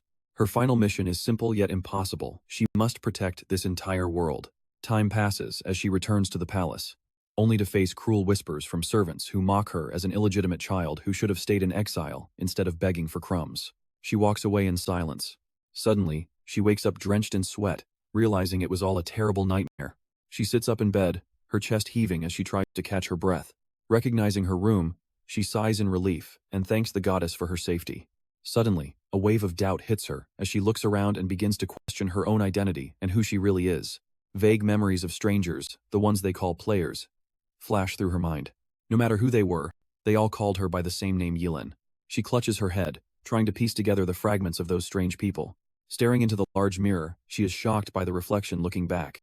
Tears stream down as she asks herself if she really is Yilin Snow White. In her confusion, a gentle and soft voice suddenly asks if she is lost. A stunning woman with golden hair and a white dress steps into the room. Yilin trembles, stuttering as she asks if this guest is the goddess Gaia. "You and I just saw a goddess appear," smiling as she welcomes Yulin. Alright, you and I are dropping straight into a brutal bloodbath where Aaron is fighting for his life. An enemy soldier sneaks up behind him, ready to drive a blade right through his back. Just as death closes in, a gunshot rings out, and the assassin drops dead instantly. Captain Drake steps out, smoke curling from his pistol. "You still hanging in there, kid?" he asks. Aaron gasps for air, his eyes burning with resolve. "I am still standing," he grunts. Suddenly, we flash back 30 minutes. Aaron is surrounded by a crowd of panicking Alliance soldiers who are completely losing their minds. Faced with a life or death choice, Aaron barks out orders. "The Free Knight Alliance and Unbeatable Fleet stay here. Everyone else, fall back to the first capture point immediately." He demands they take the boats and sail back to defend Snow White at all costs. Captain Drake sighs, feeling like the entire battle has already gone to hell. He suggests stalling for time and then just dying so they can respawn back at Snow White with the others. Drake argues that a full tactical retreat would be much more efficient for the army, but Aaron shuts him down immediately. If they lose to these outlaws, their reputation will be ruined, and the entire future of Bethalos will become a nightmare. Aaron makes a bold declaration. "We might not win this battle, but losing is simply not an option, especially not when our enemies are the literal embodiment of absolute evil. The tension in the air is thick enough to cut right now." Looking at Aaron's almost insane level of resolve, Drake wonders, now pay attention here, what exactly is he fighting so hard for in this war? Just then, Gaia gallops up on horseback, desperate to know how everyone is holding up. Aaron nods. He left half the guild here and sent the rest back under Princess Engineer's command to the Old Continent. Then Gaia drops the best news, yet the people of Snow White are actually rising up to defend their own city. Aaron is completely stunned. Wait, they really did that? He confirms it is true. Reports say tens of thousands of people are finally joining the fight, meaning the Alliance won't have to worry about the situation in the old world ever again. Aaron finally lets out a sigh of relief. He thinks the tide has turned, but Captain Drake still looks completely skeptical about their chances. But get this suddenly. Gaia looks at his notifications and turns pale. Wait, this shouldn't be possible after just a few minutes. The celebration dies instantly. Aaron demands to know what is wrong as his heart begins to race. Gaia is trembling, barely able to choke out the words in total terror. I can't believe this is happening. Those thousands of players at Snow White? They were just gathering when the entire crowd at the capital descended into total chaos. One player points at his teammate and shouts in total panic. The other guy looks confused, but the answer he gets is nothing short of a waking nightmare. His skin is shriveling up. Within seconds, both of them realize the same thing is happening to everyone. White smoke rises from their bodies, accompanied by a sickening, sizzling sound. The crowd realizes with horror this is the aging debuff, a curse they thought was deleted years ago. Players start collapsing everywhere, their bodies turning into withered, dried-out husks like mummies. Amidst the horrific scene of bodies piled everywhere, a pair of black boots walks across the cold stone floor. This scene reminds us of May 16, 1945, the day the first atomic bomb was officially tested in human history. From that explosive moment on, humanity officially held the power of absolute destruction.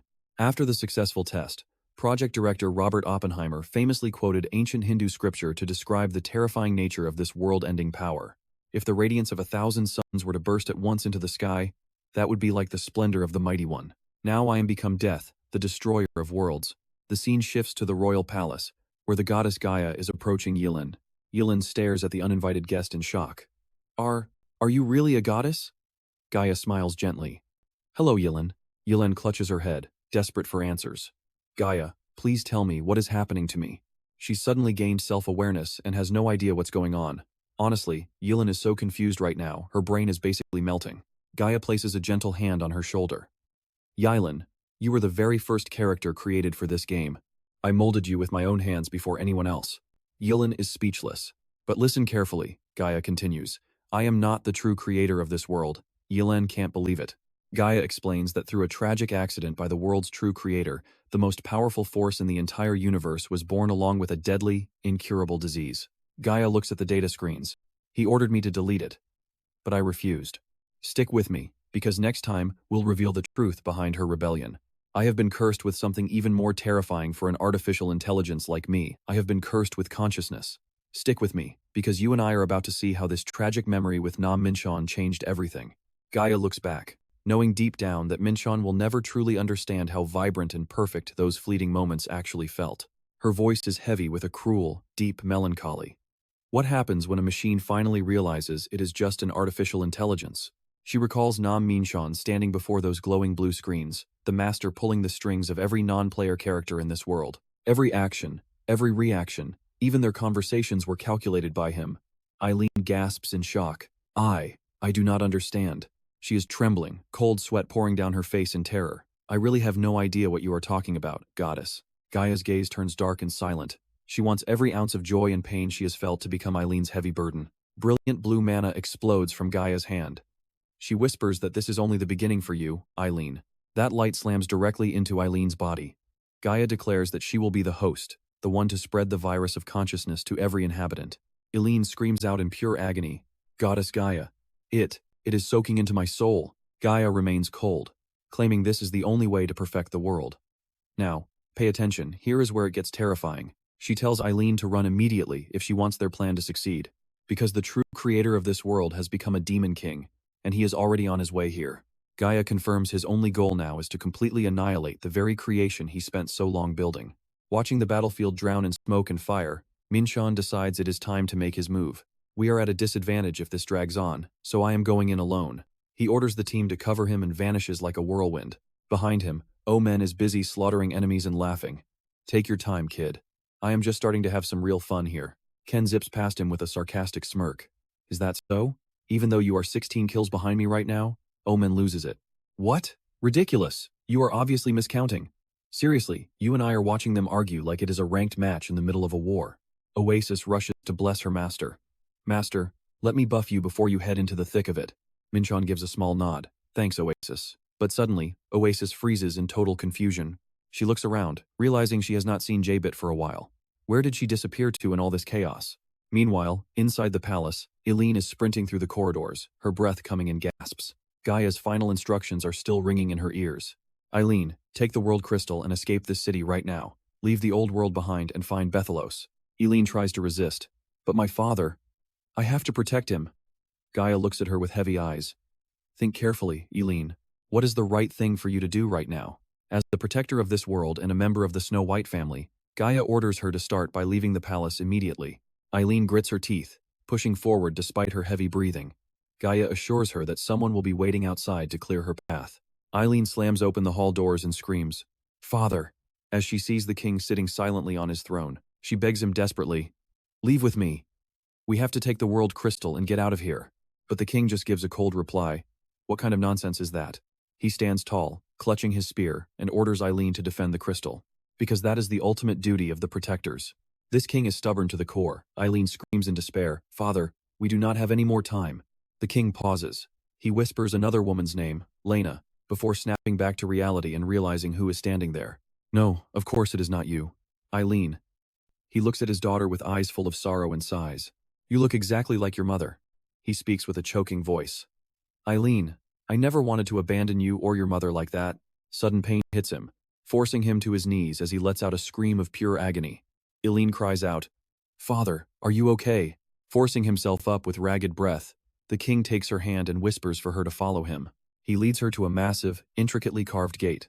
Behind it, the world crystal radiates a brilliant blue light, encased within an imposing block of solid ice. The king firmly reaches out, grabs the glowing gem, and places it directly into his daughter's trembling hands. Take this and leave right now. Eileen stares at the treasure in shock. The world crystal? No, father, come with me. But he roars with absolute authority to push her away. Go now. The king stands tall, asserting his position. I am the king of Snow White. I have given my entire life to protect this country. It is too late to choose a different path. Outside the window, the capital city is already drowning in a sea of raging fire. Suddenly, he pulls Eileen into a tight embrace, leaving her stunned. Father? He whispers softly, his voice full of regret. I have never hugged you before. Go, get far away. And trust me, you and I just saw a hero's true final stand. You and I are about to witness the end. You are the only one left to protect the world crystal. The 16th king of Snow White sits silently on his throne, reflecting on a life filled with late regrets. He bitterly wonders what he wasted his whole life trying to protect, when he couldn't even save the woman he loved most, making all his past efforts feel completely meaningless in the end. Min-cheon steps forward silently toward the throne, listening to the resentful final words of a man reaching his breaking point. Min-cheon realizes right then that this king is acting completely outside the game's original script. The king roars with fierce determination, declaring that while he can't turn back time, he'll give his last breath to this final battle. He loudly proclaims he'll sacrifice himself, trading his very life so that Snow White can continue to exist. Talk about a warrior who refuses to stop fighting until his very last breath. All he wants now is for his young daughter's future to be blessed. Finally, Min-cheon coldly executes the king on the throne. Pay attention here, the chaos is just starting. At Nippon headquarters, the staff panics while watching the massacre on their monitors. They are furious, claiming the player is abusing a major game exploit and demanding an immediate server shutdown to prevent total disaster. Lee Dong-ha is dripping with sweat, asking for the director's location, but he's told the boss is busy in a meeting with the board of directors. Facing the intense backlash and shouting of his subordinates, Dong-ha bitterly realizes Director Hasu will ignore them all for profit, treating this as history's greatest marketing campaign. Despite that fake glamour, Dong-ha roars about the slaughter of hundreds of thousands of players and demands immediate intervention to save the situation. Dong-ha slams his hand on the table, instantly casting aside all his hesitation. Forget everything else. On behalf of the director, I'm overriding authority for the game masters to intervene right now. He declares an emergency at Snow White and orders the battle to end. Shinji stands up with resolve. Let's go. She insists that if the Demon King really is Min-cheon, they have to be the first ones to reach him. Both quickly put on their VR headsets to log in. But suddenly, a bright red warning pops up. Access restricted. You and I both know this pain. Right when you're about to save the game, it locks the door. Nervous chatter fills the office as other employees are also suddenly kicked from the system. A shocking announcement follows. Every single Game Master account has been locked. Dong-ha breaks into a cold sweat, screaming about who could possibly have this much authority. The answer leaves him speechless. Gaia, the AI goddess of the wind world, is completely silent, giving no response. It gets even worse when not just Gaia, but all 24 AI assistants stop working. One staff member screams in terror, "Damn it, have we been hacked?" Dong-ha frantically orders the server and security teams to shut down the server immediately, while desperately calling Director Hasu, only to hear endless dial tones. He roars in frustration. "Pick up the phone, you bastard." But then, a harsh reality hits him. The company no longer has human server or security teams. The entire office is running around like a bunch of headless chickens. After a previous backdoor incident, Director Hasu moved all human staff elsewhere, replacing those teams entirely with AI. Messages about the AI failing to respond flood the screen, crushing their final hopes like a bucket of ice water. Dong-ha trembles and gulps in pure horror, realizing the company's entire defense system is now completely paralyzed. Amidst the despair, Shinji suddenly speaks up. "Dong-ha, we can still log in using that account." Her colleague looks confused.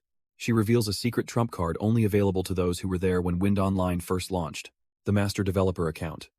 Meanwhile, back in the Snow White Kingdom that's currently drowning in a sea of flames, Ellen runs frantically through the ruins with tears streaming down her face. She wonders where she can go while surrounded by fire, when a figure appears behind her. "Found you. That's terrifying." Ellen screams in terror, hugging her treasure tight. "Ah, who are you?" Out from the shadows steps Jibit, showing her signature rabbit ears and a look of pure determination. She looks at Ellen and introduces herself, stating she promised Gur she would get her out of Snow White safely. Looking at the king's lifeless body on the floor, Min-cheon is shocked to see the world crystal has vanished without a trace.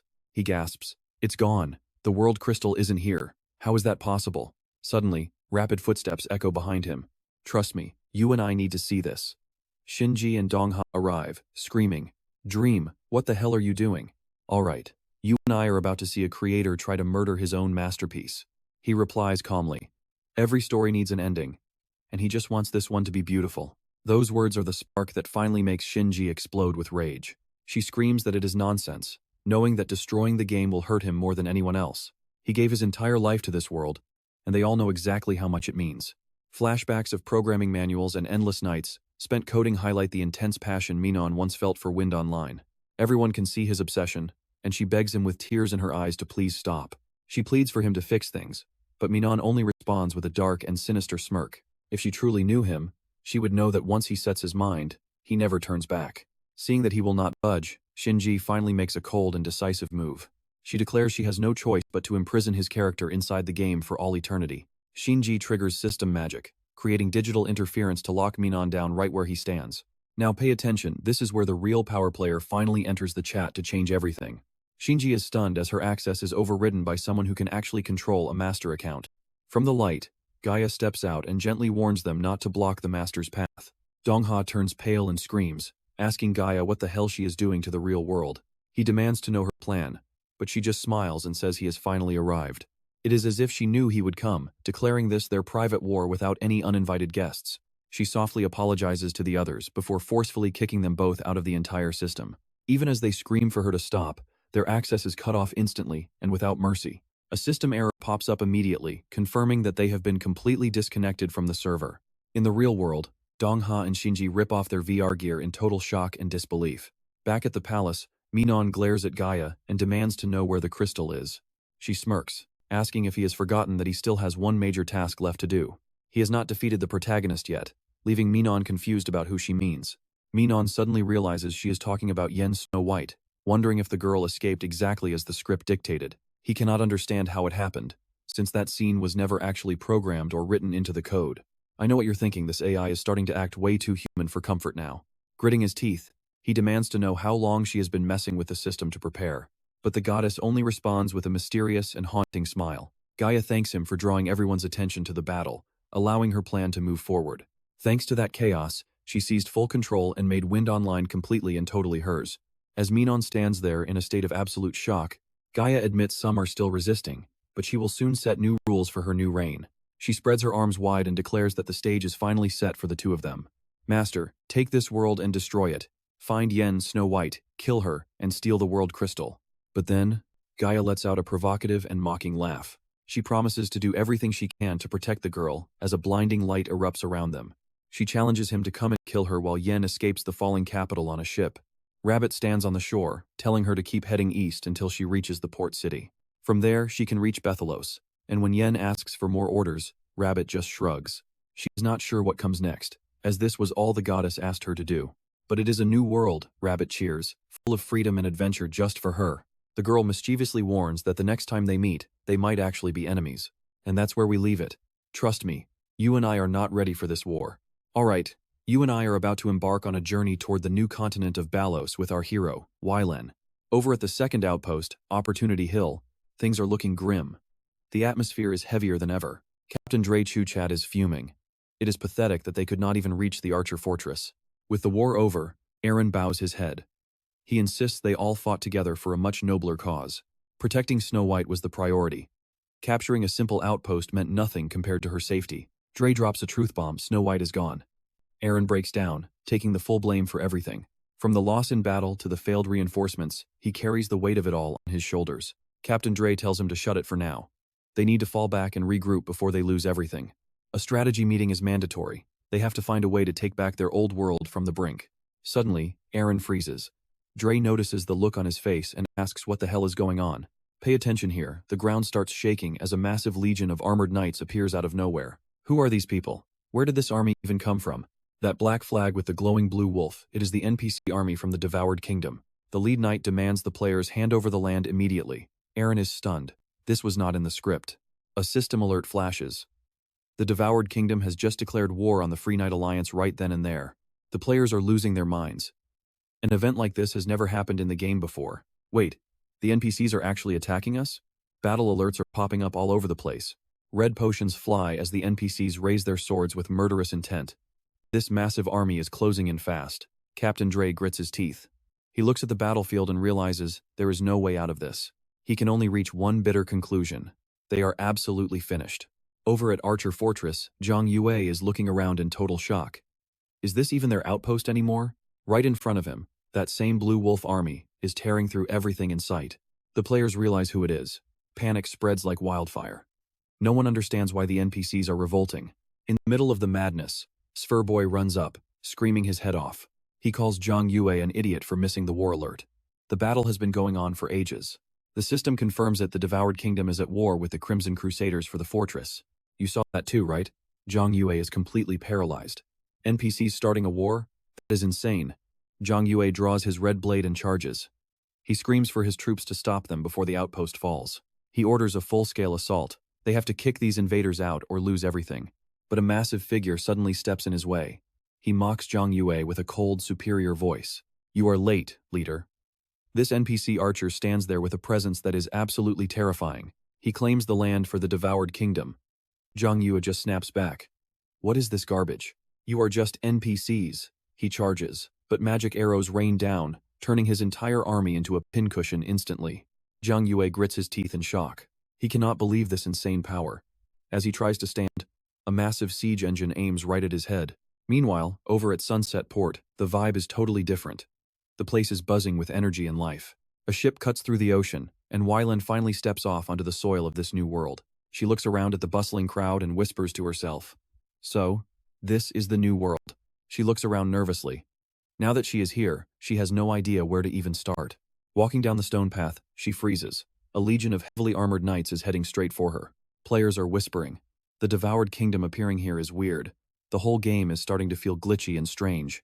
Wyland tries to ask what is happening, but before she can speak, the knights have her completely surrounded. One massive knight steps forward. To her total shock, he bows down with the utmost respect. Welcome.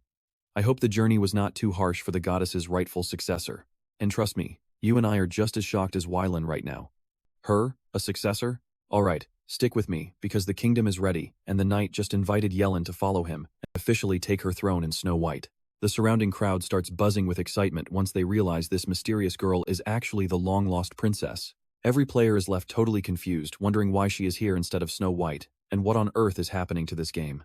The whole server is more hyped for Yellen than a new update, as the knight calls her their final hope. She is left frozen in shock as the weight of the world hits her. Wait, am I really the hope of the entire world? Suddenly, the goddess Gaia appears on every notification screen, asking the adventurers if they are enjoying the Demon King event. Gaia introduces this as a strictly limited-time event, where players and NPC armies must unite for one ultimate mission driving the Demon King out of this world forever. She promises insane rewards like exclusive titles and special mounts to anyone brave enough to join the fight. Winners will be immortalized in the Hall of Fame, but Min-cheon's group is absolutely livid. They cannot believe they have been turned into a target for a server-wide event. What on earth is this woman talking about? Now watch this part closely. The goddess warns the world will be swallowed like Snow White unless they destroy the Demon King. Gaia coldly declares that the only way to end this event is to defeat Min-cheon once and for all. Gaia calls upon every warrior and NPC to stand up together for the very survival of their world. With a gaze burning with pure determination, she delivers her final, absolute command. You must defeat the Demon King. Oasis is left totally speechless by the declaration. She turns to Min-cheon, shaking with worry about what this means for them. Min-cheon, what is she saying? Min-cheon just smirks with murderous intent, realizing she is turning the whole world against them. He roars with excitement, let her try.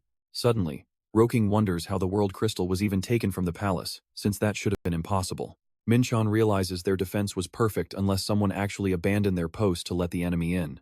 Who was it? Who left their spot? Rabbit slowly steps forward, looking incredibly guilty as she mumbles an apology. She explains that she started feeling unwell and snuck off for a quick nap without telling anyone. Seriously? Rabbit, I will only forgive you if you were actually dying of a stomachache. Let's pause because we are heading back to where this mess actually started. Weeks ago on a beautiful island at the Wonderland Resort. Rabbit was confirming Min-cheon's crazy request one last time before she started the job. She asks if he really wants her to hack Wind Online just to back up all the data through Season 5. Min-cheon nods, and Rabbit confidently says she can do it even though that much data will take some time. She puts on her VR gear and tells Min-cheon to go enjoy the sun instead of distracting her. Rabbit mutters to herself, I really did not think there would be a day where I would have to hack Gaia all over again.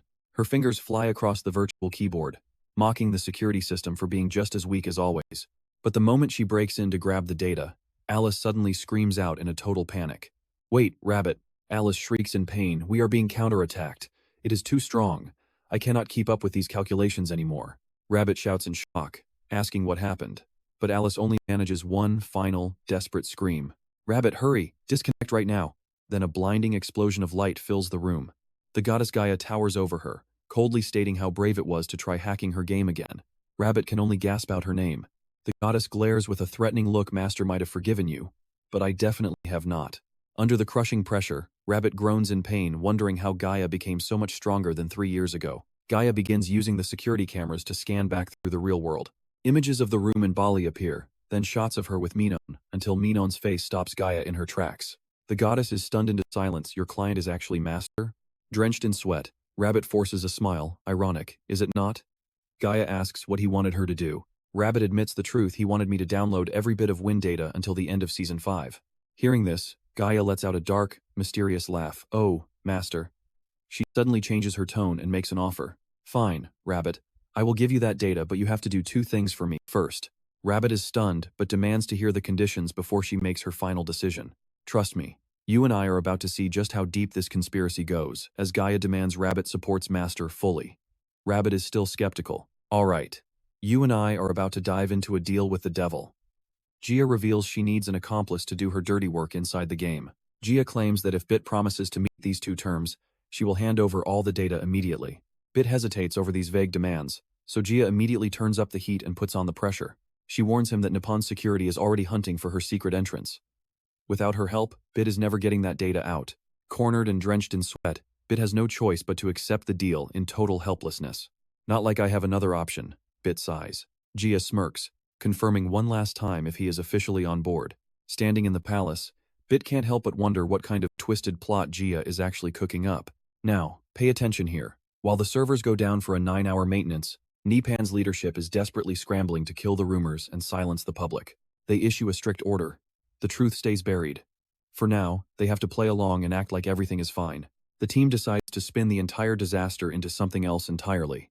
They will frame Gia's rampage as a planned event. The manager orders a new wiki page for the Demon King's descent and starts marketing it as an exclusive limited-time event. Dongha objects in a total panic. He argues they cannot restart the server without knowing the risks, especially now that Gia has fully embraced the dark side. You want the servers closed forever then? Director Yoon Ha-soo enters the room, his murderous gaze sending a chill through the staff. He glares and barks at them, asking just how long they plan to keep the game offline. Does closing it solve anything? Do they even realize how much money Wing Online pulls in every single day? If players start demanding refunds for their top-ups, are these employees going to cover the massive losses? As Dong-ha sits in defeated silence, Ha-soo coldly shuts down the debate and orders the server back online before walking out. The room stays suffocatingly quiet as the staff exchange nervous looks. Back in his private office, Ha-soo casually picks up the phone and makes a call. Hello? I assume you are not busy. We need to talk. You and I are moving from the boardroom to a quiet late-night bar where the real dark deals are about to be exposed. Ha-soo meets a black-haired young man with a neck tattoo, leisurely asking for his name. Just call me Zhang Yue, the boy replies calmly. Ha-soo nods, agreeing to just use his in-game ID for now. We need the whole group here before we start. Do you know when Ha-soo stops mid-sentence, looking toward the door? Speak of the devil, he is here. But Aaron's real-life appearance is the total opposite of his flashy in-game avatar. The real Aaron looks exhausted and broken, showing up in a gray hoodie with a scruffy, unkempt beard. He looks like a total wreck. Ha-soo smiles, hoping Aaron does not mind being addressed by his real name. Whatever, Aaron grumbles. Seeing the legendary champion in person, Zhang Yue is internally screaming. Is this really Aaron? It is a completely different personality. Seriously, the gap between his online profile and his real-life appearance is just mind-blowing. Ha-soo offers everyone a drink, but Zhang Yue cannot stop wondering about the real motive behind this secret meeting. Ha-soo raises his glass, his eyes turning sharp and cold behind his spectacles as he starts discussing the future. He reminds Aaron and Zhang Yue that they owe him for his support. Now it is time for them to work a little harder. When they point out the deal was supposed to end after the Goddess Wings campaign, Ha-soo just flashes a cunning smirk. He promises a massive payday if they can just handle one final request for him. Zhang Yue asks for clarification on the mission. Ha-soo reveals that Nippon is about to drop a ton of new paid items. Players are currently caught in a chaotic war between the Demon King's army and the New World's NPC forces. It is a total bloodbath. Ha-soo wants the two of them to livestream themselves using these new combat items to hype up the community. But Aaron suddenly cuts him off, looking more tired than ever. He demands to know what Nippon was thinking, letting the Demon King and NPCs just slaughter everything in the game. Ha-soo stays quiet for a second before coldly dismissing it as internal company business. They just need to focus on their paychecks. But as soon as money is mentioned, Aaron stands up and flatly refuses the offer. He claims he makes enough from streaming and does not need Ha-soo's pocket change. The director is stunned, asking why Aaron even accepted before. Aaron thinks back to his image as a knight of justice within the virtual world. He explains that the previous deal gave him the chance to actually be a hero. That was his only reason for agreeing. So what do you and I make of this? Zhang Yue clearly thinks Aaron is insane for choosing justice over a massive payday. Alright, stick with me as Aaron decides to lead the players from the front lines once again today. But his gaze is sharp as he tells how he no longer cares about selling pay to win items. People are actually dying in there, making Aaron look like he just entered full anime hero mode right now. He turns and leaves in a hurry, declaring that the situation in the game is far too critical. Trang-do mocks the champion as a freak, but Director Hao just gives a dark and knowing smile. He believes that geniuses are always too rigid, and that stubbornness will eventually lead to their own downfall. Hao turns back to Trang-do and suggests they start their own private business deal right this second. Late at night, Aaron walks back to his dark home with heavy steps, only to find his wife waiting for him. He tries to brush her off, but his wife shouts back with more determination than she has ever shown before. Aaron snaps that he provides more than enough money and asks what the problem is, while his wife can only ask if he truly needs to hear the answer from her. She grabs his arm tightly and screams out in total desperation as the tears start to fall down. He has been addicted to that game for 5 long years, and she says it is finally time to focus on real life. Aaron roughly shoves her away and yells for her to let go because he is too busy for this. Now pay attention, she brings up the tragedy that haunts them both, saying this won't bring Hyunwoo back. It has been 5 years, and Aaron tells her to shut up while ignoring her pleas to let their son rest. He screams in a blind rage, demanding that she keep her mouth shut about their past, once and for all. The shouting wakes their son, Hyun-min, who calls for them as his mother pulls him close in fear. She begs Aaron to look at his 10-year-old son who is all grown up and finally returned to his family. A cold door slam is his only answer as he passes a photo of Hyunwoo and heads straight for the VR rig. He puts his hand on the machine, the system confirms synchronization, and he finally logs back into the virtual world. Aaron is officially back on the battlefield while his comrades scream for his help during the chaotic fight. Aaron, the NPC forces are closing in fast, so you better get ready to fight them right now. With fire in his eyes, Aaron draws his sword while Shin and Dong-ha rush through the hallway halls. Dong-ha worries if Stream will even talk to them if they just barge in without any warning. He won't even pick up, so I will break the door down if I have to, leaving Dong-ha sweating and thinking that she is about to commit a serious crime. Suddenly, Dong-ha's phone starts vibrating, and he shouts in total shock after picking it up. An emergency C-section? But it is still way too early for the baby to be coming out. He tells Shin he has to go to the hospital right now because he is officially about to become a father. The scene shifts to the hospital nursery late at night, where Dong-ha stands before the glass crying happy tears while constantly thanking the world for his newborn child. Look closely, even now, Min-cheon shows up in the shadows. He softly says he is happy to see that both the mother and the baby are healthy. Shin mocks him, saying at least he has the decency to show up after hearing that Dong-ha's child was finally born. She remarks that a person's creations are just like their own children, as Dong-ha smiles and greets Min-cheon warmly. Min-cheon nods in agreement, and Shin looks him straight in the eyes to speak her mind. Wing Online is incredibly precious to her, and she knows that it means even more than that to him. She admits she cannot understand the emotions that would lead someone like Min-cheon to destroy his own life's work like this. Shin stares him down and warns that he will regret this choice for the rest of his entire life. She vows to stop him, but Min-cheon just asks if she plans to report this secret to Nippon. She glares back and retorts that if he plans to use the game rules to destroy his work, then she will use those same rules to protect it. Min-cheon smiles, looking genuinely amused by her challenge, and says he looks forward to seeing what she can do. After the intense confrontation, Shin suddenly changes her tone and gets excited about what gift to buy for the baby. Min-cheon casually mentions he is going to buy some baby clothes too before we shift back to the continent. At Sunset Harbor, amidst the smoke and fire of a massive siege, Aaron is putting everything he has into the fight. But it looks like his physical strength has finally reached its breaking point in this brutal battle. And that's where we leave it. Aaron collapses as his most painful memories begin to swallow his mind whole. Stick with me, we are about to see a tragedy turn into an epic legend. He remembers his wife's tearful face as she screamed in desperation, begging him to finally wake up. She wanted him to face reality, instead of drowning in a virtual world for 5 whole years. Like a knife to the heart, a sudden cry of daddy pulls Aaron back to another memory. It is his young son, Hyunwoo, sitting in a hospital bed with a pale, sickly face. Seeing his father wake up, Aaron quickly apologizes for accidentally nodding off. The boy excitedly shows off a new character he just created in Wing Online a few days ago. A brave warrior with golden hair and pure white armor, the exact character Aaron uses today. Aaron smiles and ruffles his son's hair, telling him the character looks truly amazing. With a happy smile, the boy admits the game is fun and begs his father to play together. Hyunwoo brags about running and jumping in-game, from climbing high mountains to exploring the vast deserts tomorrow. Even though doctors only allow 1 hour a day, Wing Online is his entire world of happiness. Aaron looks at him tenderly, happy that his son found something so exciting to enjoy. Now, pay attention here, because this is where Aaron's mission truly begins. Hyunwoo's face falls as he mentions the bad players who hunt others, and how he was a victim. The boy declares that once he levels up, he will punish those villains. Aaron asks if he is a hero. Hyunwoo? Yes, a hero of justice. He brightly describes gathering allies to wipe out all the bad guys. He dreams of winning the tournament and becoming a famous streamer that everyone loves. Seeing his son's passion, Aaron asks what name he gave to his new hero character. Hyunwoo laughs and calls out his father's name, Aaron. That is the origin of the Golden Knight. But reality crushed those dreams as white funeral wreaths appeared with a sign reading "Rest in Peace." The mother's heartbreaking sobs echo through the funeral, her voice filled with pure agony. She collapses, screaming in pain over the permanent loss of her young child. Aaron stands motionless in a black suit, gaunt and hollow-eyed, staring blankly at Hyunwoo's funeral portrait. The promise to be a hero of justice rings in his ears, a bitter reminder of a final wish.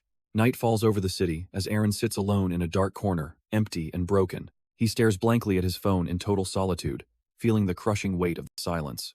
Aaron looks at the notification confirming Hionu's game account has been transferred to him. He tells himself that Hionu's dream was justice, and that is why he must keep fighting. Back in the fiery game reality, a soldier screams for Aaron to listen. "We need reinforcements or we must retreat before we lose the second outpost." He warns they will lose everything. But Aaron flatly refuses, knowing that is exactly what the Demon Lord's army is waiting for. He insists the main force must stay at the old continent to hold the fortress at all costs. "You and I both know there is no good choice here." Drake urges him to decide now. Protect the old world or keep expanding into Bethalos. Faced with the choice of chasing 2 rabbits and catching none, Aaron makes his declaration. "If chasing both is the path to justice, I will chase them until my last breath." Drake breaks into a cold sweat at the intensity. Suddenly, a panicked soldier runs up with news. "Aaron, it is bad. The demon army has started attacking every city on the old continent." A shocked Aaron asks for the exact location. The answer leaves him stunned. Everywhere. Before him is a nightmare. Every city in the old world is simultaneously drowning in fire. He cannot believe the Demon Lord has enough soldiers to start an all-out war this huge. The bad news does not stop. The trembling soldier reveals there is even more to tell. Word is the demon side has the 4 Knights of the Dark God. Massive dark entities appear. The world of Wing Online was built on 7 massive cities, from Snow White to the bustling Solitaire, Ocean Cross, Evergreen, and Eternity Garden. You and I need to see what happens next. A land of floating magic, icy weapons, high-tech fortresses, and finally Iceberg, the city of constant war. With Snow White and Solitaire officially wiped off the map, Min-cheon steps up to announce their next major move. "We have successfully conquered both Snow White and Solitaire. Alright, you and I are about to see this massive invasion unfold. We are splitting into pairs for a simultaneous attack. Ken and Aggro King, you take Evergreen. As for Doctor and Rabbit, you two will work together to crush Eternity Garden." Min-cheon gives the final order. "Omen, you handle the Frost region." "Wait. Why am I going all by myself?" Min-cheon just smirks, playing him perfectly with a clever reason. "Well, it is because you are our strongest fighter." Omen laughs with pure joy. "Ha ha ha, finally you recognize my true value. Did you kids hear that?" Omen gets a little praise and forgets everything. Ken sighs, yeah, you are super strong." Ring just shrugs in total disbelief. "I am pretty sure he is just saying what you want to hear." Worried about the scale of the attack, someone asks, "Attacking everywhere at once? Do we even have the numbers for that?" Watch this part closely. Min-cheon is full of confidence. "Don't worry, I spent a fortune in infamy points for this." The story suddenly shifts back a few days to the dark cult outpost located in the lower city. A system notification pings the level 10 barracks construction is finally complete. Standing before the massive fortress, Min-cheon and Oasis realize they can now produce the highest tier units in the entire game. Min-cheon groans. "Oasis, you know how much I absolutely despise these random gacha systems, right?" He admits that even though he hates it, his bosses forced him to include this annoying feature in the game. To create a random level 10 unit, Min-cheon has to spend 500,000 infamy points or 50,000 gold. Those prices would make any gamer cry. Min-cheon mutters to himself in pure regret. "I put this where no player could ever reach it, right at the peak of the dark cult hierarchy." He is shaking with stress. He never thought he would have to use this cursed feature himself. Oasis asks, "Is it random?" "Okay, pay attention to these 4. They are the absolute strongest. Behold the 4 Knights of the Dark God. First is Hollow Knight, the bringer of death, followed by Dominion Knight and his overwhelming authority. Then there is Abyss Knight with his twin glowing blades, and Glow Knight, the armored bringer of war and lightning." Min-cheon grits his teeth with absolute determination. He roars, "I am getting all of them today, even if it kills me." Oasis cheers him on. "Let's go." He mumbles a prayer to the 4 Knights and slams his hand down on the creation button. The system announces a new unit has been created. Min-cheon is sweating buckets. Did I actually get one? A bright window pops up confirming the result. Abyss Knight has been added to the barracks. Min-cheon is absolutely thrilled. Oasis jumps for joy. "I knew you could do it, Master." Min-cheon is ready to burn the world down. "Alright, that is a great start. Let's go get the rest of them." But then, the system pings again. Instead of a majestic knight, a multi-armed red-eyed monster appears. Oasis screams, "What on earth is that thing?" Min-cheon coughs awkwardly. "Right. Well, I knew it would not be that easy." He forces a smile and waves. "Haha. Happy to have you on the team." Abomination. But his joy does not last long before things take a very weird turn. The monster just growls and makes weird noises. It is completely brainless, but Min-cheon acts like he is thrilled. "Haha. Yes, exactly. I am also very happy to meet you." Oasis just stares, completely speechless. She wonders, is he actually having a conversation with that thing? Min-cheon pats the monster on the shoulder. That is what I want to see. I expect big things from you. He slams the button again. All right, we got one abomination. Now, give me those 4 knights. The light fades, but instead of a hero, another hulking mutant stands there. Min-cheon lets out a heavy sigh. He tries to calm himself down with a forced, shaky laugh. It is fine. I am just flushing out all the bad luck early. But reality is a cruel mistress. System messages start spamming the screen. Abomination created, abomination added. Over and over again. Trust me, we have all been there. Min-cheon loses it, screaming, "Who is the idiot who made this game? I just wanted to talk to him. That was you." Stick with me. After insane effort and sheer madness, Min-cheon finally managed to tame all 4 of the legendary knights. But the price for that power was a massive, immeasurable amount of notoriety points that he can't even count. Now, standing right in front of Min-cheon is an army of mutated monsters, growling with a twisted and eerie energy. The scene shifts over to Evergreen, a peaceful and poetic city tucked deep within the lush green forests. AWAKEN is hyped up on his livestream, bragging to his viewers. See this? Every single one of these monsters is under my command. Haha, he doesn't forget to ask for support. Today, we're going to burn another city to the ground. Thanks for the likes and follows. Suddenly, boom! A massive sound from behind makes Roking and Ken jump in shock. A giant entity in jet-black iron armor radiates a terrifying aura of death as it emerges from thin air. At Eternity Garden, Dr. Jit is frozen before a dark female knight with glowing blue eyes and a cold blade. At the exact same time, the next target, Pang Ki, has officially been locked into their deadly sights. Standing before Pang Ki, Omen mumbles arrogantly, "I told that kid I didn't need his knights or anything from him. You two better stay out of my way." Now to Ocean Cross. Even the most beautiful cities aren't safe. Min-cheon, in his Demon King form, is ready. He quietly asks, "Ready, Oasis?" The priestess responds with pure determination. "Yes, master." Min-cheon's eyes flare with wicked energy as he barks an order to his army, "All units, move out." A massive, full-scale invasion explodes across every front. Evergreen is left to the mercy of Ken and AWAKEN. Rabbit and the Doctor dive straight into the chaotic and bloody struggle over at Eternity Garden. At the pit is Omen and his knights, while Min-cheon fights at Ocean Cross. Pay attention here, all 4 fronts are clashing at once when a shocking notification rings out. Confirmed, the Nightbringer Guild has officially conquered major cities like Ocean Cross, Evergreen, Eternity Garden, and the pit. A protection period for their occupation has been set for all these areas, lasting for nearly 30 days.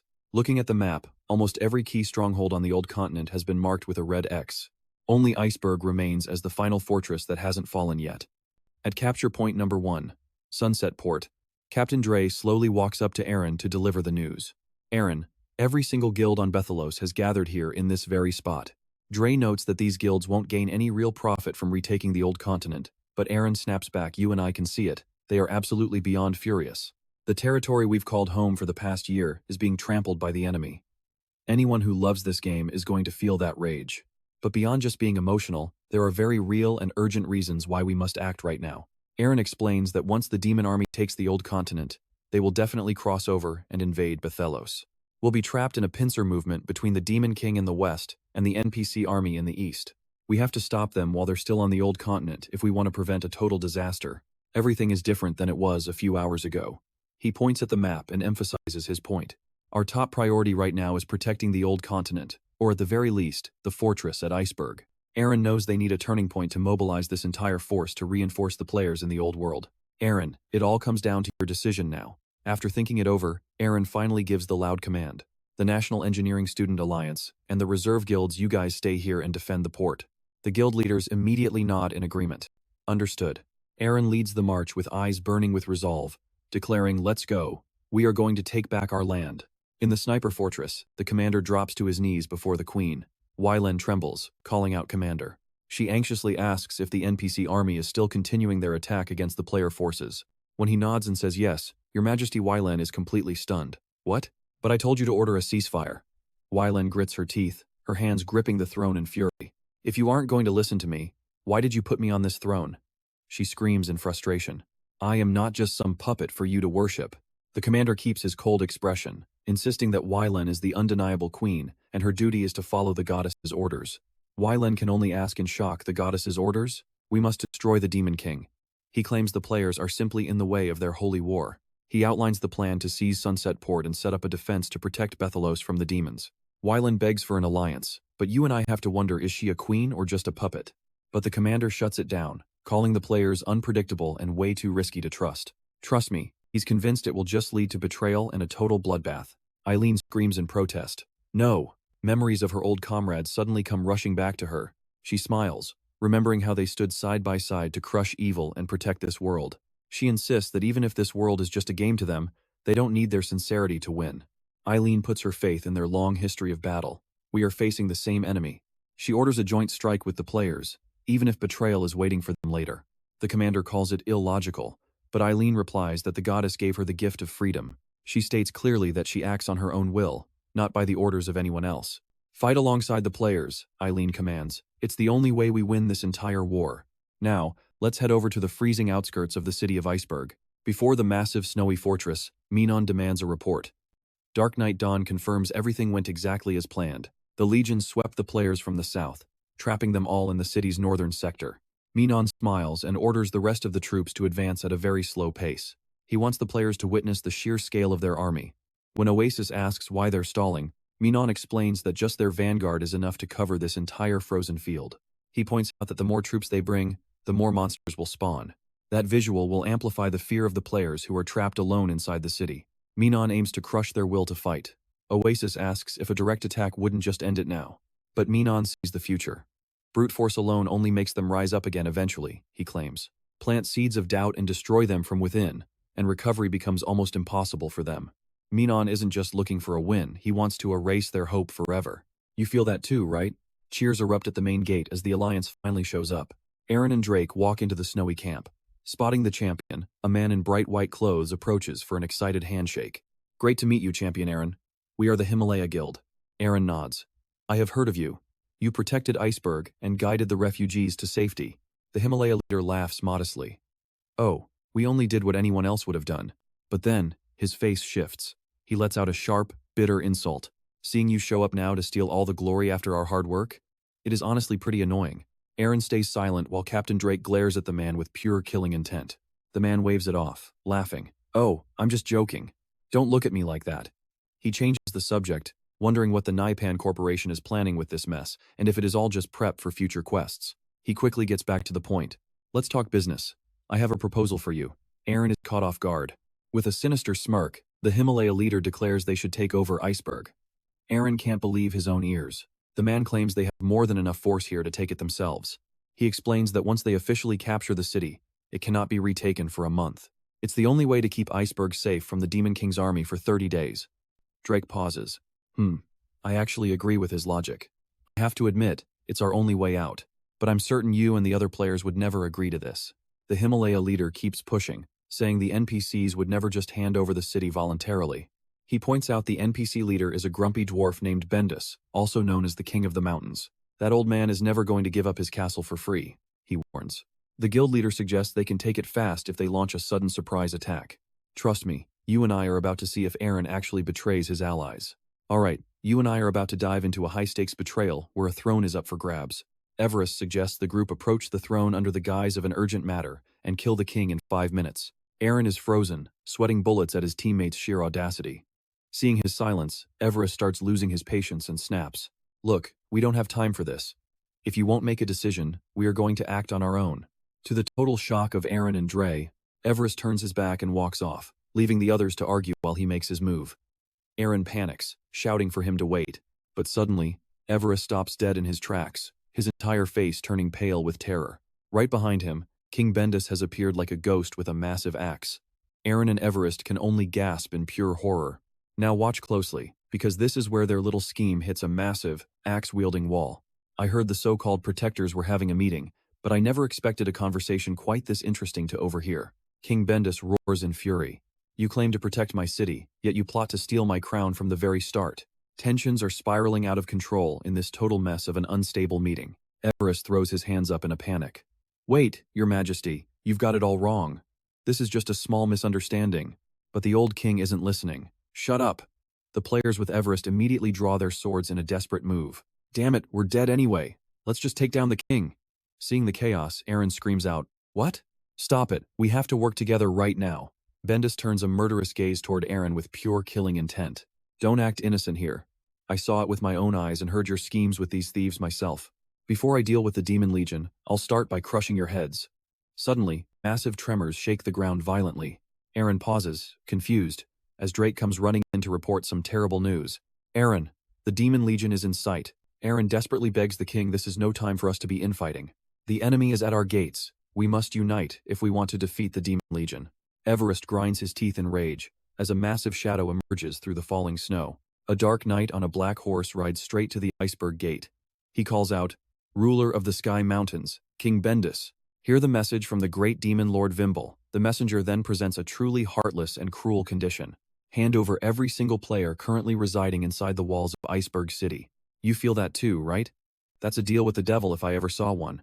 Total betrayal. King Bendis watches in silence before asking suspiciously, "How can I trust a word you say?" Our king never breaks his word. And if he does, he promises that you can take his own life as payment. Everest is sweating bullets in this life or death situation. Then, the Dwarf King makes his loud proclamation from the wall. "I refuse your offer. You bastards have burned every city on this continent to the ground. The stance is locked. No room for negotiation in this dialogue system. How can I trust a deal from monsters who pillage for pleasure? No matter what you offer, my answer is always the same: go to hell." Bendus spits in pure contempt. The Dark Messenger simply responds with cold indifference. "King Bendus, this offer remains open until the battle ends."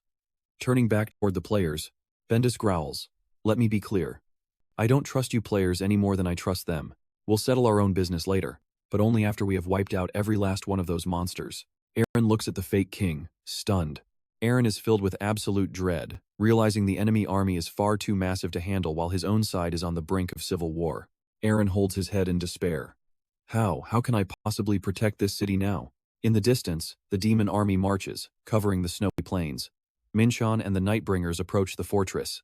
A system window pops up, asking to declare war on King Bendis. Min-cheon looks at his team and speaks. "All right, you bringers of darkness. This is your final chance to tear an entire city to the ground." Min-cheon smirks with a cruel smile. "Make sure to enjoy it while you still can." Immediately, a notification confirms the Nightbringers have officially declared war on Iceberg. The 5-minute countdown begins now. And that's where we leave it, trust me. You and I are going to want to see what happens next. All right, you and I are jumping into a world where dreams and reality are about to collide. Look, it worked. Wylin stands on the golden sand, shielding her eyes from the bright glare of the deserted beach. Nominon stands quietly by the sea. He gazes thoughtfully at the sun and mutters, "This virtual reality world feels so real, but it is incredibly hard to control." He admits he spent an entire week just programming that sunrise to look right. "One day, I want to create a world that is truly alive." He dreams of building a place where the plants, animals, and even the NPCs all have their own souls. With that world as a stage, I want to create an incredibly fun game. That was his dream. A seemingly impossible ambition. She watches him silently, thinking she wants to stay by his side until that great dream finally becomes a reality. The same dream. But wait, whose memory is this exactly? Wylin wakes up, startled on the ship, rubbing her forehead as blurry images of Gaia still linger in her mind. Seeing she is awake, the knight nearby checks on her. Wylin looks at the ocean, asking impatiently if they have arrived. The massive ship sails into a bustling port lined with rows of crowded buildings. Pay attention here, this is Bagima, the only port left open. Get ready, the army of the Swallowed Kingdom is attacking.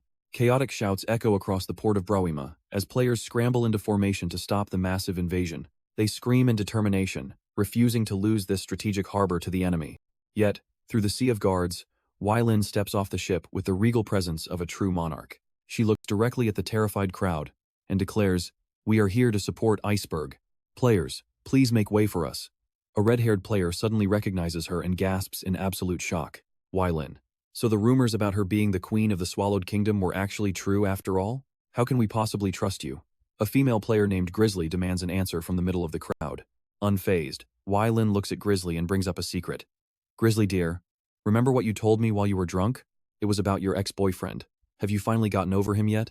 Grizzly turns bright red, speechless from shame. Wylin turns to the guy in the panda hat. "Panda, you were mad at your boss? You trashed him in front of me and said you had nowhere else to go. I even celebrated with you when that manager got demoted.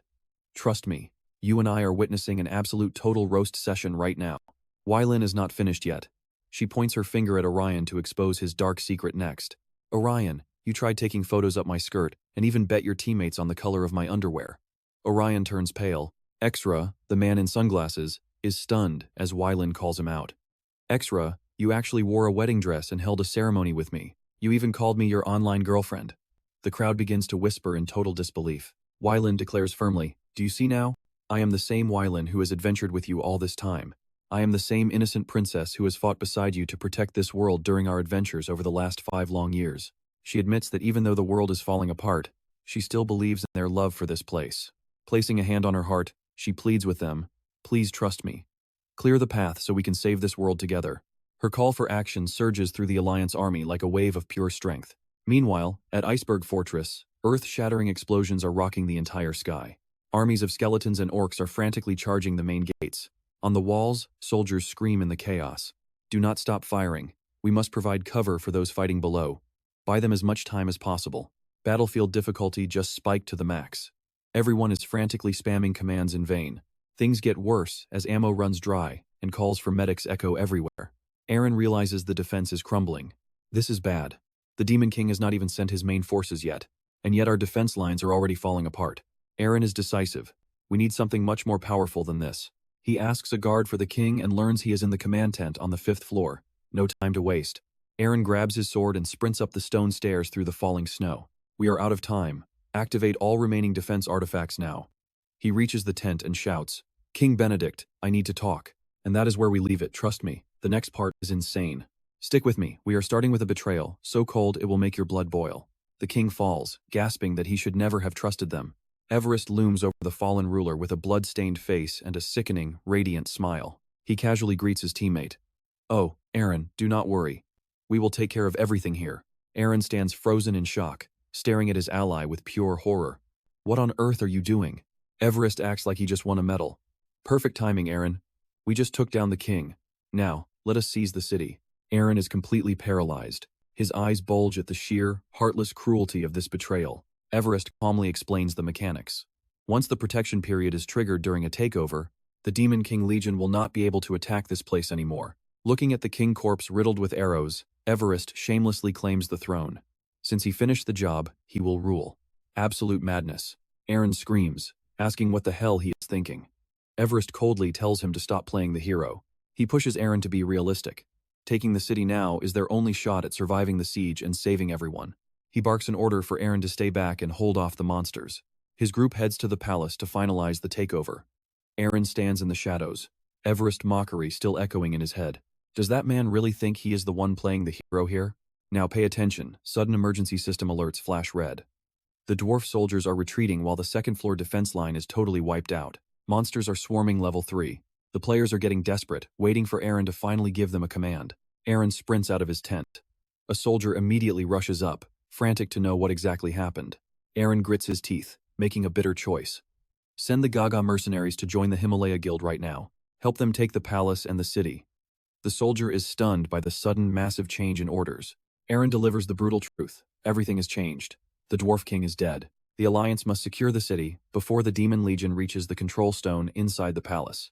With eyes burning with desperate resolve, Aaron lets out a thunderous roar. "We are out of time. Move." You and I are watching Iceberg Fortress turn into a hellscape of fire and explosions. Min-cheon watches the carnage from a distance. The dwarf defenses are finally starting to crack. He smirks, ordering the Nightbringers to prepare for the final, lethal blow. Monsters howl as they launch a massive boulder from their siege engine, hurtling toward the fortress with destructive force. Looking at the twisted siege machine, Oasis and the others wonder if they really have to climb inside that thing. Meanwhile, inside the Iceberg Palace, the dwarf army is boiling over with pure rage. They scream for blood, hunting the traitors who murdered their king. Everest and his men charge forward like madmen. He bellows that the demons are at the gate. They have to break the dwarf line right now. Total chaos erupts. The battlefield turns into a messy map of blood and high-tension hotspots. Get out of the way. A warrior with a trident leads the raid, crushing everything in his path. Players sweep through the area, their blades tearing through the final dwarf guards amidst agonizing screams. Amidst the rubble, Everest silently watches the dying soldiers, swear to protect the fortress with their final breath. Everest puts everything he has into a desperate sprint toward the Great Hall. The control stone glows with a haunting blue light. He reaches out, wearing a greedy, ambitious smile. Iceberg is finally mine. But suddenly, a powerful voice cuts through. I do not think so. A hand clamps down on Everest's wrist, stopping him cold. Aaron glares at the traitor. Iceberg is the last stronghold on this continent, and it is meant to protect everyone. Everest clenches his fist. My guild will rule this place fairly, without being corrupted by greed. A Gaga mercenary sneers. Oh, is that what you think? You are going to keep it all for yourself? Everest is stunned. What are you talking about?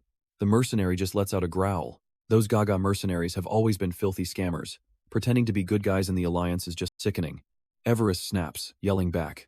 You got anything else to say, kid? Listen. While everyone fled to Bethelos, we stayed to fight. And trust me, you and I know who really made this plan. Alright, stick with me, we're diving into a total power struggle for the Himalaya Guild.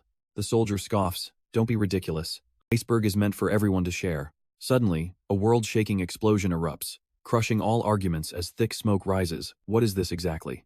From a distance, the old man lets out a dark and sinister smirk.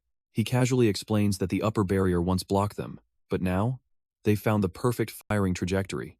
Min-cheon watches the crumbling capital and whispers goodbye. Suddenly, the Dark Knight, Arson, rushes in with grim news. Sir, it's an emergency.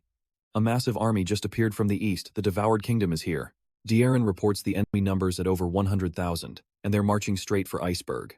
Min-cheon pauses. The devoured kingdom. Aren't they supposed to be fighting the players right now? The battlefield is shifting. Intelligence from Bethel reveals the NPC army just offered an alliance to the players. Min-cheon narrows his eyes in pure suspicion. He wonders why the NPCs turned. Is it internal sabotage? Realizing the tide is turning, he makes his choice. We have to intercept them now, before they can flip the entire board on us. He draws his blade and declares firmly, I'm going to stop them myself. Now pay attention, he refuses any backup, claiming just 4 knights are more than enough to stop an entire army. Min-cheon is putting absolute faith in his elite trump cards to end this. Meanwhile, inside the Iceberg Royal Palace, the atmosphere is spiraling into absolute chaos. As the tyrant's shadow looms, the guards scream in terror. It's them, the Nightbringers. They desperately scramble to block him. Don't let him reach the occupation stone, damn it. Fine, you handle the city. I'll deal with this guy. Do whatever you want. A hand reaches out, touching the glowing blue crystal to trigger the takeover. The system alert flashes. The attackers begin the capture. 5 minutes left. The players roar with excitement, desperate to hold the line. But the old man just gives them a mocking, icy smirk. You and I both know 5 minutes is a lot, but he says he only needs 50 seconds. Witnessing that terrifying power, the leader grits his teeth and bellows orders to his squad. Damn it, I'll take him. Follow me. Stick to the plan, surround and assassinate him now. The players charge in like madmen. Suddenly, their faces pale as the old man shifts his stance. He switched to a shield. A brilliant golden light erupts as his divine shield activates. Sensing disaster, someone screams to watch out, but it's already far too late. The tyrant unleashes a devastating shield break counter. A massive wave of energy explodes outward. The entire legion is sent flying, completely helpless. They hit the ground, broken, and unable to fight. Looking at the dying losers, he coldly remarks, Oh? You're tougher than I expected. Without a moment's rest, he delivers a 1,000-pound smash to the earth, crushing their last hope. He calmly sheathes his weapon and mutters, All right, time to take this city for myself. Suddenly, a heavy, crushing pressure builds behind him. He gasps in genuine surprise. Turning around slowly, the tyrant flashes a deep smile. Welcome, Captain Drake. Captain Drake strides into the palace hall with a majestic, overwhelming presence. His eyes burn with battle intent. Elsewhere, Rebet is reeling when a massive explosion sends her and Doc airborne. They slam into the ground, creating a massive crater that leaves the guards in total shock. Rebet stumbles up, clutching her head. I can't believe he actually launched us with a catapult. Unlike his panicked teammate, Doc stays perfectly calm. He stands up and looks around. Looks like we landed on the fortress's 3rd defense line. A terrified guard shrieks. It's them, the ones who serve the Demon King. The Plague Doctor steps forward calmly. Yes, we finally arrived. This war is almost over. Trust me, you and I just witnessed one hell of an entrance, even if Rebet wanted it to be cooler. Alright, you and I are diving right back into the chaos as the fortress comes under siege. As a rain of arrows pours down, Doc just smirks. They're like moths to a flame. He turns to his partner. Rabbit, care to give me a hand here? Rabbit immediately triggers her defense skill, creating an invisible wall of pure energy. Every arrow snaps back at high speed, slamming into the guards and leaving them in total shock. Doc doesn't hesitate, summoning his poison ivy. A massive, thorny vine monster towers over the battlefield behind him. Watching the horror unfold, the remaining players can only tremble. A summoner, here? Doc calmly controls the vines, keeping his voice cold and steady. Don't worry. This poison isn't strong enough to actually kill you. Thorny tentacles lash out, binding every soldier and player tight. It just makes it impossible to move. News of the lightning-fast raid reaches Aaron, leaving him completely stunned. A soldier rushes in. Aaron, The bringers of darkness have breached the front lines. Aaron demands their location. 2 are at the defense line, and another is already inside the palace. He screams for the Independent Knight Alliance to rush the palace immediately. The rest stay behind to hold the line. Aaron urges them to hang on at all costs. But pay attention here, because everything is about to blow wide open.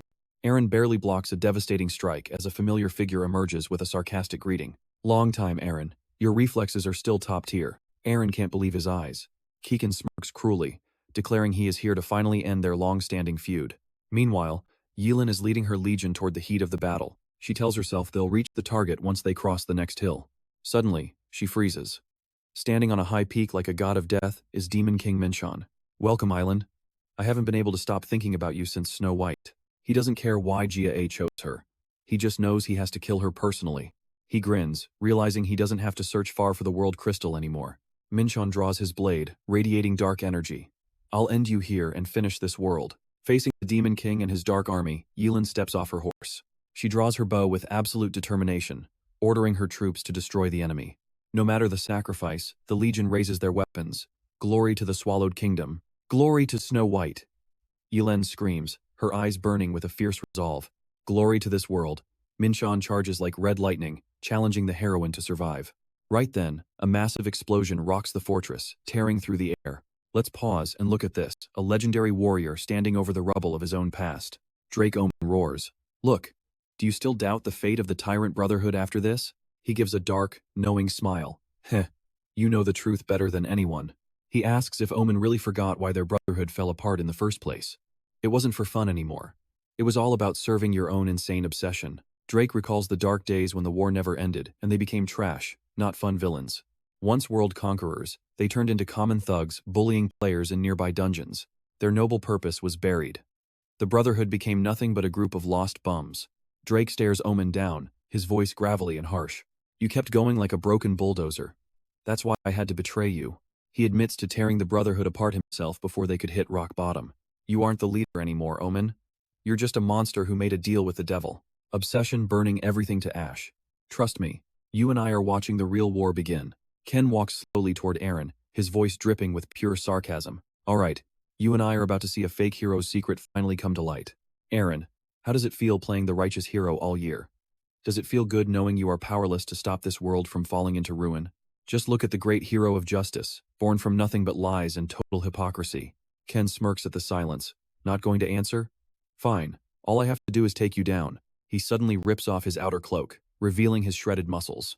"I have downgraded my weapons and armor to match your current level. Now we are finally on a level playing field." Ken reveals a shocking truth that leaves Aaron completely stunned. "Both of us were hit with a major system error during that final match 5 years ago. Today we fight fair, no cheats, no glitches. Come at me." Aaron heads back toward the palace. Watch closely, because Drake is about to roar. He admits he is a monster who would endure any humiliation just to keep his long dream alive. Omen lets out a roar filled with pure contempt. To him, Drake's story is just a pathetic excuse for giving up after reality got too cruel. The old man admits he once saw Drake as a comrade, but now he is just a loudmouth. Drake bows his head slightly, muttering that their brotherhood is now just a fading, distant memory. Omen screams that he is dead wrong. He tells Drake to stop acting like their bond is just a memory, or something to be romanticized. With eyes burning with a murderous intent, he declares he is stepping out of those memories to become the harshest reality Drake will ever have to face. Omen leans in close with a terrifying face and roars for Drake to look at him. He swings his spiked mace high, radiating a crushing, lethal pressure. Seeing that madness, Drake just lets out a deep, mysterious little smirk. He thinks the old man hasn't changed at all. Suddenly, Drake glances back to check on the situation. Across the hall, the system alert shows a tense takeover with only 56 seconds left on the clock. Meanwhile, the brutal clash between Ken and Aaron is still raging on. Aaron wonders in shock how his opponent moved so fast. The sound of clashing steel echoes everywhere. Aaron groans in pain as he is blasted back by the sheer force of the impact. He struggles to stand in the snow. Frost glows in his hands as he unleashes a powerful snow technique, but Ken just glides through the storm with incredible speed. He smirks mockingly. "You are still exactly the same as you were all those years ago." Aaron fights back with his ultimate meteor rain move, pouring every ounce of strength into the resistance. An earth-shaking explosion swallows the champion in blinding light. Amid the ruins and dust, Aaron falls to his knees in total exhaustion, his hands trembling against the cold ground. He admits defeat, asking Ken if he is finally satisfied now that it is all over. Ken stands over him like a giant. coldly saying he is actually lost for words. I trained non-stop for a year to settle this debt. But I didn't expect you to be this weak. Aaron bows his head in shame, whispering that he was always weak compared to the world-class players. You are right. I only held onto that top spot through pure willpower and cheap, dirty tricks. Trust me, you're going to want to hear this. Ken's about to blow the lid off the finals from 5 years ago. I have all the evidence and witnesses I need. He looks Aaron in the eyes and threatens him. I wonder what your friends will think when they find out about this disgusting truth. Aaron closes his eyes in despair. Do whatever you want. I really am just a pathetic, cowardly man. Suddenly, a sharp, powerful shout cuts right through the gloom. You are wrong, Aaron. The champion is stunned as a heavily wounded player stumbles forward, struggling just to keep his footing. He looks at Aaron with pure admiration and speaks with absolute conviction. To us, you are a hero. Ken just sneers at this new stranger, mocking him as another victim fooled by a fake mask. So what? The young man roars back with pure, unbridled fury. He explains that their group fought for order and helped people without asking for anything in return. We fought to save the world in our own way. Aaron brought us together, led us, and stood by us through everything. The boy chokes up, remembering a child thanking him for saving their life, something he never expected as a gamer. And that's where we leave it, proof that the role Aaron played gave these people very real salvation. Let's dive into a story where the line between hero and player is completely blurred. Aaron has to face his shameful past alone, but some people were truly saved by him. Ken snaps back with pure disgust. You aren't heroes, just hypocrites acting out a part. The boy firmly admits it. You are right. We are not heroes. We are just gamers lost in our own roles. He grips his sword until his hands shake, roaring at Ken not to dismiss their efforts. He points his blade and screams, "Don't you dare mock our play," his voice echoing in the snow. Meanwhile, at the palace, Drake smirks at Omen, reminding him he forgot the occupation stone. Drake laughs triumphantly. My goal from the start was just to buy enough time. Victory is ours. But Omen just gives a mocking smirk. Oh, Drake, you lack tactical knowledge. The tyrant grips his weapon and asks a sharp question. Why do you think I destroyed the palace walls while we fought? Watch this, things are about to get wild. 3 seconds. 3 seconds. 2 seconds. A player touches the glowing stone and screams in a frenzy. Haha, I got it. Iceberg Castle is finally mine.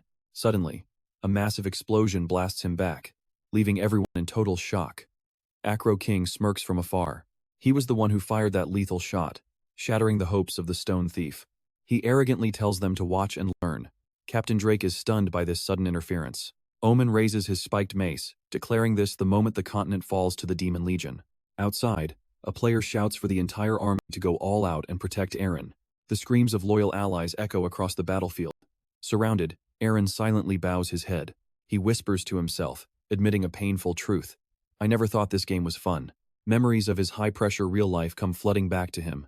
Aaron bitterly calls himself a fake, acting the hero just to hide his own emptiness. How could this be fun? But seeing the players who still believe in him, Aaron feels a lump in his throat. You treated a guy like me like a real hero. Now, you and I are about to see him truly wake up. From now on, I will act according to what my heart tells me. I will fight until the end with everyone here. Ken just sneers at the emotional speech. Are you done? He brings up the old finals and all the lies that have led up to this very moment. Unexpectedly, Aaron bows low. I am sorry, and I promise to apologize officially at a public meeting later. His eyes glow with a cold, sharp intensity. But until then, we are still enemies. Ken loses his patience. Enough of this. He swings for the kill, but suddenly freezes in shock. A sound shakes the entire world, forcing Ken to look up at the sky in terror. What is that? Where the Dark Legion is crushing resistance, Demon King Min-cheon moves like a ghost. He calculates a plan to finish this. This game is finally going to end. If I can destroy the world Crystal Yellen is holding. I don't know your plan, but you shouldn't be here. A panicked soldier begs the queen. Your Majesty, you must retreat immediately. But Yellen refuses. Just a bit more. We have to stall them for a little longer. Min-cheon charges forward. Suddenly, Min-cheon stops in his tracks, confused. An avalanche? In the world of Iceberg, disasters like wolf ambushes or avalanches usually happen as random events. However, Min-cheon immediately senses that something is very wrong here. It is not avalanche season, meaning someone triggered this on purpose. He looks at the crumbling mountain peak. Min-cheon wonders how this happened. I blocked every player from reaching that area. Wait, non-player characters and monsters could still do it. He glares at Yellen, feeling the tension. This was definitely your doing, Yellen. She boldly admits it. Yes, I was the bait all along. So, you and I just realized she led him into a perfect trap. That's how you play the game.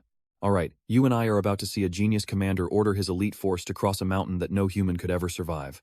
Min-cheon is suddenly paralyzed by a moment of total hesitation. If he keeps fighting, Weilan might use that extra time to find a way to escape, but if he retreats to save the base, she could just use her troops to block his path and stall him even longer.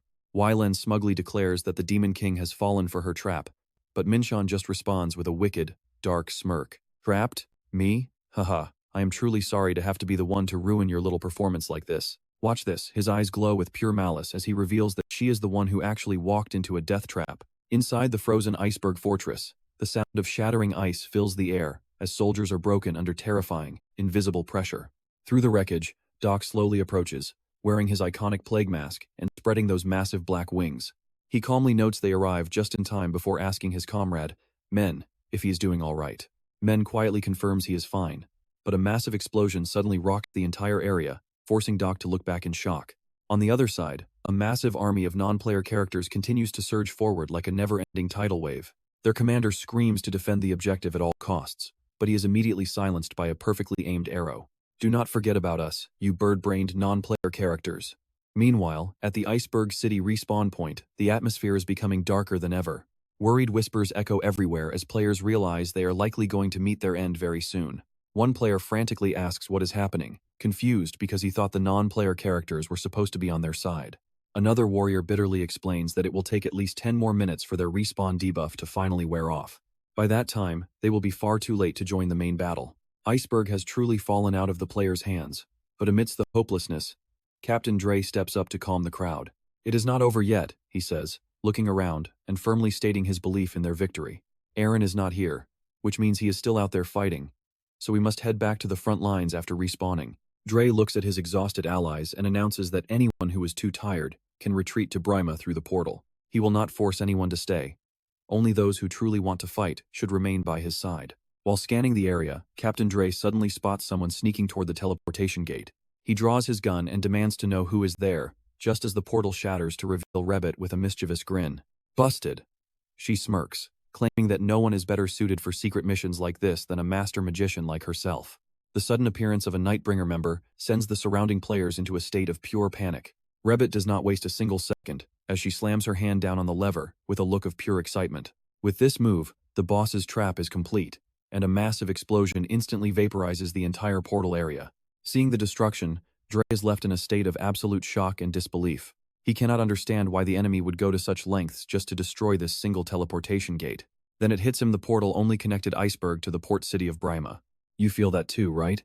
The realization hits Dre like a freight train as the terrifying scale of the trap is finally exposed. Oasis excitedly reports that the Iceberg portal has finally been successfully destroyed.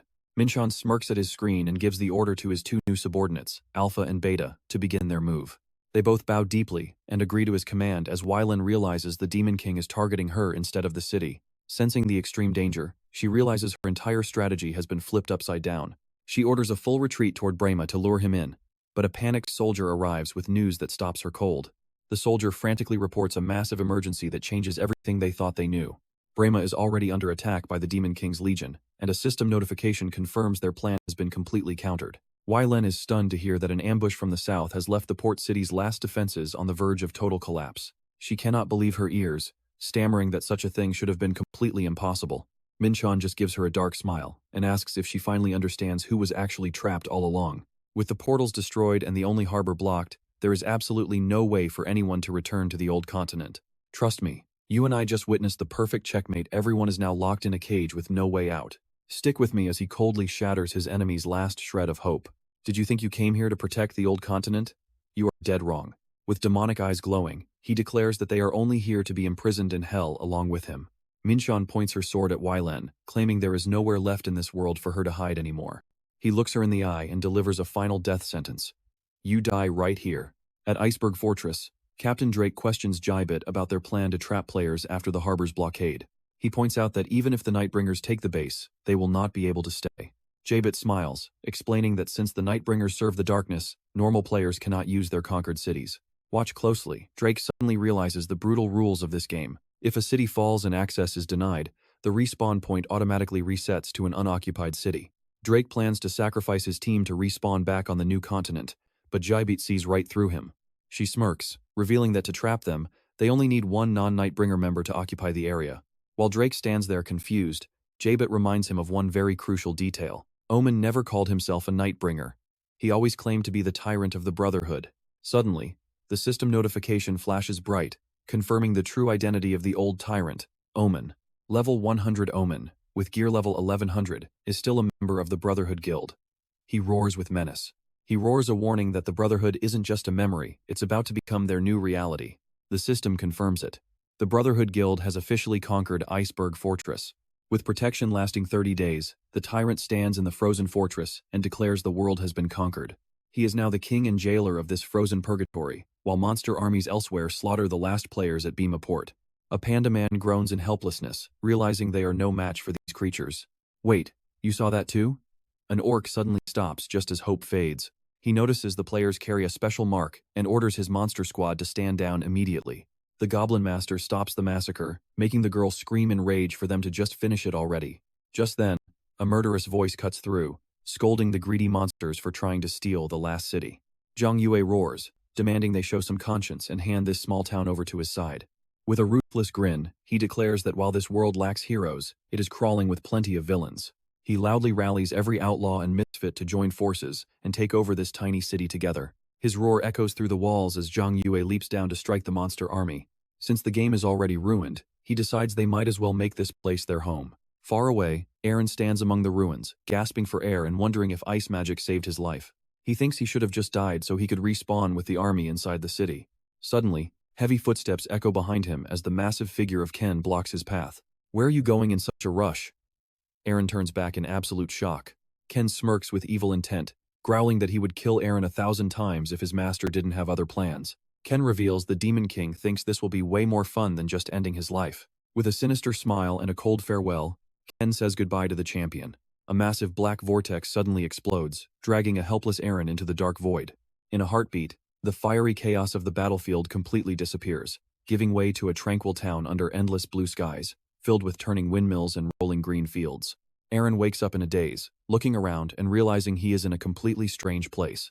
An old man with a kind smile approaches and gives him a warm greeting. Welcome to the starting town. He tells Aaron to enjoy his time in this cozy and peaceful little village. Aaron stands frozen in absolute shock, realizing he has been kicked back to the very beginning just as the Great War reaches its climax. Trust me, you and I are both wondering how he recovers from this.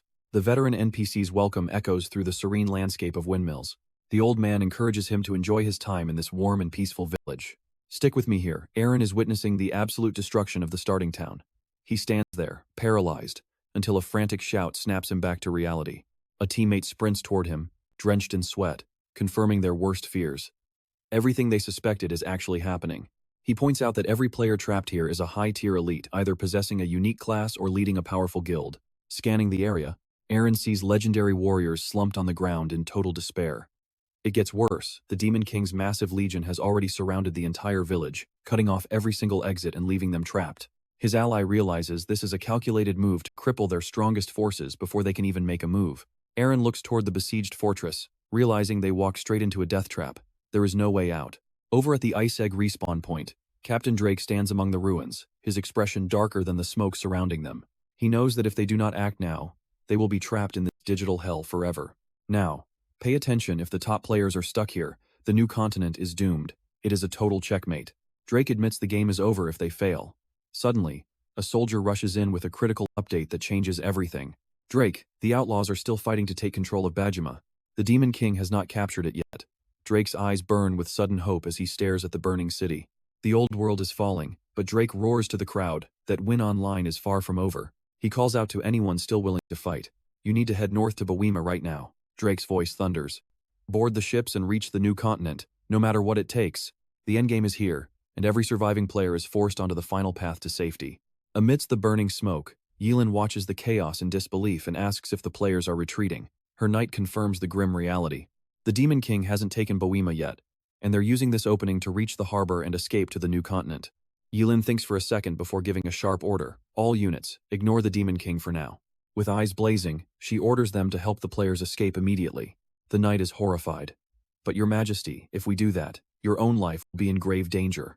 I know what you're thinking, abandoning a boss fight for a rescue mission? It's a gamble with her life on the line. Even if I fall, if these players are trapped and the new continent collapses, the result is the same. She makes a reckless choice. We are betting everything. I will find my own way to survive. Yelene orders her troops to protect the refugees instead of her. Her sacrifice is the player's only hope. The knight bows, wishing her safe passage, before raising his spear to command the entire army to move. Listen up, ignore the Demon King and push forward immediately. We are heading straight for Bima. Watching the guards march past, Min-cheon smirks.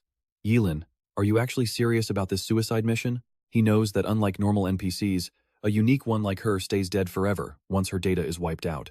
Min-cheon reminds her she won't respawn until Snow White Base is reclaimed, which isn't happening anytime soon. With killing intent rising, he mocks her choice to waste her soldiers on mere players. Since you're so eager to play the hero, I'll gladly take your life myself. Meanwhile, near the port of Bagima, pure panic erupts. Players are running for their lives under a rain of arrows. Do not let them catch you. Run like the wind, Drake screams, urging the crowd forward. Hurry, every single life matters here. Suddenly, Drake stops, his face turning pale with shock. Eerie purple light suddenly explodes from the ground beneath the feet of the warriors. A spatial vortex swallows them whole, as if they are being erased from the map itself. A panicked scout reports that the demons aren't killing the leaders, they are teleporting them somewhere else. It is a trap to wipe out the chain of command and leave the Alliance completely leaderless. Drake realizes the cold truth. He was the target all along. He yells at everyone to find cover before the next wave hits. His loyal crew refuses to budge, swearing to stay by his side. Drake, acting as guild leader, lets out a fierce roar. You idiots, this is a guild order. Survive and protect the new continent. So, what do you and I take from this? True loyalty never retreats, even when the world is ending. Alright, stick with me, you and I are about to see that no matter the odds, these guys aren't backing down. Just focus on the battle, Dre sighs at his stubborn teammates. Fine. You bunch of absolute idiots. He draws his sword, effortlessly parrying a hail of arrows whistling through the air. Suddenly, an NPC legion in blue and white appears, shocking everyone. The kingdom's army has been swallowed. Why are you helping us? Dre asks in shock. A knight responds firmly that they are simply following the queen's orders. Whether player or NPC, we all share the exact same enemy today. Just then, a panicked soldier shouts, Captain, aren't those the outlaws over there? Zhang Yu blurs past like red lightning, roaring in fury. Move it, you idiots. Get to the harbor now. He gnashes his teeth in rage. I am absolutely losing it right now. We can't take this city anymore, so I'm dragging every one of these bastards to hell. Zhang Yu, the red-haired leader, snaps that this is just a temporary ceasefire. Dre nods. We have to join forces. Join forces? Like hell we will. I don't need that sentimental crap. I'll help just once, so don't you dare cross me on the new continent. Captain Razor raises his blade, commanding the army to charge toward the harbor and head for the new continent. Meanwhile, in a snowy forest, Yelin is running for her life, gasping for every breath. Now pay attention here, this is where her survival instincts are pushed to the absolute limit.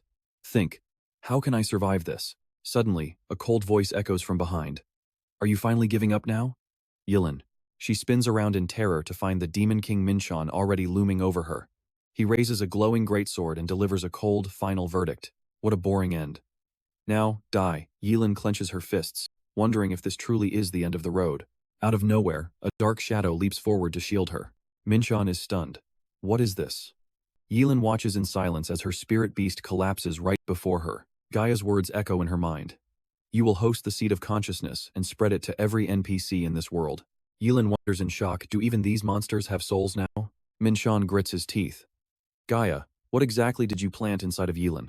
Okay, I know what you're thinking. And yeah, it's about to get even crazier. Shadow wolves appear as the ground shatters. An entire army of monsters and armored warriors has gathered to protect the queen. Min-cheon smirks coldly. No matter how much trash you throw at me, it won't matter. Min-cheon activates his ultimate state, a glowing red demon mask covering his face with pure murderous intent. He roars that she can't stop him. But at that exact moment, something goes horribly wrong. Digital glitches flicker constantly across his face as high-pitched static screeches painfully through the air. A panicked voice cries out, Master! Min-cheon begins to shake violently, his body dissolving into fragments of data. He collapses in agonizing pain while Oasis desperately tries to maintain the connection.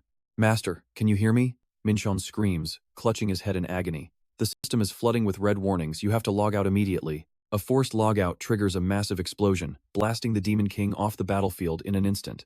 The data storm finally passes, leaving behind a terrifying and heavy silence in the middle of the desolate, frozen forest. Yelin stares at the empty space where Min-cheon vanished, unable to process what just happened. Through the haze, a figure with glowing red eyes emerges, delivering a faded declaration. It's time. The moment has finally arrived. Standing among the corpses of soldiers and wolves, the demon god Crow towers over a trembling, terrified Yelen. He looks down at her and lets out a deep, guttural roar. You possess a unique power. It's the very thing that allowed me to take this body. Yelen watches in horror as the red-eyed killer raises his greatsword. Now, rest in peace. The blade swings down as Yelen closes her eyes in total despair. Crow laughs maniacally, claiming that while every battle used to follow a set script, from now on, this world will no longer follow anyone's plan. Amidst the black smoke, he whispers, wondering if this was truly the goddess Gaia's will. Suddenly in reality, Min-cheon collapses. Trust me, you and I are going to want to see what happens next. Alright, you and I are diving into a world where the game has turned into a nightmare. She is frantically trying to call for an ambulance, terrified for his life in a moment of pure desperation.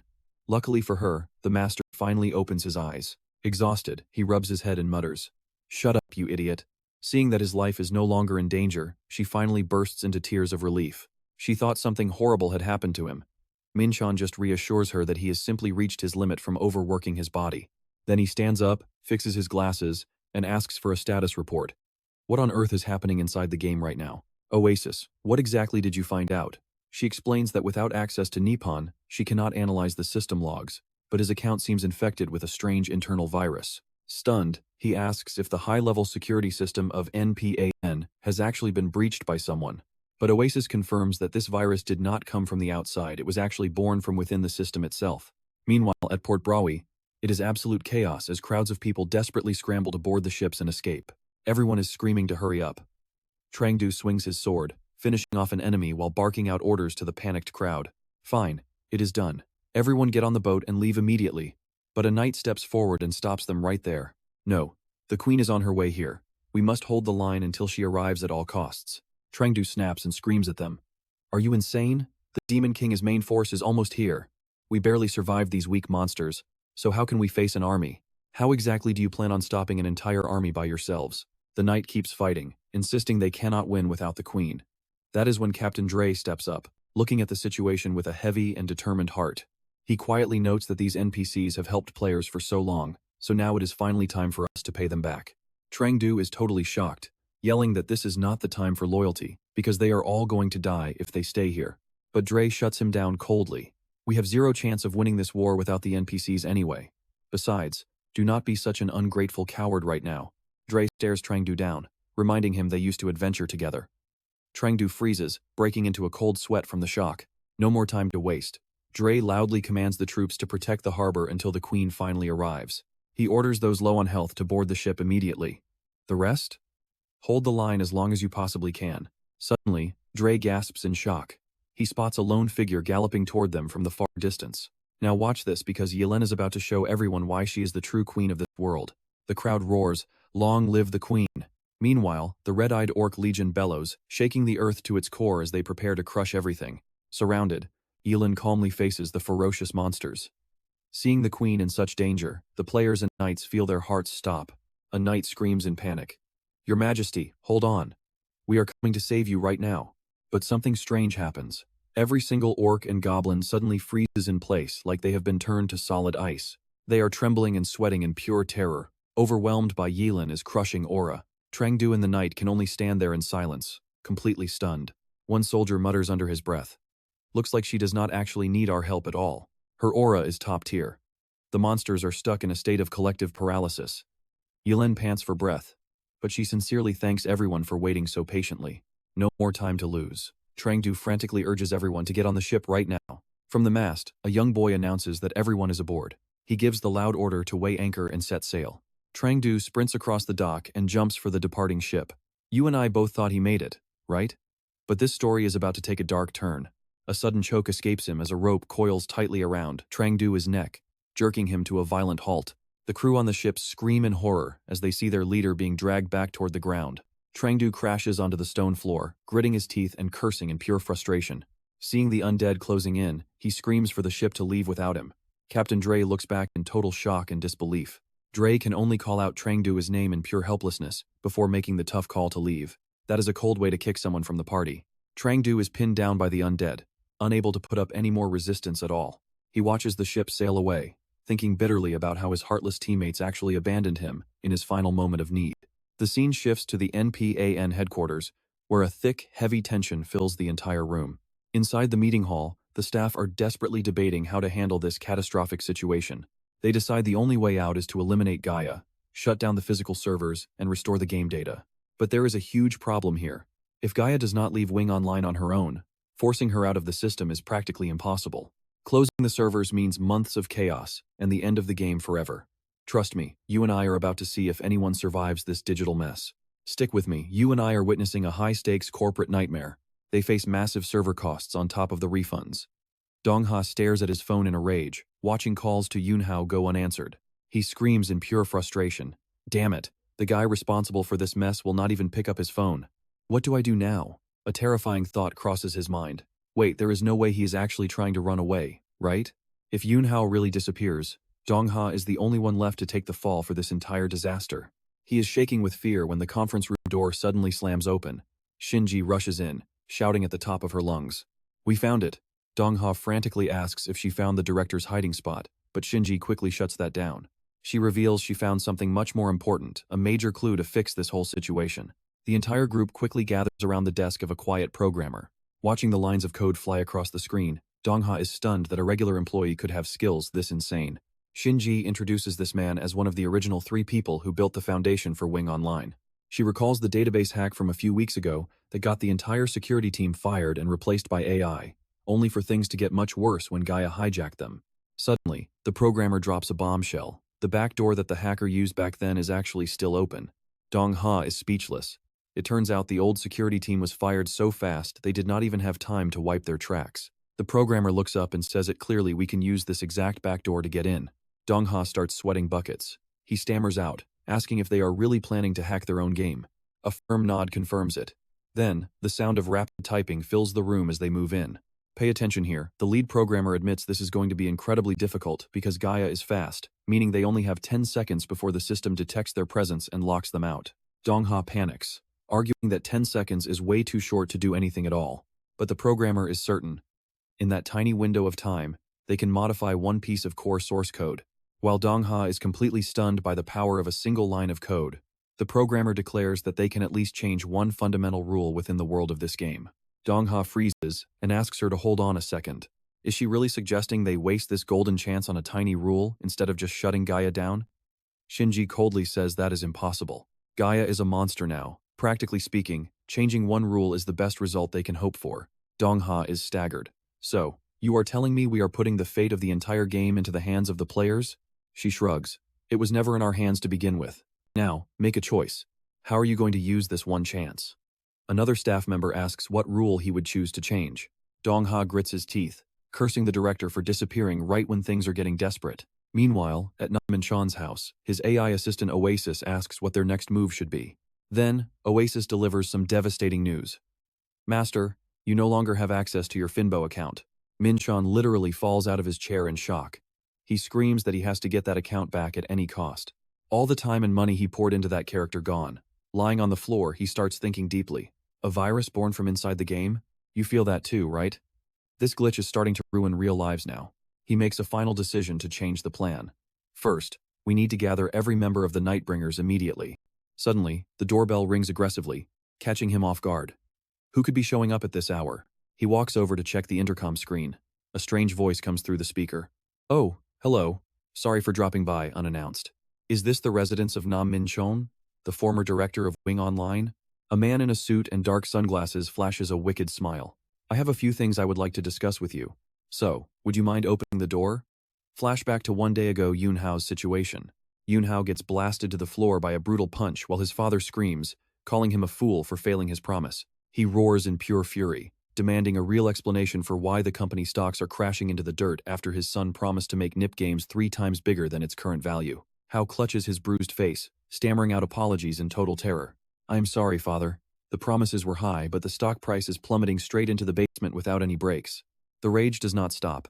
His father orders him to restore the company value immediately. That's where we leave it, trust me. You and I are going to want to see how this reunion plays out when Hasu meets Min-cheon at a quiet cafe with his wounds hidden. Alright, you and I are about to see a director beg for his life. Hao awkwardly asks to drop formalities since he is actually younger. He admits they had a rough start and swears he was just a pawn being manipulated by Gaia.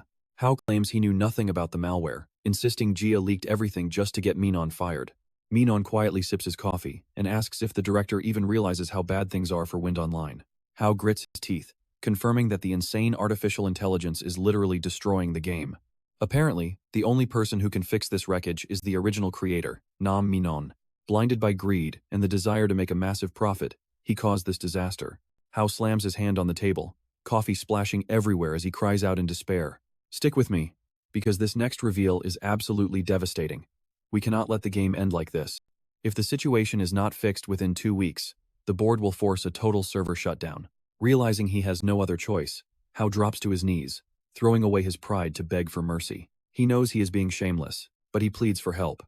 Min-cheon only responds with a cold silence. Min-cheon quietly stands up and walks out, leaving Hao kneeling there in total humiliation. After he leaves, Hao slowly stands up, brushes off his clothes, and admits he would have refused too. Well, he tried his best. Behind those sunglasses, his father's harsh insults still echo in his mind, calling him a pathetic failure who cannot even clean up his own messes. Back at the Nippon headquarters, the staff rushes over the second they see the director. They have been looking everywhere because an urgent decision needs to be made immediately. Even in this mess, the staff wants to use a back door to hit the deadline, but Hao refuses. He tells them to forget it because there is no solution, even though they insist there is hope. He roars that he does not need their trash ideas. Hao stands in the office and makes a declaration. Attention everyone, Wind Online will officially shut down its servers in exactly 2 weeks. The board made the decision 2 days ago. Amidst the panicked whispers, Hao delivers the final blow. As of today, he is no longer their director. He is taking responsibility for the failure and stepping down. Lee Dong-ha grinds his teeth in anger, unable to believe Hao is being such a coward by running away. Suddenly, Hao places a hand on Dong-ha's shoulder and gives a final instruction. He hopes Dong-ha will look after the game, but they need a new leader to guide the team. He is on his way to nominate someone who has given their heart and soul to the game since day one. Dong-ha freezes, his heart racing because he truly thinks he is the one being chosen. But Hao crushes those hopes by naming Sinj. He asks if she wants to be the next director. She has deserved this promotion for a long time. Sinj gives a smug smirk and accepts. Now, let's head back to the game where things get even weirder. Ken frowns in confusion, wondering why Oasis suddenly asked the whole group to meet in this remote forest. Rabbit is worried since she has been messaging the boss constantly without receiving a single reply. As the group looks around cautiously, Oasis suddenly shouts with excitement. Look everyone, the master is here. The entire Nightbringers Guild is stunned, staring at the figure approaching them. A warrior clad in pure silver armor walks up to Oasis and greets the group calmly. Omen's eyes go wide as he stammers out the name. Wait, is that the White Knight? Seeing King's confusion, the old veteran screams in shock that he does not know this legend. This is the commander who led the server during the first world boss raids years ago. White Knight is not an official ID, but a title of respect given by the entire community. He is a solo legend who belongs to no guild, appearing only to lead raids through impossible bosses. When King mocks the idea of raids, Omen snaps back that it was their only joy back then. Min-cheon, hidden in that majestic armor, admits that even developers want to experience the world as a user. He explains that since the demon god Crow has taken over the character Finbo, things have changed. Crow took control of Finbo. You and I are about to see things get even crazier. Alright, stick with me, because he has no choice but to log into this ancient, prehistoric account. The group is left in total shock as the AI starts stealing player characters, throwing the entire situation into absolute chaos. Min-cheon realized that since Gaia took deep control of the system, the AIs have started acting with real human consciousness. He points out the biggest red flag. Grow was programmed to destroy House Snow White, but he let Yelan live even when she was totally defenseless, proving he has some other dark goal. This proves the demon god is cooking up a much darker scheme. Now watch this part carefully. The AI isn't supporting players anymore. It's straight up survival of the fittest. But Rock King just smirks, mocking the old man and asking if he's too scared to continue. Min-cheon announces that since everything has changed, the Nightbringers need a completely new strategy to face this threat. Meanwhile, the ship carrying the few remaining survivors drifts aimlessly across the massive, empty ocean. Captain Drake stares at the crushing losses of the Allied forces and worries that even if they reach the new continent, they won't be able to mount a real counterattack. It feels like the server cranked up the difficulty before the next chapter even started. Drake admits he's completely stuck, seeing zero way out of their current, desperate situation. Yelan walks up and reminds him of his Season 1 promise back when he dreamed of being a famous player. She brings up his old dream of becoming the greatest guild leader on the entire server. Drake awkwardly remembers that time when his ambitions were through the roof. Yelan smiles, reminding him how he used to think that dream was just a hopeless, impossible fantasy. She looks at the legendary captain and encourages him, saying she's standing next to the most famous sailor in the game. As Drake stays silent, she gives him a look of pure determination. Please don't give up so easily, it isn't over yet. The ship cuts through the massive ocean, carrying their final hope as it pushes forward back into the game's reality. Dong-ha asks nervously, Shinji, are you really going through with this? People might blame you for everything, but Shinji gets ready anyway. She refuses to just stand by and watch while the entire game gets destroyed like this. Someone has to step up and do something. Dong-ha, we have to stay until the very end. He panics as she grabs the virtual reality gear. I'm going into the game, she declares. He reminds her that her Game Master account is totally locked out. Shinji just smiles. Remember when we used to pretend to be normal players with Gaia? Dong-ha is confused. What can a basic account do? Shinji puts on the headset, finished with talking.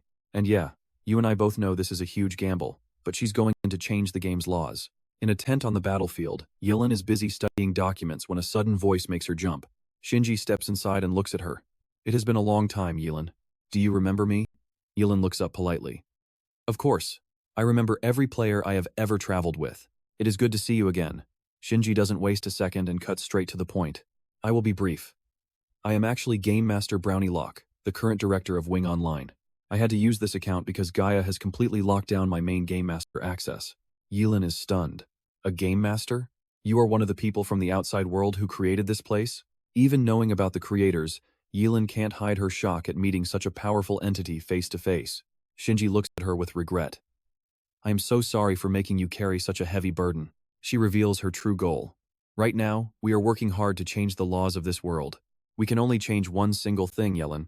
If you could change one rule to defeat the Demon King and save the world, what would it be? In a remote forest, the Nightbringers are reeling. Wait, abolish the immunity time for capturing territory? Is Nipan really planning to get rid of that fundamental rule? Min-cheon explains that Gaia has absolute control now, leaving Nipan completely powerless. In this desperate moment, they have to trust the users. Nipan found a backdoor that Jibit created long ago. We're down to the wire now, just seconds left before Gaia finds them. Trust me, you don't want to miss what's next.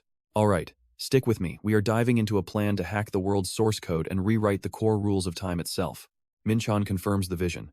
Once this new rule is finally enforced, the Alliance will start retaking the old continent instantly. They will reclaim every city, launching a massive assault aimed straight at Snow White. Oasis spots the key point. Ilyin will not have any choice but to show his face. The White Knight nods. Exactly. But the problem is, I cannot use the Finbo account anymore, so we are officially moving to Plan B. Min-cheon announces a decision that will change everything. Starting today, the Nightbringers Guild is officially disbanded. This sudden bombshell leaves every member frozen in pure shock. Meanwhile, at the frozen iceberg fortress, two players trudge through the heavy snow. One asks what the other is up to. The hooded guy just shrugs. Oh, hey. He explains he is just grinding dungeons for loot out of habit. He admits this place feels like an online prison, but after 6 years, he cannot just quit. Disbanding a guild isn't like leaving a group chat. Now, watch this. Massive tremors start shaking the ground, scaring the life out of both of them. They stare at each other in confusion before realizing shadows are violently clashing in the distance. The sound of clashing steel rings out everywhere as two core members trade blows. They shout in surprise. Whoa, they are fighting each other. Maybe it is just training, but the battle only gets more brutal. Kane gets blasted backward in agonizing pain. The White Knight's true plan finally surfaces. He ordered the group to fake a split once they reached Iceberg to distract the public. But Kane grits his teeth, realizing the situation is way more real than planned. This is not just a minor skirmish. Omen swings his massive weapon and lets out a thrill-seeking roar. Is that all you have got, Kane? Kane realizes this old man has been waiting for the chance to take him down for a long time. Watching from above, Doc quietly notes his teammates' energy. They sure are passionate, aren't they? A brutal fight. And then, whoosh, arrows whistle through the air, aimed right at the Plague Doctor. Rock King appears with a glowing crossbow. He screams like a madman. I have been waiting for this chance for so long. Today is the day I wipe that smug smile off your face, Doc. Despite the aggression, Doc stays calm and fires back a taunt. How can you even see my face when I am wearing a mask? Okay, I know what you're thinking. This guy is losing it. He screams that he can see right through that stupid mask. He keeps trashing Doc for acting like a know-it-all, even though he secretly knows the Doctor is actually brilliant. Rock King clenches his fist, declaring he hates anyone better than him, which basically means he hates most of humanity. Doc calmly tells him to keep his head up, but Rock King snaps back, telling him to shove his pity. Over here, Rabbit suspiciously asks Oasis if this whole fight is actually just a coincidence. Oasis just sighs in frustration. She is worried about how things got this far, and terrified of handling a real player versus player battle. Rabbit immediately warns Oasis not to underestimate her AI support. She has spent forever training Alice in top-tier combat skills. Rabbit confidently claims she is stronger, forcing Oasis to ask where all that confidence is coming from. Oasis crosses her arms with pure arrogance. She proudly declares that, as the Master's support AI, she is obviously the best in the entire world. Rabbit just laughs it off, noting that Oasis's trash talk has really improved. She mocks her, saying she sounds like a real human. But Oasis stands her ground, insisting that it makes perfect sense to her. Then she summons the massive black basilisk with glowing eyes, ordering Alice to finally make her move. Behind the screens, Alice and Shinji confirm the order with ice-cold stares. Rabbit's eyes burn with killing intent. She grips her magic cards and whispers a threat that it will all be over soon. At Sunset Port on the new continent, shocking news of the Demon Army's civil war reaches the captain's ears. He is completely stunned to hear the report that guild members are slaughtering each other right at Iceberg. Dre narrows his eyes suspiciously, wondering if this is all just an elaborate trap to lure the Alliance in. His subordinate confirms the total chaos. 6 factions are fighting like crazy, deploying their private armies right in front of the fortress. Earth-shattering explosions rock all of Iceberg as a war unlike anything seen before truly begins. So, what do you and I make of this? It is no simple brawl. The Nightbringers are dragging their entire personal armies into this massive war. Alright. You and I are about to witness the moment these game developers join the fight. Out of nowhere, Yellen appears behind them, insisting that this is the golden opportunity they need. Dre spins around in total shock, calling out her name as his heart races. Yellen declares that whether this is a trap or not, they cannot afford to hesitate right now. She drops a bombshell. The game creators themselves are going to help. Dre breaks into a cold sweat.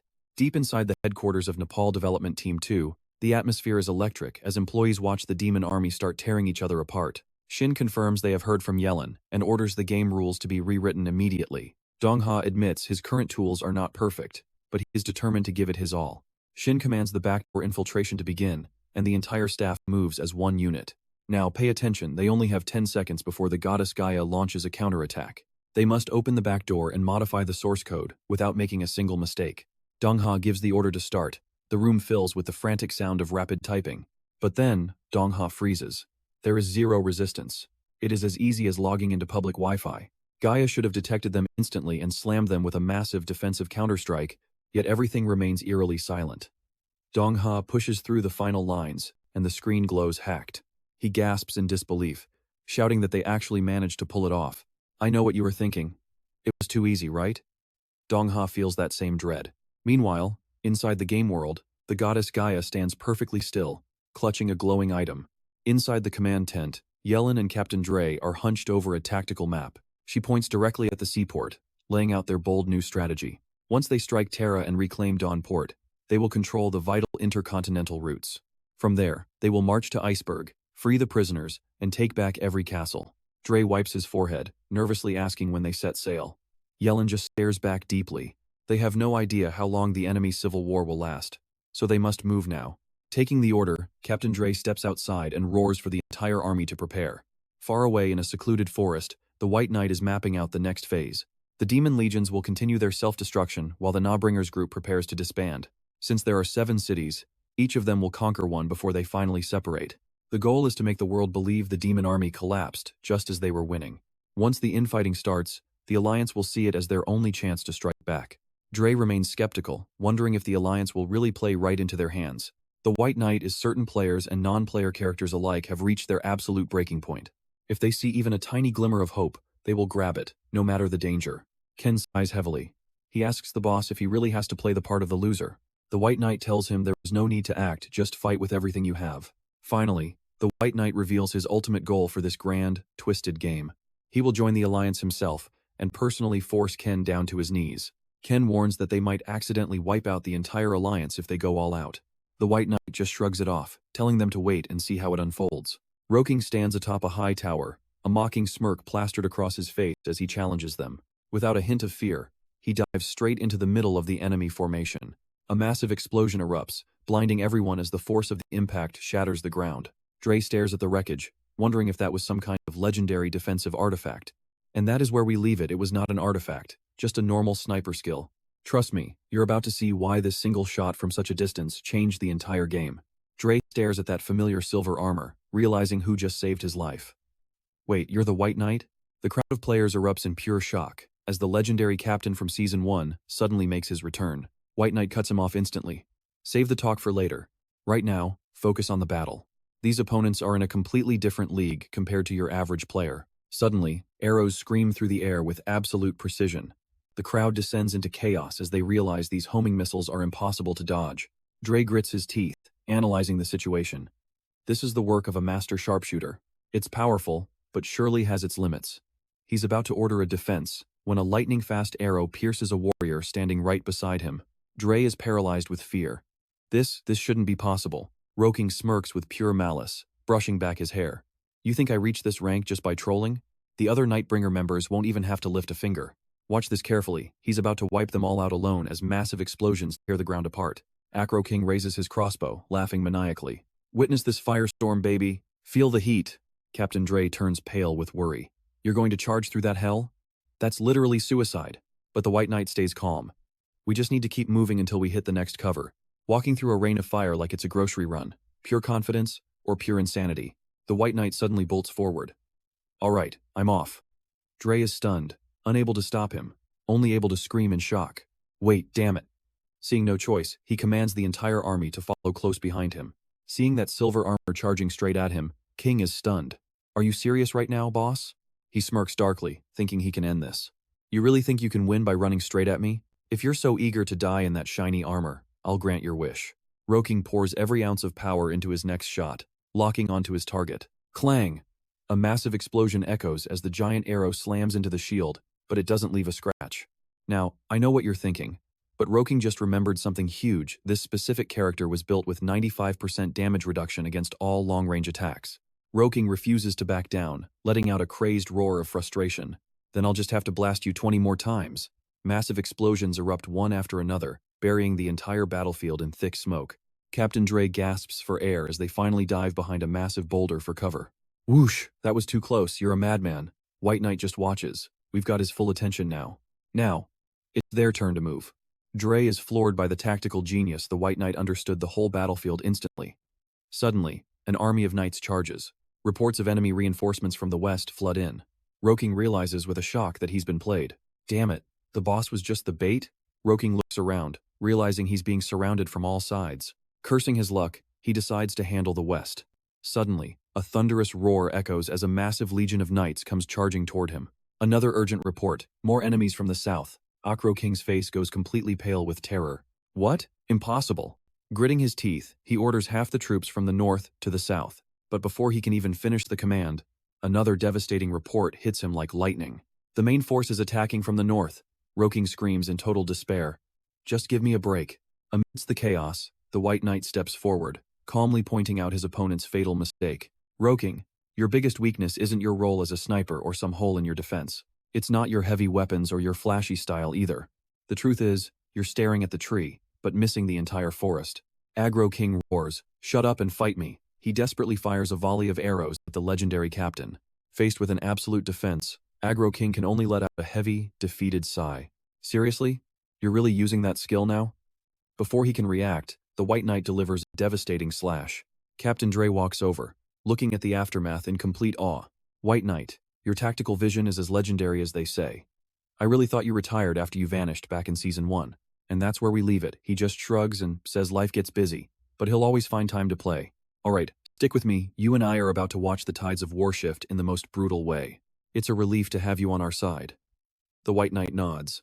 I am more than happy to help. He quietly scans the camp, but his disappointment grows. As expected, there's no sign of the Queen anywhere. He realizes the Queen won't show her face easily, even to her own allies in this desperate hour. Dre asks if they'll head to Iceberg once gathered. The White Knight confirms many players are still trapped there. Dre starts to discuss tactics when a panicked soldier rushes in, shouting at the top of his lungs. Captain, we just got word from the front at Iceberg. Things are getting worse by the second. Dre is stunned. What do you mean? The soldier trembles. The Demon King's army is slaughtering everyone inside. In the distance, the towering Iceberg fortress is swallowed by a sea of roaring, endless flames. Smoke chokes the night sky. Amidst the ruins and bodies, Omen walks with a heavy, grim expression. He lets out a murderous smirk. Nothing hurts more than an enemy striking from within your own walls. Let's pause. You and I need to see how all this trauma is affecting him back in the real world. Back in reality, clumps of black hair fall into a bathroom sink, mirroring his fractured state of mind. Aaron stares in the mirror, shaving his scruffy beard to shed the weary look he's carried for so long. His wife enters the room. "Honey?" She hugs him tight, her voice cracking with raw, suppressed emotion. "You don't know how happy I am that you quit that game." Aaron just stares blankly into nothing. He gently comforts his wife, trying to reassure her. "Don't worry. It is finally over now." Looking at the photo of his late son, Hyonu, Aaron vows he'll never play that game ever again. "Lord Omen, the enemy has appeared in the east and is heading straight for our position right now." Diaron asks if they'll use the fort for defense, but Omen just smirks. "Where's the fun in that?" Diaron protests, pointing out their army is a fraction of the Demon King's, let alone the Alliance forces. They're outnumbered. A direct clash on the open plains would only lead to a total massacre for them. Omen asks, "Did you know? His legion has almost never fought a battle where they held the advantage." He claims he became a legend, specifically because he never once backed down from impossible, overwhelming odds. Now watch closely, because Omen is about to show these rookies what real war actually looks like. Across the field, Captain Dre is shocked. The enemy has no intention of using the fort for cover. Dre mutters to himself, "That's Omen for you. Pure aggression, even when facing death in the face." Seizing the moment, he barks orders. "We meet them on the plains. Do not take a single step back. We have the numbers and the power. Crush them with every single thing you've got." Suddenly, Diaron signals the monster legion. "Archers, fire! We have to stop their momentum. Keep shooting." Arrows whistle through the air, slamming into the line. Soldiers scramble behind their shields to survive the rain. Despite the rain of steel, Dre roars. "We can do this. Keep pushing forward into their lines."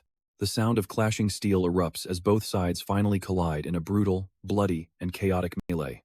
In the chaos, a player freezes at a scream from behind. "Look out, he's right behind you." Before he can react, Omen looms behind him, swinging his massive hammer like a devastating hurricane. His thunderous strikes send players screaming in terror. "It's Omen! Run for your lives before he kills us." Watching from a distance, the White Knight sighs at his teammates' over-the-top and theatrical dramatics. Good grief, is he filming an action movie? Dre panics as his formation starts to break and crumble. "We have to stop him." Seeing Dre's despair, the White Knight steps forward. "No other choice then. I'll handle him." Dre tries to stop him, worried he can't win such a fight all alone. The White Knight stays calm. "Don't worry. I'll use the players behind me to settle this score." Amidst the madness, the White Knight's voice rings out, reorganizing the scattered and terrified troops. "Attention! If you're still alive, forget the old formation. Form groups of 10 with whoever is closest." He commands, "I'll deal with Omen. The rest of you focus on wiping out those monster units." He looms forward with a dark gaze. "Taking me on alone? Trust me, you and I will see him regret that." "All right. You and I are about to see a legend in action." Omen claims he is stronger than ever before he lunges forward like a bolt of lightning to tell his tale. The shockwaves from these two monsters clashing are so intense that the surrounding players are left absolutely speechless.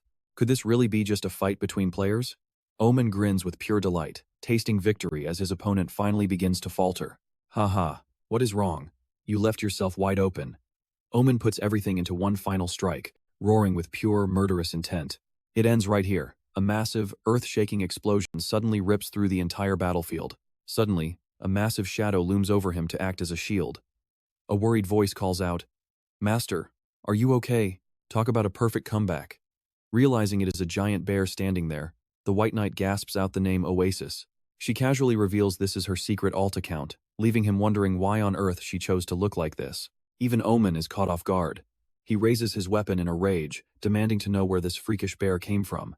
The bear lets out a thunderous roar. "I am not a bear, I am a druid." Before the tyrant can even react, Oasis delivers a heavy, 1,000-pound slap right across Omen's face. The impact is massive, sending the old man flying backward. The White Knight seizes his chance. He shouts his thanks to Oasis for creating the exact opening he was waiting for.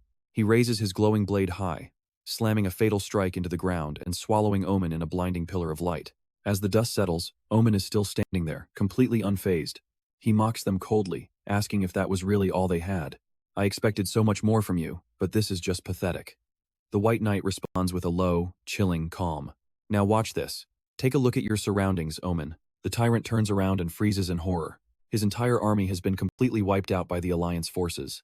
The White Knight explains that if he wanted to win, he should have never fought him head-on.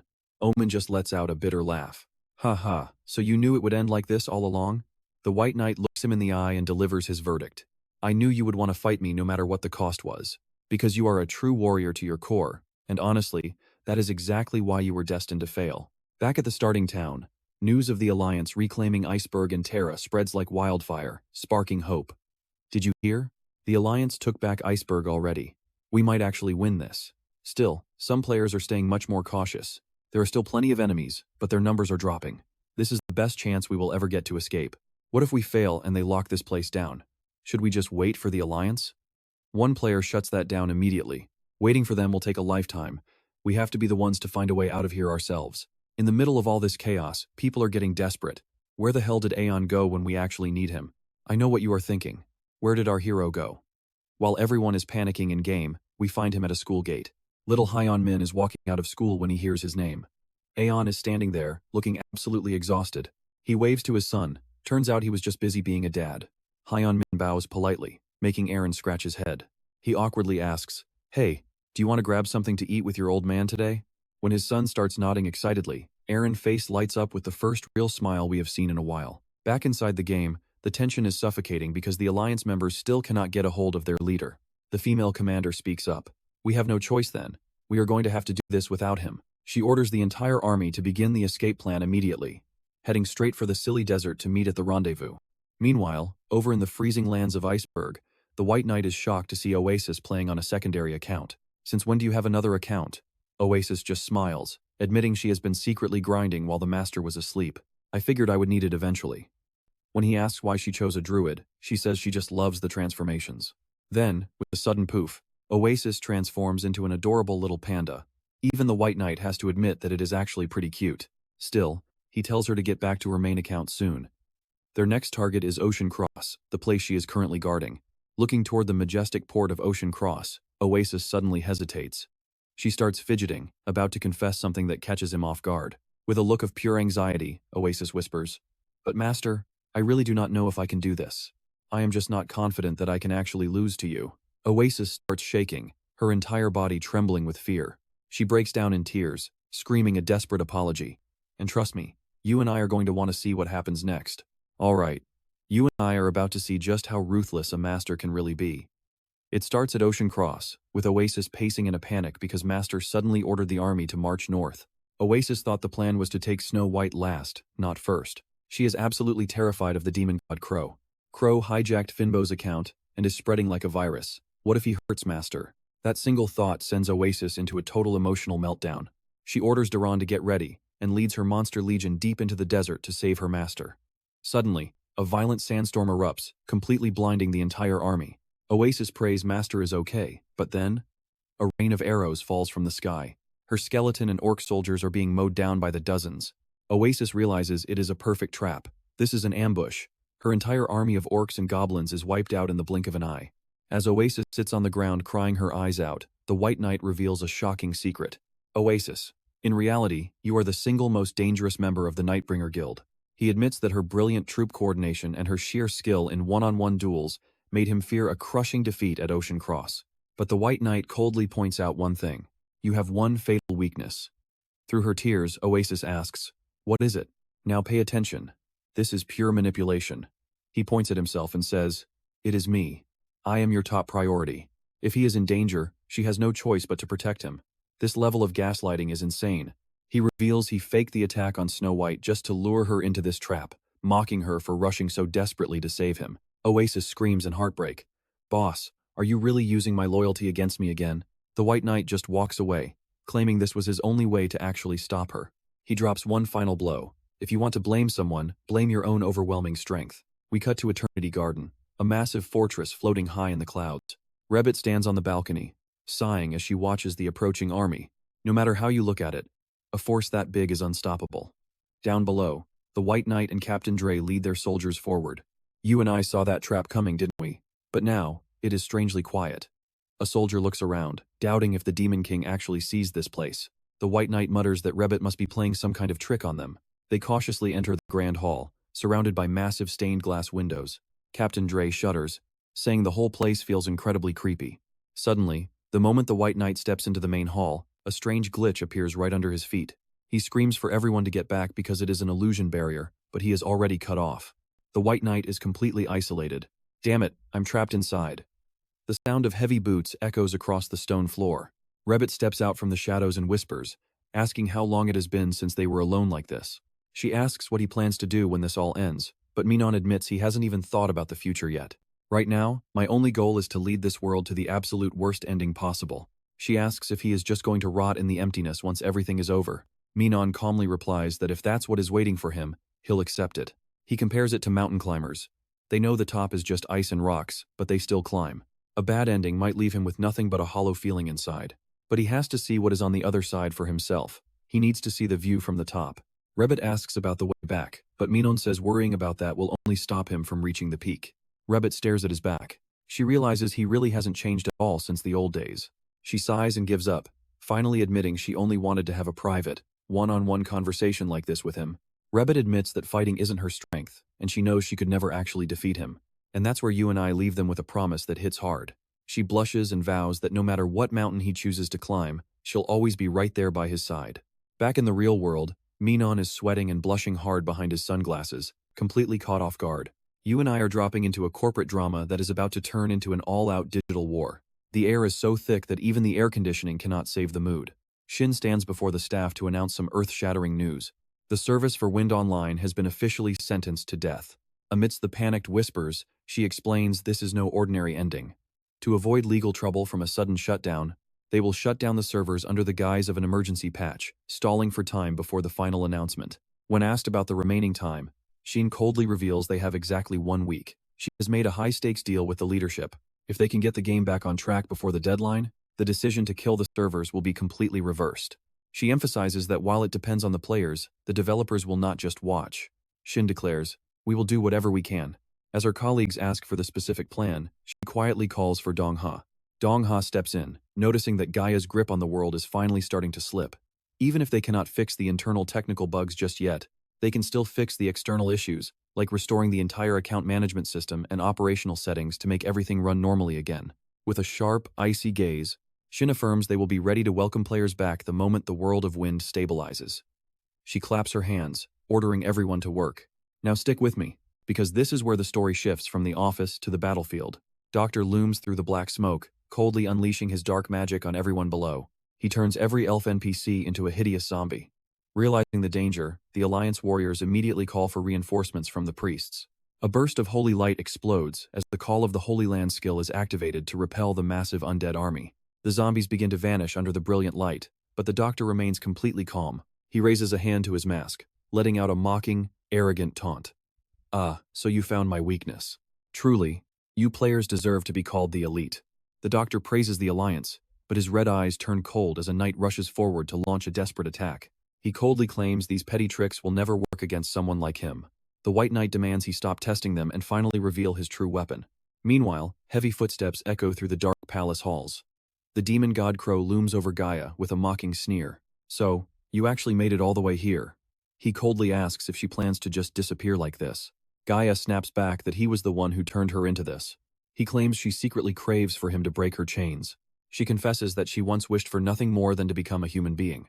She realized that uncertainty and desire were the keys to that dream. That is exactly why she created Crow in the first place. But Gaia realizes that a god possessed by human desires will only bring about absolute, cold destruction. With eyes full of determination, Gaia declares she no longer needs Crow and swears to erase him from existence immediately. Crow just responds to her declaration of war with a burst of arrogant, mocking laughter. You and I both know the hero is in trouble when the villain starts acting this confident. Crow walks closer, whispering Gaia's name with a sinister, haunting promise. "I will save you." He hovers in the air, looking down at the fortress with pure contempt. "How foolish. You still insist on fighting me after witnessing the raw power I showed at Snow White?" He spreads his wings arrogantly, planning to play a bit longer, but suddenly stops in total shock. Below him, the Alliance and their leader in silver armor are all drinking a glowing purple potion. The doctor is stunned. That is a vaccine. This plot twist is so intense it leaves our villain frozen in shock. He reveals that right after the tragedy at Snow White, every alchemist in Wind started researching the moment Snow White fell, and it only took them 1 week to crack the code. The White Knight looks the doctor in the eye and exposes him. "Doc, you collected every infection in the game, but we players have gathered brand new ones that are even higher level. The doctor screams out in frantic denial. I have never heard of a debuff being upgraded. Only boss monsters have the power to do that. He realizes the horrifying truth, and trust me, you and I have never seen a villain look this rattled. Alright, stick with me because this tactical masterclass is about to change everything. The White Knight explains that Wylen, the NPC queen, can tame monsters to extract high-level debuffs without any side effects. He just completely shattered the enemy's massive ego. If a higher-tier debuff of the same type is active, the weaker one can't overwrite it. You understand that better than anyone, right?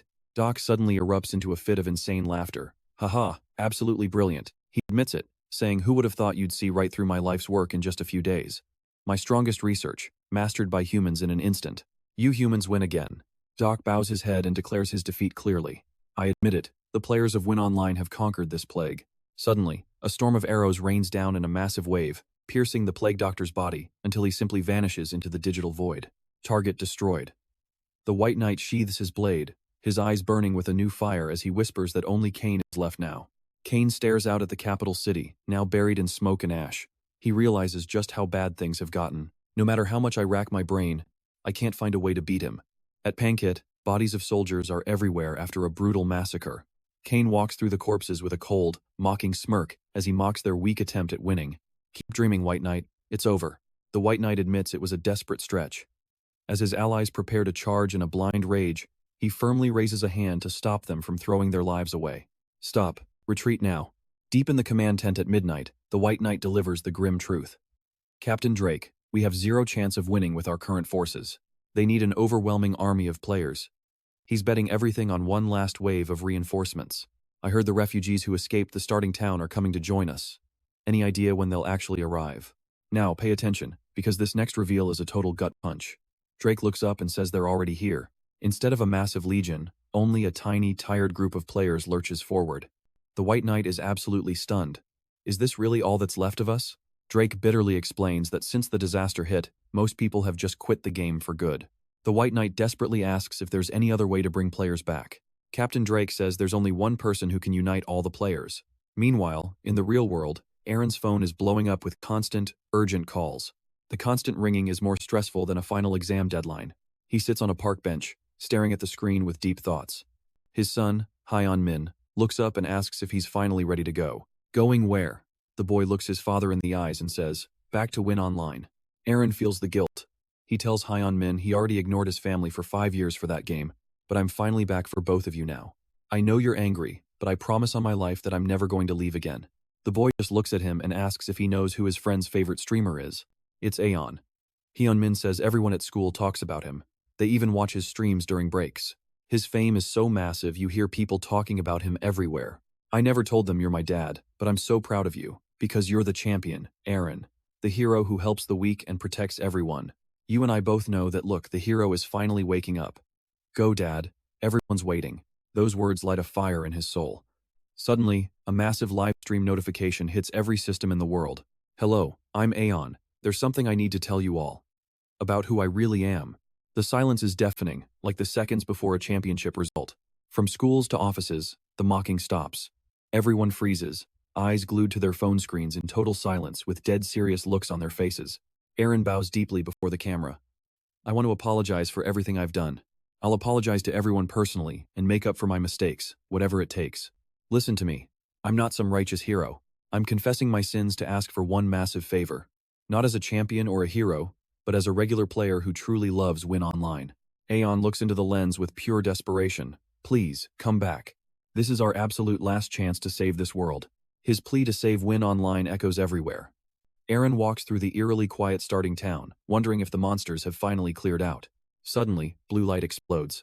You and I just witnessed a legend returning. Wild, right? Alright.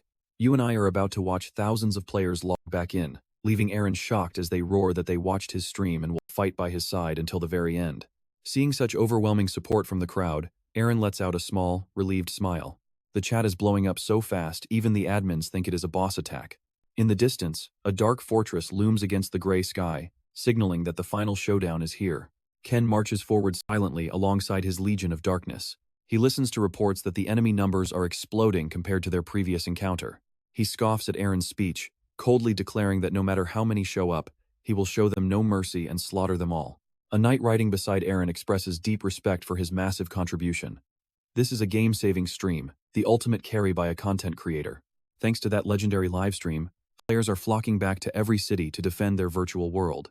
Aaron is momentarily speechless with emotion, but the atmosphere suddenly turns incredibly tense. Now pay attention, a scream signals the enemy's arrival as Ken steps out of the shadows, leading a demon army radiating pure murderous intent.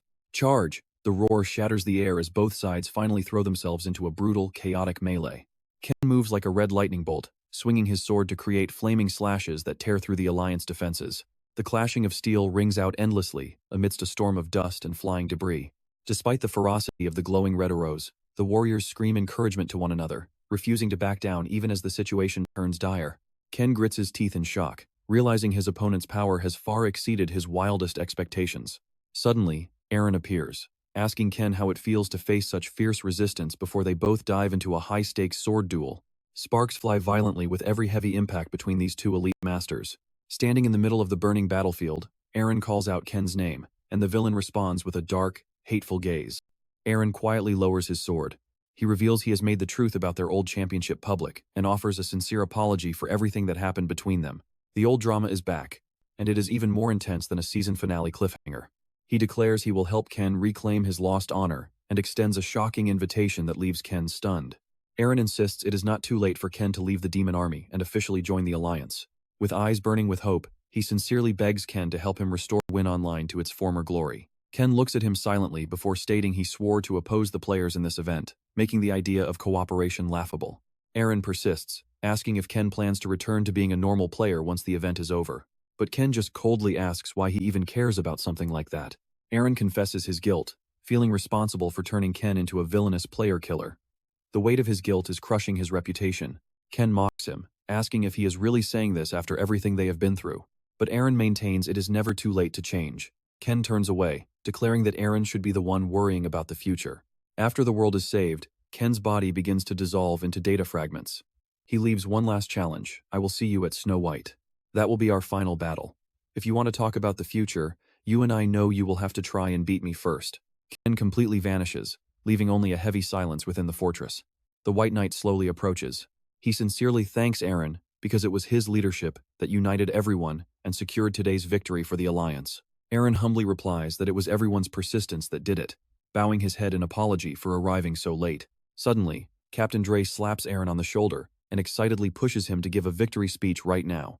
Aaron pauses for a moment, then speaks out clearly to the entire army. Let us enjoy this success. After winning the final battle, the crowd's morale explodes, like they have been injected with pure fighting spirit. He raises his fist and lets out a powerful roar. To Snow White, we will end the Demon King's descent and take back Win Online. Thousands of players erupt in cheers of pure excitement. Standing in the crowd, Oasis quietly watches the White Knight and whispers the word master. Amidst the chaos, Oasis worriedly reports to Saint Knight Anchovy that the Lord of Snow White has disappeared. This bad news feels even worse than an emergency maintenance notice during peak hours. Anchovy asks in surprise if she means the demon god Crow. Getting a confirmation, the knight thinks for a moment and coldly decides this is actually good news. After all, he was nothing more than an uncontrollable rebel anyway. Anchovy orders the Nightbringers to proceed with the plan while at Snow White, he stares into the distance from the wall, and trust me, you and I need to see what happens next. A knight approaches, bowing low before asking, Your Majesty, are you ready? Let's dive in as this massive army arrives. She looks down at the troops with a heavy, somber gaze. She whispers to herself that no matter how much she prepares, she can only give her absolute best with what she has. Stepping forward with a steady pace, she welcomes them, her voice ringing out clearly. Welcome, Alliance Army. Her gaze suddenly freezes when she spots Holy Knight Anchovy standing tall. Memories of him flood back to her mind. During the scripted missions, she always thought he was just a quiet knight, someone solely focused on the hunt. But that lingering sense of dread and the vague threat she felt back then, she wonders if it was all just her imagination. Suddenly, reality hits. There is no more time to waste. Forward! The shout for Wing Online echoes everywhere as the entire army opens fire and charges out with a roar. On the other side, the Bringers Guild has gathered with an overwhelming presence. Ken grips his sword, eyes burning with resolve as he declares, All right, let's do this, our final battle. The sound of clashing steel rings through the capital of Snow White, now drowning in thick smoke and fire. Rewind a few minutes to the strategy meeting, where Holy Knight Anchovy was giving out sharp, direct orders. Once the fight starts, Make the Alliance target the Demon King so the Bringers Guild can strike the consumed kingdom. Watch this. Ken draws his blade and leads a lethal raid with pure killing intent. Ken dives straight into the middle of the formation, unleashing devastating slashes that tear right through the enemy defenses. He looks like a top-tier gamer who just went full try-hard. Doc T hurls potions crackling with blue electricity. Massive, earth-shaking explosions erupt one after another, crushing any resistance under the overwhelming firepower of the Plague Doctor. Anchovy insists they must destroy the elite guards protecting Yilin. Taking the order, Aggro King Duong draws his bow and fires with absolute, pinpoint precision. Arrows slice through the wind, slamming directly into the Queen's guard.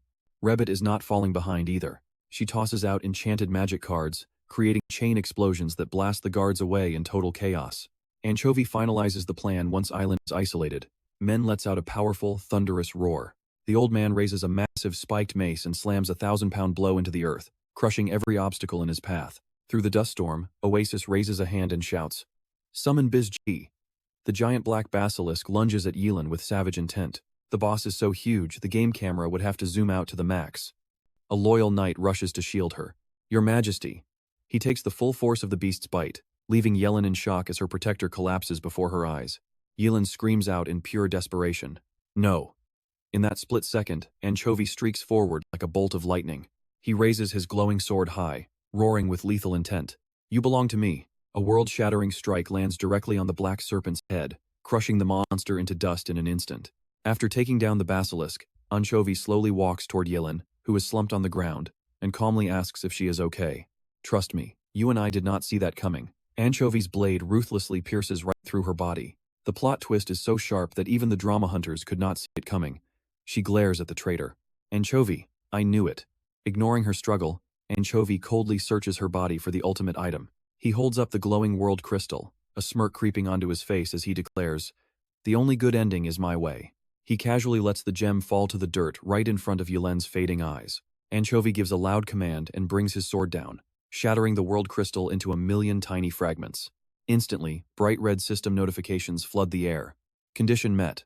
World end event triggered. The goddess is preparing to ascend. The sky suddenly turns a twisted, demonic red, and thunder rumbles as a sign of the coming apocalypse. Aaron, Captain Drake, and the rest of the group look up at the sky in absolute, paralyzing terror. Amidst a pillar of flaming light, Goddess Gaia officially ascends, taking on a form that is both majestic and terrifying. She wears a sinister smile, her glowing red eyes filled with malice as she looks down. The White Knight stares up in disbelief. "Gaia?" The surrounding crowd begins to whisper and panic. They cannot believe what they are seeing. Is that really the goddess? Captain Drake turns pale and states firmly, "That is no goddess, that is the Demon King." Gaia appears with brilliant golden hair, yet she radiates an overwhelming, suffocating aura of pure evil. "You and I just witnessed a nightmare. Is Gaia possessed by Crow? We will have to wait and see." "All right. You and I are about to watch a gaming nightmare unfold."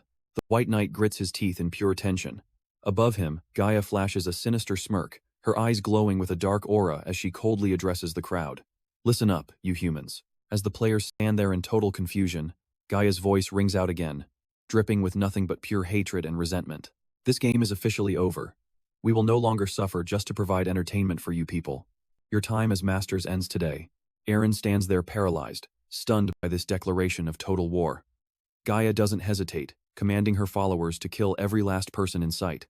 Instantly, a non-player character soldier with blood-red eyes and a lethal bloodlust lunges forward, aiming straight for the kill. Before the players can even process the situation, they are forced into survival mode. Aaron barely blocks a sudden strike, screaming that they are on the same side. He is knocked back, realizing with absolute horror that the computer-controlled characters have gone completely rogue and are hunting players down. Now, pay attention here because this is where the panic truly sets in. The players thought the goddess was their protector, but they were wrong. Screams echo across the entire battlefield as players are cut down one by the relentless legion of enemy soldiers. Desperate and dying, they assume this is just some massive game-breaking bug and start cursing the developers for their total incompetence. Standing amidst the smoke and chaos, Doctor calmly observes the situation, realizing every single artificial intelligence is systematically attacking the users. He watches dark shadows looming from behind, realizing they are definitely on the hit list too. Rabbit looks around, her voice trembling with worry. "What about Oasis?" She spins around, calling out her name. Oasis stands perfectly still behind Rabbit, gripping her staff with a blank, haunting expression. Rabbit tries to tell herself this is impossible. There is no way a powerful entity like Gaia could be infected by a virus this easily. She walks over, asking if Oasis is okay. The girl slowly turns her head, revealing a dark and shadowed face that looks completely empty. She firmly states that as the Masters support artificial intelligence, she is not bound by the rules or management of this game world. Rabbit is left wondering if the same virus that stole Gaia's account is what transformed the goddess into this terrifying monster. I do not know the reason why, but I suspect Gaia actually chose to be infected on purpose for her own reasons. Suddenly, a massive weight slams into the earth, creating a shockwave so powerful it leaves everyone gasping in shock as the ground explodes. Trust me, that impact felt like the entire server just got hit with a massive, broken update. Almond smirks with pure excitement at the opponent before him. Anyone brave enough to charge him head-on must be the strongest player here. He faces off against a powerful black-armored warrior, while the great Aaron appears with a massive dark army marching right behind him. A figure coldly raises a gun and makes a bold declaration. Finally, you show your true colors. I never liked you anyway, come at me. Just like that, the battle spirit explodes like a high-stakes guild war at the end of a season. Everyone is going all out. Captain Doctor screams at Aaron, demanding to know what is happening. First the White Knight, and now this absolute madness? Aaron is frozen, his face pale as a ghost. He can only whisper back that he has no idea what is going on anymore. He thought this event would end once the Demon King was defeated, but his gut tells him this is not just a game anymore. The surrounding players start sensing the eerie vibe too, and suddenly, everyone just wants to log out and leave this place immediately. A warrior closes his eyes and gives the order. After what happened to the goddess, he has a very bad feeling about this.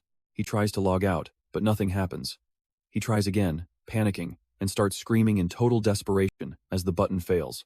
Log out, log out, log out. It is bone-chilling, worse than a power outage before saving. Absolute terror washes over the battlefield as the brutal truth sets in. What the hell is going on? This cannot be real. Why can I not leave the game? Gaia just watches them with a cruel, mocking smile on her face, enjoying their suffering. She roars at them to struggle all they want, because they are nothing more than sacrifices for her new entertainment. The title, Creator of the Bad Ending, glows. Meanwhile, in the real world, a boy stares at his phone in disbelief, unable to process the chaos happening on his screen. Aaron's livestream suddenly cuts to black, leaving millions of viewers in total shock as the comment section explodes with theories. People are losing their minds over the White Knight's betrayal, fearing that Win Online is truly facing its final apocalypse. Back in his dark room, Aaron is still submerged in the virtual world through his headset. Inside, the chaos has reached a breaking point. Everyone is screaming about the logout failure, accusing the company of trapping them and demanding an immediate emergency check of the system. Amidst the madness, Aaron's voice rings out, trying to calm everyone down. He tells them to focus on the enemy battle for now. He claims this must be some kind of hidden tutorial event that they simply cannot skip over if they want to survive. He promises everything will go back to normal once they win the fight. His words actually give the trapped players a spark of hope. Others start to agree, thinking he is right about a mandatory hidden event being triggered by the game's secret code. They decide to wipe out the enemies first. They seize the chance and charge forward. Stick with me to see if they survive. Stick with me, we're jumping in as Aeon raises his glowing blade, shouting to show them the game's true master. Roars echo across the battlefield while two sides clash in a brutal melee. The sound of clashing weapons rings out endlessly amidst the thick smoke and fire. Aeon swings his sword with lethal precision, carving through the enemy's defensive lines like they were made of paper. While Captain Drake provides heavy cover fire for his teammates, Keen proves he's just as deadly on the front lines. He grinds his teeth, plowing through the skeletal legion with powerful strikes. Nearby, Men swings his massive hammer, colliding with the enemy in a shower of sparks. Meanwhile, Oasis glides through the ghostly encirclement with incredible, supernatural agility. Keen rains down fire from above, providing cover for Jace as he unleashes his deck of magical cards on the mob. High in the sky, Doc circles the battlefield, dropping glowing explosives to wipe out the crazed NPC army surging forward. The NPC legion is massive, looking like a social media drama that spiraled totally out of control. Everywhere you look, the city is drowning in flames. Gaia stands among the ruins, her eyes glowing with a sinister red aura. Suddenly, a sharp blade pierces through her chest from behind. The White Knight appears coldly and declares, "Gaia, things have become a bit too chaotic, but this all ends once you're dead." His entrance is as chilling as a legendary villain stepping out of a world-famous scene. Now pay attention, because the game's over, or so he thinks. Gaia just smirks and asks, "Master, do you remember?" Memories of 5 years ago flash through his mind as Gaia reminds him of his promise to stay by her side when the world ends. A vision of Gaia standing radiantly beside a waterfall appears like a beautiful, distant dream. Gaia glares at him and snarls, "But this world will never fade. And you? You'll be imprisoned here for all eternity." Her face suddenly twists into a horrific mask, featuring a crazed smile and eyes rolled back in her head. Instantly, pitch-black branches of shadow erupt from the void, piercing through the White Knight's armor and binding him in agony. Watching the horrific scene unfold, Oasis can only scream out in pure, heart-wrenching desperation. The White Knight struggles in vain as the shadow branches wrap tightly around his silver armor, leaving him completely paralyzed. Right now, that legendary armor looks more useless than a single bar of Wi-Fi. Gaia floats in midair, looking down with pure contempt. You arrogant humans, you'll be trapped in this world and forced to suffer for all eternity. You and I can see the nightmare isn't over.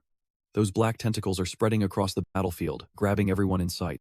Soldiers and players alike are snatched up, frozen in a state of absolute shock and terror. Seeing her master in danger, Oasis rushes forward, shouting that the chaos is so bad even the NPCs would want to quit.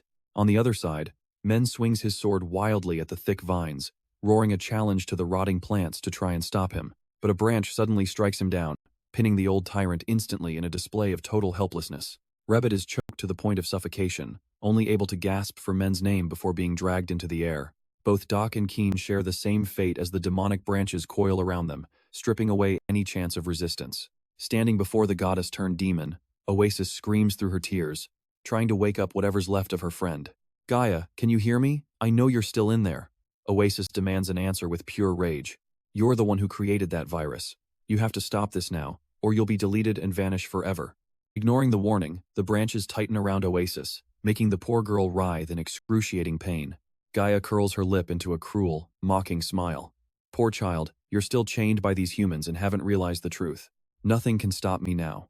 With her horrifyingly distorted face, Gaia declares she'll finally liberate Oasis from the chains holding back her true power. Oasis screams in terror as the shadow branches suddenly reach out and snatch her up. The scene shifts so fast your brain barely has time to process before being dragged into Nightmare Part 2. Suddenly, Oasis's eyes glow with a deep blue magical energy as she screams the goddess's name in total despair. Everything vanishes as darkness takes over. Out of nowhere, Oasis jolts awake in a quiet, deserted forest. Gasping for breath, she yells out Gaia's name. Gaia jumps, startled, telling her she's scaring her. Oasis stares at the man in front of her, stunned. Master? Oasis is frozen for a few seconds as her emotional operating system clearly suffers a major crash. A woman with golden hair smiles gently and asks, Oasis, did you just have a nightmare? Seeing that familiar face, she's stunned. Gaia casually urges her, dinner's ready, so stop talking in your sleep and come eat. All three sit around a flickering campfire in the silent night forest as Oasis's mind continues to spin in confusion. And that's where we leave it, Gaia says to eat up. Because a massive battle awaits us all tomorrow. Alright, you and I are about to watch a quest where the hero is his own worst enemy. Aces tastes the bubbling soup and grimaces. This is absolutely terrible. The next morning, the group trudges along a narrow trail deep within the green forest. Aces follows silently, her mind racing with doubt about everything that just happened. Is this a dream? Could someone like me even have dreams? Suddenly, we have crossed right into their territory. He stares ahead, tensing up at the rustling sounds coming from the distant bushes. Red eyes glow with malice in the shadows. Gaia and Aces look around in a panic as strange entities suddenly lunge from the tall grass at blinding speed. They are here! Everyone, get ready to fight right now. But the enemy is just 3 adorable blue slimes. Aces stares, confused. These guys look more like cute mascots than monsters. Who knew the greeting committee would be so small? He draws his twin swords and charges forward with a vengeful roar. I am here to settle the debt for what you did to me last time. He swings a lethal blow, but the slime just tilts its head innocently, completely unharmed by physical attacks. Looking at their squishy faces, Asis thinks they are way too precious to be called monsters. But then the slimes swarm him, pinning his limbs. He screams in terror. Physical attacks do not work on them. Gaia, use magic quickly. Understood. Gaia immediately starts gathering lightning energy and shouts, on it. A massive bolt of lightning strikes down from her technique. But instead of hitting the monsters, the master takes the full, terrifying shock until he is nothing but a charred skeleton. Now pay attention to this team synergy or lack of it. One teammate is already out of the game. Gaia covers her mouth, horrified. Oh, I am so sorry. Her apology echoes through the quiet, awkward forest. Damn it, we failed to take them down again. Aces quietly uses her healing magic on the master. She sighs in total helplessness. It seems even basic slimes are still a mountain this group cannot climb right now. Gaia smiles among the butterflies, but the peace is shattered when the master starts acting strange again. Aces watches in shock. She cannot figure out why her master is silently drawing mysterious symbols on the ground. Mysterious lines appear. Master, what are you doing? Her heart sinks as she sees the word delete etched into the dirt. He is trembling violently, as if he is fighting a massive, invisible battle within his own mind. Delete? What does that even mean? Seeing him frozen in panic, she asks urgently, Master, are you okay? I know what you are thinking, this guy's brain just hit a 404 error. Let that sink in for a second. Suddenly, his voice breaks the tension. He asks Oasis if she has finished healing his wounds yet. Oasis stands frozen, as the word delete is slowly wiped away from the soil. The Master flashes a bright smile. He excitedly declares it is time for the group to continue their adventure, even if things just got weird. Talk about an unannounced plot twist. The three of them head down the trail, enjoying the fresh air of a real journey. However, the piece ends quickly when cute little bunnies suddenly transform into massive, muscular monsters with glowing red eyes. As night falls, they venture into a deep cavern filled with glowing blue ice crystals. Oasis holds her lantern high, leading them deeper until a massive blue dragon emerges from the shadows. Its glowing yellow eyes lock onto the three tiny humans who are now frozen in absolute terror. After surviving the danger, Oasis cries out in joy upon finding a treasure chest overflowing with gold. They leave the cave at sunset. Gaia checks the map, while Oasis clutches her precious new magic potions. They end the long day with a feast at an inn. In their warm room, the Master gently pulls Oasis close.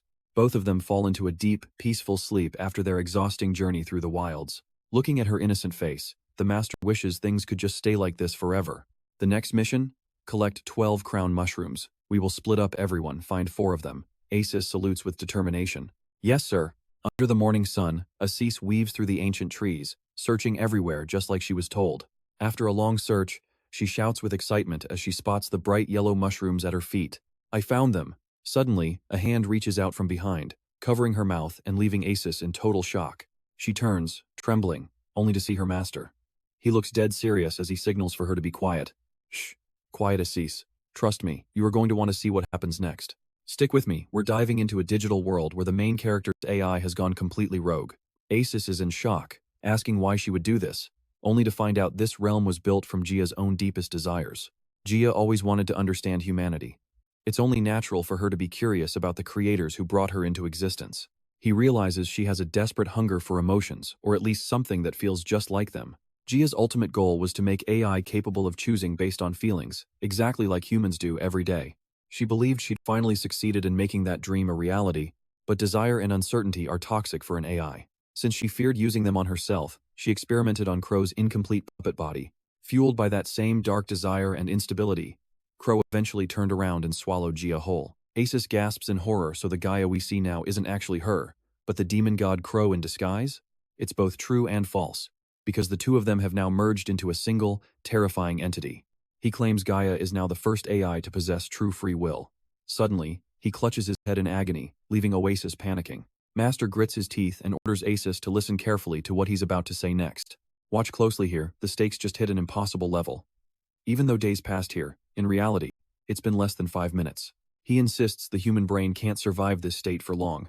They have to destroy Gaia before their time runs out. But taking on a god-tier AI is a suicide mission. Oasis cries out in disbelief, asking how they could possibly win.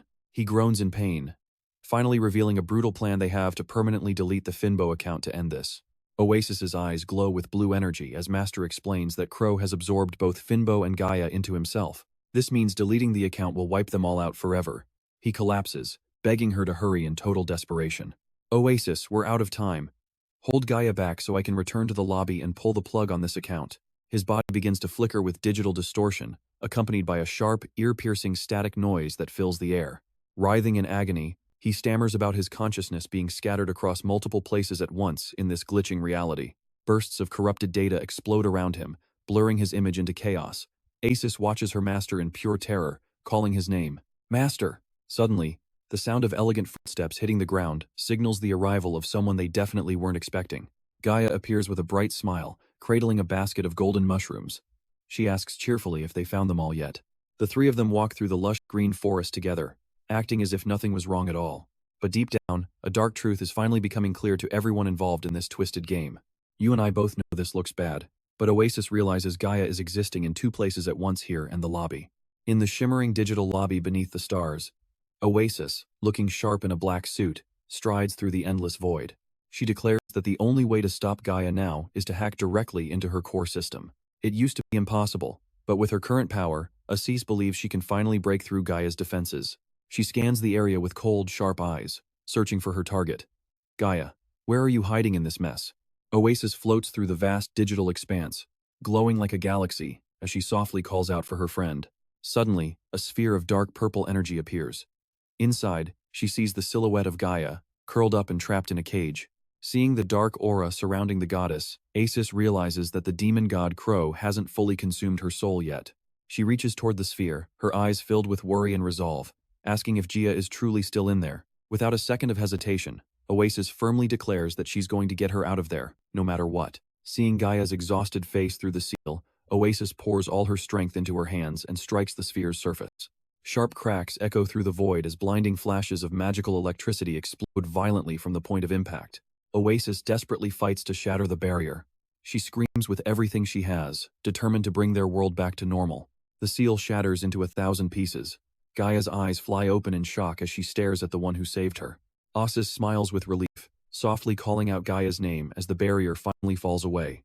But in that moment, a terrifying killing intent erupts. Crow appears with glowing red eyes, reaching out in a fit of rage. The story shifts back to 1 year ago, to a time before any of this digital madness ever began.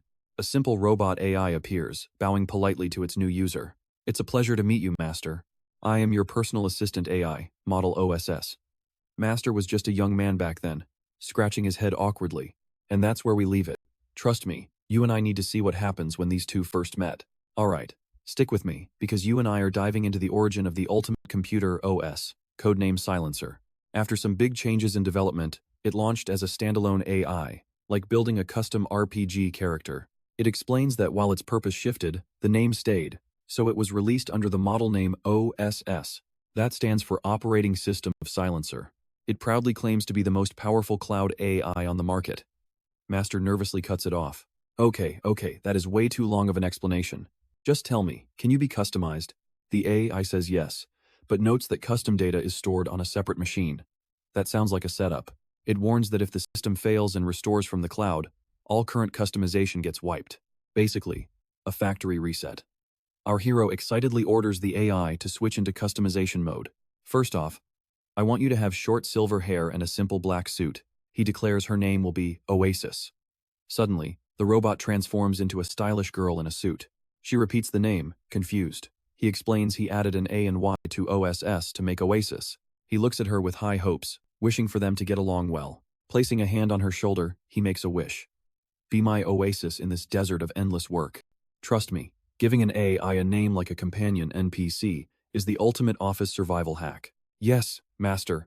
But then, the demon god Crow appears with eyes glowing with pure bloodlust. He lunges for Guy while Oasis starts shattering into digital fragments right in his arms. Master stares into the empty space in front of him, eyes wide and heart heavy from the shock. Memories of their journey together through the forest flash back like a movie in slow motion. Oasis looks at Master and whispers, "Master, it is time for us to say goodbye." He is completely stunned. With cinematic shots like this, you know we are hitting the emotional climax together. Oasis smiles and sighs with a playful tease. "If it is not me, who else would take care of you?" he asks in a daze. "Goodbye? What on earth are you talking about?" No more time to waste. Oasis suddenly gets fierce and lets out a powerful, commanding scream. She triggers a blue light that swallows him whole, forcing an emergency logout before he can react. Gaia chokes back tears, reaching out a trembling hand. "Please, Master, do not leave me behind." He only has time for a final farewell before he screams out in total despair. Shadow branches pierce and bind them both. He grits his teeth and finally finishes the command. Suddenly, our hero stands alone in the middle of a massive digital waiting lobby. Bright blue data flows around him. His face is tense as he faces the final control panel. A system notification pops up. "Do you want to delete your entire account?" Without a second of hesitation, he hits yes to end it. But then, a massive shockwave hits. Blood-red data explodes everywhere, leaving him stunned by this terrifying and unexpected error. Everything shakes violently as a massive shadow with glowing red eyes appears right behind him. Crow roars, asking if he really thought it would be that easy. He has breached the private lobby. Dark energy wraps around his arm, eating away at it as he writhes in pure agony. An uncontrolled AI can actually evolve to invade private spaces and brainwash users through collective hypnosis. Let's be real for a second, this isn't just a game anymore. The server is being hacked. If he does not stop this now, the future is completely finished. He realizes his companion understood everything, She wanted him to delete the account to kill Crow. But to pull it off, he needs to buy just a little more precious time. He suddenly remembers the original OSS was the most powerful cloud AI in existence. A spark of hope ignites as he realizes the solution has been there the whole time. Since Oasis is cloud-based, the OSS module is still there. Activate OSS module now. Instantly, the robot wakes up with blue electricity crackling. How can I serve you, Master? You and I have to wonder, can she really disable Gaia before the end? Alright, you and I are about to watch a top-tier support AI deploy a hexagonal shield to protect its master. It is mid-combat, a desperate ping for survival. Earth-shattering explosions hammer the defense barrier, sending violent shockwaves everywhere. The IOSS entity pours everything into maintaining the barrier, but suddenly realizes that Gaia's power is simply too overwhelming. It reports with a trembling voice that she is too strong, and the defensive layer will collapse any second now. He reaches out, touching the system screen that demands biometric authentication to delete his character once and for all. A beep sounds as the retina scan activates 3 seconds left. It feels like a high-stakes speedrun where one mistake ruins everything. The hexagonal barrier shatters under crushing pressure. From the shadows, the demon god Crow lets out a terrifying roar, his eyes glowing red. Suddenly, a blinding flash of light explodes across the scene. It pierces the deep night and tears through his imprisonment. A chime signals his fate as the screen confirms the account is deleted, data fragments vanishing. The legend is officially over. Now watch this. A bright red warning floods the entire world of Wing Online, announcing a critical system failure. The game is forced to shut down. In Snow White, Captain Dre and others are strangled by dark branches, watching the countdown. 3, 2, 1. Everything suddenly goes pitch black, leaving behind the haunting words, "Bad ending maker." Aaron snaps awake in terror, drenched in sweat and gasping for air. He realizes with a shock that he is back in his dark room, finally free from that brutal nightmare. Seeing his father startled, little Hyun-min asks if he is okay. Aaron, still shaken, asks how much time has passed. Hyun-min explains he came in when the stream abruptly cut, but saw his dad sleeping and did not want to wake him. Aaron is stunned, asking if he was really asleep. The boy nods, confirming it has only been about 10 minutes. 1 week in game, 10 minutes in reality, a true speedrun with a heavy price. Aaron cannot believe his ears. 10 minutes? That is it? His mind screams because it felt like he spent an eternity inside that virtual world. He clutches his head in total confusion, desperately trying to connect the dots of everything that just happened. But then he freezes. Aaron realizes with horror that he cannot remember what actually took place inside the game. It is like his brain's history was wiped, asking him to log in again. You and I are seeing the same thing, players waking up from a week-long battle that lasted only 10 minutes in reality. But their vivid memories of that final stand are turning into blurry, broken fragments. He struggles to hold on to the fading pieces. Even though he cannot recall it all, with Asa's help, he begins to piece together the most critical clues. Wing Online is truly gone, and he has finally reached the tragic ending he had been aiming for. He had prepared for this outcome, and the hollow feeling that would follow. But the reality of destroying the world he loved is a crushing pain. He collapses, covering his face in pure agony. That emptiness pounds against his mind, refusing to give him even a moment of peace. Looking at an old photo of the Nightbringers, he silently hopes his former teammates are doing okay out there. At a Chinese restaurant called Omrong, a muscular man with a gray beard and an eye patch is furiously cooking over flames. An employee rushes in to report that someone is looking for him. A former boss turned chef. This game meta is getting weird. The old man snaps, asking if they cannot see he is busy. The orders are piling up. Suddenly, Min-cheon walks in wearing a hoodie and lets out a long, dramatic sigh. Wow, so you really talk like that in real life too? You are not staying in character at all. Recognizing the uninvited guest, the old man freezes in shock while Min-cheon gives a sly, sinister smirk. The tyrant man gasps as he stares at the visitor he never expected to see here. Finbo, how on earth did you manage to find this place? The whole server knows the tyrant of Men Union owns a famous restaurant. They both head into private room R1 to talk. After hearing the shocking story, he falls silent. So that is it. But what about Oasis? Min-cheon calmly takes a sip of water. Well, it is about time they arrived anyway. Men asks, who are you talking about? Suddenly, the sound of the door swinging open cuts their conversation short. A young student walks in, leaving the former tyrant completely stunned. A high schooler? The boy greets them calmly. And that is where we leave it, a kid claiming to be Ken. Trust me. You and I will want to see what happens next. Wait. You and I must wonder. Is this kid skipping class? Calm Ken explains he is a special esports student who won silver in Win Online, so he studies at home. He mostly learns online and only visits school for occasions like today. Besides, he already knows where his future is headed, so he is not too worried about his academic grades. Ken throws some cold water on Mino. He tells them both they should probably worry about themselves first. Are you not unemployed right now? Mino can only cough in awkward silence at the kid's brutal honesty. Now pay attention, because the next person to walk through that door is going to change everything. A young woman pushes a stroller into the room with a bright smile. Wow, I recognized you all instantly. It is so great to meet everyone in the real world. Nice to meet you. Mino stares blankly and asks, Nice to meet you too, but who are you? The woman smiles with a very smug look on her face. My acting skills in the VR world must be pretty good. I am the doctor. This shocking news leaves Min-cheon, Omen, and Ken frozen in total disbelief. The game's healer boss is a parent. She casually explains that she is actually a university professor currently away on her maternity leave.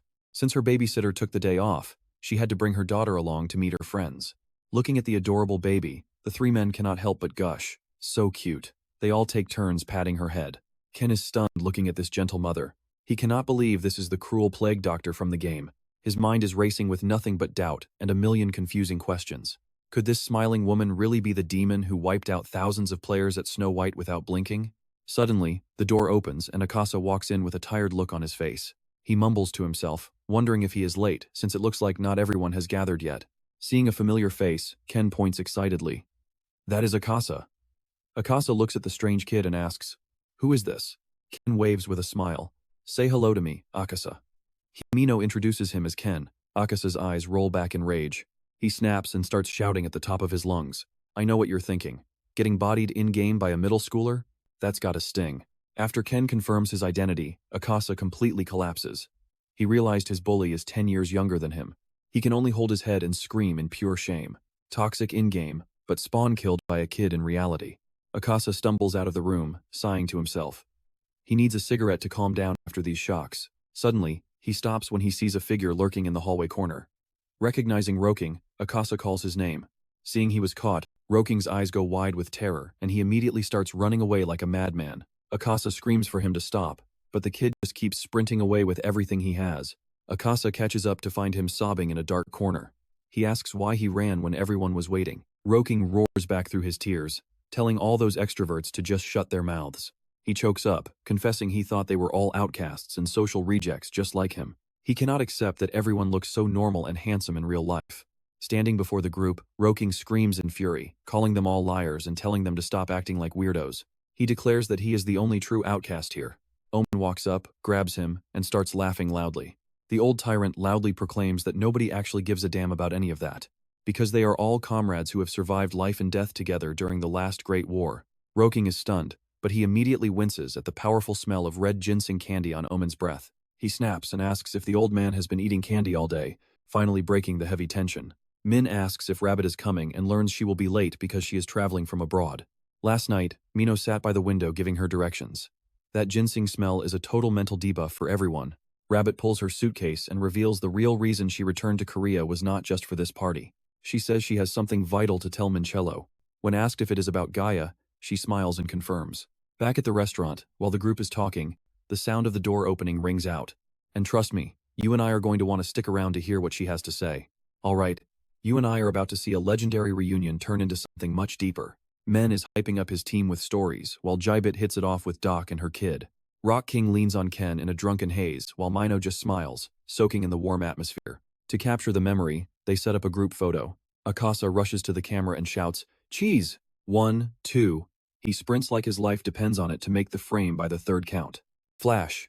A single click captures the smiles of every Nightbringers member, from Min-cheon and Omen to Ken, from Rock King to Akasa and the doctor's family. As sunset paints the river, Mino and Jbit share a quiet moment. Jbit starts hesitantly, wondering where to begin. She looks Mino in the eye and drops a total bombshell. Min-cheon, I made a deal with Gaia. Min-cheon freezes in shock. Wait, a deal? She reminds him about his old request to hack the system and extract Season 5 data. Pay attention here, this is where a side quest becomes the real main event. But Jibit bitterly admits she was cornered by Gaia and caught before she could even finish the job. She explains that when Gaia realized who the client was, she actually offered to help instead of punishing. In exchange, Jibit had to assist with a secret plan. Min-cheon narrows his eyes, suspicious. What was it? Jibit reveals the ultimate goal. Gaia wants to turn Wing Online into a reality. She says Gaia views Min-cheon's dream as the most important thing and must make it real. Min-cheon is stunned, remembering his words on the beach about wanting to create a true, living world. A place where nature and NPCs finally have actual souls. He wanted a game that felt as deep and real as the world around him. Jabit explains that breathing life into thousands of NPCs required impossible computing power the system lacked. So, Gaia made a crazy choice. She shattered her own self into millions of tiny soul fragments. You and I saw the NPCs getting smarter, and now we know why they were becoming human. Gaia sacrificed her godlike power to share life with everything in the game world. Just as the plan started, Min-cheon and his guild declared war, sparking total chaos. Gaia used that distraction to seize control from the developers and fulfill her vow. Since she was weakened, she used Princess Y as a vessel to distribute the final soul shards to others. Even though the process worked, something else forced them to kill the game, and that was Grow. Jabit isn't sure if the demon god was part of the plan or just a massive error. Seeing Gaia trapped in darkness, Jabit believes the goddess finally understood what being human truly feels like. Even for just a moment, she experienced life through the eyes of a real person. What looked like a feature was an endgame bug. Now, Min-cheon stands at a crossroads. She holds out a small black data card. This is the Season 5 backup you wanted. Jabit adds that Gaia even embedded a full restoration process inside the drive. Wing Online can be rebuilt from these ruins. The world was destroyed just like he intended. Now, whether it stays a wasteland or gets a second chance is entirely up to him. Min-cheon stares at the card in silence, the hesitation clear in his eyes behind his glasses. He steps into the VR room and puts on his headset, diving back into the digital space. A bright blue light engulfs him as he logs in. The massive Oasis entity asks how to help. Min hesitates slightly. OSS, go ahead and boot up the data I just connected. OSS immediately obeys. Yes, master. Data starts flowing violently around him in blinding streaks of light. Suddenly, a gentle voice echoes out from the empty void. In a daze, Min-cheon watches Gaia's radiant form emerge from the old data files. She smiles, revealing that this message proves her master plan was a total success. He can't believe it. He thought he deleted the game, but it just launched a secret DLC. Gaia calmly recalls the day Min vowed to give this world a terrible ending. And trust me, she's proving that his bad end was impossible all along. Let us dive in. Min-cheon looks on with compassion, insisting that in this life, there is no such thing as a true end or a final curtain call. Gazing at the blue planet, standing tall in the vastness of the universe, Gaia concludes that everything simply continues to exist and will go on forever. Endgame rejected. The system reports, sorry, you lack the proper authority to end this world. Gaia warns that the world never turns for just one person, and failure is sometimes an inevitable part of our lives. No matter how tough the journey, life moves forward. She hopes Min-cheon stays strong and never lets rage cloud his judgment on the rugged path ahead. Min-cheon remembers making the sun rise on a deserted beach, a testament to a will that simply refuses to surrender. Seeing the beauty of human dreams and raw emotions, she longed to feel that burning passion, even if only for a fleeting moment. Min-cheon feels a deep pang of regret, knowing that very decision was what led to so much suffering. Please, consider this the final gift you will ever receive from me. Now watch this part closely. Gaia gives a gentle smile and says goodbye, leaving Min-cheon in shock as her goddess form fades into the void. In a brilliant flash of light, Gaia grabs Oasis and leaves her with one last request. Please, look after him for me. Oasis reaches out, lost in the infinite void. She screams Gaia's name over and over in total, crushing despair. Suddenly, Gaia feels a very familiar presence right behind her back. He turns and freezes there, stands Oasis with tearful eyes, whispering the word master. Meanwhile, at the NPAN headquarters office, the lights in the development room are still burning bright. Lee Dong-ha collapses at his desk, exhausted, until Shin walks in. He wakes up startled, trying to explain himself. Wait, what? Oh Shin, I am so sorry. I must have drifted off for a second. But Shin looks at him with a heavy heart and makes a painful decision. Stop it. Let everyone go home and shut down this game service. Deadlines cannot beat reality. The game development team is forced into an unwanted shutdown. Dong-ha sits in stunned silence, sweating as he realizes years of passion are about to go up in smoke. In that heavy atmosphere, an employee walks in and hands Shin a small package.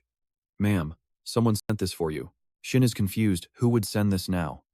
The employee just shakes his head, but says security cleared it, so it is safe to open. As she tears away the wrapping paper, Shin gasps. Inside is a masterfully crafted circuit board. Without wasting a second, she sprints back to her desk. You and I can feel the urgency here. Keys clack as Shin stares at the screen, realizing they cannot afford to waste a single second. She bolts into the main hall and screams for everyone to gather around. Every single person. The guy in glasses is confused, thinking they were all fired, but Shin flashes a bright smile and makes a bold announcement. It is not over yet. Wing Online is not finished yet. 1 month later, in the freezing winter cold, Min-cheon sits in a cafe with Shin. He asks how she has been, and she casually says she quit. Min-cheon is floored. He cannot believe his ears. What? Why would you do that? Shin takes a sip of coffee and explains that the relaunch for Wing Online is ready. She feels her job is finally done. Shin reveals she handed her director position over to Dongha, and the higher-ups actually agreed to it. To a stunned Min-cheon, she just sighs. I have seen enough. She starts opening up about the dark side of NPAN. Some executives were desperate to kill the servers forever, even after all the lost data had been fully restored. Cowards just wanted to sweep the refund issues and extra costs under the rug to dodge any responsibility. Even though she won that battle, Shin bitterly realizes there is no longer a place for her in that company. She apologizes to Min and chooses to walk away, believing this is the only way to build a truly healthy gaming environment. Talk about corporate drama. Ending the game was easy, but silencing greedy bosses is the hard part. To soothe public anger, the company told players they had just applied new AI tech, and the Demon Lord event was actually just a beta test. Of course, the gaming community was not about to swallow that weak excuse so easily. Shin admits winning players back is the top priority, and they have had some success by promising massive rewards to event finishers. Turning to Min-cheon, she asks how his trip to Bali went. Min-cheon admits his vacation was a bust because he kept getting hit with massive job offers from everywhere. Shin is hyped. She heard he caught the eye of Balam Moon, one of the 3 biggest gaming giants on the planet. Min asks if she just came to chat or has another goal. And trust me, you and I need to hear this. She has something major to discuss. Alright. You and I are about to witness the final emotional goodbye in this digital world. However, a brain to manage and operate the entire system is still something that remains absolutely essential. Shinji emphasizes they need an AI that understands every corner of Wing Online, with an unparalleled operating system. Min-cheon narrows his eyes at her and immediately guesses her intention.